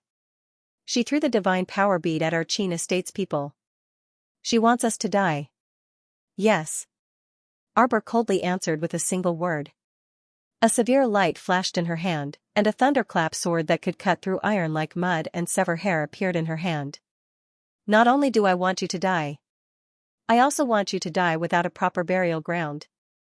The pupils of young Master Omega Kotoku and the others contracted slightly, and they immediately saw the little stoic swatting down with a sudden thunder. The sword light was mixed with wisps of lightning as it charged towards the crowd. The rest of the people couldn't help but exclaim in their hearts, oh my god. This facial paralysis was too frightening. How could he turn hostile just like flipping the pages of a book? He simply caught people off guard and had no time to react. Boom. A deep crack appeared on the ground. Arbor held his sword in his hand, and the light of thunder climbed along the blade, making a sizzling sound. What happened? Eldest young Sir Qin lowered his head to look at the large fissure in front of the Qin estate, and his heart involuntarily skipped a beat. Do you still want to continue pretending? Arbor looked at him coldly. The harpies have already gathered outside the island, haven't they? Let them come. The little crown princess shouted. She raised her sword slightly and pointed it at the people from the Qin estate. Shouldn't we get to know each other again? Young master. Qin Xian. Manager of Heavenly Fate. Ah? The disciples from the Mu clan, Morong clan, and other patrician families all looked at the people from the Qin estate in astonishment. What was the little stoic saying? What manager of Heavenly Fate? Could it be that the little lady suddenly flared up at others not because of some other reason, but because these people from the Qin estate standing in front of them were all from heavenly fate. Dou Tingqi trembled from head to toe, and he stammered, "Why, your crown princess, why could it be that? Why, you're mistaken. This is the Qin estate, the #1 aristocratic family in our divine continent." "Yes, that's right. How could the Qin estate have anything to do with heavenly fortune? At the very least, even if someone in the Qin estate had sought refuge with heavenly fortune, it definitely wouldn't be that smiling and elegant eldest young master." That's right. The Qin estate, how could the Qin estate be heavenly fortune?" Arbor ignored the noisy chatter around him and merely stared coldly at eldest young master Qin before shifting his gaze to old steward Luo. "Aren't you going to reveal your identity? Things have already come to this point, there's no need to hide anymore." "Huh." Old steward Luo sneered. Old steward Luo. Just as he was about to speak, he was stopped by eldest young master Qin. "Young master." Old steward Luo bowed in greeting. "Since she has already seen through our identities, there's indeed no need to hide anymore, right? Luo Qizhong, you speak too much nonsense." Second young master Qin glanced at him coldly, and his 5 fingers swiftly condensed into a long whip of lightning. Without allowing for an explanation, he whipped it at old steward Luo's chubby old face. "Didn't you hear eldest brother tell you to shut up?" Second young master. Old steward Luo endured the pain and bowed. "Even if you and eldest young master are extremely unwilling, there's really no need to continue concealing this matter now that things have come to this." Morong Fei and the others were already stupefied. They glanced dumbly at eldest young master Qin and the others. This was too horrifying. The Qin estate actually joined heavenly fortune. What did Jojo mean just now? The Qin estate's eldest young master was the head of heavenly fortune, therefore, the Qin estate didn't join heavenly fortune at a later stage, and this eldest young master of the Qin estate had always been the head of heavenly fortune from start to finish? No, that couldn't be. Everyone cast bewildered glances in the direction of the Qin estate, sizing them up. Looking at Grand Duke Qin and Zi Qin's second young masters, they truly looked like elegant young masters in a chaotic world. It was truly hard to associate them with those filthy zombies. Looking at those zombies and then looking at these young masters, it was truly too difficult. "Jojo." Eldest young master Qin suddenly chuckled softly and winked at her. "Why are you so smart? You won't grow up." Xiaomu expressionlessly looked at him. Although her expression was calm, she was heavily guarded on the inside. "You can't catch me," she said coldly. "Why do you say that?" "Master old steward Luo's young master's help, old steward Luo's young master."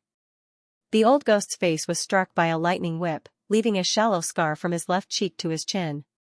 However, his expression didn't change, and his heart didn't skip a beat, as though the whip that the second young master had bestowed didn't land on his face at all.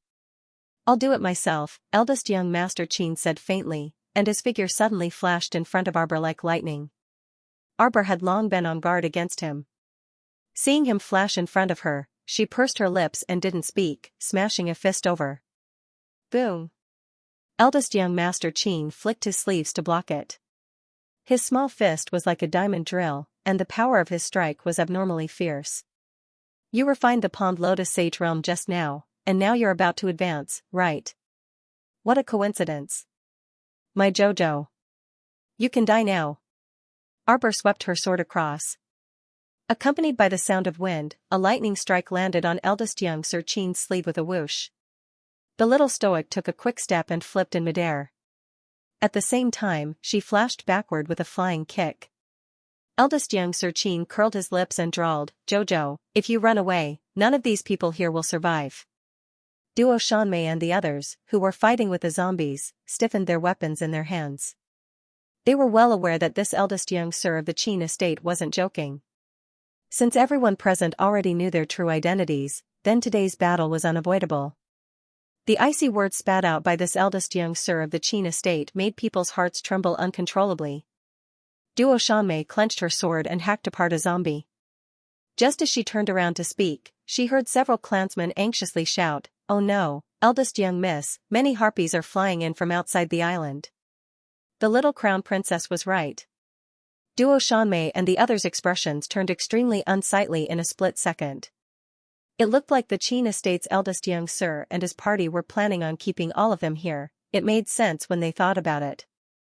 They definitely wouldn't allow anyone present to go out and spread the news recklessly. Jojo, why are you so disobedient? Eldest young Sir Qin sighed softly. Can't you be obedient? Arbor couldn't be bothered to waste words with this person. He used 1,000 lightning phantoms, and tens of thousands of lightning bolts scattered across the sky, directly blasting several enormous holes in the ground. Go, the little stoic shouted coldly. Morong Fei, Mu Jiating, and the others reacted extremely swiftly and directly activated a teleportation talisman matrix. With a whoosh, they swiftly disappeared from the scene in a flash of light. Ignorant and naive people.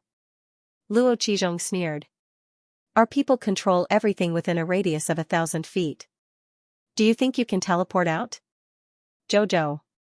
Eldest young Sir Qin sighed. In your current situation, it's not suitable for you to fight with all your strength. How about we both stop at the same time? Fine. Sir Jojo harumphed. I'll believe you for the time being. I'll count to 3, and you and I will stop. Eldest young Sir Qin wanted to laugh and nodded with a MHM.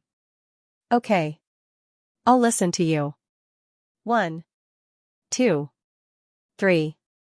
After Arbor shouted 1, 2, 3 and saw that eldest young Master Qin had indeed stopped, he sent out the third move of the 9 Heavens Thunderclap spell, 10,000 swords returning to origin with a swish. Everyone saw thousands of sword shadows converge into a large sword, which slashed towards eldest young Master Qin's chest. The swift and fierce sword was merciless. Junior, how dare you? Elder Luo exclaimed and hastily took a few steps forward. Jojo, you little liar, you're lying to me again. Eldest young Master Qin sighed, and a suit of holy armor swiftly covered his entire body. He stretched out his left hand, and a blood-red longsword suddenly appeared in his hand. Then, he instantly slashed out 100,000 meters of water light. In a split second, the huge sword phantom that Sir Jojo had swung out, which was rushing towards his chest, was completely destroyed. Arbor was stunned. It was rare to see this eldest young master make a move. Who would have thought that when he made a move, his cultivation level would be at the Saint realm? Humph, this person who pretended to be a little white flower all day long and only knew how to ask Jojo to save his life when someone came knocking on his door was actually a transcendent god expert. Strike him to death, strike him to death, strike him to death. Arbor's small hand shook, and hundreds of thunder spirit talismans shot out. Although this wasn't enough to kill a transcendent god expert, it still caused everyone present to be flustered for a while. Damn it, the thunder spirit talismans suddenly exploded. Luo Qizhong and the others instantly descended into chaos. They would be fools if they didn't dodge the lightning bolts descending from the sky one after another. Arbor took advantage of this chaos to turn around and glance coldly at eldest young Sir Qin. She suddenly flew up and leaped into the earth fissure. Chow. Eldest young Sir Qin was startled. He didn't expect the little stoic to make such an unexpected move. Under the earth fissure, she's going into the sea. Luo Qizhong hastily pushed aside the lightning bolts and shouted angrily, hurry and stop her. Get out of my way. Young Sir Omega Kotoku kicked aside the people swarming to his side and then leaped down into the earth fissure. This little lady was too infuriating, her brain turned quickly, and her thoughts were nimble and ever-changing. She was abominably wicked. No wonder she repeatedly destroyed the island during the battle earlier and created deep pits and fissures. As it turned out, she wanted to escape.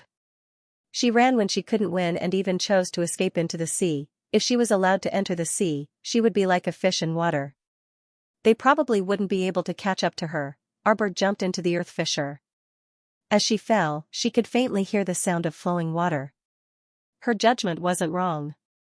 This place was indeed connected to an underground water vein. Very soon, she would be able to. When she heard the sound of the wind, Arbor looked up, and her expression changed slightly.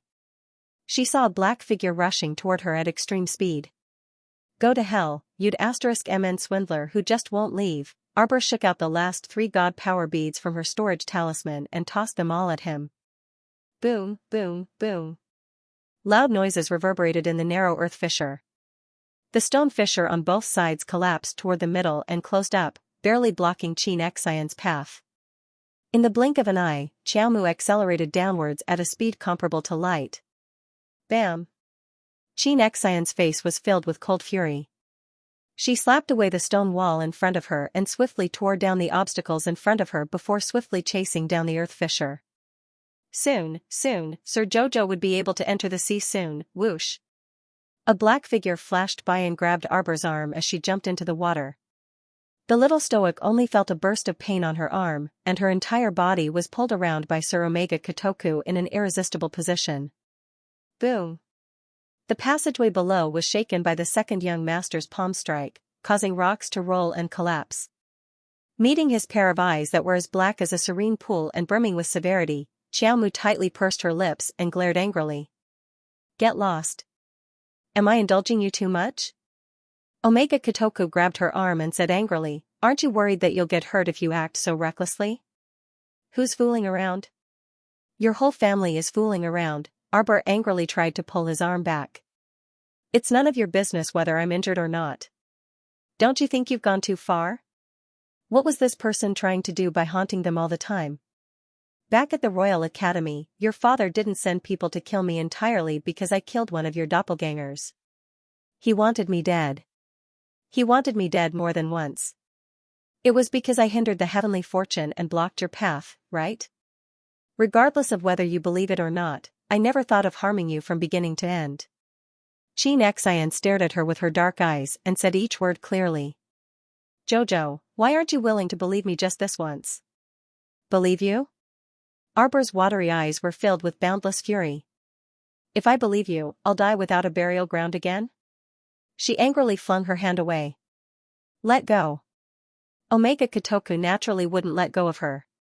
He took a step forward and tightly gripped her arm. Jojo. Starlight seemed to scatter in that pair of pitch-black eyes. Chow chow. He called out to her in a low voice, as if he had called out to her in such a gentle manner many years ago. Heh, aren't you just a little trash, a little slave? Arbor's gaze contained a hint of provocation as he coldly looked at him, his lips curled up in a mocking smile. That pair of beautiful eyes was really too cold. It was so cold that Omega Kotoku couldn't help but shiver slightly, a hint of fear rising in his heart. No, she wasn't a little trash, nor a little slave. She was his Jojo. He had never thought of her this way in his heart. Never, not even once. This is Lotus Pond Island. Big Brother has already set up an inescapable net. You won't be able to escape. You guys are really capable. Arbor coldly laughed as he fiercely shook off his hand and glanced down. He saw that the passageway that led to the underground water had already been destroyed by Omega Kotoku's palm. It was temporarily impassable. I want to find a place to go into seclusion. All right.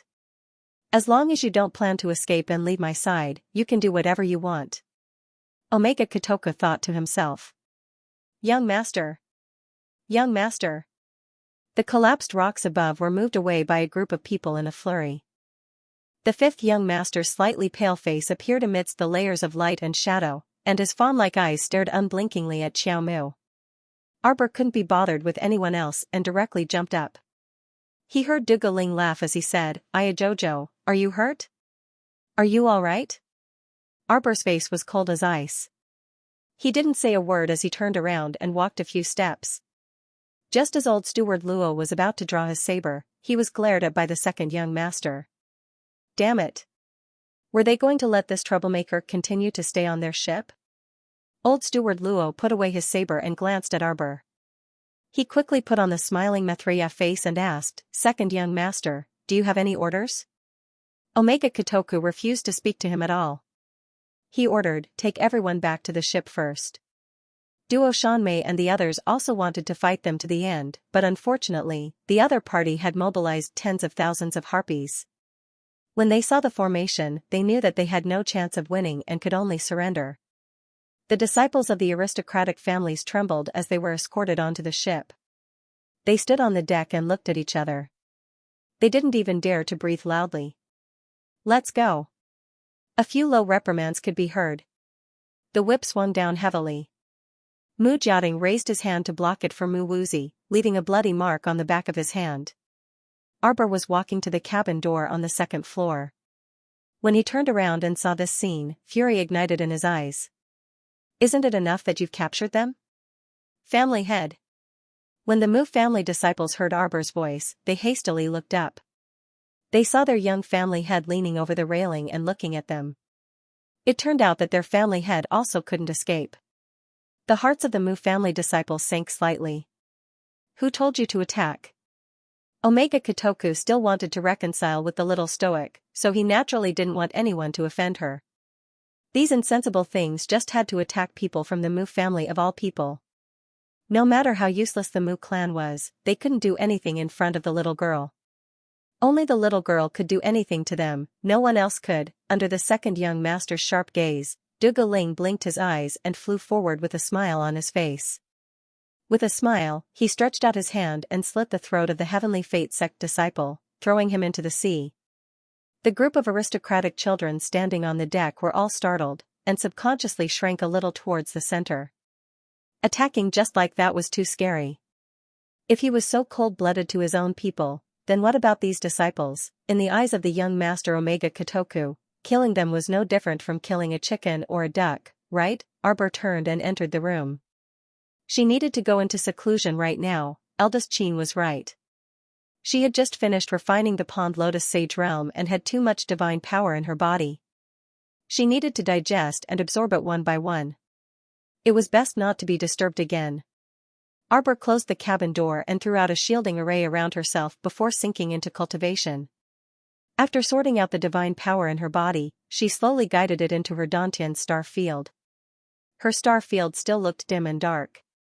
Clearly, she still couldn't enter. Arbor knew that she couldn't be anxious.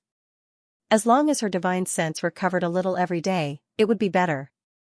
3 days later. Boom.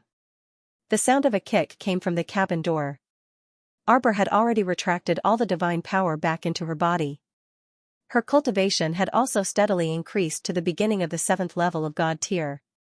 At this moment, when he heard the sound of kicking outside the cabin door, he only moved his eyebrows slightly and slowly opened his eyes. 7th brother, what do you want now? 5th young master's gentle and somewhat distant voice came from outside the door. Ah, so it's 5th brother. What? I'm looking for trouble with that woman. Do you think you can stop me? I just want to remind you. Big brother already said not to disturb Miss Xiao for the next few days. Qin Chang's handsome face twisted slightly, then he said with a smile that wasn't a smile, what? You want to use Big Brother to pressure me again? If you continue to be so reckless, I can only report to Big Brother. Huh? Qin Chang pointed at the cold-faced 5th young master, kicked the cabin door hard, and shouted, I'm just passing by. They always used Big Brother and Second Brother to pressure him. How could a trifling good-for-nothing actually have a higher status than him, 7th young master Qin? In the clan, Big Brother actually trusted him more than himself. How hateful. He would let this brat be proud for 2 more days. He remembered that Big Brother and Second Brother would be making a trip to the Forgotten River clan in 2 days. At that time, Humph, the 5th young master looked back at the 7th young master worriedly and frowned slightly. Should he inform Big Brother about this matter? She felt that 7th brother was looking for trouble again. The cabin door was suddenly pulled open. Hearing the sound of the door opening, 5th young master hurriedly turned around and happened to meet the young lady's cold eyes. Chow, chow chow. The 5th young master stammered. Are you hungry? According to his understanding of the little girl over the past few days, the reason why she was willing to go out was to eat. Arbor cast him a glance and originally didn't want to give him a good look. Thinking back, this pitiful 5th Qin didn't seem to have offended her from beginning to end, so his expression couldn't help but soften. 5th young master Qin had been cautiously observing her expression all along. When he saw that the little stoic's expression had eased up a bit, his heart involuntarily relaxed, and he hastily smiled fawningly at her. Jojo, dinner and snacks are ready. I'll have someone bring them over, okay? Arbor harumphed. She originally wanted to roar at him, do you think I'll still eat your Qin family's food? But on second thought, it would be a waste not to eat. Why would she make life difficult for her stomach? She really was a fool. Hence, she nodded her small head reluctantly and said with a cold expression, quickly bring it over.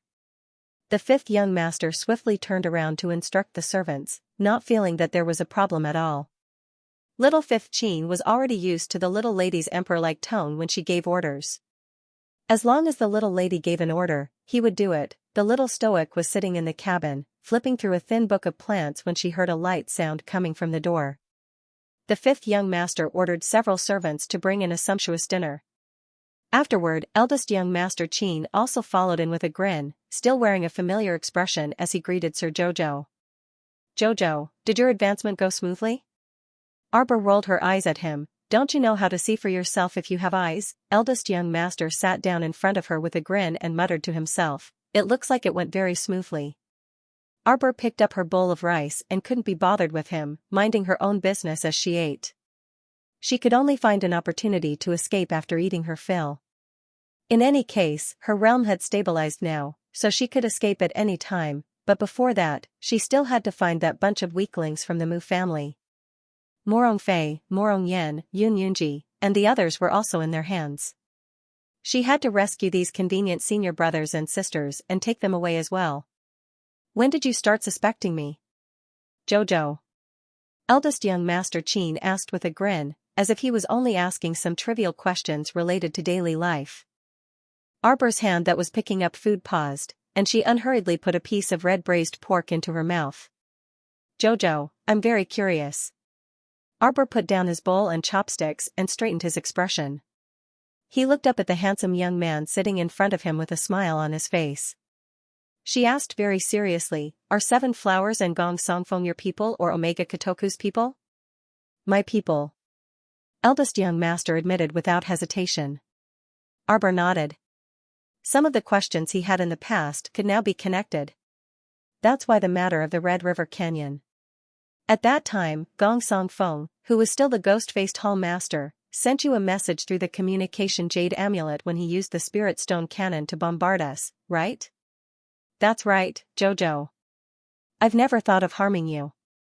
The eldest prince sighed. You even noticed such a small detail? It was your father who wanted to kill me. At that time, the internal strife within Tianyun was because your father's subordinates were very dissatisfied with Gong Songfeng's attitude. They believe that Hall Master Gong of the Underground Hall deliberately let us go. However, Hall Master Gong had actually received your order. MHM. The eldest young master nodded repeatedly like a chick pecking rice. I was the one who ordered them not to harm you. Arbor didn't appreciate it at all and glanced at him coldly. You're really good at pretending. Even I was kept in the dark by you all this time. I only saw through your identity recently. Of course, perhaps it's because there's a worrisome manager Luo by your side, and he deliberately let me see through your identities. Eldest young sir raised his brow with a smile. The little stoic ladled a bowl of soup for herself and only put it down after finishing it. She glanced coldly at eldest young sir and said, "Don't you think it's a coincidence? You and second young sir would always show up on time every time zombies appeared. Did you want to see with your own eyes how big the senior organization created was? When we were cleaning up Jiaozhong Base, you came along. You killed the corpse puppets and chopped down the nightingale birds. Who would have thought that this young master, who worked hard to kill evil creatures, was the true master of the Heavenly Fate Underground Hall?" Arbor sneered. Actually, you just wanted to inspect the situation that time and see how things were progressing, right? When the water source was contaminated, you even discussed it with us. Actually, you were well aware that you were the one who ordered the contamination of the water source, right? MHM eldest young Sir Qin hastily shook his head. That's not it. You've wronged me in this matter. Second younger brother sent people to do it. The inspection wasn't false. I wanted to see how second younger brother's subordinates were doing. Arbor sneered. When we were heading to the Sun Moon's secret realm, you sent people to ambush us in the crevice of the Red River Canyon. Now that I think about it, you disappeared for a long time back then. When you reappeared, you were injured, so Qingjiu brought you here for treatment. This was all part of your plan. MHM. Jojo is so smart. Arbor glanced at him. Later, when we entered Phoenix Forest for practical experience in the Heavenly Fate ranking preliminaries, we encountered tens of thousands of man-eating bees. It was actually your heavenly fate underground hall that attracted them, right? However, you and Omega Kotoku were both in our team at that time, so why did you help us? Was it also to conceal your identity? Of course not. Eldest young Sir Chin looked at him with a grin and said matter-of-factly, it was because of you. Jojo wanted to protect those students from the Imperial Academy, so how could we disappoint you? Heh. Arbor couldn't be bothered with this guy's frivolous banter. For me? After that, a large group of harpies came to attack us under Gong Songfeng's lead? You weren't there at that time. You guys were late until the matter was over. At that time I really didn't suspect you. Duan Yu seems to have gone on his way before I did. I remember that Duan Yu even said to you, it's too much of a coincidence, you guys came right after the matter ended. Now that I think about it, I'm still not sharp enough. I'm not good at connecting the causes and effects of these events. Eldest young Sir Chin hastily shook his head and praised, Jojo is already very impressive. When we met again this time, he was constantly on guard against me. Eldest young Master Chin sighed. If Jojo hadn't buried so many Thunderfire bombs on the original pleasure boat, I wouldn't have had to risk 100,000 gold coins to summon the carcass sharks and destroy the original boat with the help of the storm so that everyone could change boats. Wouldn't Jojo be even more suspicious of me now that we've changed the boat? Xiamu gazed at her coldly. I trusted my own judgment too much. I do suspect you, but that's all. At that time, she didn't know whether it was a coincidence that eldest young Sir and the rest saved her while she was drifting in the river of forgetfulness, or whether it was this eldest young Sir's meticulous plan. After that, they kept finding all kinds of reasons to keep her on the boat, so she became increasingly suspicious. But if this suspicion was confirmed, she would have detonated the Thunderfire bombs long ago. Who manages Flying Paradise? You? Arbor suddenly asked coldly. Flying Paradise's Hall Master Mu and Star Plucking Hall's Duguling are both under second younger brother. Eldest young Sir Chin winked at Arbor in amusement. Of course, he wouldn't tell her too much. Flying Paradise was originally under father's control, and it was only in recent years that he successively transferred some of its power to second younger brother. Arbor's fingertips curled up slightly, but his expression didn't change at all. So, in her previous life, the reason why young Sir Omega Kotoku would appear in that ghastly hell and carry her out of the confined little laboratory was because, it wasn't a coincidence at all, Fan Xiuhe was Mu Qingya's subordinate, and Mu Qingya was the second young Sir's subordinate. Young Sir Omega Kotoku was originally the mastermind behind Flying Paradise, so it was very normal for him to be able to freely enter and leave the dungeon. To think that she was so grateful to him, worshipping him, and revering him like an idiot back then. Huh. Sure enough, everything was a huge scam. Jojo, do you have any other questions? Eldest young Sir sat across from her like an obedient child, quietly waiting for the little girl to continue asking questions. It was as though he would definitely tell her everything he knew without holding back anything as long as the little stoic wanted to know. Even now, this person was still putting on airs in front of her. Arbor stared fixedly at him like this, attentively observing this hypocrite who was putting on a sanctimonious front. Just as she was about to speak, she heard him sigh and say, regardless of whether you believe me or not.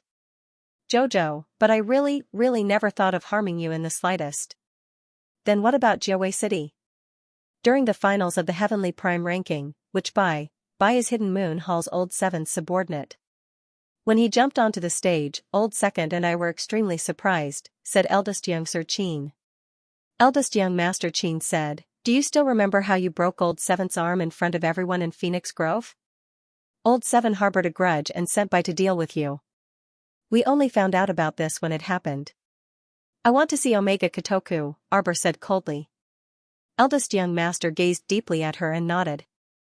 Alright, then eat some more. I'll call him over. How could Arbor continue eating? After the little stoic icily watched eldest young Sir Chin leave, she flicked her sleeve and swept all the cups, plates on the table to the floor. The more he knew the truth, the more depressed he felt. Fan Xiuhe, Lu Yizhi, Gung Pengcheng, and Mu Qingya, these people who had made her suffer in her previous life were all second young master's people. This second young master actually had the face to tell her that he had never thought of harming her. Ha, what a joke. The Omega Kotoku walked over, stepping on the debris on the floor. He looked down at the mess of cups and plates and said coldly, "Are they all dead? The floor is so dirty, don't you know how to clean it up?" The two maidservants guarding outside the door crawled in, trembling, and quickly cleaned up the messy floor. "Don't you have anything to say to me? What do you want to know?" "As long as you ask, I'll tell you." Second young master gazed at her darkly. "You said that you had never thought of harming me. But in reality, you've caused me so much pain." Arbor abruptly stood up, her severe eyes coldly watching Omega Kotoku. "You have memories of your previous life, right?" Second young master's breathing tightened.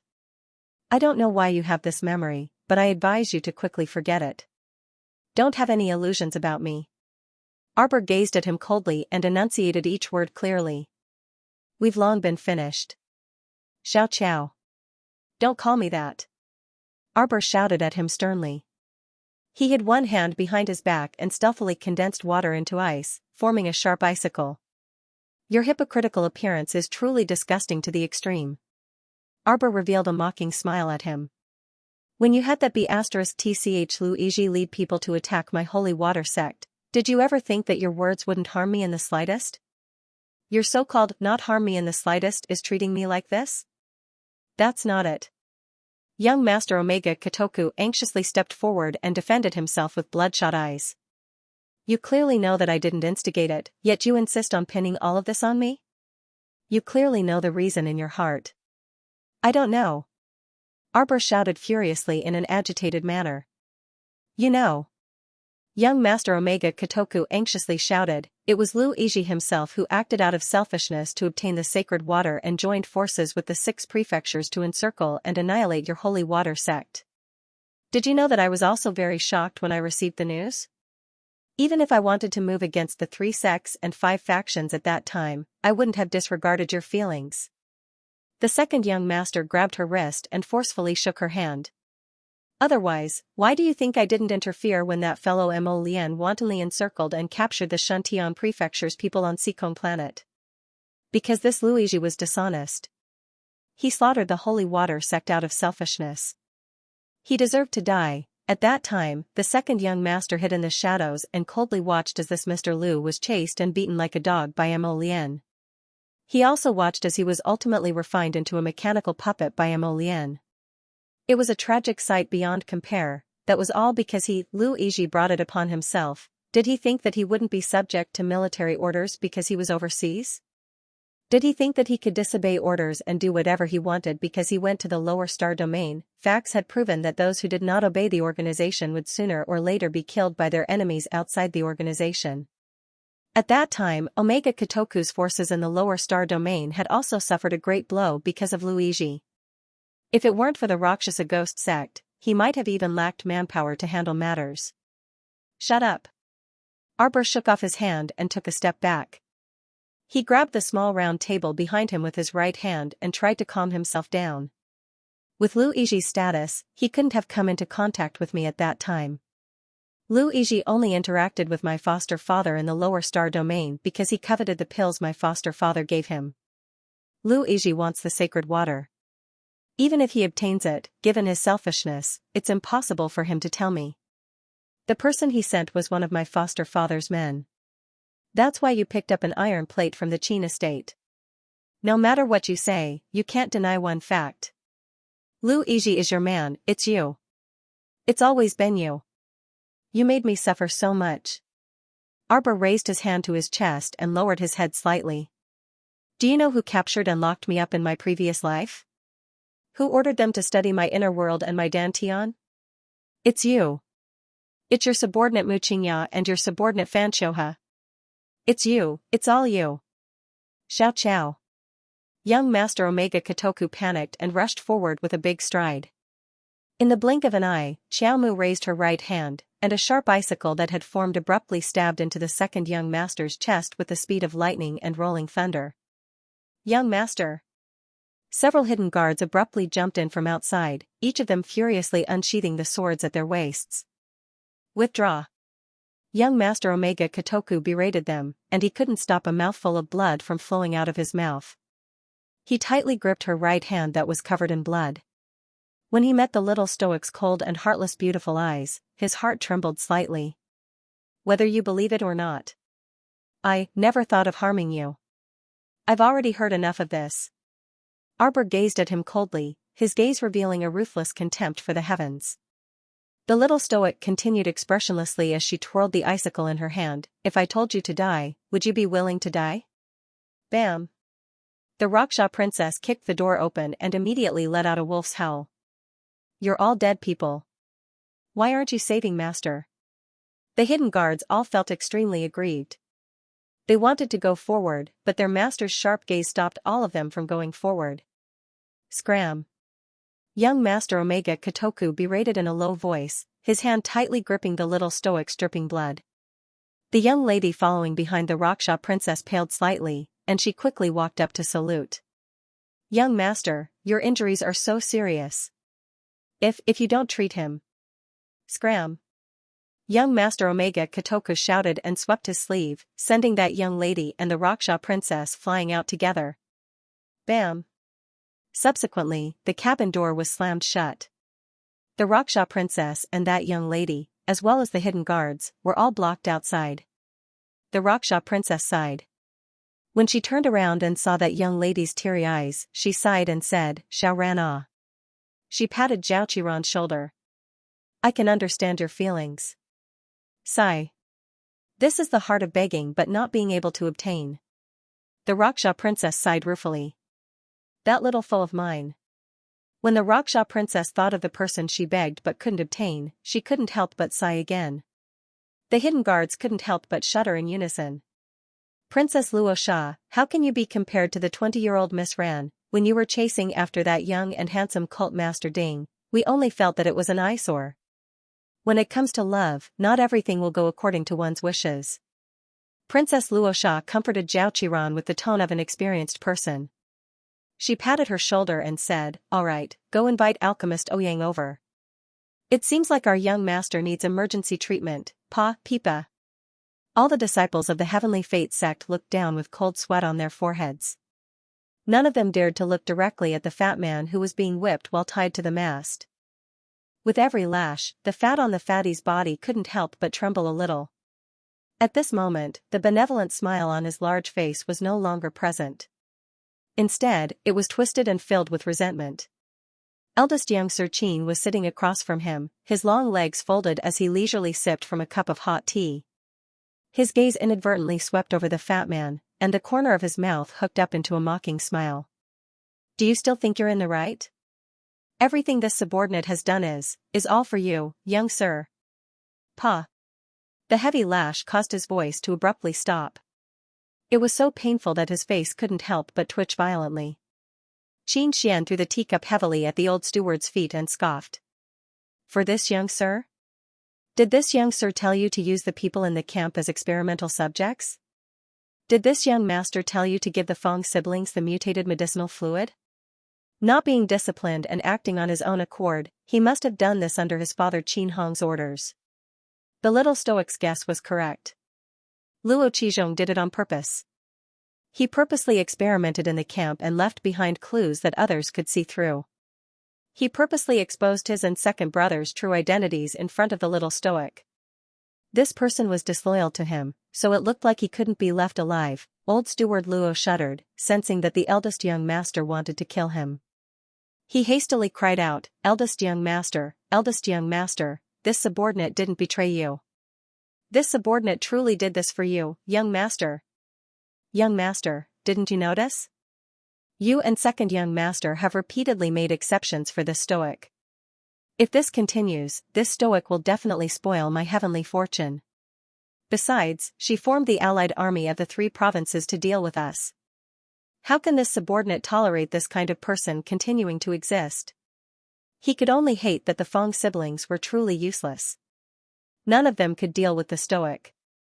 On the night that the Fong family's little brother mutated, you were the one who hid outside Xiaoqiao's tent and ambushed her with poison, eldest young Master Qin asked faintly as he looked at him icily.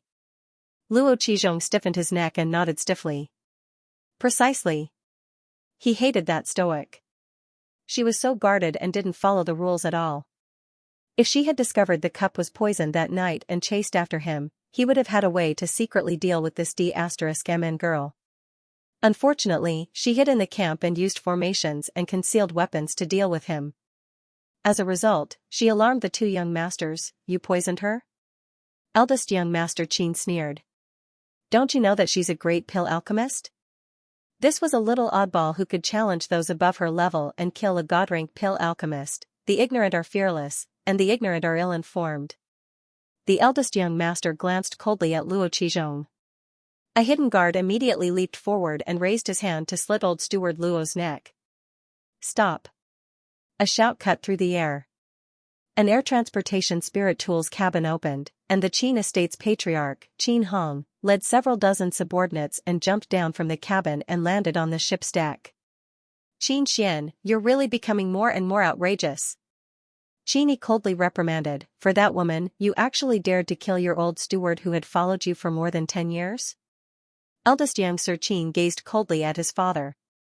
Since father has taken a liking to this person, then bring him back. There's no need for him to continue to be a spy by my side and ruin the relationship between you and me. I don't need anyone who isn't loyal to me. Eldest young master. Disappointment appeared on Luo Qizhong's chubby face. The eldest young master was still too soft-hearted and too lenient towards that D*MN little stoic. No wonder the patriarch was extremely vigilant towards that stoic face and secretly ordered him to find an opportunity to kill that stoic face. Now, it seemed that this stoic face's influence on the two young masters was too great, and the family head couldn't afford to be vigilant. Qin Hong stared at Qin Xian for a long time, his eyes flashing slightly. He pretended to sigh helplessly and said, You and Xianxia have grown up. All these years, father has not been able to teach you well. Forget it. You can do whatever you want, but you mustn't ruin ancestors' grand plans. Otherwise, even father won't be able to save you too. Old Luo, since eldest young master doesn't need you here anymore, you can stay by my side for the time being, family head Qin said indifferently. It just so happened that his right-hand man, a Gui, had been killed in Yan City by that ruthless little emperor of Tsong province. He truly lacked capable people by his side, so he could trust old Luo's ability. Luo Qizhong had escaped death, so he naturally wouldn't have any objections to family head Qin. After he was untied, he hastily knelt down and kowtowed to eldest young master before silently retreating to stand behind family head Qin. He lowered his head and looked submissive.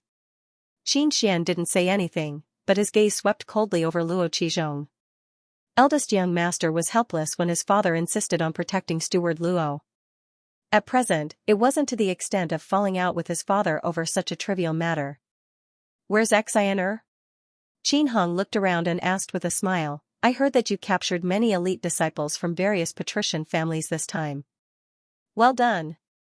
Qin Xian stood with his hands behind his back and glanced at the unmoving eldest young master Qin.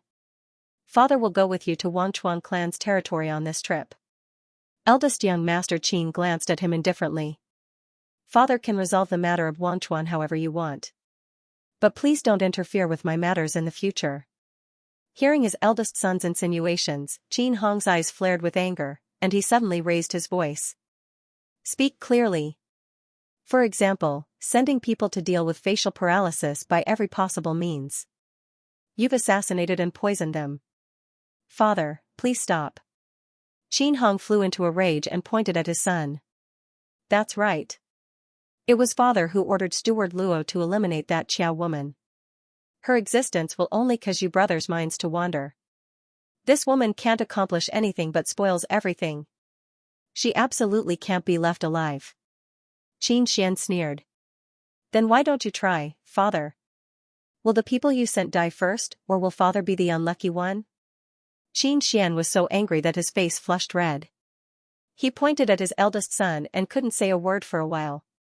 Since father has already handed over most of your matters to second younger brother, then you should enjoy your remaining years. Don't spend all your time doing these nonsensical and messy things. That's all I have to say. Father, please go ahead. After Qin Xian finished speaking, he swaggered off with his men, leaving his old father on the deck to stomp his feet, his face livid with anger. Unfilial son. Unfilial son, Qin Hong's eyes were filled with anger. It was as if their father wanted to harm them. Wasn't he doing this for their own good? What good could come out of leaving that stoic face here? This damned stoic face was truly the reincarnation of a star of misfortune. Every day, she would harm his two outstanding sons. She deserved to die. When family head Qin thought of this, a trace of ruthlessness appeared in his eyes. Second young master, don't come into contact with water for the next few days. The wound is still quite deep. As Xianxia bandaged second young master Qin's wounds, she secretly peeked at the expressionless Lord Xiaoqiao sitting on the side. Duge Ling's mouth twitched as he thought to himself, this little girl's bad habit of hitting people the moment she gets angry is really because she's been spoiled. Look at how he stabbed their family's second young master. The heavens took pity on him. Knock, knock, knock. Princess Luosha submissively pushed open the door and walked in. She bowed and said, second young master, family head has arrived. He invites you over. Isn't eldest brother here? Second young master said impatiently. A faint sorrow rippled in the Raksha princess's heart, and she hastily covered her small face with a silk handkerchief. She sobbed. Eldest young sir seemed to have directly contradicted family head again and parted on bad terms with family head. Second young sir, you should hurry over and take a look. The Omega Kotoku young sir was stunned by the Raksha princess's pretentious behavior. He couldn't bear to look at her and stood up, flinging his sleeves as he walked outside. Second young sir. Zhao Qiran stood outside the door and hastily called out when she saw the second young sir come out. Her beautiful eyes contained some worry as she looked at the second young sir's clothes. The second young sir had changed his clothes, but the way the blood vessels were surging just now, it was evident that his injuries weren't light. You're not allowed to mention this young sir's injuries to outsiders. Yes. Everyone in the room nodded in agreement. The Raksha princess also cupped her hands in salute. The Omega Kotoku young sir coldly said, especially, don't talk nonsense in front of father. Everyone looked at each other in dismay. The second young sir's implied warning couldn't be any more obvious. That was, they weren't allowed to reveal that the little stoic had stabbed him today. The Raksha princess pursed her lips and turned to glance at the stoic young lady sitting at the table like a jade sculpture. Don't you have anything to say? The Raksha princess rolled up her sleeves and glared at Arbor while blowing her eyebrows. She threatened, don't think we can let you off just like this. You injured second young sir. Even if second young sir doesn't pursue the matter, we have plenty of people who will. Be careful. The Raksha princess warned viciously as she glared at Arbor with her red eyebrows and green eyes. A sharp glint was concealed in her eyes. Arbor glanced at this woman with exquisite makeup that exposed half of her fragrant shoulders. He only felt that her revealing clothes could only be described as coquettish. When she stared at Jojo, it made Jojo feel very uncomfortable. Also, the name Raksha princess sounded especially familiar, but he just couldn't recall where he had seen it before. What are you doing? Looking at her expressionless face, the Raksha princess couldn't help but be infuriated. Are you trying to say that you don't remember me? When we were in the Mystic Beast Forest, I didn't provoke you at all. But in order to save Sikong Fuling, that slut, you ruthlessly beat me up. Yes, I did capture you for revenge, but that was because you made the first move. What Mystic Beast Forest? Xiaomu's pitch-black eyes contained a cold lightning glint as she stared deeply at her. Speak clearly. Ding Yan said that he had met her in the Mystic Beast Forest. Sikong Fuling also said that she would meet her in the Mystic Beast Forest. Now, this Raksha princess actually said that she had saved Sikong Fuling in the Mystic Beast Forest. What the hell was this? Stop pretending. You were blind at the time, but at least your brain was still working, and your memory was still there, right? Arbor expressionlessly looked at the Raksha princess, who was spouting nonsense in front of him. Suddenly, he swung his hand and heavily slapped the Raksha princess's face. This slap sent this old woman flying. She crashed into the opposite cabinet with a loud crash and fell to the ground with a flop. Duge Ling, who had been watching the show from the side, couldn't help but twitch his mouth when he saw this scene. He was just about to remind the Raksha princess that this fierce lady's temper wasn't very good. She was like a firecracker that could explode at any time. You need to be careful with your words, who knew? She hadn't even spoken 3 sentences yet. I remember now.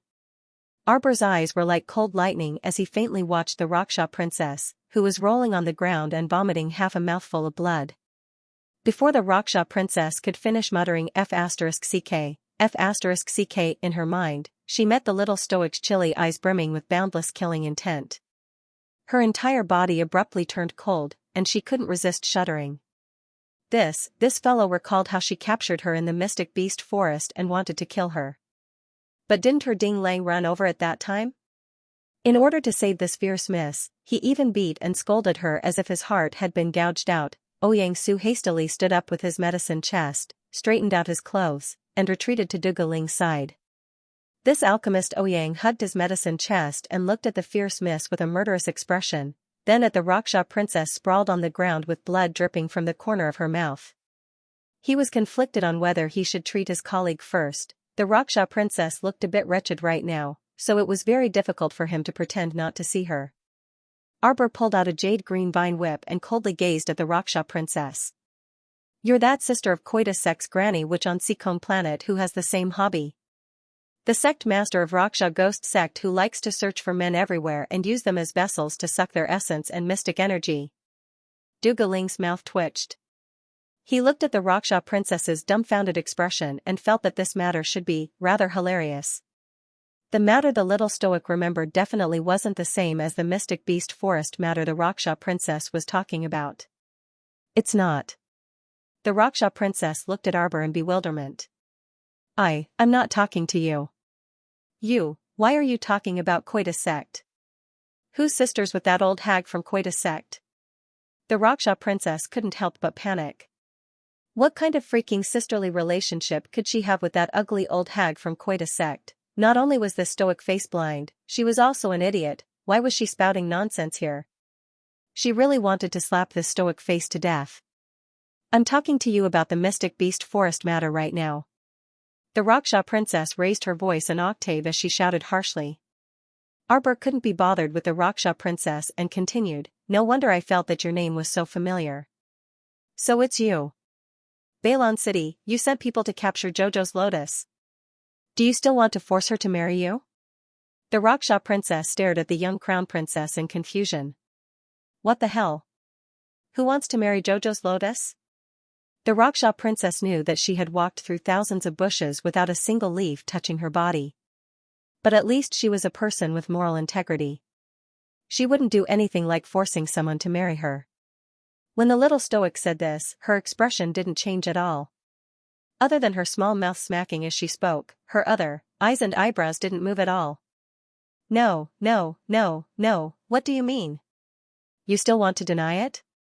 Arbor suddenly stretched out his little hand and showed her one of the rings. "Do you recognize it? Defensive thunder barrier." Princess Luasha's broken string was reconnected. "You remember now, don't you?" Arbor looked at her expressionlessly with a cold face. The Raksha princess almost vomited blood in anger. I say, can you not talk to yourself like that? I'm talking to you about the mystic beast forest matter, so why are you freaking talking to me about Balon City?" The Raksha princess clapped her hands in anger. How freaking long ago was Balon City? Can you freaking not talk nonsense like this? Why did she feel that talking to this stoic face was so tiring? However, the little stoic's expression was serious. "How long has it been since this matter was exposed? You sensual old thing, you want to forcefully seize Jojo's lotus to use as a vessel. Go to hell." The green vine in the little fellow's hand faintly emitted a flickering light. The Raksha princess felt like she was going to explode from anger. What was wrong with this guy? Could he still speak properly with her? "It turns out that the idiot I sent to Balon City that time was killed by you. You freaking." Originally, she simply wasn't aware of this matter. When she lost a top-notch spiritual weapon like the defensive thunder barrier, she was so angry that her chest felt stifled and she couldn't eat. Later, she sent the Snake Beauty, that unreliable fellow, to Balon City to search for the spiritual weapon, but she never said anything after that. She didn't expect it, she really didn't expect it. She didn't expect the spiritual weapon to be taken away by this bandit lady in front of her, and now, she actually wanted to settle accounts with her because of this Balon City lousy matter. If she could curse at this moment, the Raksha princess could curse all 18 generations of Jojo's ancestors as retarded fools. How did they give birth to such an oddball? Without another word, Arbor swung his vine whip at her face. Dugaling speechlessly shifted his position. Jojo, I feel that the Raksha princess doesn't want to talk to you about this matter. Can't you just let her finish her sentence? As a spectator, he felt anxious for the Raksha princess. She clearly didn't want to talk to the Stoic about Balon City's matter, but she ended up being scolded by the Stoic and inexplicably fell into a ditch. The Raksha princess rolled back and forth on the ground, dodging Arbor's fierce vine whip attacks. At this moment, she didn't know whether she should say 10,000 F***CKS in her mind. What are you doing? An angry shout came from outside the door. The Raksha princess was disheveled and filthy, and her hair was disheveled as she scrambled towards the person outside the door. Family head, save me. Seeing her sorry figure, Qin Hong couldn't help but be infuriated, and he kicked her out. Useless thing, you were actually beaten to this state by a criminal? His sharp old eyes stared at Dugaling, who was leisurely leaning on the side with his arms crossed. He scolded angrily, Hall Master Dugu, what is the meaning of this? If a criminal refuses to be disciplined, doesn't your star-plucking Hall know how to tie him up and put special shackles on him? Dugaling smiled and said, Family head, second young master didn't give the order, and Ling doesn't dare to go against master's wishes. Bastard! Qin Hong roared with a cold face. His sharp eyes stared at Arbor, as if a fire dragon was about to emerge from his eyes. Arbor! You're too presumptuous. How dare you act so presumptuously after boarding our Tianyun ship? Do you really think we can't do anything to you? Arbor glanced at Qin Hong coldly. Why don't you try? Qin Hong didn't expect her to be so arrogant and daring to contradict him in front of so many subordinates, slapping his face in public. His old face immediately contorted in anger, and he waved his hand and shouted angrily, tie her up. Dugaling's eyes flickered, and he spun around to block Arbor with a grin. He flicked his sleeves and said, Family head, this person was left behind by our star-plucking Hall. Second young master hasn't given the order, so Family head shouldn't casually comment. Chini raised her hand, and a powerful airflow pressed against Dugaling. Dugaling's body swayed from the impact, and he pulled the little Stoic back several steps. Chini wanted to attack again in her fury, but second young master suddenly appeared and called coldly, Father. Qin Hong was furious. He turned to glare at the young master of Omega Kotoku. What? You still want to stop your father at a time like this? Did you not see the true face of this woman? Audacious, arrogant, and hateful. Father, are you trying to test where your son's bottom line is? Qin Hong's old face couldn't help but twitch. He was so angry that his mouth was crooked. Who the hell wants to test your bottom line? He really understood this kid's temper.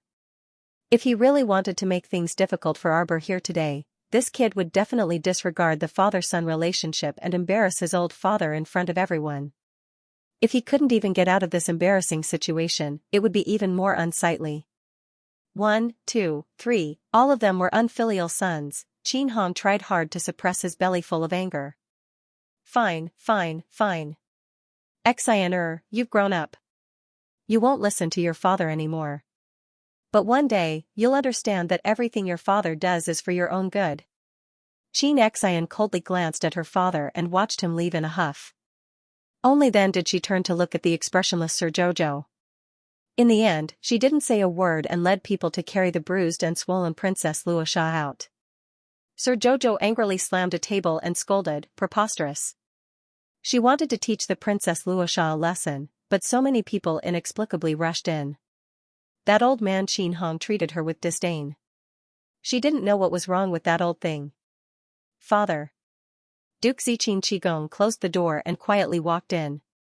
He respectfully bowed to Qin Hong. What do you think about the facial paralysis? Qin Chong lowered his head slightly and rolled his eyes. I think the crown princess can't be left alive. But big brother and second brother seem to. These two good-for-nothings. Qin Hong scolded angrily and said coldly, Tomorrow, I will transfer the two of them away. You know what to do. Qin Chang's eyes flashed with a hint of smugness, but he didn't show it on his face. He raised his head to look at family head Qin, his eyes carrying traces of hesitation. What other difficulties do you have? Wouldn't that be too obvious? Xianxia put on a fearful expression. If big brother and second brother come back and find out about this, then What are you afraid of? Family head Qin shouted coldly, you're their younger brother. Could it be that those two unfilial sons would dare to make an example out of you? Xianxia curled his lips and thought disdainfully in his heart, that's not necessarily true. Do you think they are good people? Tomorrow, I will bring them to the Forgotten River clan to meet that young and talented clan head Ding.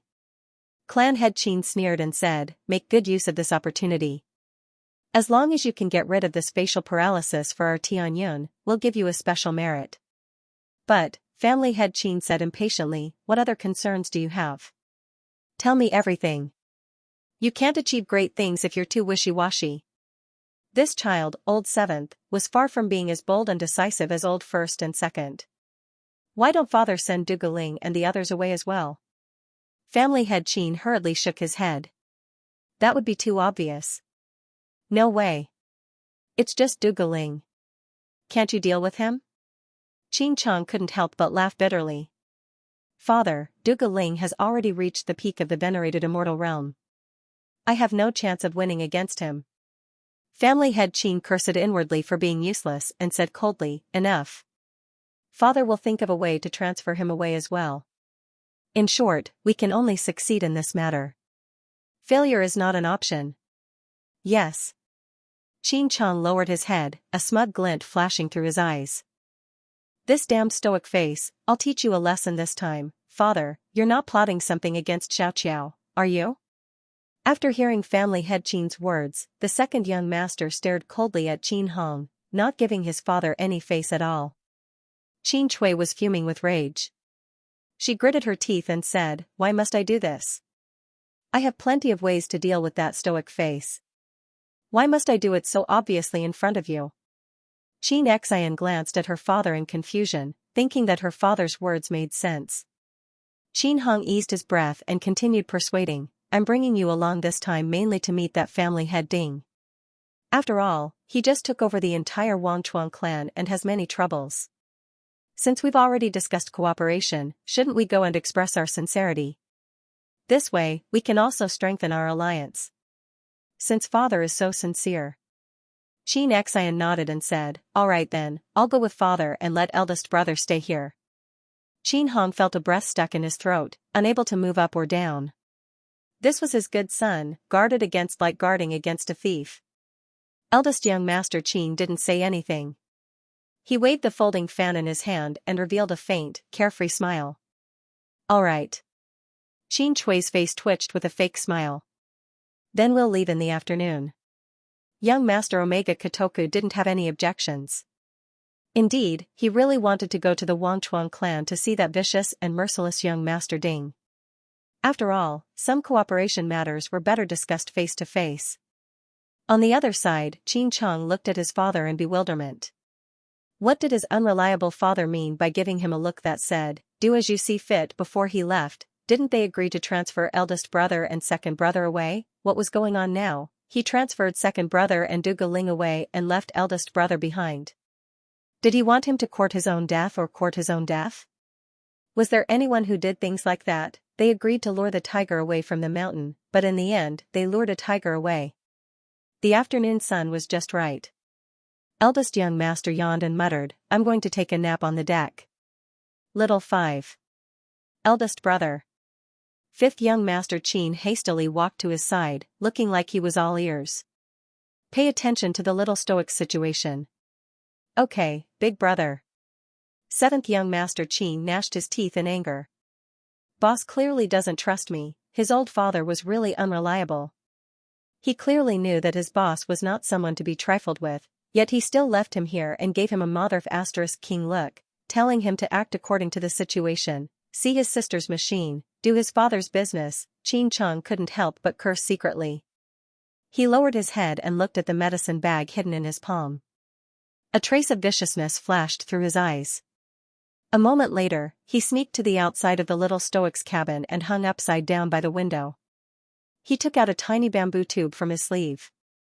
Before he could even blow a mouthful of poisonous smoke into his mouth, he felt a heavy hammer smashing into his face, landing heavily on the bridge of his nose. He could even hear his nose break with a crack, and his entire body slid down from the window, landing in the sea with a splash. Eldest young Master Qin had ordered people to bring over a brocade couch, and he was currently lying leisurely on the deck. Suddenly, he heard the sound of water splashing. Startled, he hurriedly sat up and asked, "What happened?" Several boatmen hastily dashed to the railing and looked down before exclaiming with an odd expression, "Seventh young master."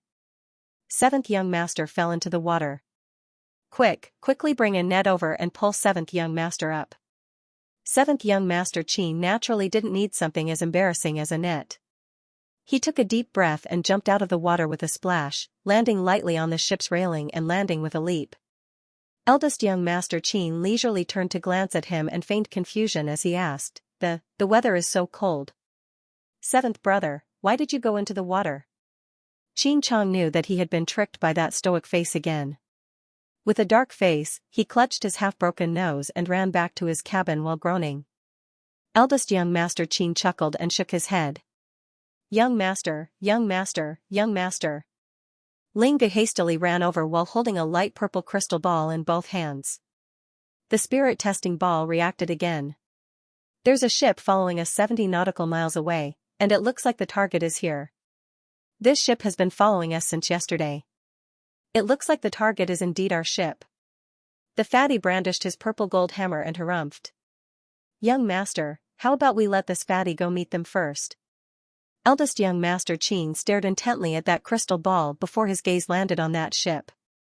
The scene was somewhat indistinct, and he could only vaguely make out several slender and elegant figures standing at the ship's bow. Eldest young Master Qin stared intently for a good while before his lips curled into a smile. "Ah, they came rather quickly." "Ah? Young master, could it be that you know who they are?" Linga asked curiously. "Fatty. Present. Come with this young master to meet them." A faint light flashed through the corners of eldest young Master Qin's eyes, and he turned to instruct fifth young Master Qin, "Xiao, order people to speed up and change the course. Go to the nearby Great Jubilee City and wait for us." "Ah? No, we're not returning to the headquarters," Linga called out. Fifth young Master Qin didn't say anything else and nodded. "Got it, big brother. Be careful. Don't worry, I'll be back soon." Eldest young Sir Qin nodded with a grin. With a leap, he led Fatty and the others towards the pursuing ship at top speed. Linga asked blankly, "Young master, does eldest young master know the people on that ship?" "You know him too?" The Zither cultivator frowned and said in a low voice. "I know him too?" Linga looked curious as she scratched her ears and cheeks and asked, "Young master, I am very stupid. I didn't manage to guess who it was. Song Prefecture's monarch is here." Arbor was fiddling with a mechanical arm, its small hand supporting its chin, occasionally glancing at the window. Why couldn't he be sent flying with a single punch? It was so boring. She had punched him. Logically speaking, shouldn't he have fought back after all the setbacks? She had already prepared all kinds of poisons and was just waiting for someone to come in. Arbor touched the basin of powder on the table. She had placed the powdery items in the same basin, but they were clearly separated.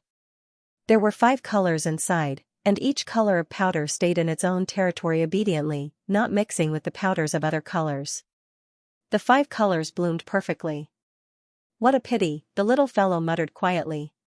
She had researched and developed her 5 young intense poison for so long, but she still hadn't found a suitable person to use it on. It had to be a cultivator with a strong body. Otherwise, ordinary small cultivators in the profound realm and spirit realm would probably die if they inhaled just a little bit of the poison powder. What was the point of a trial then? Why didn't that brain-damaged 7th young Master Qin come? That blow just now had at most broken his nose. With his personality, shouldn't he have quickly jumped out to retaliate against Sir Jojo? Why was there no sound? Outrageous, you can't even persevere in a fight. It'll be hard for you to achieve anything great in this lifetime. Bam. After a huge quake, Arbor's cabin door suddenly collapsed from the outside to the inside, smashing heavily onto the ground. 7th young Master Qin, who had entered against the light, had a wicked smile on his face. He looked at her smugly and said, now no one can save you? If you kneel down and beg for this young master's forgiveness. Arbor's eyes brightened, and she picked up the basin on the table without a second word. With a splash, she scattered half of the basin's powder onto 7th young master Qin. Midway, she thought that this half basin's powder might be too effective. This 7th young master Qin might die in less than 3 seconds after being covered in this powder. Forget it, hurry up and catch some more. The little girl hastily hopped over and pressed the basin on the table with both hands. She flew over and repeatedly swept her sleeves, collecting more than half of the obedient powder. Even so, the dumbfounded 7th young master Qin was still splashed in the face by the 5-colored powder. He raised his hand to wipe his face and roared at Arbor in exasperation, are you freaking sick? What kind of lousy thing did you throw at me? Ha ha ha ha. 7th youngster Qin rubbed his nose as he glared furiously at Xiao Mu. His originally handsome face was now severely contorted. Little b****, no one can save you today.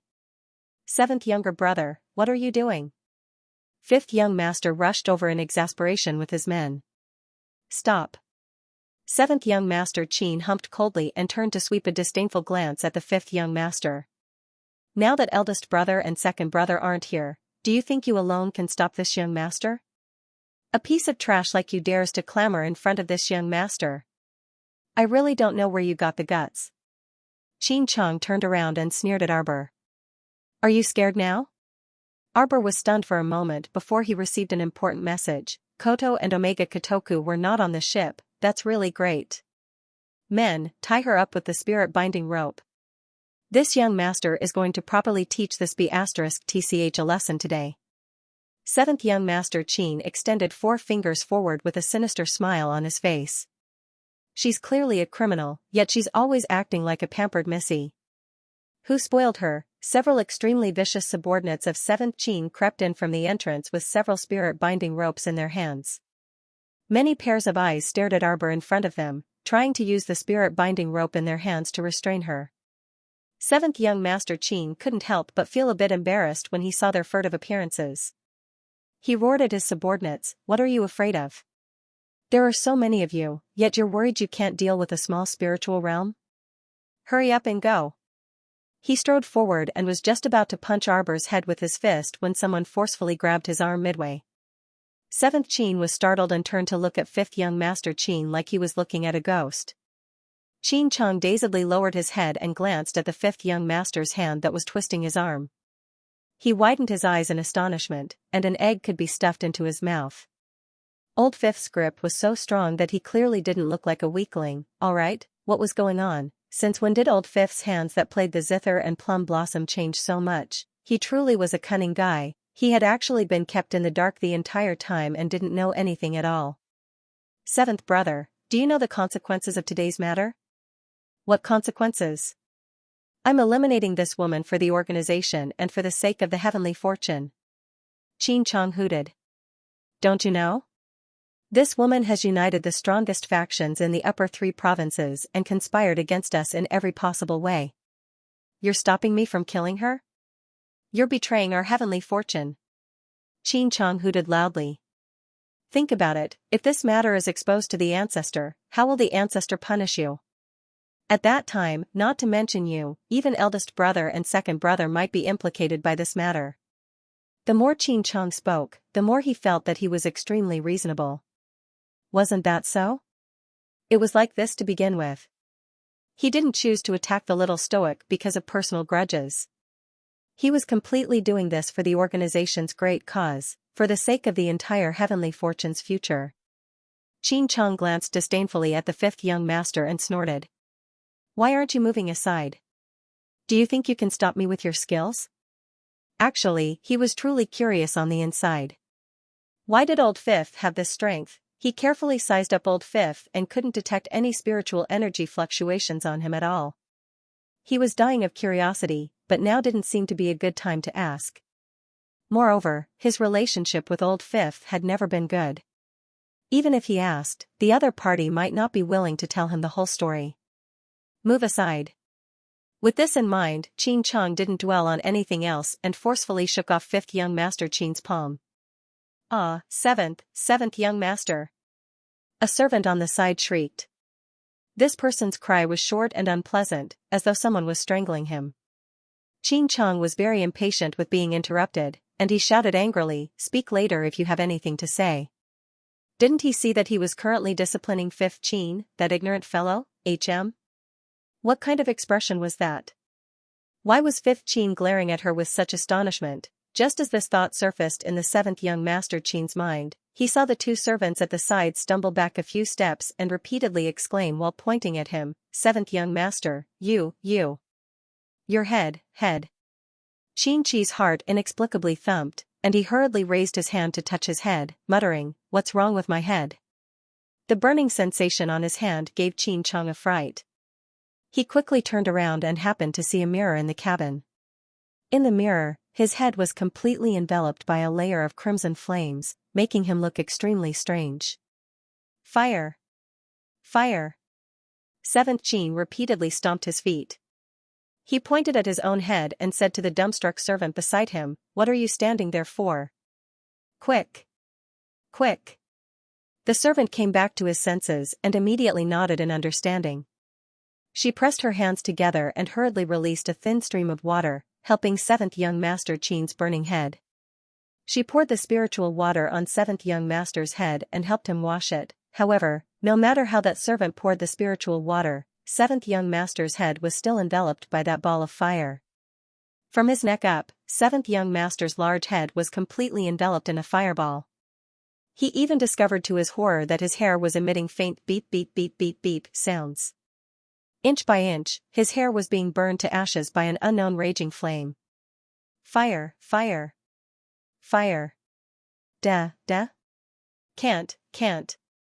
The servant staggered in fright and fell to the ground, his entire body trembling uncontrollably. His teeth chattered, and he even stuttered a bit when speaking. "Old Fifth! Save me!" 7th young master was truly panicking this time. He finally remembered his 5th brother and promptly pleaded bitterly, Fifth brother!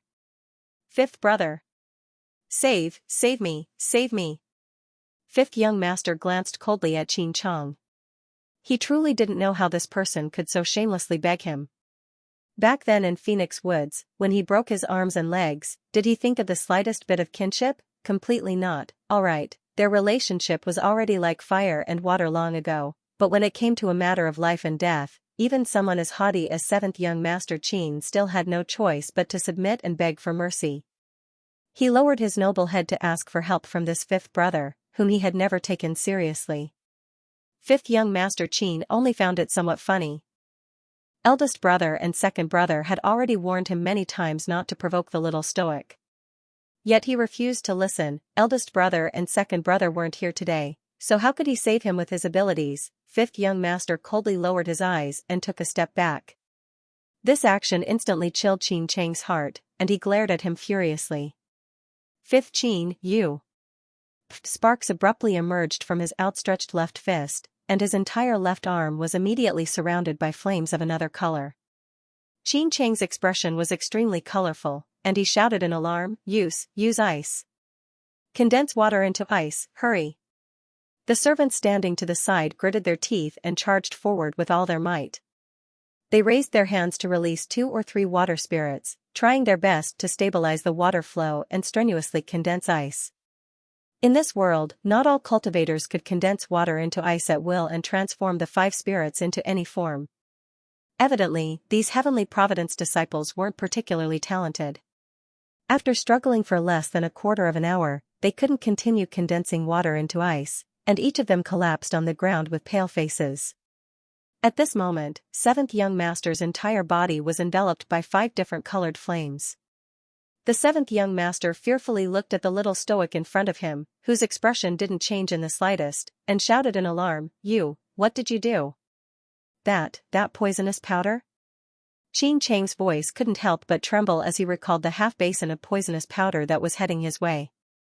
You better stop now.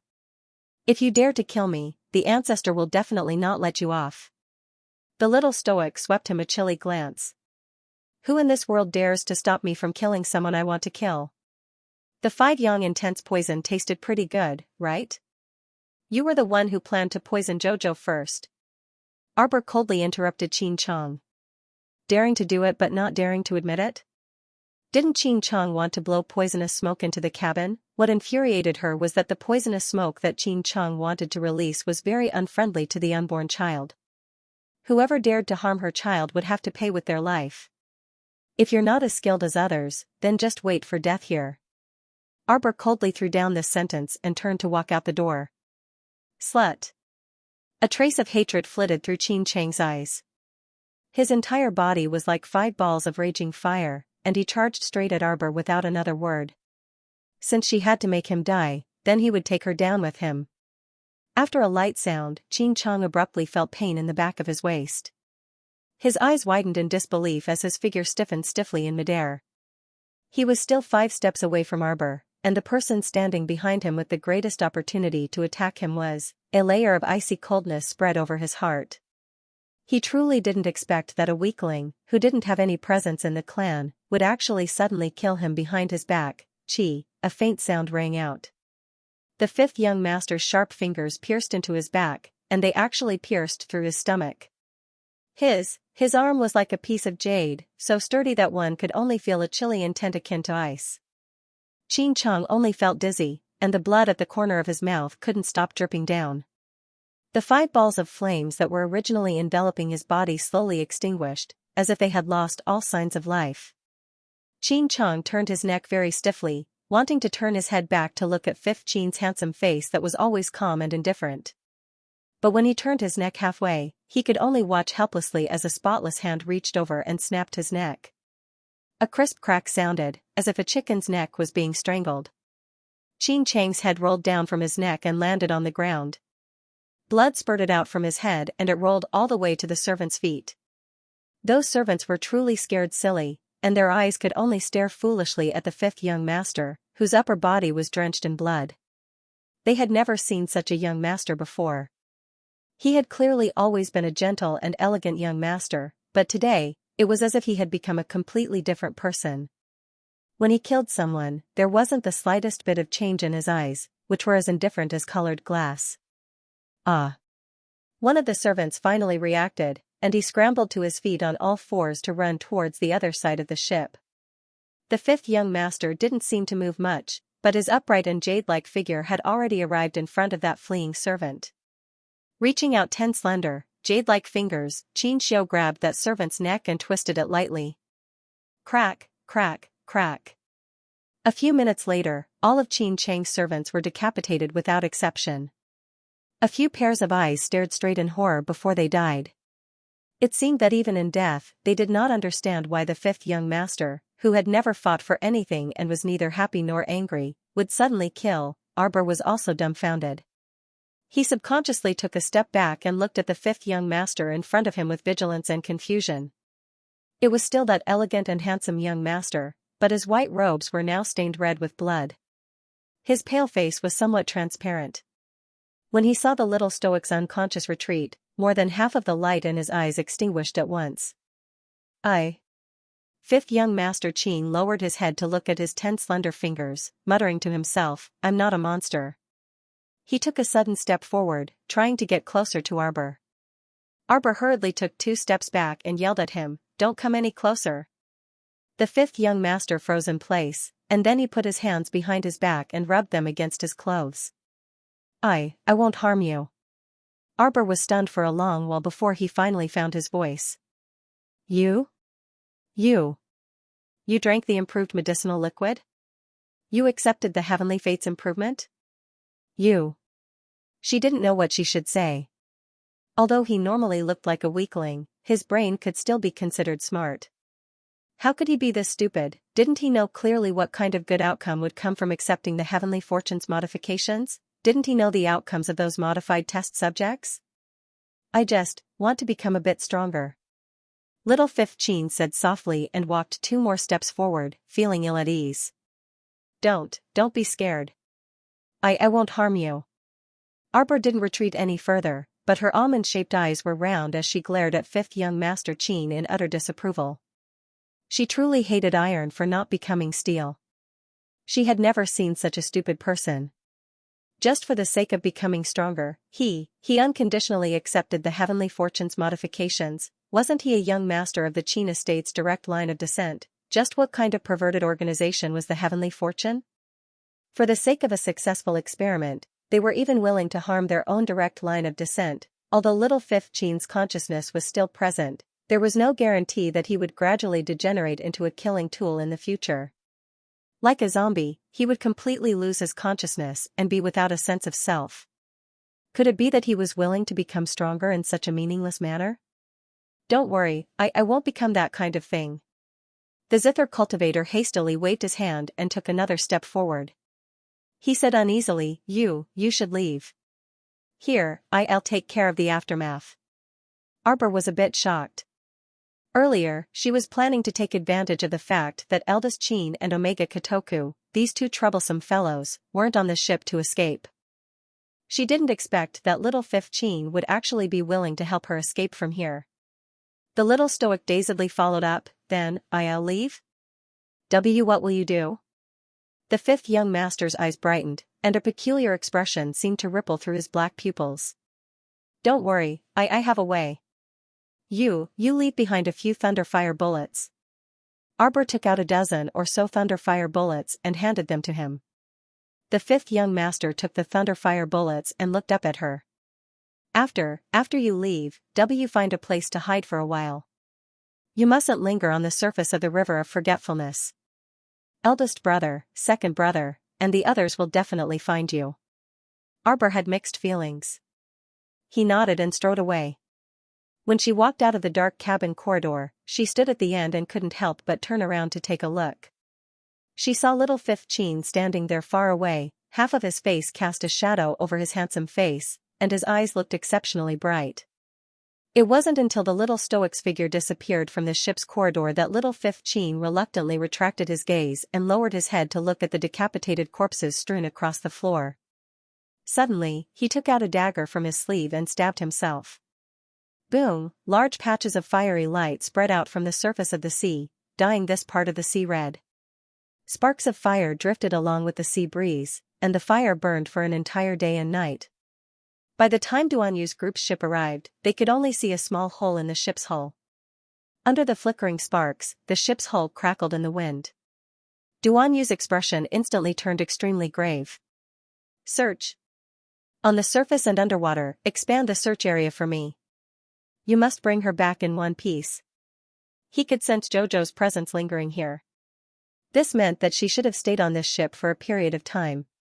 His insides were burning, but there wasn't the slightest change on his face. However, those who understood this monarch knew that His Majesty's current mood was terrible to the extreme.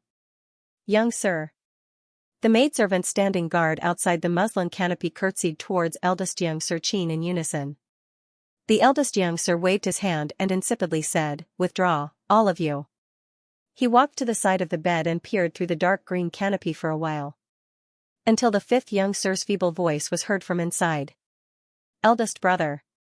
Only then did eldest young Sir Qin stretch out a hand to lift the canopy and slowly walk over. Are you feeling better? He sat down on the edge of the bed and reached out to take the soup bowl that a young maidservant handed over. He opened the lid and lightly stirred the soup with a spoon. His eyes were calm, without the slightest ripple. Leaning against the head of the bed, fifth young Sir Qin's gaze quickly swept over his face. He hastily nodded and assumed the appearance of listening to an elder brother's admonishment. Eldest young Sir Qin smiled faintly. Little fifth, why didn't you tell eldest brother that you took the improved liquid? I was worried that eldest brother would object. The fifth young sir probably didn't expect his eldest brother to be so blunt and direct. The words that had been lingering in his heart for a long time became stammering as soon as they left his mouth, and he only gave this dry reply. Clang! The spoon smashed into the soup bowl, and a few drops of soup splashed out. Eldest young Sir Qin set down the bowl and gazed coldly at this younger brother of his. He scoffed and said, You knew that I would object, so you deliberately hid it from me and took the original liquid on your own? I'm sorry, eldest brother. You aren't sorry to me, you are sorry to yourself. Eldest young Sir Qin said coldly, You chose the path yourself, so you must bear the consequences of the future alone. No one can walk down this path for you. He really didn't expect that his fifth brother, who had always been indecisive, would actually choose such a path. Not everyone had the courage to take Heavenly Fortune's improved liquid. This improved liquid was even more abnormally dangerous than the original improved liquid. 8 or 9 out of 10 people who ingested it would mutate. This was gambling with their lives. Fifth young Sir Qin stole a glance at the eldest young Sir again and stammered, eldest brother, don't be angry. Actually, my luck is quite good. There was a 90% chance of turning into a walking corpse and a 10% chance of developing a powerful special ability. Hadn't he gambled correctly? He had obtained a great power that he had never dreamed of before. In terms of strength and agility, they had all received an abnormal increase in all aspects. Now, even if he were to face an extremely vicious person, he would still have the strength to fight. Eldest young Sir Qin couldn't help but be angered into laughter. You really are a reckless gambler. Our luck isn't bad. Fifth young Master Qin muttered softly. Xianxia looked at him deeply and suddenly changed the topic. Your second brother brought people out to look for her. This little guy's divine sense hasn't fully recovered yet. He shouldn't be able to run too far.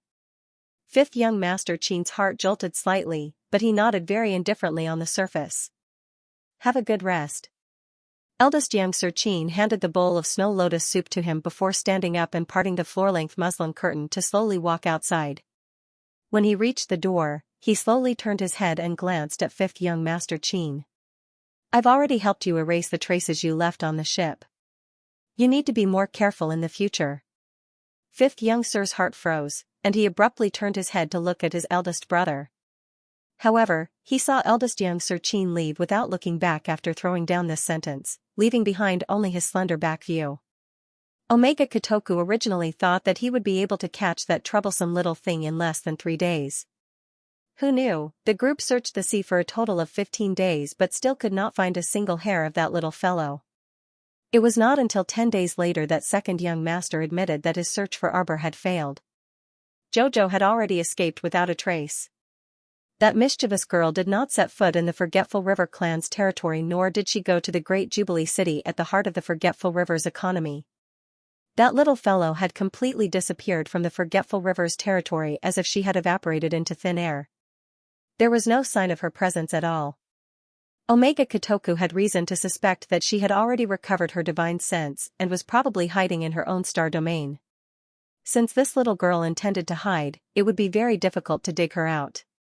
Even though second young master was extremely intelligent, he had to admit that this little rascal had slipped away right under his nose. No matter how intelligent those two from the Qin estate were, they would never have thought that Arbor would travel over 1,000 miles in one night and sneak into a small fishing village. For the past half a month, Arbor had settled down in this fishing village. During the day, she would cultivate and read books to recover her divine sense.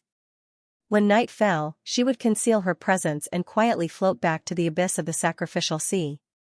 The little fellow had been pacing back and forth at the entrance of the abyss of the sacrificial sea. Omega Kotoku still did not understand her character well enough. If he really understood Arbor's character like Jojo's lotus, it would be impossible for him to not see her for such a long time. Just like that, Arbor hid during the day and came out at night. For the past half a month, she had been waiting for Jojo's lotus at the entrance of the abyss of the sacrificial sea. The more she waited, the more anxious and disappointed she became. Occasionally, she would take out the condensed soul orb to take a look. When she saw the faint shadow of the ancient Mo Lian curled up in the soul orb and sleeping soundly, her heart could not stop beating wildly. Something had happened, something had definitely happened. If it was not for her rationality that firmly restrained her, she might have already jumped into the abyss of the sacrificial sea to find out what had happened. There were only about 100 families in this small fishing village. From one end of the village to the other, every family was very familiar with each other. These fishermen usually went out to the sea to catch fish before dawn. They had to return to the village before sunset. Otherwise, at night, the dangers on the surface of the sea would be unknown. At the crack of dawn, Xiaomu returned to the fishing village. Mrs. Feng was already very familiar with her habits these days. In the first few days, Sister Feng was worried for a long time and persuaded her not to go out to sea at night. However, he soon discovered that this seemingly young girl was a very capable person. There was no need for him to worry about her at all. Thus, he gradually relaxed. Arbor walked into the village expressionlessly with a big-headed fish in his hand. When the fishermen saw her, they all smiled and greeted her out of habit. "Little doctor, you're back. Little doctor, you've caught another big fish today." This little doctor was really a strange person. Every day, he would go out to sea in the middle of the night and come back with a fish in his hand. It was not much, just one fish. However, there were only 4 or 5 people in Feng Qi's family. Such a big fish was definitely enough to eat for a day. Everyone could not help but envy Feng Qi. Back then, when the couple took in this young madam of unknown origin, they had secretly laughed at her. The world was so difficult. Who didn't hide some food in the cellar? How could they have extra food to entertain guests? Only Feng Qi and his wife were foolish enough to take in this pregnant woman of unknown origins. But now, it seemed that Feng Qi and his wife weren't foolish at all. They were simply too shrewd. After interacting with her for a while, everyone in the small fishing village knew. Not only was this young madam exceptionally exquisite and good-looking, but her medical skills were also superb. She read and practiced during the day and wandered out to sea at night. At daybreak, she would bring some food back to Feng Qi's family. Sometimes it was a large fish, and sometimes it was some sea shrimp and crabs. Feng Qi's family's simple life was getting better and better. When Arbor entered, Madame Feng was standing up with their 3-year-old son, Mau Mau, in her arms. When Mau Mau hazily saw the little stoic enter, he scampered over and raised his small hand to rub Arbor's stomach. "Good morning, wife." Arbor, Madame Feng's mouth twitched, and she laughingly scolded him for being a brat. She walked up and carried her son to wash up. "Little physician, don't mind them." The day before yesterday, old Uncle Wang from next door was teasing Mau Mau, saying that if the little physician was pregnant with a girl, Mau Mau would have a wife in the future. I didn't expect this child to remember it and still think about it even now. Madame Feng was laughing uncontrollably. Arbor expressionlessly glanced at Madame Feng and her son before hanging the big-headed fish on the rack. "Sister-in-law, I'm going to sleep." After all these days, Madame Feng had long figured out the little stoic's work and rest habits. She hastily nodded and replied, Okay, I'll call you for lunch. Steam this fish today. It looks quite plump and delicious." After Mau Mau finished washing his hands, he scampered back to Arbor's side. He raised his small hand and pressed it against Arbor's stomach, caressing it again as he muttered, "Wife." Arbor's brows suddenly creased. He felt as if a layer of energy suddenly flowed out from his stomach and was about to hit that little imp. The little stoic's eyes were sharp and her hands were nimble. She swiftly lifted Mau Mau up with a flick of her slender hand and pressed down a layer of divine energy, completely blocking out that sudden attack. Boom! The opposite wooden shelf suddenly fell apart, and the big-headed fish that was originally hanging on the shelf also fell to the ground with a dong sound. Her voice attracted Mrs. Feng's attention. He looked at the scene in front of him in surprise. "What? What's wrong?" "I'm fine." Arbor put down the adorable Mau Mau and said with a wooden face, "The wooden frame suddenly fell down just now. Fortunately, it didn't hit anyone." Madame Feng was startled. She reached out to take Mau Mau, hugged him, and patted him gently. She muttered, "Last time, I told him to strengthen the wooden utensils at home. It's fine, it's fine. Don't be scared." Arbor turned around and glanced at the mother and daughter. Then, he turned around and entered his cubicle. His expression suddenly became very serious. The little stoic placed her small hand on her stomach and stroked it before saying seriously, "Baby Mo, Mom is telling you, you can't bully other children in the future. Furthermore, you can't use such a powerful force recklessly." Xianxia was also astonished.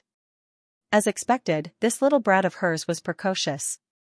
He could unleash his power even through her stomach. If she hadn't reacted quickly just now and snatched Mau Mau away to block that powerful force, the consequences would have been unthinkable. How could Mau Mau end up well after being hit so harshly by her own brat? If other children say things you don't like to hear, you can reason with them. Arbor felt her stomach heat up slightly, and she raised her hand to rub it. She was baffled but also inexplicably amused. The previous few times, her stomach would react from time to time. At that time, she thought it was her imagination.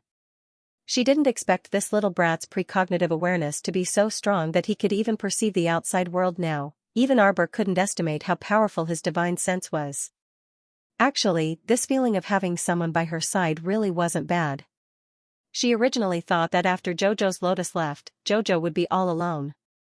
But now, she discovered that the one in her stomach would occasionally react strangely. Of course, this fellow's ideology hadn't fully formed yet, so his actions would sometimes be a bit out of line. However, Jojo was still very happy. Be good and don't randomly beat other children in the future. After you come out, Mother will take you to eat all the rare delicacies in the world and see all the mountains and rivers, the little stoic prattled as she raised her hand to rub her stomach to appease him. Strangely enough, this little fellow seemed to understand her words and slowly calmed down. After that slight heat disappeared, Arbor checked the pulses of both her hands worriedly. Everything was so normal that it was a bit comical. It was said that a woman's first trimester needed constant attention, so it definitely wouldn't be too smooth. What Arbor wanted to say was that she didn't feel anything at all. She ate, slept, and did whatever she needed to do. She never vomited like other people during their first trimester, and there wasn't anything she could or couldn't eat. She seemed to be able to eat everything. The key was whether she liked to eat or not. Baby Mo was definitely an excellent little fellow, Arbor thought to herself. She rubbed her stomach and was about to lie down on the bed. Then she heard the sound of a door being kicked open. Little Physician, where is Little Physician? Little Physician, quickly ask Little Physician to save him. Brother Fong encountered a sea shark and was bitten. Just as Arbor sat up, her black pupils couldn't help but contract. She reached out to pick up a small black butterfly that had flown in through the wooden window, and her figure abruptly disappeared into the air. Madame Fong came with the messenger and knocked on Arbor's door. After patting for a long time without any response, the person who came flew up and kicked the door open. The two of them rushed in and took a look. They couldn't help but be stunned. There was no one in the room.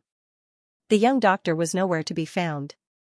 He was here just now, Madame Fong muttered to herself. Arbor's figure flashed to the west of the fishing village and jumped toward the beach. Just now, the poison-tailed butterfly had sent a message saying that the Omega Kotoku was here. She didn't know if Omega Kotoku was lucky or if Arbor was unlucky. The two young masters of the Qin estate were already planning to return to shore, so they passed by this small, shabby fishing village on the way. Second young master suddenly had a thought and wanted to come up and take a look. He did not know why he had such a strong thought. At this moment, he just wanted to enter the fishing village and take a look. More than a dozen ships of heavenly fate were docked near the fishing village. A group of people was disembarking from the ships when they suddenly paused. Omega Kotoku narrowed her eyes and looked up at a large flying spirit tool in the air. Heh. Eldest young master Qin shook his head with a smile. This Songzhou's emperor is truly a lingering spirit. Duan Yu, this guy, chased after them again. Was he crazy? They already said that the stoic was not with them, so why did he keep chasing after them and be an eyesore? Second young master's expression abruptly changed, and he abruptly flew out. The little stoic was definitely here.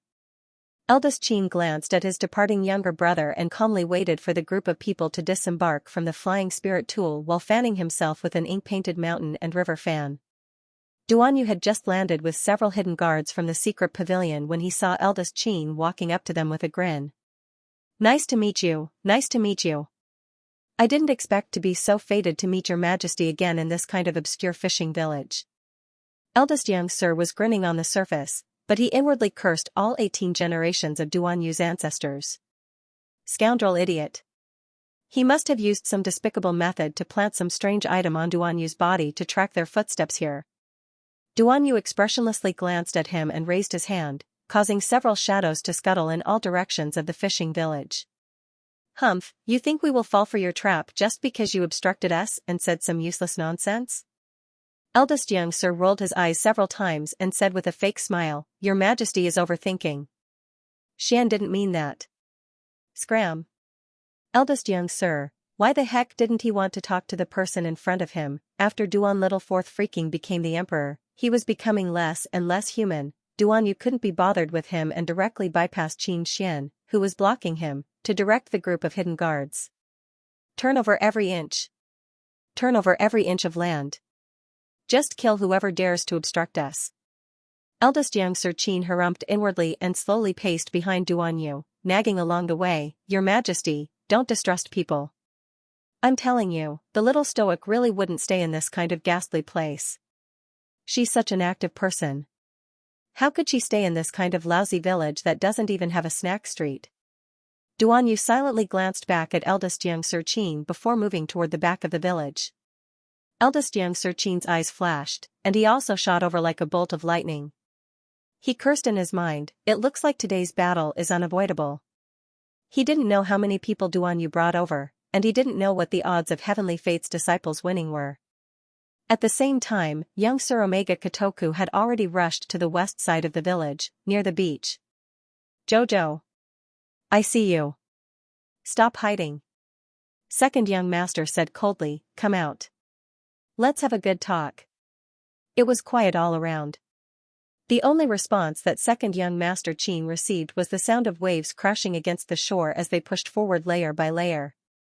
Xianxia looked around and suddenly raised her hand to release a Saint power barrier.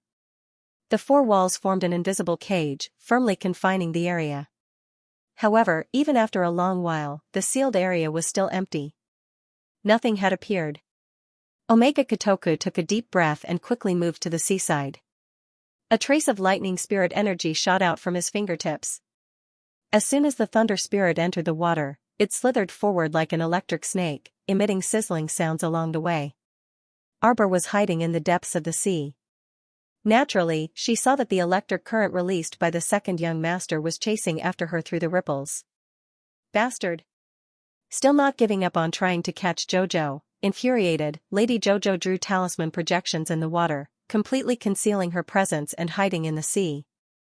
36 void concealment talismans completely concealed her figure. No matter how the electric snake shuttled back and forth in the water, it still didn't discover Arbor, who was just inches away. Lady Jojo was inwardly smug. "Lady Jojo has entered the water, yet you still want to catch me? Simply a fantasy."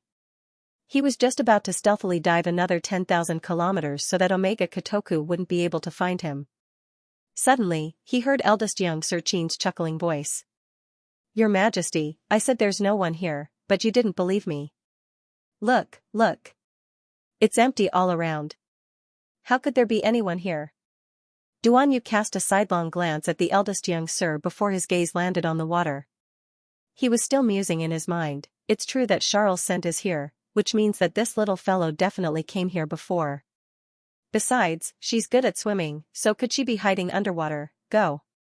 Don't dilly-dally. Go. Go." Urging voices rang out one after another, interspersed with the wails and cries of the village women and children. Duanyu turned around and saw a short and stout wintermelon wielding a purple-gold melon hammer leading a dozen or so disciples of the Heavenly Fate Academy. They were ferociously reprimanding the villagers from one end of the village to another as if they were herding ducks. The villagers' wails shook the heavens. Arbor could hear them vaguely from underwater, but she couldn't help but be enraged. As expected, this scoundrel Omega Kotoku was using the villagers to threaten her to show herself again. Duanyu coldly glanced at eldest young Sir Qin and bluntly reprimanded, "Your methods are extremely despicable." Anger flashed in eldest young Sir Qin's eyes, and he turned to glare at that short and stout wintermelon. "Why did you escort so many villagers over?" This subordinate felt that since that little stoic wasn't willing to show herself, then, acting on your own initiative. Eldest young Sir Omega Kotoku sternly reprimanded. Duanyu snorted. "Don't be pretentious. If it weren't for one of their orders, why would this short and stout wintermelon man act on his own initiative and escort so many villagers over?" The second young sir sent a look at Duga Ling beside him. The latter chuckled and suddenly threw a fire net at the two hidden guards of the secret pavilion with a flip of his hand. With a whoosh, the fire net that had suddenly formed suddenly covered the heads of the two shadow guards, firmly imprisoning the two of them. Although the two secret guards who were caught in the fire net were shocked, their expressions did not change at all. One of them held a dagger and used one hand to draw the fire net, while the other used the water spirit energy in his hand to attack the net. Duga Ling's cultivation was above the two of them. With their strength alone, there was no way they could break free from the net. At the critical moment, a silver-white flame suddenly landed on the layer of fire net, directly engulfing the fire net, releasing the two secret guards. At the same time, a harsh glint flashed across Duan Yu's eyes, and he raised his hand. With a bang sound, dazzling fireworks scattered in the sky, forming the word song. Eldest Xianxia couldn't help but smile wryly on the inside as he grumbled inwardly about his second brother's eagerness for success and instant benefits. He just knew that ever since Duan Yu became Song Prefecture's monarch, he could no longer treat him as a person, just look at his bad temper. Without saying a word, he asked for reinforcements. He was too lazy to talk nonsense with them. In less than a moment, dozens of giant air transportation spiritual tools flew over from nearby. From the looks of it, each air transportation spiritual tool could accommodate at least 300 people. In this way, the number of people on Song Prefecture's side perfectly overwhelmed Tianyin's side, gathering firepower and starting a gang fight at the slightest disagreement simply suited 4th Duan's personality too well, haha. Whoosh, whoosh, whoosh. Whoosh, whoosh, the air transportation spiritual tools stopped above their heads. Immediately, people opened the spiritual tool cabins and rapidly descended from the sky. Duanxi gathered 5,000 helpers in minutes, and a dense mass of heads gathered in front of Omega Kotoku and Eldest Qin, causing them to frown incessantly. When they saw the other side expressionlessly taking out divine stone cannons from storage talismans, they were stupefied. Everything before them shouldn't be real, right, Duanxi? This fraud was quite a fraud. Did he already prepare to start a war with their Qin estate beforehand? That's why he gathered so many divine stone cannons and planned to fire a big shot at them. Duga Ling's grinning expression couldn't help but change, and he inwardly cursed pervert as he swiftly retreated to Omega Kotoku's side. Fire! Duan Yu decisively threw down this word. Eldest Xianxia twitched his mouth. When he saw the dozens of divine stone cannons, he turned the cannons and fired at them in unison. This guy didn't care about his image anymore and immediately tossed aside his fan to scamper away. The villagers screamed in panic under the bombardment of the divine stone cannons. They hugged their heads and squatted on the side, praying for the blessings of the gods and Buddhas. Eldest Xianxia Omega Kotoku sneered as he dodged a cannonball fired at him. Duanxi, you're becoming more and more ruthless nowadays. You don't even care about the lives of these little villagers? Hypocrite. Duan Yu's expression was icy as he interrupted him. I already felt that you were very suspicious when we were in Phoenix Grove. Sure enough, you're a bunch of people harboring evil intentions. Didn't these people from the Qin estate want to use these villagers' lives to threaten Jojo just now? Now, they were pretending to be benevolent, righteous, and virtuous people, and they even put on an expression of crying injustice for the common people. The feeling of being bombarded by divine stone cannons isn't bad, right? Second brother. Eldest Xianxia shouted from afar. What were they waiting for if not to run now? Duanxi, this guy, clearly came prepared. Look at how many people he brought, and there were even divine stone cannons as a backup. They definitely wouldn't end well if they stayed. However, Omega Kotoku was unwilling to resign to this. He could clearly sense that the little stoic was nearby, but he had to give up now. Boom, Omega Kotoku's expression turned ugly as he dodged a few god stones. His eyes narrowed slightly. He would remember what Duanxi had done. Second brother, aren't you leaving yet? After running for a while, eldest Xianxia couldn't resist looking back. At this moment, he saw another large group of air transportation spiritual artifacts flying over from afar. It was clear how much of a scam Duan Yu, this black-hearted guy, was. There must be a lot of Songzhou disciples in the nearby sea area. After Duan Yu released the signal, they all swiftly gathered and rushed over. This was the second batch of Songzhou Dark Guards. Perhaps there would be a third and fourth batch after that. Go. At eldest young Master Qin's command, all the Heavenly Fate disciples hastily put away their weapons and hastily turned to run towards the beach on the east side of the village. Their ship was docked there, so they should quickly board the ship and escape. After all, even if he couldn't afford to offend them, he could still avoid them. A trace of fury flitted through Omega Kotoku's pitch-black eyes. After running for a while, he suddenly sensed something and turned his head back. With this glance, he saw a figure burrowing out of the water with a splash. Like a lively little mermaid, the figure swayed its legs as if it couldn't withstand the water pressure around it at all and easily swam up from the depths of the sea. A head emerged from the water. As soon as Omega Kotoku stopped, the dozen or so divine stone cannons behind him fired at his feet. As he cursed in his mind, he had already leaped into the air, having no choice but to scramble upwards. When he turned back to look, he saw Xianxia, that swindler, flying to Jojo's side in a flash. He took out a thin blanket from his inner world and wrapped it around the little stoic, who was looking up at him. He picked her up at once and heaved a long sigh of relief. Fury flitted through Omega Kotoku's eyes as he cursed inwardly, "Why do I find this Xianxia more and more annoying the more I look at him?" Afterwards, he couldn't continue watching, and a series of divine stone cannons blasted second young Master Qin away with a series of booms. When he returned to the ship in a huff, he saw Xianxia looking at him with a spurious smile. "What are you laughing at? Don't think that you're smart. The others aren't easy to deal with either. Look at Xianxia, this swindler. He had both men and cannons. How thoroughly prepared he was, waiting for them here." Omega Kotoku was furious. He fiercely glared at Xianxia, feeling abnormally uncomfortable in his heart. She was so close, even at such a close distance, he still couldn't catch her, he still let her slip away right before his eyes. Simply utterly abominable. "Eldest young master, second young master, the people from Songzhou are chasing us with sacred stone cannons. F***ck, this bunch of lunatics." Eldest young Master Qin rolled his eyes at the sky and hastily said, "Now isn't the time to shed all pretense of cordiality with them. Hurry and leave. Don't just stand there, set sail, leave. Go go go." Boom, boom, boom. Boom, boom, the sacred stone cannons fired non-stop. Young Master Omega Kotoku and his men's ships were all blasted out of the sea and fled for their lives from the shore.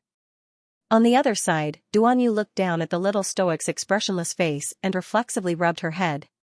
It was only when he saw that the little stoic was safe and sound that his heart finally set at ease. The emotions that had been burning for so many days finally stabilized. He reached out and wrapped her in the thin blanket, wiping her wet hair as he did so. The silver flame in his palm flickered faintly, and in the blink of an eye, he dried the little stoic's clothes under the blanket. "Xianxia." The little stoic glanced at him aggrievedly. "Jojo's Lian is missing." Xianxia's heart sank. "What happened? Come up first." He pulled her to the shore and looked down at her. Jojo's lotus and rotten peach blossom were tricked into the abyss of the sacrificial sea. Jojo has been waiting for them at the entrance, but they didn't show up. The little stoic became downcast as she spoke. The more he thought about it, the more he felt that his recent days were incomparably miserable. He couldn't open his star domain, couldn't find his friends, and couldn't wait for Mo Lian and rotten peach blossom. He didn't even know where they were. Most importantly, he was being chased by that perverted Omega Kotoku. "Don't be afraid," Xianxia said in a low voice, "no matter which corner of the world this swindler scampers to, I can help you dig him out." Arbor nodded, and his heart instantly felt a bit more at ease. "Do you think something will happen to him?" The little stoic tried to find a topic to talk about. Actually, how would Xianxia know even if he asked? At that time, she had at least seen Jojo's lotus through the phantom image of ancient Mo Lian's soul. Xianxia was thousands of miles away, so it was even more impossible for him to know the situation. The little stoic lowered her head. Suddenly, a warm hand caressed her head. "Silly or not, no matter who gets into trouble, nothing can happen to Mo Lian." "Why?" Haven't you heard? Scourges last for 10,000 years. Arbor blinked, feeling that Xianxia's words made sense. After all, Jojo's lotus was a person of great fortune no matter how one looked at it. She couldn't be paranoid and scare herself. She had to firmly believe that Jojo's lotus would definitely return.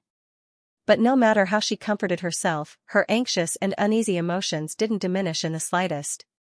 It had already been so long, so Jojo was very worried. A shadow flashed, and the dull-witted Mo abruptly popped out from Arbor's side.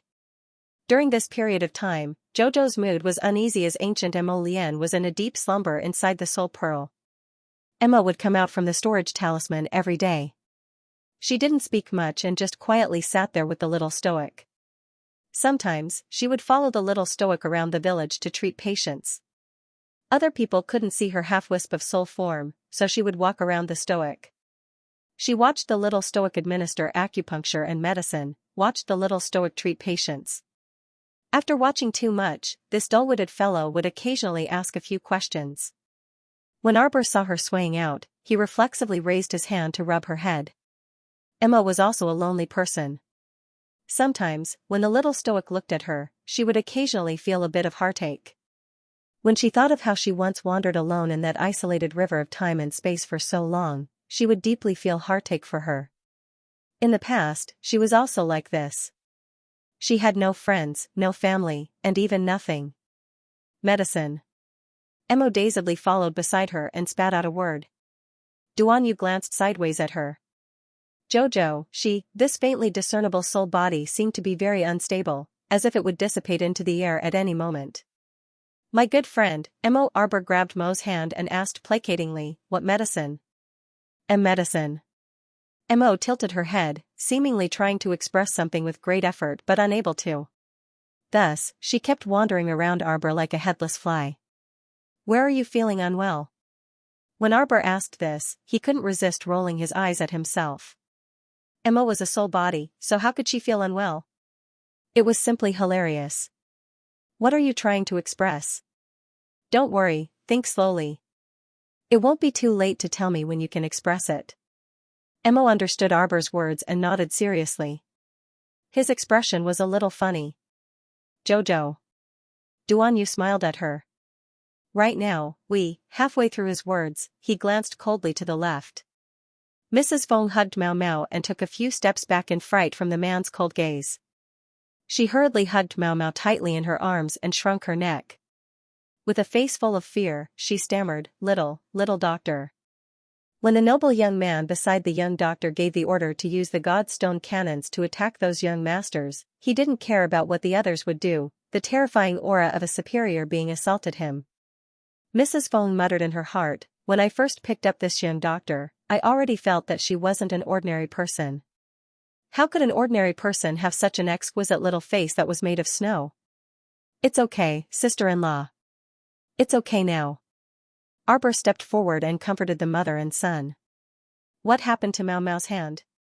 I tripped when I was running earlier. It's nothing serious. You'll be fine soon after washing it and applying some medicine. Arbor raised his hand to wash the child and apply medicine, but Mrs. Feng seemed to be frightened and hastily took another step back. Arbor's small hand paused in midair, and he paused for a moment before handing a small porcelain bottle to Madame Feng. Then, wash the child and apply the medicine. Madame Feng knew that her distant action just now was a bit hurtful, so she smiled at Arbor in embarrassment.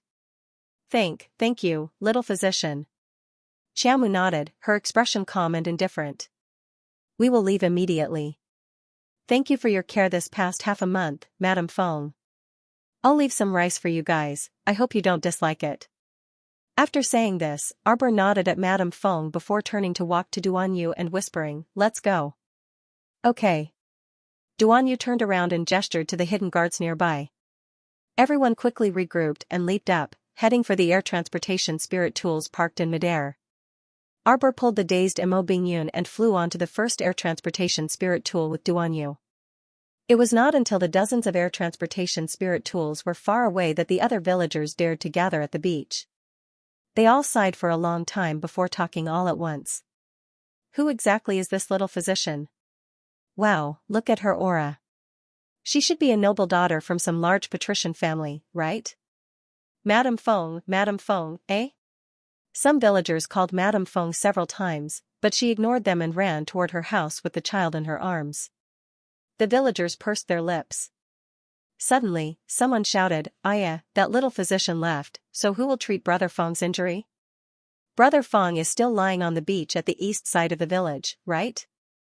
When they were fleeing for their lives earlier, none of them cared about Brother Feng, who was bitten by a sea shark and couldn't move his lower limbs. Now that the crisis was resolved, they remembered that Brother Feng was still lying on the beach.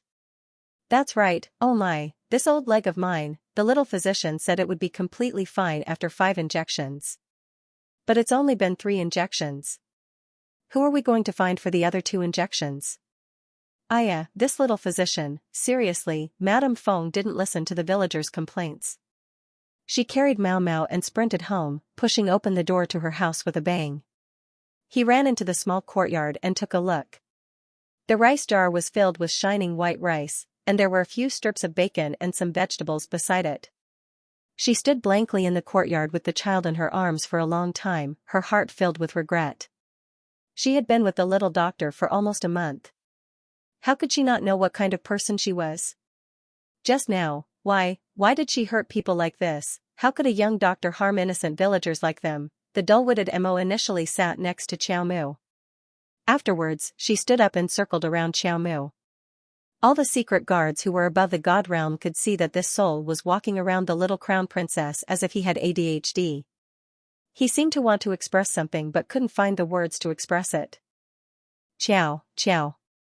Mo's voice was slow and dragged out. It's not worth it. Everyone looked at each other, not knowing what this half-soul was talking about. Arbor looked at her, blinked, and suddenly smiled at her. She suddenly understood what this blockhead wanted to say.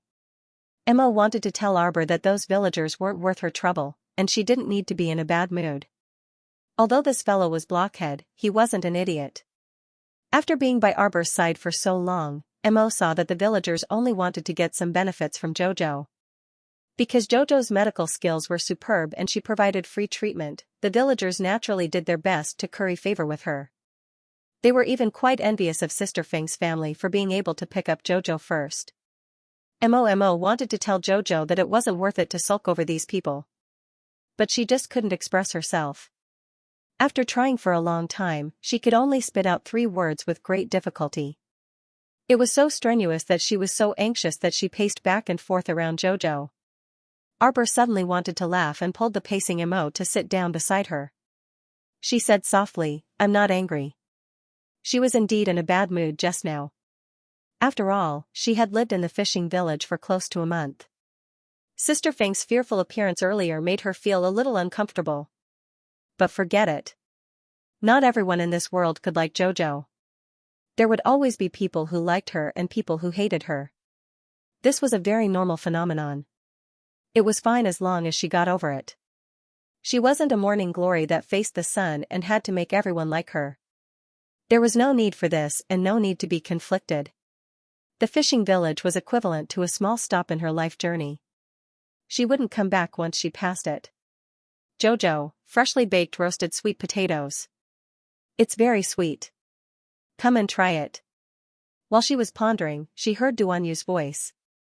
She looked up and saw this guy's moon-white clothes fluttering past her. He was holding a plate of roasted sweet potatoes with both hands and was smiling at her with curved eyes. Those rippling peach blossom eyes seemed to faintly flicker with the light of shattered stars. Eat. This was a huge headache. One had to look forward in life, so they naturally had to eat. Let's go take a look at the entrance to the sacrificial sea's abyss later. We have to dig 3 feet into the ground to dig those 2 idiots out. Okay. Arbor nibbled on the roasted sweet potato in her hand, a hint of sweetness in her mouth. She was different from her mother. She definitely wasn't destined to be alone. Even if their kinship was extremely thin, Jojo had a lover, a sect, and so many friends. There was nothing that Jojo couldn't face. Half a month ago, I followed your aura and found the wreckage of a ship. After that, I sent people to search the surface of the sea. They didn't find you, but they did find many people from various aristocratic families. Your Mu family is safe and sound. I've already sent people to send them back to Dragon Flame City. Xiao Mu's fair fingers twitched as she recalled little Fifth Qin, whose complexion was a bit pale. When he let her go, he said that he would take care of everything over there. Therefore, the Mu clans Ting Yun Yunji, Morong Yen, and the others were also released by the Zither cultivator. Xiao Mu had mixed feelings, and she didn't know what to say. The Qin family is the mastermind behind the heavenly fate. Arbor looked up at Duanyu with a listless expression. Jojo is too stupid and has been kept in the dark by them. Nonsense. Duanyu peeled another sweet potato for her and fed it to the little stoic. They hid themselves so well that no one noticed. You're not the only one who was fooled. Everyone was dumbfounded. This was the true terror of these people from the Qin estate. Now that I've seen through their identities, do you think they'll still return to Dragon Flame City? Duan Yu nodded. They naturally won't stay in the Qin estate in Dragon Flame City anymore.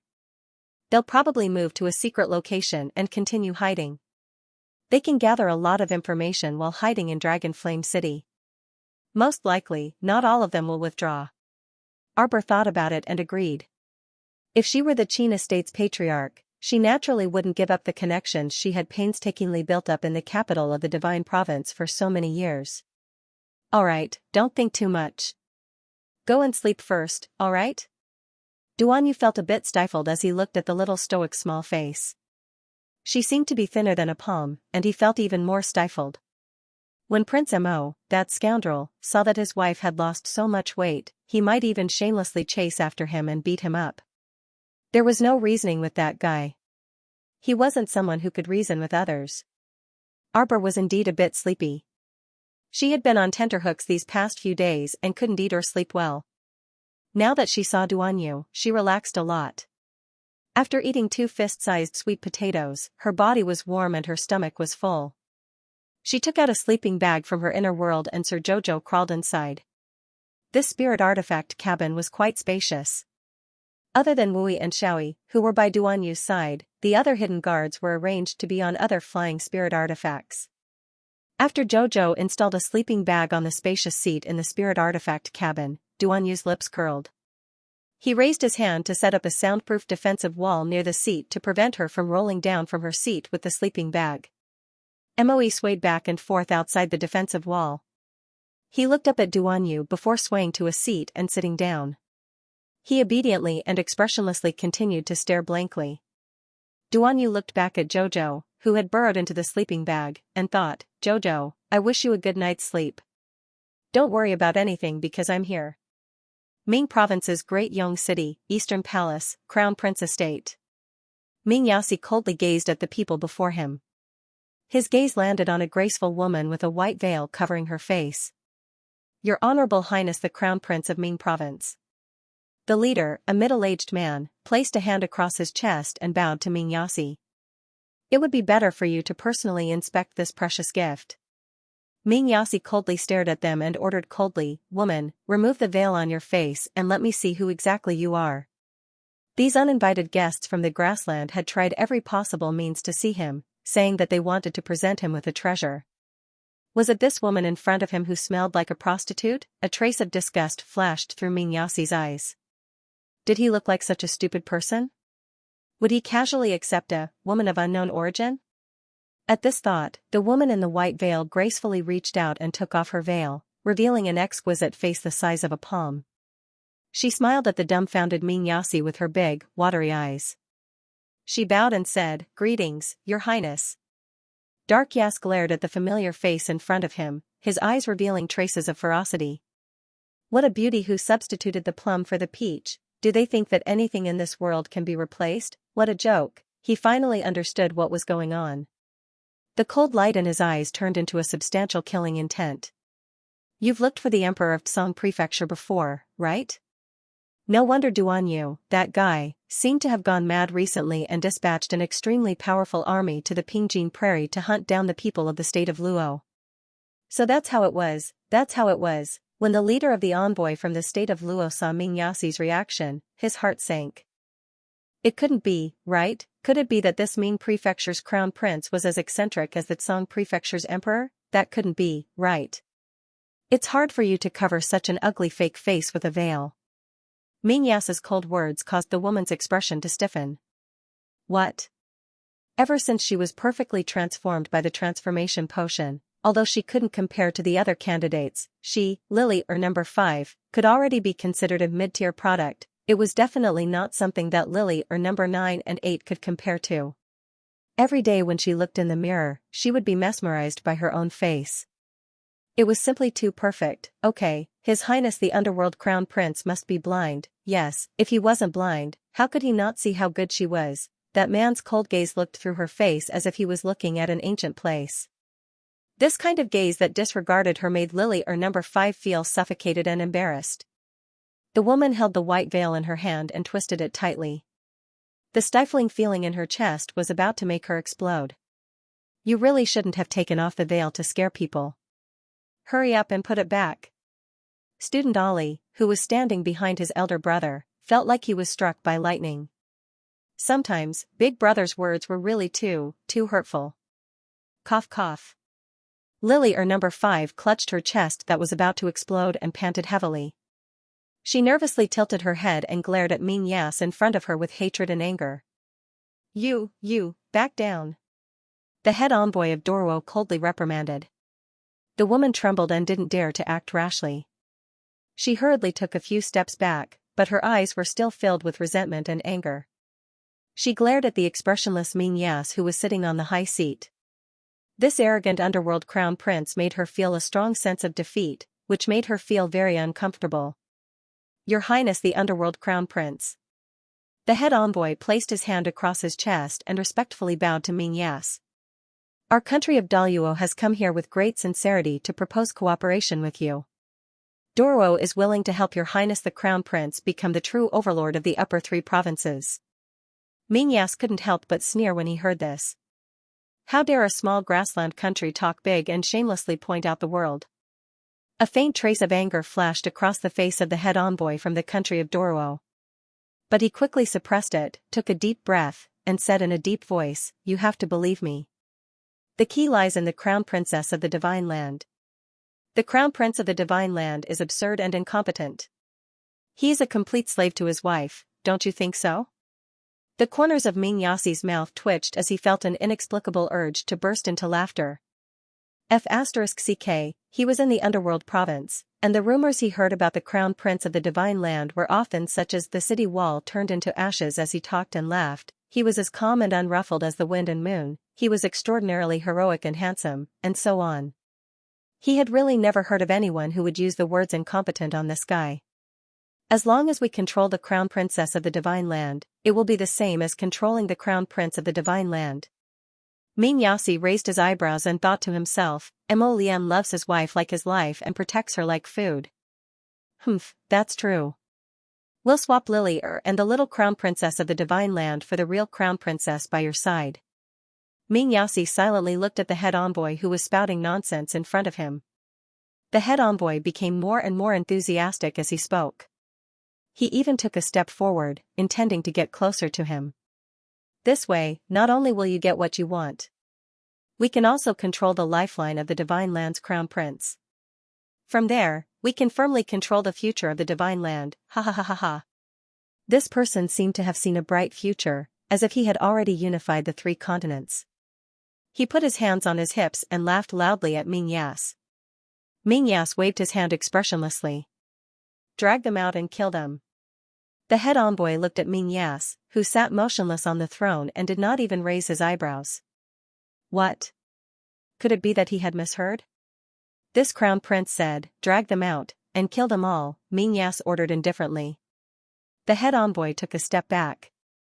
Lily number 5, who was standing behind him, opened her mouth wide. She was so shocked that an egg could be stuffed into her mouth. This underworld crown prince actually gave the order to kill them so casually. What did he take them for? Were they livestock that could be killed wantonly? Damn it. Lily number 5 clenched her teeth and twisted the white veil in her hand.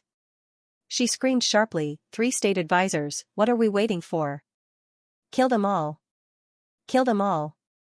This underworld crown prince who doesn't know what's good for him should pay the price in blood and go to hell.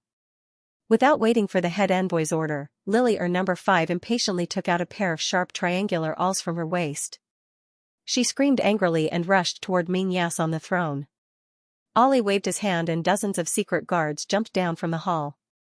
They quickly surrounded and attacked the group of Dorwo ambassadors. In the blink of an eye, Lily number 5 had already rushed in front of Dark Yas with a pair of triangular awls in her hands.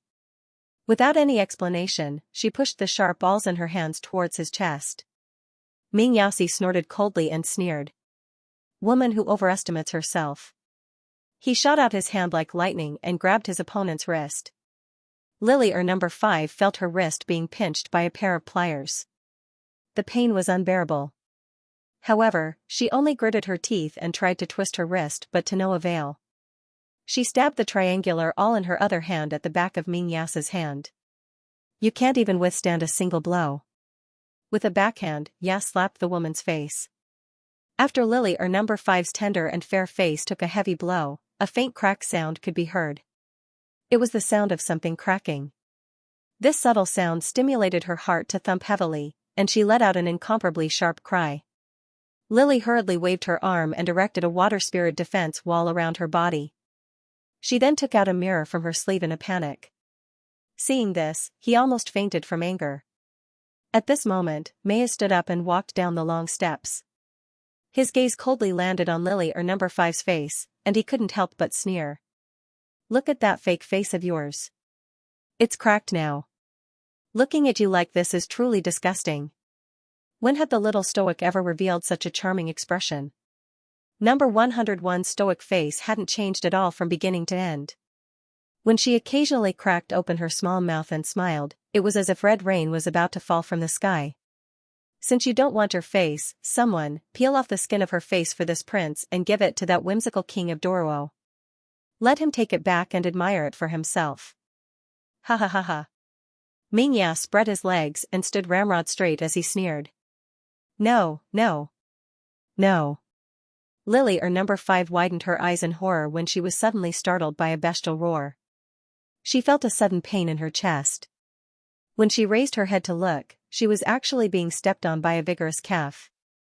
That pair of calf eyes flickered with a cold light as they stared fixedly at her, scaring Lily or number 5 into shrieking uncontrollably. Her entire body trembled as she tried to turn around. State Preceptor, State Preceptor, State Preceptor Shintu, save me, save. At this moment, a shadow guard holding a thin lancet expressionlessly walked to her side. Lily or number 5 felt a trace of fear that she had never felt before. Her entire body trembled violently as she begged in panic, Your Highness, I was wrong, I know I was wrong. Your Highness, please spare me, spare my life. Xianxia sneered, What use do I have for your life? Lily or number 5 widened her eyes in horror. Her hands tightly covered her cheeks as she screamed, No, you can't take away my face, you can't. Hee, Xianxia's sneer interrupted the woman's screams, You think you're worthy of looking like the crown princess? You lowly woman, you shameless thing. You're only worthy of hiding in a dark ditch, forever being a dirty and ugly smelly rat. 15 minutes later, Lily or number 5 was thrown to the ground. Her hands were stained with blood as she trembled and covered her face. Her body was curled up in pain as she gasped for breath. You son of AB****, son of AB****, Her curses were stopped abruptly by the shadow guard's whip on her back. Your Highness, that head envoy fled in a panic with injuries. The rest were killed on the spot. Oh? Xianxia smiled as he glanced at Lily or number 5 who was curled up on the ground. Looks like he's not weak.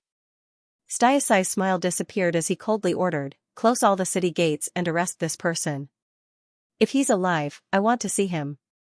If he's dead, I want to see his corpse. Yes. Your Highness. Arbor crawled out of the sleeping bag with a head full of disheveled hair.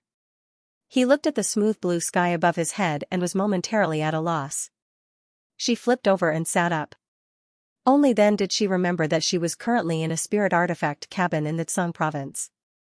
They had already left the barren fishing village, which was short of supplies. Why didn't you sleep a bit longer? We haven't arrived yet.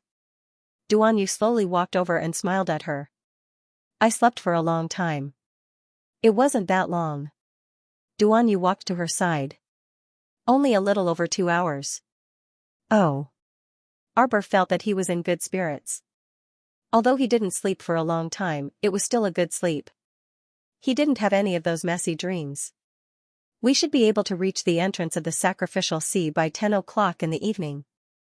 Jojo, I'll bring some people down to take a look. You stay up here. Arbor reached out and touched his belly. He thought for a few seconds and nodded obediently. Okay. Duan Yu smiled. Oh right, you're divine conscious. At the mention of this, Arbor became a bit angry. She pursed her lips and said, I take soul-soothing pills every few days. I still have to wait for my divine conscious to fully recover before I can open the star domain. I estimated that there's still about 6 to 7 days. Duanyu nodded. Don't worry, take it slow. Arbor thought that this was the only way. It wasn't a matter of a day or two that her soul was unstable. Previously, in the Pond Lotus Sacred Realm, she had already stabilized her soul by withdrawing a fragment of her soul. If it weren't for the help of that soul fragment, it would probably take even longer to recover. Arbor reflexively stroked her left palm. Sometimes, she seemed to be able to feel the Fushi greatsword in her body impatiently wanting to jump out. Soon, old friend, I'll be able to properly meet you very soon.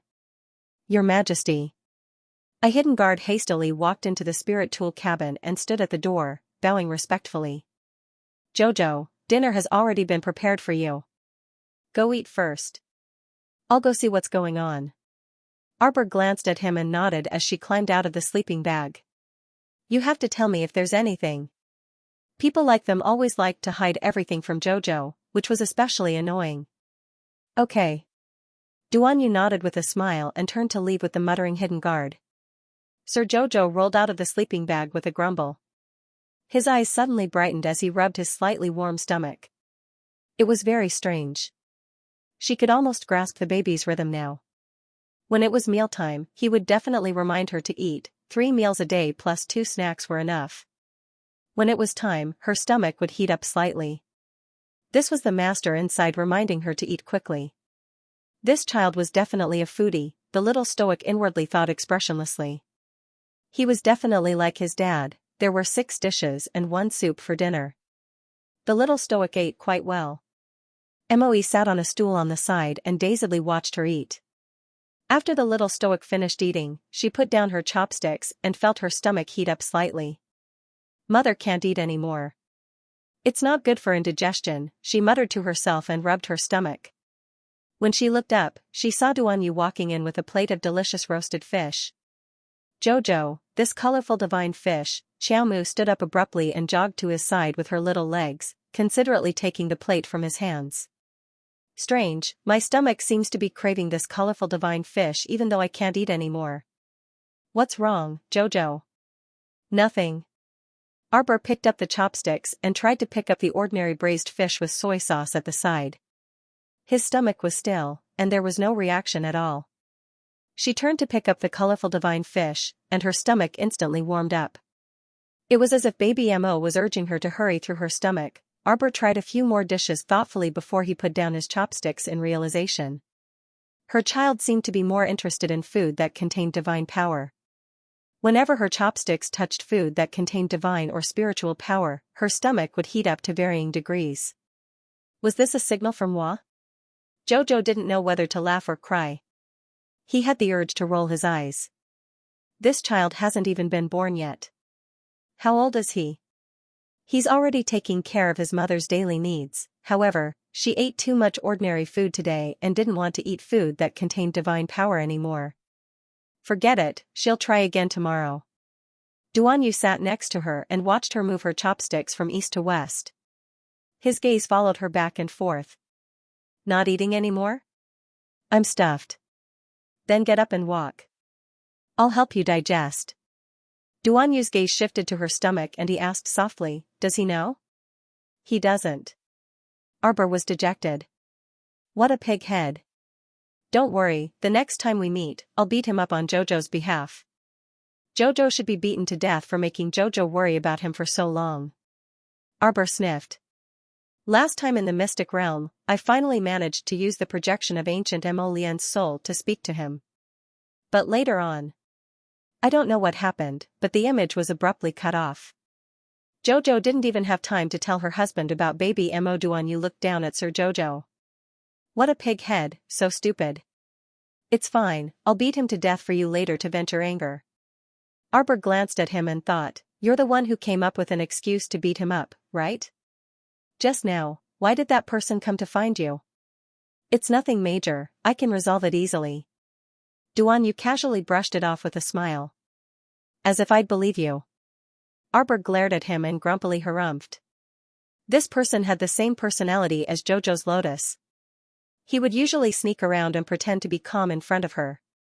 No matter how big the issue was, it would become a trivial matter in their mouths. Duan Yu smiled innocently at her and walked several rounds around the spirit artifact cabin with her. Jojo, have you gained weight? You're the one who's gained weight. Duan Yu reflexively pinched his chin. Compared to when we first met, I have gained quite a bit of weight. That's right.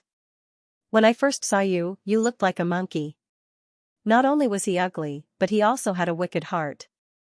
He kept trying to trick Jojo, so he deserved to be beaten up by Jojo. Duan Yu, he was such an exquisite and handsome man in the capital, but there wasn't anything good coming out of this little fellow's mouth. You still dare to say that back then, you even broke my bones. Heh. Who told you to trick Jojo? Was Sir Jojo so easy to trick? Duan Yu pursed his lips, and his footsteps paused as he looked at Xiaoyi, who was walking towards him. Go do your thing. Arbor knew that she must have something to do, but he didn't want to tell her and make her upset. Alright, if you're tired, you can sleep a little longer. Arbor nodded. She was in good spirits now. She planned to take out the crystal core of the sacred beast ichthyosaur and study it. If only he could get in touch with his friends in the star field. He could let the three little puppies see if the crystal core of the sacred beast ichthyosaur was effective on them. After Duan Yu hurriedly left with Xiaoyi, Arbor strolled around the spirit artifact cabin a few times before sitting down to rest. With a flip of his hand, he took out the ichthyosaur crystal core from his storage talisman and squinted his eyes at the light. This crystal core was filled with boundless saint energy. Just by looking at it with the naked eye, one would feel that the saint energy within it was like a raging wave. He wondered if the three little puppies, with their small bodies, could withstand the saint power. After studying it for a while, Arbor put it away again. Seeing that the sky outside was gradually turning dark, Sir Jojo didn't feel sleepy at all, so she simply closed her eyes and regulated her breathing for a while.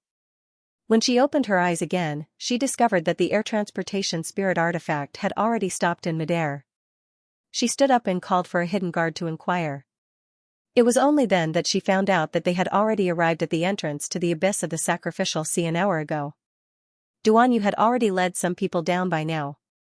Sir Jojo knitted her brows in displeasure when this person didn't call for her even after arriving. That hidden guard lowered his head and said, His Majesty, please wait inside the cabin for a while. There's no need to go down.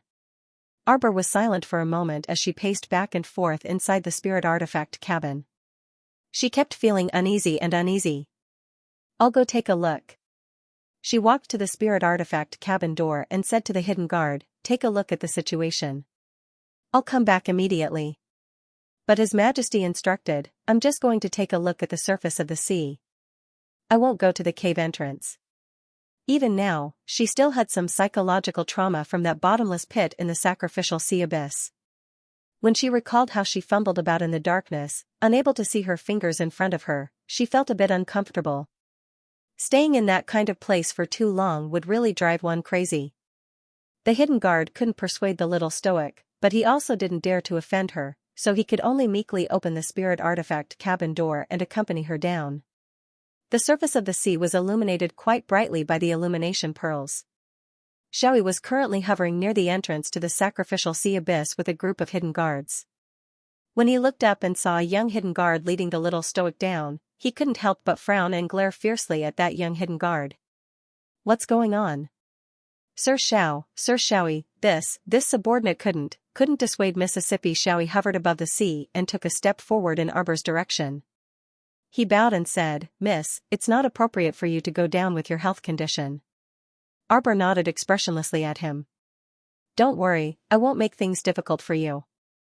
I promised Duan Yu that I wouldn't go down, so I won't go back on my word. Xiaoyi sighed in relief and nodded with a smile. Alright then. You still need to be careful at the cave entrance. Arbor had actually paced back and forth near the sacrificial sea abyss countless times. In the past, when she was alone, she would swim here from the small fishing village every night and sit at the cave entrance pitifully waiting for Jojo's lotus. Everyone always said she was a person with great fortune. In the end, she waited for a full month and didn't see her husband. What good fortune? She had nothing.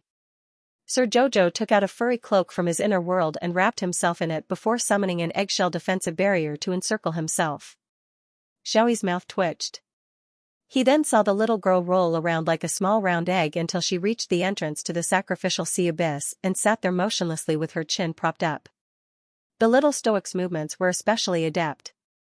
It probably wasn't her first time activating her eggshell defensive barrier and sitting at the cave entrance, anxiously waiting. Xiaoyi originally wanted to persuade her to return to the spirit artifact cabin, but she swallowed the words that were on the tip of her tongue. This kind of silent waiting should be very understandable. Although she didn't say a word of worry, in reality, the little stoic's heart was extremely anxious and restless. In the latter half of the night, it started to drizzle. Xiaoyi couldn't help but step forward to persuade him. Arbor was getting more and more worried. Why didn't you come back after so long? Don't worry, nothing will happen. Look at the rain, it seems to be getting heavier. Xiaoyi advised softly, Miss, you should return to the spirit artifact cabin first.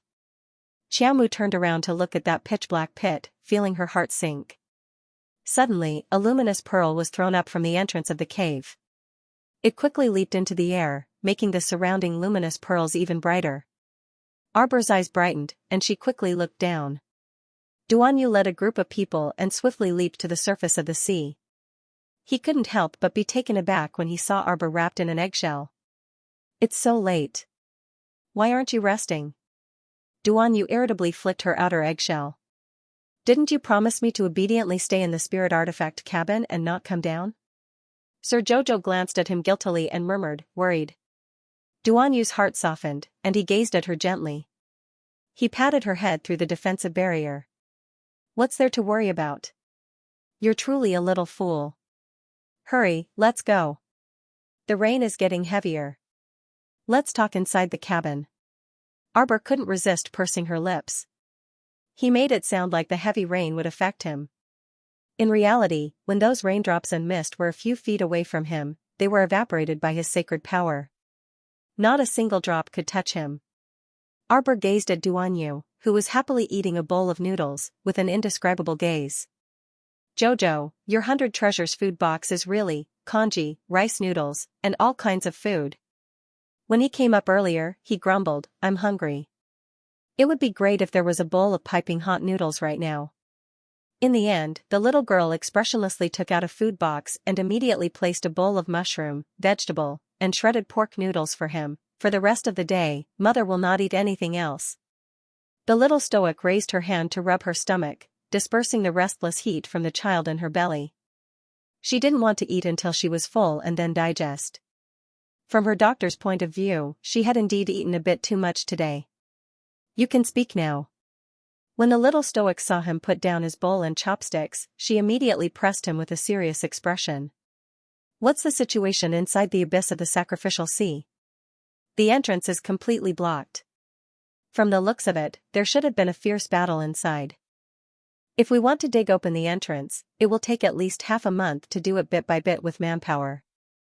We need to use a spiritual energy bead to blast it open. That could be even worse.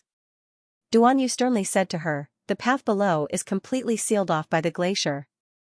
The layer of ice is very thick. If we use a spiritual energy bead to blast it open, I'm afraid the cave entrance won't be preserved. At that time, the entire entrance to the sacrificial sea abyss will collapse, and it will be even more troublesome. Arbor thought about it and agreed. After a moment of silence, he said, then tell me, what should we do? Dig. Since they couldn't use external forces to open the passage, they could only use manpower to dig. Therefore, we may have to spend some time here. But your body, I'm fine.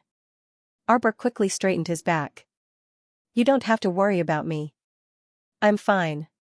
After a few days, when his divine sense was restored, there should be no problem. Duanyu glanced at her. All right then. If you feel any discomfort, you must tell me as soon as possible. Okay. Arbor nodded.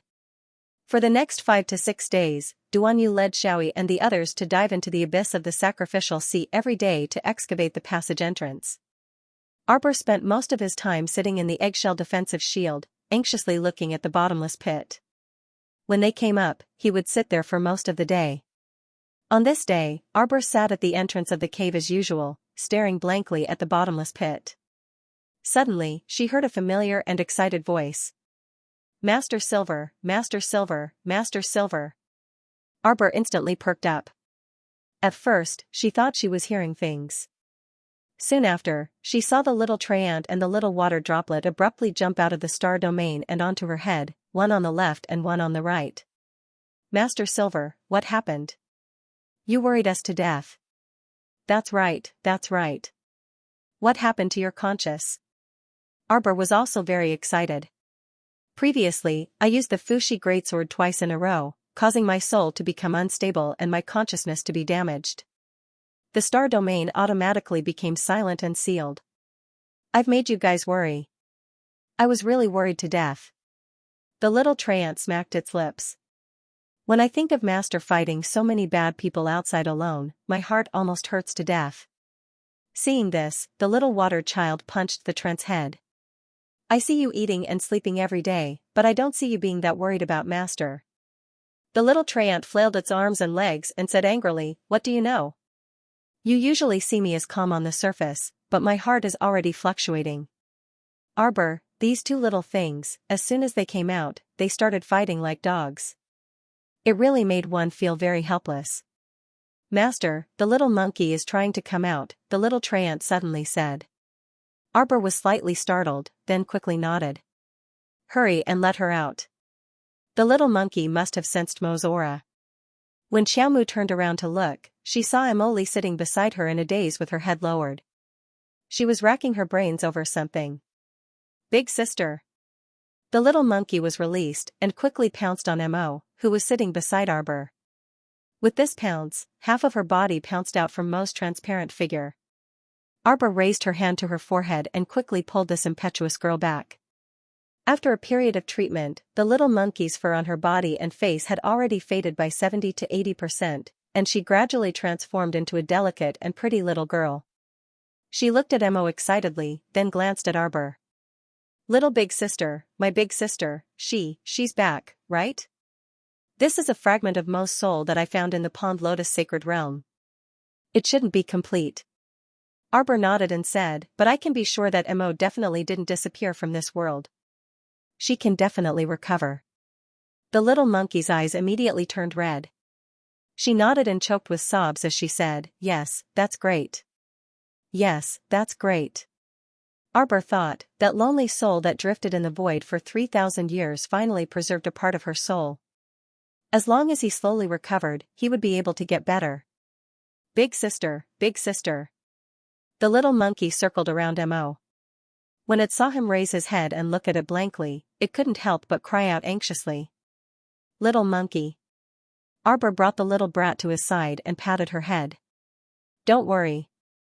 Sister's soul is drifting around. She must be quite stupid right now.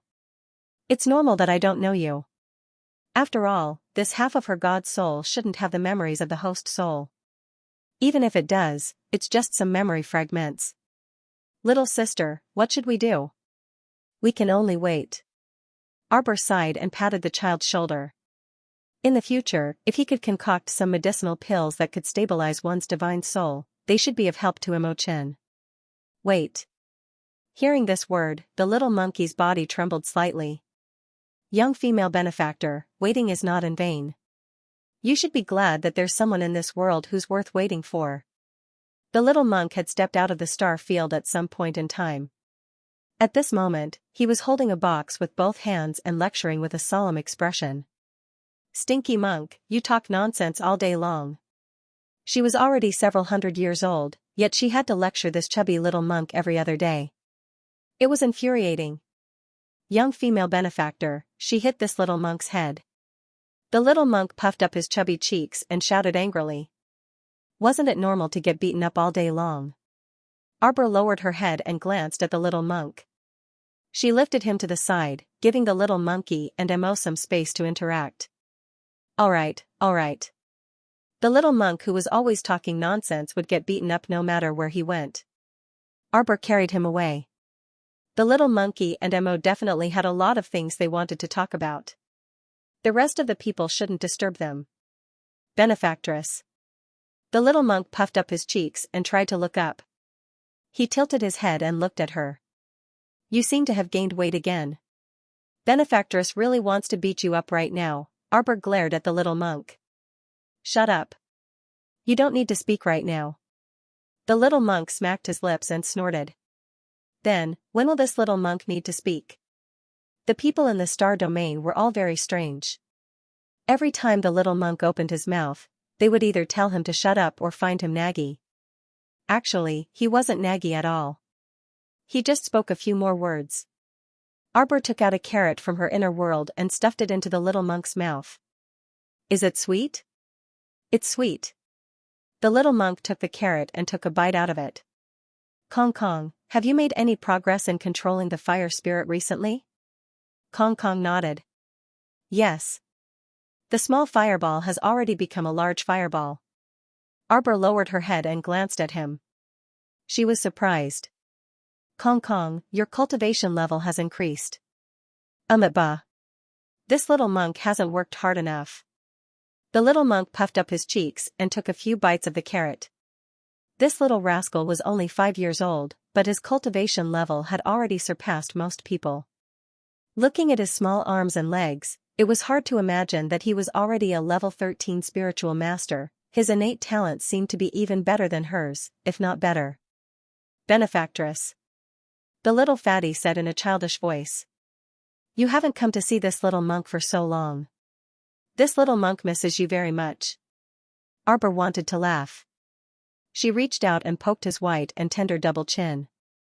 Do you miss me or the peaches I gave you? The little monk thought for 3 seconds and nodded heavily. Both.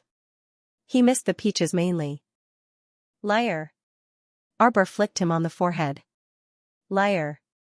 The little monk hurriedly covered his forehead with his hand. No, I'm not lying to you. All right. Arbor carried him to the door of the spirit artifact cabin. Sister is going to the surface of the sea now. Are you going to enter the star field or, don't enter the star field, don't enter the star field? The little monk repeatedly protested. He had been cooped up in the star field all day long. If he wasn't cultivating, he would be eating melons. It wasn't easy for him to get some fresh air. He had to stay by the female benefactor's side. Benefactress, this little monk has recently recited a new scripture to calm the mind. Do you want to hear it? Arbor looked at him silently. Not for now. That's really a pity, the small monk curled his lips and said, this little monk has already memorized it thoroughly. I can even recite it backwards. Originally, I thought that since Benefactress has a strong evil aura, I could read it to Benefactress when I have nothing to do. Arbor, thank you to your whole family. Since Benefactress. Oh? Oh. Arbor pressed the little monk's nagging mouth with one hand and quickly jumped down from the spirit artifact cabin with him. Her ears suddenly became much quieter, and Arbor let out a slight sigh of relief.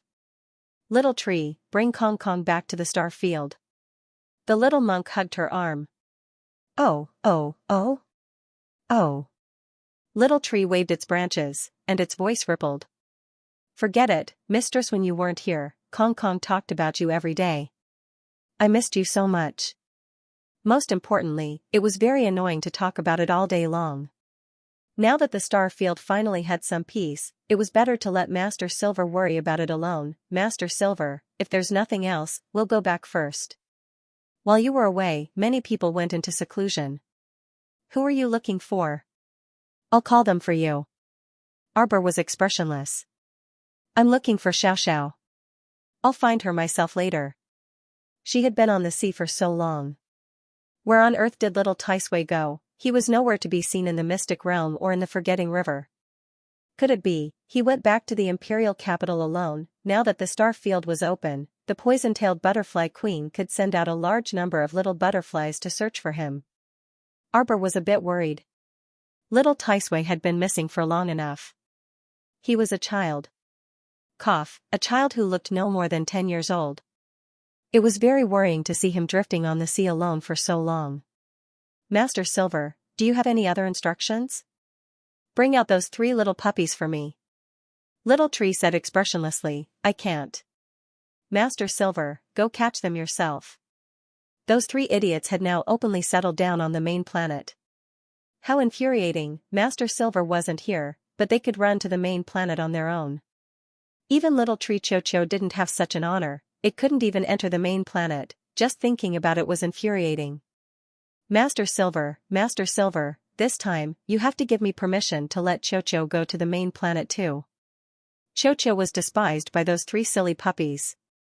Arbor nodded. Got it. After Little Tree left with Dian, Arbor first communicated with the poison-tailed butterfly queen Xiao with his divine sense. Xiao immediately patted her chest and promised that she would bring the little butterflies back to find little Taisui. She hadn't come out for a long time. Leading tens of thousands of butterflies, she flew out of the star field and scattered on the sea. Qiaomu looked at their thin and small bodies and was quite worried for them. The sea wind was so strong. He didn't know if he could find little Taisui. He hoped that they were all safe. Benefactress, this little monk is not full yet. Arbor subconsciously took out a carrot and stuffed it into the little monk's mouth. Crunch. The small monk bit down, producing a crisp sound. Why don't I see Benefactress's husband? It was rare for that big bad guy to not appear by Benefactress's side for such a long time. If he was here, he would definitely not allow the Benefactress to hug him. Humph, he would definitely take the little monk with one hand and swing him back and forth like he was a bag of oranges. He's at the bottom of the cave. Fell in? The little monk cried out in his childish voice. With a face full of disbelief, he said, I didn't expect him to be so stupid. You're already so old, yet you don't even look where you're going. Arbor's mouth twitched. He suddenly felt like he didn't know what to say. Will he climb up? Wow, it's a little dark down there. I can't see what's down there. The little monk said again and looked into the bottomless abyss. Arbor sighed. It's been a long time. The little monk followed suit and sighed. He raised his hand and patted Arbor's back. Benefactress, don't worry. Although he's stupid, his luck is pretty good. He'll definitely climb up by himself, someone's coming up. Benefactress. The little monk suddenly stretched out his chubby hand and pointed at the bottomless abyss. A beam of light suddenly leaped out of the cave. Following that, a shadow guard jumped up and shouted, Quick, help lift him up. Arbor hastily stepped forward with the little monk in her arms. What is it? Jojo. Duanyu leaped up and landed in front of her. He stared at the little monk and exclaimed, This imp came out. The little monk chewed on a carrot and asked in a childish voice, Benefactress Duanyu, you also fell into the hole? Duanyu's mouth twitched as he looked at him, both amused and exasperated. He then turned to look at Arbor. Jojo, has your star domain recovered? Arbor nodded repeatedly. Duanyu, before she could finish speaking, her gaze suddenly landed behind him, and she exclaimed, Xiao? Little Taisui. Little Taisui's eyes were tightly shut, and his small face was ghastly pale as he was gently carried out of the hole by 2 hidden guards. Arbor quickly stuffed the little monk in her hands into Duanyu's hands before floating forward. She took out a needle pouch from her sleeve and pricked little Taisui twice. When the frost entered his body, his blood was about to solidify. Arbor's expression instantly turned extremely grave. It was truly strange that little Taisui would be frozen to this extent by the frost that entered his body despite being at the transcendent divine realm. Duanyu quietly said, When I cut open the ice, I saw him fall into a hole in the ice. From the looks of it, it should have been quite a while. Arbor clenched her fists as she mused. Could it be that this guy searched for her on the sea and mistakenly thought that she jumped into the abyss to find Mo Lian, so he also jumped into the abyss of the sacrificial sea to find her, so the two of them didn't meet near the Pond Lotus sacred realm at all? You mean to say that this layer of ice only broke recently? At least, it was only after little Taisui jumped down to find her that the ice layer completely collapsed and blocked the passage. Duanyu nodded. Yes. In reality, he deeply suspected that the reason this abyss collapsed was probably related to Mo Lian's wanton destruction inside. However, to prevent Jojo from overthinking things, he didn't mention this in front of Jojo. I need to use a strong medicinal pill to expel the frost inside his body, Arbor said seriously. It will probably take half a day. Duanyu hummed in response before turning to Xiaoyi and ordering, Send them to the flying spirit artifact. Yes. Benefactress Duanyu, don't lift this young monk. The little monk protested in a timely manner. Everyone quickly leaped onto their air transportation spirit tools, and Arbor instructed his subordinates to lay down the little Tai Sui before administering acupuncture treatments. Little Monkey and Momo, who had just finished catching up with each other, ran over. Although it was called reminiscing, it was actually just Little Monkey rambling on by himself. Mose listened in a daze. Even after listening for a long time, he still wasn't able to give Little Monkey a response. But even so, the little monkey was already very happy. After all, his sister was now standing in front of him alive. Although it was only a half-soul body, it was still better than nothing. Mo saw Arbor performing acupuncture and circled around Arbor as usual to watch. Arbor only took half an incense stick to burn from the acupuncture to the pill. After feeding it the strong medicinal pill, Arbor touched little Tai Sui's icy forehead and muttered to himself, "There's finally some warmth." He just needed to wait for little Tai Sui to slowly wake up. At that time, he could ask him about the situation. Arbor was filled with anticipation as he sat down next to the unconscious little Tai Sui. When Mose saw this, she also obediently sat down next to Arbor. Little Monkey then sat down next to Mose, sitting close to her. After Duanyu finished speaking with the hidden guard, he turned around and saw 3 heads of different sizes sitting in a row. Duanyu couldn't help laughing on the inside. Duanyu's lips involuntarily curled into a faint smile. "Jojo, how is little Tai Sui?" "He's about to wake up. Looking at this progress, we should be able to open up the underground passage in 2 days. Jojo, don't be anxious." Arbor looked up at Duanyu, his eyes brightening. Mo and the little monkey also raised their heads one after another, their expressions identical as they looked at Duanyu. Duanyu was speechless. These two's movements were simply in sync with Jojo's. It was a bit comical for the 3 little fellows to stick together in a row. However, it was rare for Jojo to find someone he could chat with so well. Of course, most of the time, Jojo and Mo were together in silence, so they basically didn't speak much. However, the atmosphere between the 2 of them was quite harmonious. Jojo was finally a child with friends. Back then, she had said "I don't have any friends" for a long time. When he thought of this, the smile on Duanyu's face deepened. Arbor glanced at him and was about to poke him when he noticed little Tai Sui's finger twitching. Arbor quickly propped up his head and placed a soft pillow under his head. Little Tai Sui slowly opened his large, beautiful eyes and stared blankly at Arbor, his gaze drifting erratically. Arbor quickly waved his hand in front of him and asked seriously, "How many fingers is this?" Little Tai Sui grumpily grabbed her small hand and exclaimed weakly, "Where did you run off to?" Arbor instantly felt guilty. "Little Tai Sui, didn't we agree to meet at the Pool Lotus Sacred Realm? Why did you run off to the undersea abyss?" At the mention of this, little Tai Sui flared up. "When did we agree to meet? I mentioned the Pool Lotus Sacred Realm back then, but you didn't say you would definitely go.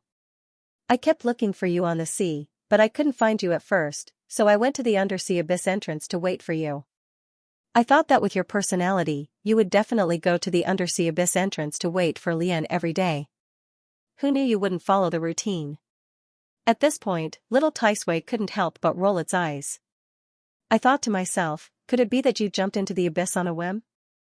"Arbor," Duanyu interjected in amusement, "so you dug your own grave and jumped down to find Jojo? What are you thinking? Is Jojo that stupid?" Jojo nodded and stared at the little Tai Sui in disbelief. This child was so stupid. Little Tai Sui was so humiliated that he flew into a rage. He coughed, struggled to get up, and immediately changed the subject. "Do you know? I encountered the super sacred beast, Primal Chaos." This guy, when he talked about the things he had done, he immediately skipped the topic. "When I saw this super holy beast, it was rolling back and forth in the depths of the ocean as if it was constipated. It stomped its legs and roared, crushing the entire country below it into pieces. I didn't even have time to see what happened before he spat out a mouthful of cold air. Actually, I could still move at that time, but unfortunately, that icy mist was extremely tyrannical and froze me to death in a matter of minutes." Primal Chaos? Duanyu's expression instantly turned grave. "In the undersea abyss?" "Yes. There's a natural formation in the depths of the undersea abyss. Little Taisui took a deep breath and said, when I rushed there, I didn't see a single person. It was just that super holy beast that spat ice water all over my face. When I fled upwards in a panic, I was struck by its tail, and I lost consciousness at that time. I didn't see you until I woke up just now. During this time, the thing that left the deepest impression on little Taisui was that six-legged, four-winged chaos ferocious beast that was as red as fire. Six-legged, four-winged, and as red as fire. Its entire body was enveloped in a layer of blazing light. But did you know? This chaos ferocious beast doesn't spit fire when it opens its mouth. Instead, it spat out a large mouthful of ice mist that froze him stiff. If he hadn't cleverly mobilized all the sacred energy in his body to swiftly thaw and stagger away from the scene, he would have probably been smashed into minced meat by the chaos ferocious beast. Even though he escaped quickly, he was still sent flying by the chaos ferocious beast's tail and fell into the ice cavern. He was mostly lucky to be able to preserve his life on this trip. After being sent flying by the chaos ferocious beast's tail, he fell into that ice cavern. Thankfully, the chaos ferocious beast didn't chase after him, which saved his life. Of course, little Taisui himself was a bit baffled.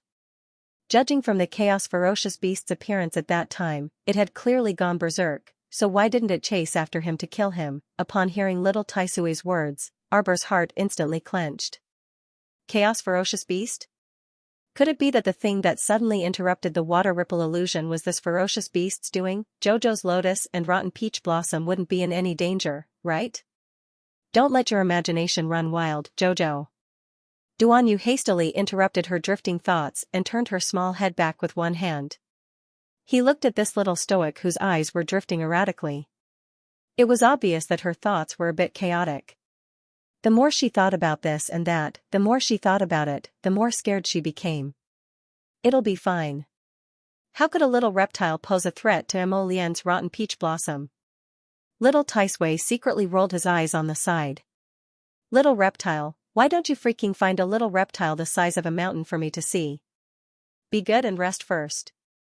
I promise you, we'll definitely be able to smoothly enter the undersea abyss by tomorrow night at the latest. We'll explore it then. Little Taisui pursed his lips again, thinking, what's there to see in the undersea abyss when all that's left are ruins? But when she received Duanyu's warning gaze, she could only shut her mouth. That night, Arbor didn't enter the star domain to rest. Instead, he crawled into his sleeping bag in the spirit artifact cabin and tossed and turned all night. At noon the next day, after eating a tasteless lunch, Duanyu indeed brought Xiaoi and the others upstairs. Jojo. Arbor's eyes lit up. Can we go now? Duanyu nodded. Come.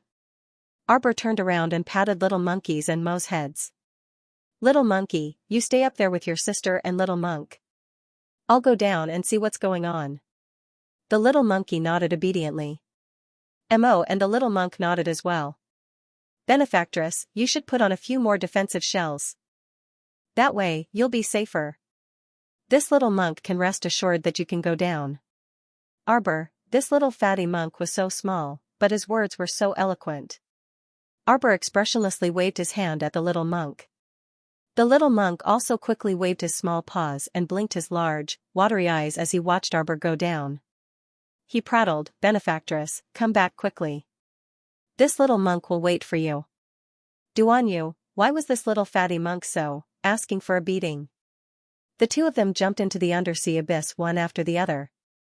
Arbor instantly felt his vision darken. Soon, their surroundings lit up again. Duanyu stuffed an illumination pearl into her hand and pulled her along, sliding down the undersea abyss at lightning speed. This place is a bit different from the last time I came in. She remembered that her conscience was very uncomfortable the last time she entered the seabed abyss. Not only did this place have a natural suction force, but it also attacked her conscience. But now, everything no longer existed. It was as if the splitting headache she felt the last time she came in was just her own hallucination. There's a sinkhole below. It was originally an ancient array, but it's been destroyed by humans. Duanyu led her down and paused before saying, it's especially similar to Mo Lian and Rotten Peach Blossom's violent destruction methods. Arbor's eyes brightened, and she saw a very abrupt prism of ice on the ice wall further down. Previously, this area was completely enveloped by the venerable peach blossom immortals with spirit energy. Although Duan Yu and his men had already destroyed it, there were still a few wisps of wood spirit energy drifting back and forth in the air. Arbor followed Duan Yu and entered the ice cave below. This ice cave originally appeared to be endlessly deep, but after the ancient array was destroyed, the space also lost its effectiveness, revealing its original appearance. Arbor and Duan Yu smoothly reached the bottom of the cave and saw piles of white bones covering the ground, extending all the way forward. The two of them floated slightly in the air and floated forward for a distance. When they looked up, they saw a half-collapsed earthen wall. There was a tattered sign hanging in front of the earthen archway. For large, crooked words were written on it, "Nation of Sin." The handwriting was simply too horrible to look at. It was obvious that it wasn't written by a cultured person. Arbor and Duan Yu looked at each other, bewildered. Duan Yu said, "The array is behind a pile of broken earthen walls. I'll bring you over to take a look." The two of them circled around to the back. Sure enough, Arbor saw a collapsed array with many messy totems and pictograms drawn on it. Arbor looked away after a glance. She couldn't understand it anyway, so she just looked at Duan Yu. Duan Yu squatted next to that damaged array and observed it for a while before saying, "This should be an isolation and sealing array. This ancient array should be sealing something." Arbor blinked. "Now that the array has been destroyed, you mean, the thing inside the array ran out?" "Your Majesty." Xiaoyi quickly walked in front of him and bowed respectfully. "There are discoveries below." "Jojo." Duan Yu called Sir Jojo, and the two of them followed Xiaoyi around to the back of a broken wall. A huge crater in the shape of a beast collapsed and extended all the way down. From the looks of it, the giant beast had rolled all the way here. Arbor estimated that the beast's body was about 3 meters tall. This shouldn't be the most primitive form of a holy beast. Wui stepped forward and said, "Your Majesty, your subordinates speculate that this holy beast has already left the seabed abyss." Duan Yu was startled, and he quickly jumped into the crater created by the giant beast with several hidden guards. They followed the craters of varying depths forward. The terrain became lower and lower until a fault appeared in front of them. Under the fault, the glacier stood tall and shimmering. A layer of blue seawater flowed slowly around the glacier. Wui pointed at the fault and said, "Look, Your Majesty. This holy beast should have directly crashed down from here." Arbor stuck her head out to take a look, and half of her body was almost out of the platform. Duan Yu quickly pulled her back and whispered with a frown, "Jojo, stay here and don't move. I'll bring people down to take a look." Arbor hastily shook her head. "I'll also go take a look." "No." Duan Yu naturally wouldn't let her run down and take risks, so he quickly dissuaded her.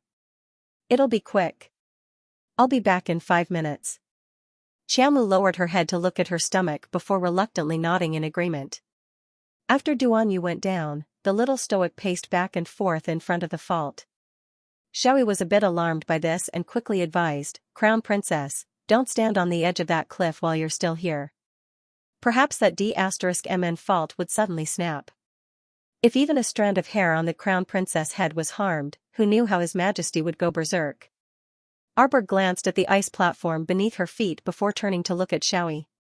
She expressionlessly walked to his side and stood still. "Does that ancient great sealing array have an array core? Let me see it." Xiaoyi quickly shook his head. "There isn't an array core. We've already checked inside and out. There's only an empty hole in the array. There's nothing else." Xiaomu was puzzled. This is strange. Logically speaking, for such a large ancient matrix to seal something, it must have a corresponding matrix core. While she was muttering to herself, Duan Yu leaped up from below the ice and hurried to her side. "It's connected to the sea below. That sacred beast should have entered the sea." Arbor looked at Duan Yu in astonishment and quietly asked, "Then what about Mo Lian and Rotten Peach Blossom? Why are they missing?" "Not only that," Duan Yu said seriously. "Jojo, Xiaoyi, and the others have already searched inside and out. There are many artifacts left behind by the aboriginals here. This means, there should have been many people living here. Then where are they now?" Duan Yu looked down at Arbor. Arbor only felt her heart beating abnormally fast. That little heart seemed about to jump out of her chest. Where could they be? Duan Yu's heart clenched when he saw her inexplicably nervous expression and the abnormally pale complexion on her petite face.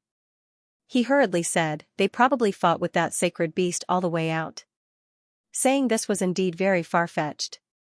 After all, it seemed that only the footprints of the chaos behemoth could be found in the pits of different depths. There was no trace of Mo Lian and the venerable peach blossom immortal. "Don't worry, Jojo. Let's keep looking. We'll find that guy eventually." Duan Yu couldn't bear to see the little stoic on the verge of tears the most, so he repeatedly pacified her, "Let's summon more people and search every nook and cranny of the river of forgetfulness. We'll definitely find him." The little stoic glanced at him listlessly. "But you have to return to Cangzhou." Duan Yu was taken aback, and he couldn't help but sigh inwardly. Although this little fellow usually doesn't say anything, she sees everything clearly. Duan Yu was indeed busy with affairs in Cangzhou. He had already received more than a dozen letters from Prime Minister Wu earnestly requesting him to quickly return to Cangzhou. "In any case, I've already come out." Duan Yu winked at the little fellow. "Who cares, I'll stay for a while longer before going back." Sir Jojo peered at him and said solemnly, "Duan Yu, thank you." Duan Yu sighed softly. "There's no need for thanks between us." Arbor pondered before saying, "We'll set a deadline of 5 days. If we still can't find him, I won't look anymore." Sir Jojo was angry. "Humph. Jojo, there's no need to be in such a hurry." Duan Yu hastily persuaded, "Wait 2 more days. I'll transfer more people over to search." "No, it's settled then." Arbor turned around and pattered away after saying this. Her little stoic face was puffed up with anger, and she couldn't muster the energy to speak for a long time. Duan Yu couldn't help but feel helpless. He naturally understood Jojo's thoughts. The little fellow didn't want to make things difficult for him. After all, with his current status, his actions during this period of time were truly too willful and reckless for him to directly abandon the state affairs and wander back and forth in the river of forgetfulness. "Jojo." Duan Yu quickly chased after her. "Then let's return to Cangzhou together after a while. I won't leave until you agree." He naturally wouldn't be reassured to leave her all alone on this boundless sea again. Moreover, she was pregnant now, so she needed to rest and recuperate even more. The little fellow had truly suffered too much during this period of time. Look at her little face, it had lost a whole size. He must take her back and properly nourish her. She probably wouldn't be able to recover in 2 or 3 days. Truly pitiful. "Don't worry, leave more people here. As long as there's news about that swindler, they'll definitely notify us immediately."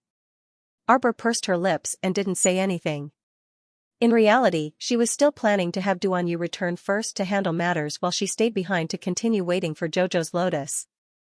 However, she also understood that Duan Yu absolutely wouldn't approve of her plan. "He's not in the seabed abyss right now, and I don't know where he's fighting with that sacred beast.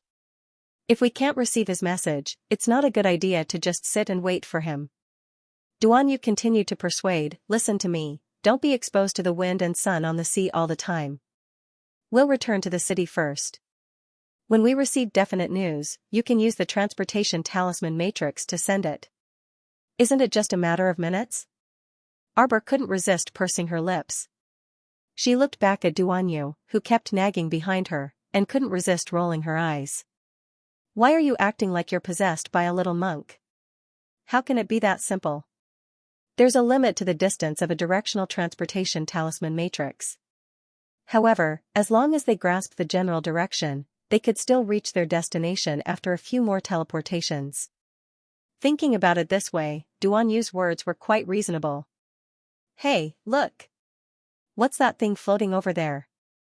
Duan Yu and Arbor had just leaped out of the underwater abyss one after the other when they heard the hidden guards shout. The two of them looked towards the surface of the sea and saw a person being swept up in the sea. He was struggling to stretch out an arm and flop on the water surface with great effort. Arbor took a glance and retracted his gaze. There was not much reaction on his face. Duan Yu, on the other hand, raised his brows slightly as he stood with Jojo at the entrance of the undersea abyss. They also looked in that direction from a considerable distance away. They saw that the unknown person was being swept up and down by the seawater, floating towards them. When they got closer, the two of them could see clearly that it was a middle-aged man who looked to be in his 50s. Arbor sniffed. It's the aura of talisman power. Oh? This person is a great talisman master? They must have used something like a teleportation array. He was probably tricked by the non-directional transportation talisman matrix and didn't expect to land in the river of forgetfulness, so he directly fell into the sea. Duan Yu, this troublemaker, nodded and said, "Let's capture him first." Arbor, are you serious about doing this? We don't know who he is either. Let's interrogate him first. Duan Yu pulled Arbor onto the small boat that Xiaoyi and the others had prepared in advance and ordered aloofly, "Go, capture him first and interrogate him thoroughly." "Yes, Your Majesty." After receiving the order, Xiaoyi nimbly led his men forward and pulled out a net used for fishing, dragging the man out of the sea. They were very nimble and swiftly dragged the man to the bow of the boat. One of them flipped the middle-aged man over while the other used a spirit-binding rope to tie his hands behind his back. Xiaoyi heavily slapped that man's back. After a wah sound, the man coughed and spat out 2 mouthfuls of water before turning to look at Xiaoyi and the others in a daze. Duan Yu glanced over, and Xiaoyi immediately pulled out a dagger from his sleeve and pressed it against the man's neck. He asked in a chilly tone, "Speak, who are you and where did you teleport over from, punk?"